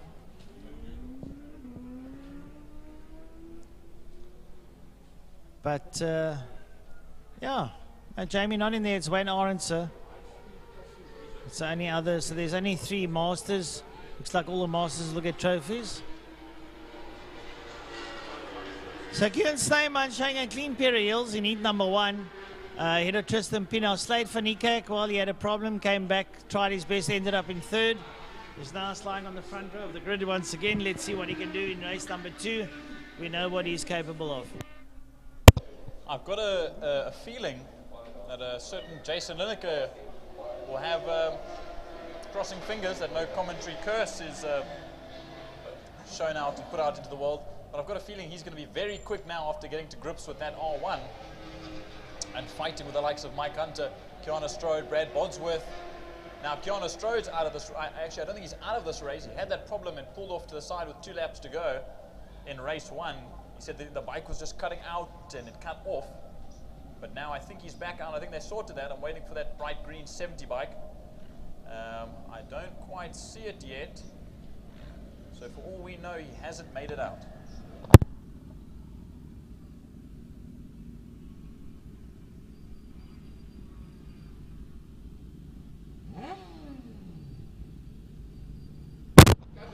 Slade van Niekerk will slot back into 2nd place.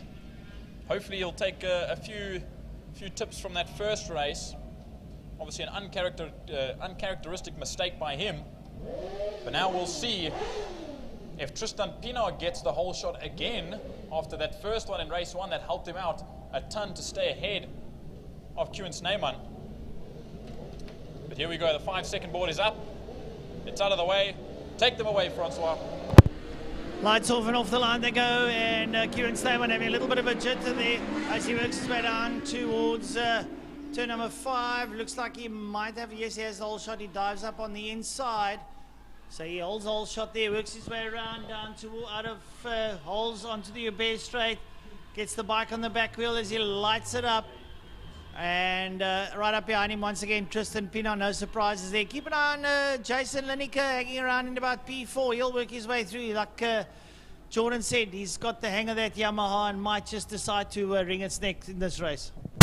And now I see a little battle between Malcolm Rapson, the fastest accountant on 2 wheels, as we like to say, and Slade van Niekerk. Slade van Niekerk's dropped off the pace from those front 2, which is not where he wants to be. We see them go through Sorrel sweep now. Tuck it in, a double apex to right-hander and onto the Killarney straight on the back wheel. Down the Killarney straight is Malcolm Rapson on the tail of Slade van Niekerk. They're going to go side by side into Pertamina Fossum. They're on our screen now. Watch them go side by side. Battle the late breakers once again. And we see Slade van Niekerk just takes out that position, or takes away that position from Malcolm Rapson. Malcolm Rapson couldn't hold that out.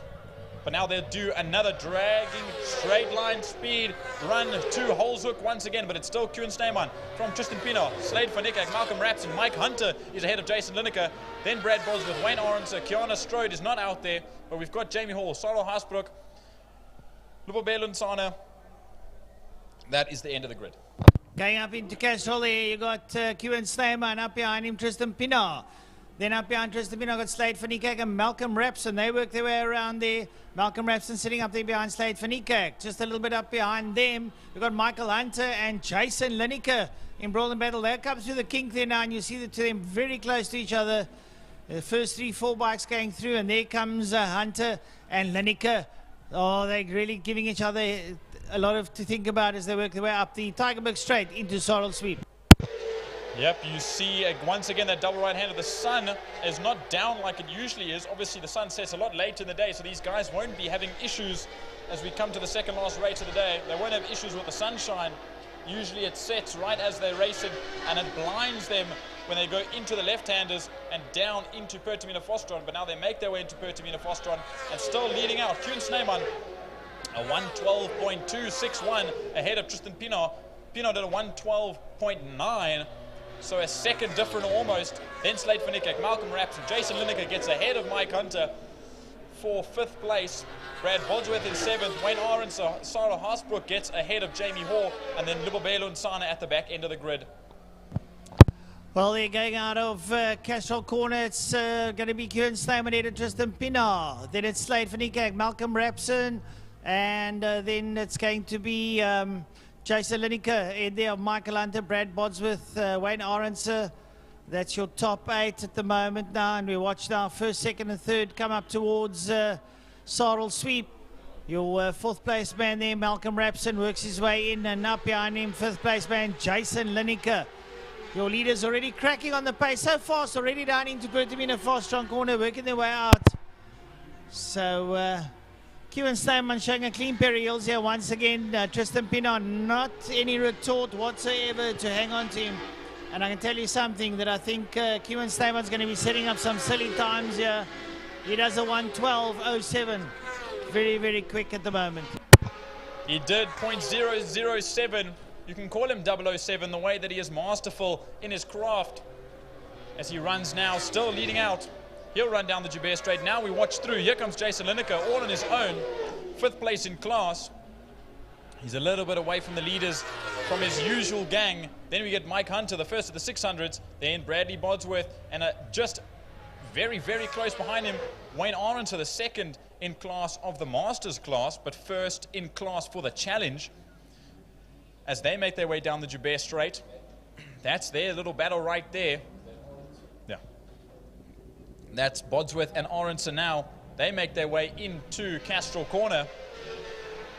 They leave Castrol Corner and they make their way down to Dams Dip as the leaders make their way to Pertamina Fastron. Right, going through Pertamina Fastron, Kieran Snyman leading out and starting to really widen that gap between himself and Tristan Pinar. You can see that gap there noticeably. Is Kieran Snyman trying to break a 1:12? He is absolutely flying. Crosses the line and he does a 1:11.997. Now he's going into what we call SA Superbike times at the moment, done in the 1:11s. And that's definitely where he belongs. He knows, he himself knows he's capable of that, and he's capable of more. As we see now, here comes Jason Lineker, RST outfitted kit on a Yamaha R1. Then you get Mike Hunter, 1st and 600s. There's Brad Bodsworth and Wayne Arends are still fighting it out. There's 7/10 between those two, between the Aprilia and that ZX10. They are racing now through Holshoek with 5 laps to go. I'm keeping a beady eye on that little dice between Slade and Tristan Pinar. It looks to me like Slade is closing up ever so slightly. So he might just get the better of Tristan. I don't know. Your leader down the back straight towards Pertamina Fastron. Then it's Tristan Pinar, not too far behind Slade van Niekerk on the ZX10, chasing very hard down into Pertamina. Well, you brought up the difference between Pinar and van Niekerk. We can look at the times, and their last lap was a 13.1 for Pinar and a 13.0 for Slade van Niekerk. So there's a 10th in lap time between them. As leader, Kieran Snyman rockets by us. Then there they are. There's Pinar. There's van Niekerk. It is getting closer. The gap now just over a second. It was 1.5 seconds a few corners ago. It's going to be close. Now the guys going through their 4th place man, Michael Rapson. We wait for Jason Lineker to come out at turn number 5. There's Jason Lineker. And he's ahead there of Michael Hunter. He's pulled a gap over Michael Hunter, who's ahead of Brad Bodsworth. And not far behind Bodsworth is Wayne Arends.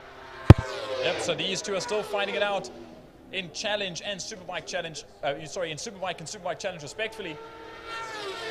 As they now make their way through Holshoek. The leader should be exiting Sarl Sweep now. And going down the Killarney Straight once again. But here we see the likes. There's Mike Hunter, there's Bradley Bodsworth getting on the brakes hard into Castrol Corner, and there's Wayne Arends. Slightly behind them is Hall and Haasbroek. Okay, now Kieran Stamen going down into Pertamina Fastron there, right up behind him Tristan Pinar, and then Slade van Niekerk closing down on the back of Tristan. Have a look at Slade closing down very quickly on the back of Tristan. That is where the dice is at now. It's all about 2nd place. And Slade van Niekerk getting that ZX10 into the zone there behind that BMW 1000R.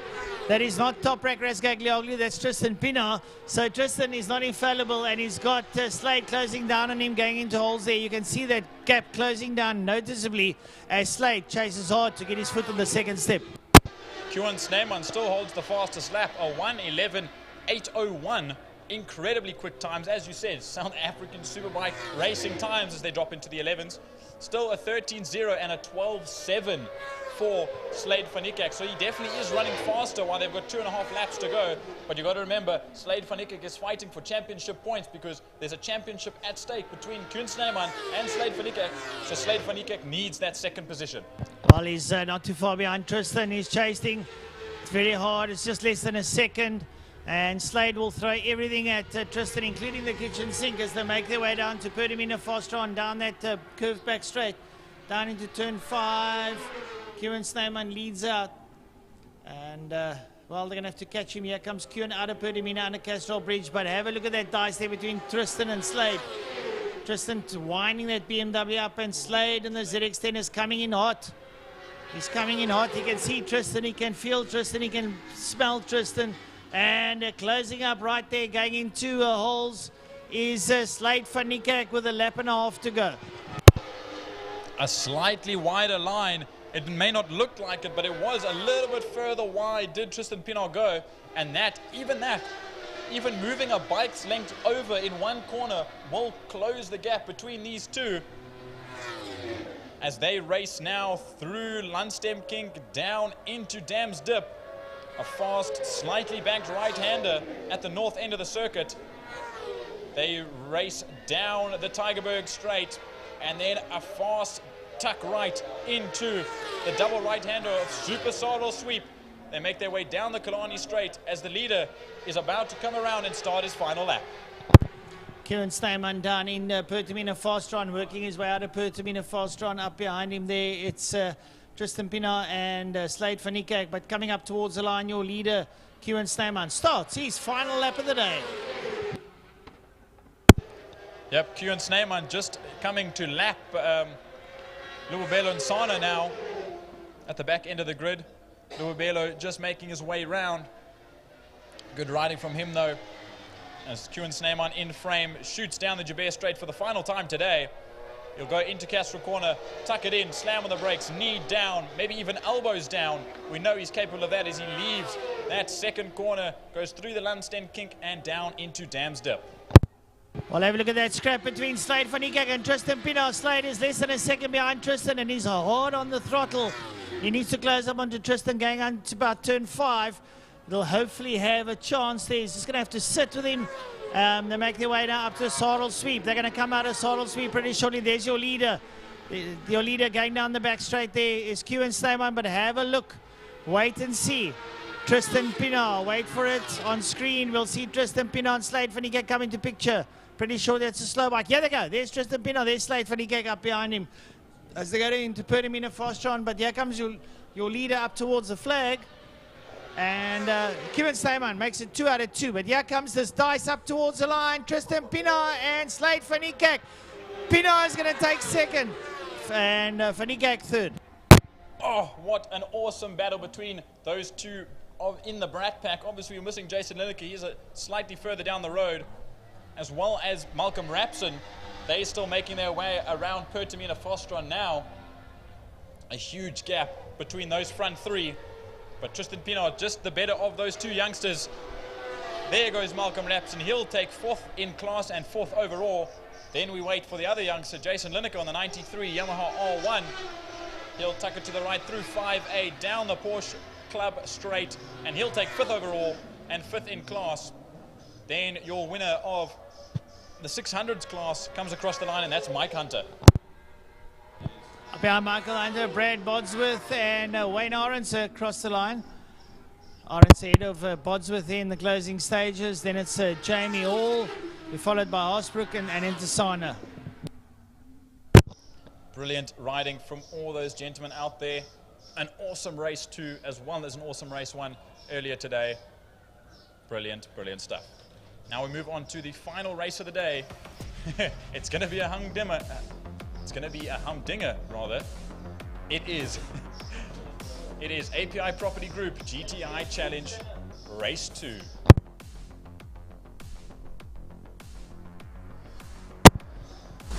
Yeah, folks, it's 5 o'clock. And we now start the final race of the day. So we've done very well time-wise. API property, Volkswagen GTI Challenge. Second race of the day, the final race of the event. What a fight we had out there in Class B. Man, we had about 6-7 cars going one-on-one for first, second, and third. Class C was all about Dylan van Eerden, Mark Fontini, and Zach Leyden. They were 1, 2, and 3 in class. But it was a massive, massive fight in Class B. And I'm sure that one's going to continue. And that was won by Zaki Hendricks. He came through right on the very last, did Zaki, after Bas had the lead for a while, and Faisal Jacobs had the lead for a while there. Mohammed Kalfi had the lead for a while, just to name a few. And Zaki just sat there, bided his time, and Zaki Hendricks won Class B. The man to catch in Class A was, of course, Nathan Victor, and he won it, but just ahead of Yuri Umpi Swart. Frankie, looking at that Class B battle, if 2 laps from the end, you could not have predicted that it would go to the reigning chairman of GTI Challenge. And I think it was them fighting against one another and him staying out of the fight, as you said, thinking his way through the race, not racing his way through the race. And when they slowed one another up, he was in the right place at the right time. A very mature drive by Zaki Hendricks, who's also prepared to rub fenders. No, he's no stranger that he had a yellow card as well for a while for rubbing fenders. It's happened before. And it's going to happen again. You think so? That's just the way it is with these guys. So if he's not leading Class B, they might just rub some fenders? Yeah, today? well, geez, with your Class A, B, or C, you rub bumpers in this class, that's for sure. And trust me, the BMW guys are going to be doing that as well in the future, especially your classes C, D, E, and F. That's where all the action's going to be in next year's competition for the BMW Car Club of Cape Town Series. I think in my next life I want to come back to Killarney and have a big panel shop and have the sole rights to fixing GTI Challenge cars after every race meeting. Or the Beamers.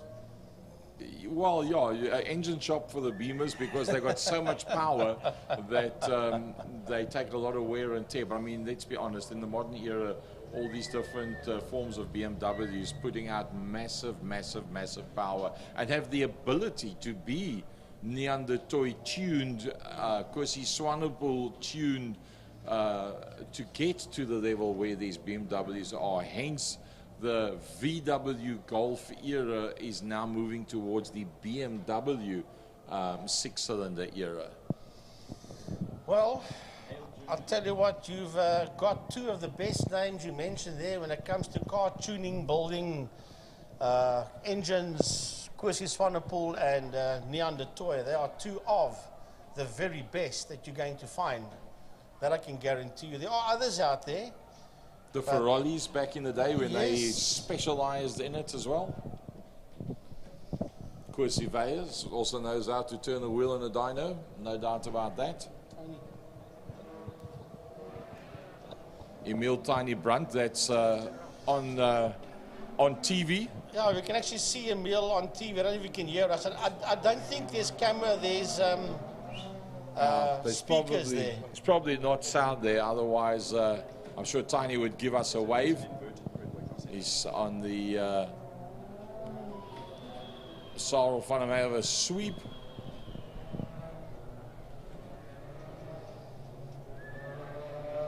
Yeah. If anybody's heard of Tiny's pit box, if you look at the bottom right-hand side of your screen at home, you would have seen a man with a black t-shirt with 888 on it. That is Emil Brunt of Tiny's pit box. Jordan's just busy sending him a WhatsApp to say, dude, you're famous, you're on TV. Okay, here we go. As the cars circulate out of Pertamina Fostron through the kink, under the set of Cape Town Bridge onto the main straight, known as the Porsche Club Straight, into their grid slots. As the cars roll close, the 44 is Dylan Jaber, that pink car. Apparently on their door handles, according to Tiny, for race 1, they had pink ribbons, seeing that this is Cancer Month for ladies. I don't know how many of those ribbons are still left on the challenge cars, so at least they had that in mind. I think it's either been ripped off by the wind or rubbing door handles has removed those things, which wouldn't surprise me. Yeah, a ribbon on a GTI Challenge mirror or door handle, it's got a limited lifespan. Very limited. See the cars roll through. Zaki Hendricks is there. This is Class B. There we see at the back of Class C, that yellow Golf, that is Dylan van Eden. Only yellow car in Class C is Dylan van Eden. So you can't miss that one. That's Zach Leyden putting into position there, the 64, the Angry Jeep sponsored outfit. If I got it right, Zach, something like 16 years old? He's a very good Western Province karter as well as Zach Leyden. I know Francois would have done some commentating on karting on Zach, so you can verify that the youngster's pretty damn good there. That's Sean Liebenberg on the right-hand side. That's the 75 Class B car.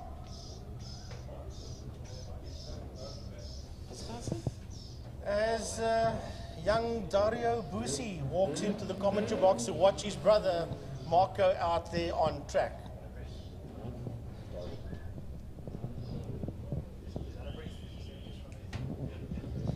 Dario Busi using the 2020 South African Polar Cup champion. Yeah, using the classic excuse not to come on the microphone, saying out of breath, just went up 5 floors.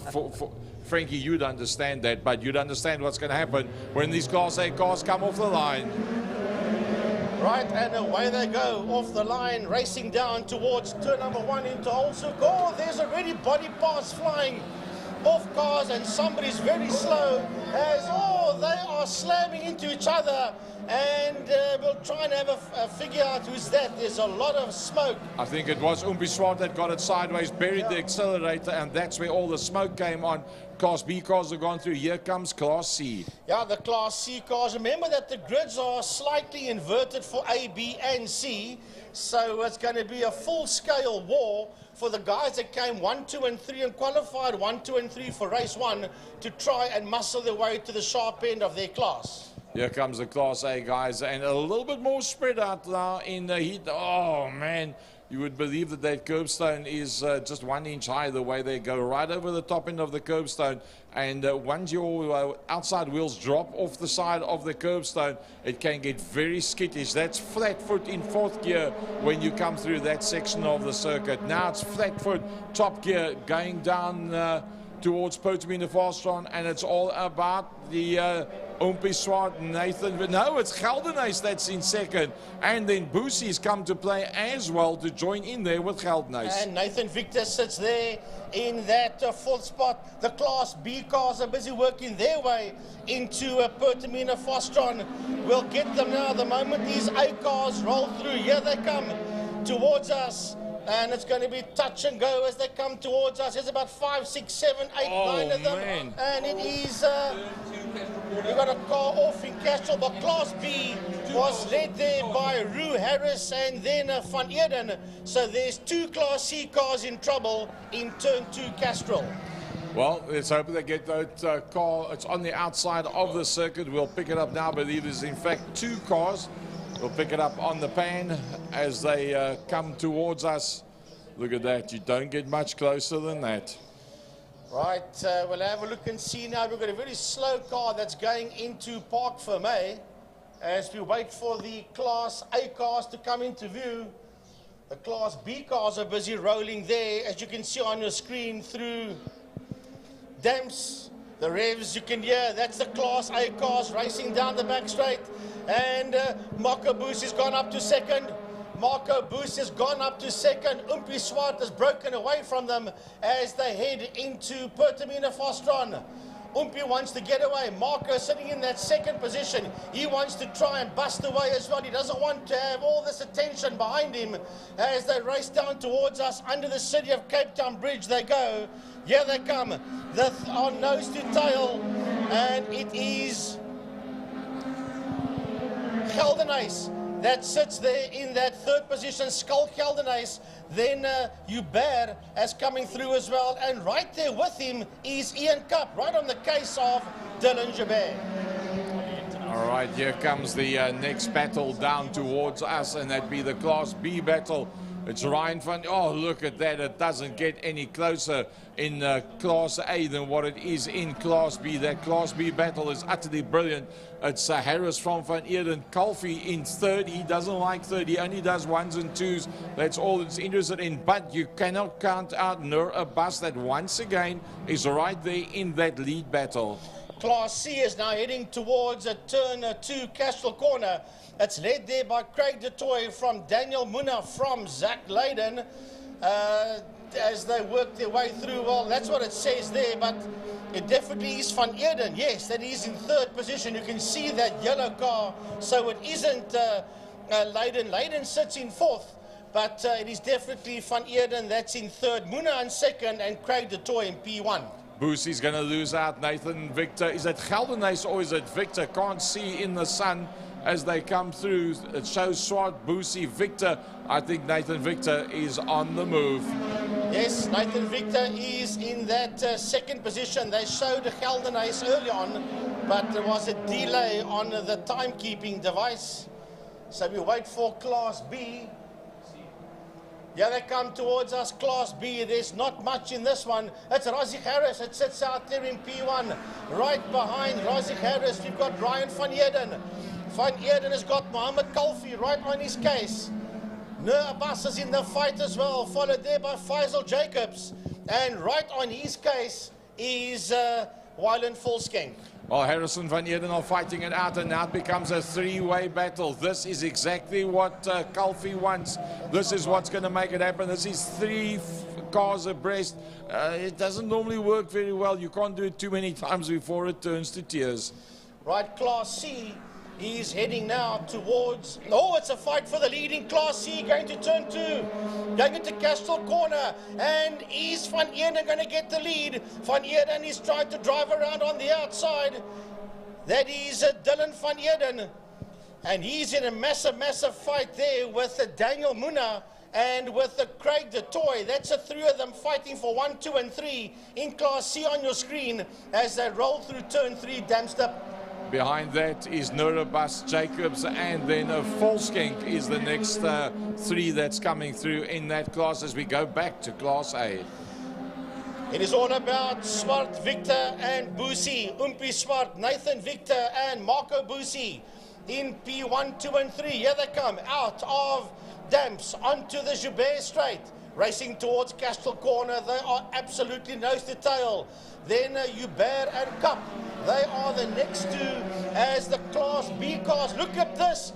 Into turn number 1. We've got about 6 of them going into holes. It's absolute chaos, and it's been led there for now by Razik Harris. I don't think he's going to hold on to that one because Van Eerden wants through. Van Eerden sits there on his outside. Oh. Here comes Kalfi. Kalfi wants to come through. Is it Kalfi or is it Abbas? Those cars look pretty much the same color in the sun that is busy setting. Faisal Jacobs is in that fight as well. So is Mario Roux. What a war raging on there in Class B into turn 3, Damster. Well, I do believe that the Class A battles opened up just a little. So let's keep an eye on Harris. Van Eerden is starting to push his buttons very hard because Kalfi has now come into play. And not only that, there is another 2 behind that with Abbas and Jacobs coming into it as well. That massive slipstream is actually bringing the Class B cars together. It is Battle Royal. Can this last? I see problems. It's absolute carnage out there, and Ryan van Eerden wants through, but he's not going to get through. Razik Harris says, Remember that Razik Harris also once upon a time did a Polo Cup. So Razik Harris can pedal around here. He's leading Class B. Well, he was leading Class B, he's no longer leading Class B. It is Mohammed Kalfi that will lead them across the line.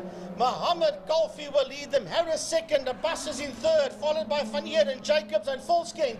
And there is nothing between those 7 cars working their way out of turn 1, out of holes, working their way towards Castrol. Van Eeren putting so much pressure on a bus that a bus actually locked up that right-hand front, and you don't often see him do lockups. He's normally one of the last of the late breakers and very seldom makes a mistake under braking. Our Class A guys down into turn number 5. Yes, they are heading into turn number 5 into Fostron. And Nathan Victor is all over the back of the Umpi car. Race 1 was the other way around. Then it is... and then we've got Boosie coming through, followed there by Hubert. We've got to pick up the Class C because it's gone from a 3-way fight to a 5-way fight for first, second and third in that class. That's the cars that you see working on your screen now out of turn number 3 out of Dames towards Sarel Sweep. It's Van Eeren, Muna de Toy and Mark Fontini has engaged in this fight as well. Well, Fontini's not having it his own way in race number 2. He finds himself in 4th, and that is not where he's accustomed to being. He would like to lead this grouping out, but it ain't going to happen for him right now as we follow the Class C guys down into Cape Town corner, Pertamina Fastron. Well, Class B is heading now into turn number 1, into holes with 2 laps to go. And Mohammed Kalfi says, I've had enough of this. I'm checking out of here. Razik Harris, is he still in second? Yes, he is. Only just in that second spot because he's got Dylan Van Eeren right there with him. And he has got, as they come through, he's got Faisal Jacobs in that fight as well. It is an unbelievable war. The only thing that's good in this class for Kalfi is that he's pulling away from them. Well, I think we have to pick up our Class A battle. We've been away from that for a while. Who's going to be in the front? Well, it's back to Oompie Swart era. Nathan Victor has broken away from Boosie. Boosie has lost out to the front 2. We saw that the fastest man in race number 1 was in fact Nathan Victor. Can Oompie Swart use the experience, talent and pace to be able to hold out on a Nathan Victor, and they are on the last lap? Yeah, I will stay with these guys because this is first and second in class and overall first, second and third for that matter, because Marco Boosie is not in a distant third spot. If they get anything wrong, he could come P2, P1 even. So he's got the best seat in the house as we watch them work their way through turn 3 through Damsdip. Yep, onto the Golden Highway, otherwise known as the Tiger. Oh, that's as close as what you can get. And it's the last time that they're going to be coming around. Sarel Sweep out into the Killarney straight over the Tony's Tool subway.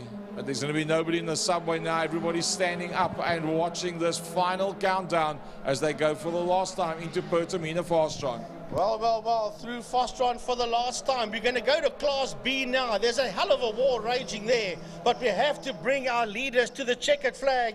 Here they come down towards us. It's going to be Yuri Swart Jr. in P1 with Nathan Victor coming home second, and a good drive there by Marco Boosie finishing in P3. As the rest of the field come through, that is Dylan Jabir. Right behind him is Ian Cup, followed across the line there. But now we're going to wait for this absolute war. There goes Mohammed Kalfi. He is the leader of Class B, racing down towards Pertamina Fastron. He got away. He said, man, I've got to check out of here. Ryan Van Eeren eventually got into second and has secured that second position. There the two of them come. Then it is Nur Abbas that is there in that third position. Right behind him, we see Faisal Jacobs as they race towards the checkered flag. Then it's side by side across the line. And it is going to be Harris just ahead there of Donnie Sandenberg Junior, followed there by Wyland Volskenk.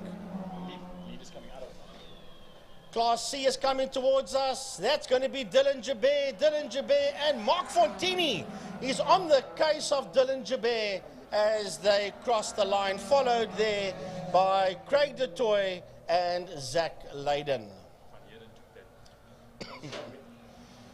So here comes Riza Levy, across the line, Adriano Ferroli and Ross Schroeder. Well, that. Yeah, that pretty much wraps it up. The second last round of regional racing, sponsored by Lime Property Management and brought to you proudly by the City of Cape Town and associate sponsors.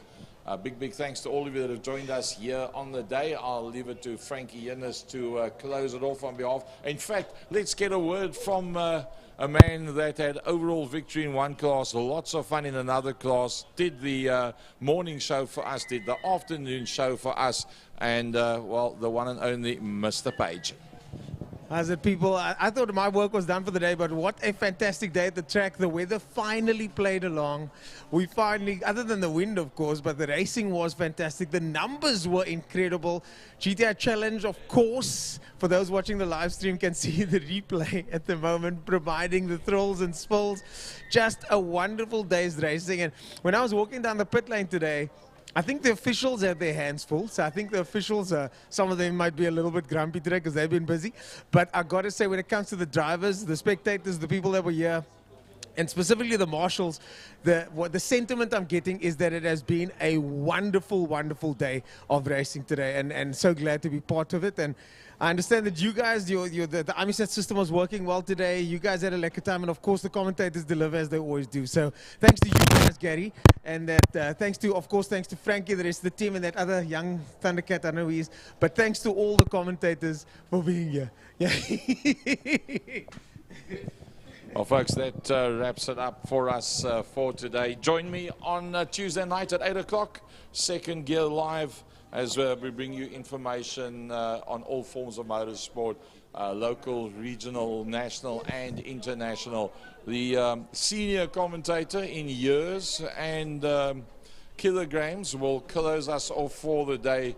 A big thanks to all of you. Cheers from my side. And Frankie, all yours. Yeah, I just want to say a big thanks to all our sponsors, especially this one. Welcome to Lime Property Management, where the efficient management of your community scheme is at the heart of everything we do. Our dedicated team provides superior property management services, ensuring that your property is in good hands and that your investments grow.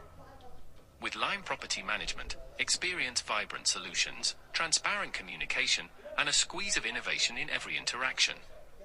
Call us today or visit lime.capetown and let's cultivate your community scheme's future together. Lime Property Management, leading, innovative, motivated, energetic. Yeah, that is Lime Property Management. A big thanks to them. A big thanks to all our sponsors. Porsche Club, a big thanks to you guys for the main straight. To Castrol for turn 2, the tower, the spinning pitch. Big thanks to Pertamina Fostron for turn number 5, to King Tony Tools, the City of Cape Town, and then Smile 90.4 FM, the official media partner of the Western Province Motor Club. I'm out of here. I'm going to just give the mic to Byron and to Jordan to say their final goodbyes. Goodbye, everybody. Hope you enjoyed it. See you next time. And from me, Jordan Hubin, an incredible day of racing out today. Brilliant stuff. Thanks to my team, thanks to the marshals, the officials, all the drivers and riders out there today, all you spectators and our sponsors. We'll see you, Frankie Eunice and I, Jordan Hubin, will see you in 1 week's time today at CHD for the first round of the Cape Hull Drivers 2024-2025 season with the Thunder Rating V8 Sprint cars. I'll see you there. See you all very soon and drive home safe.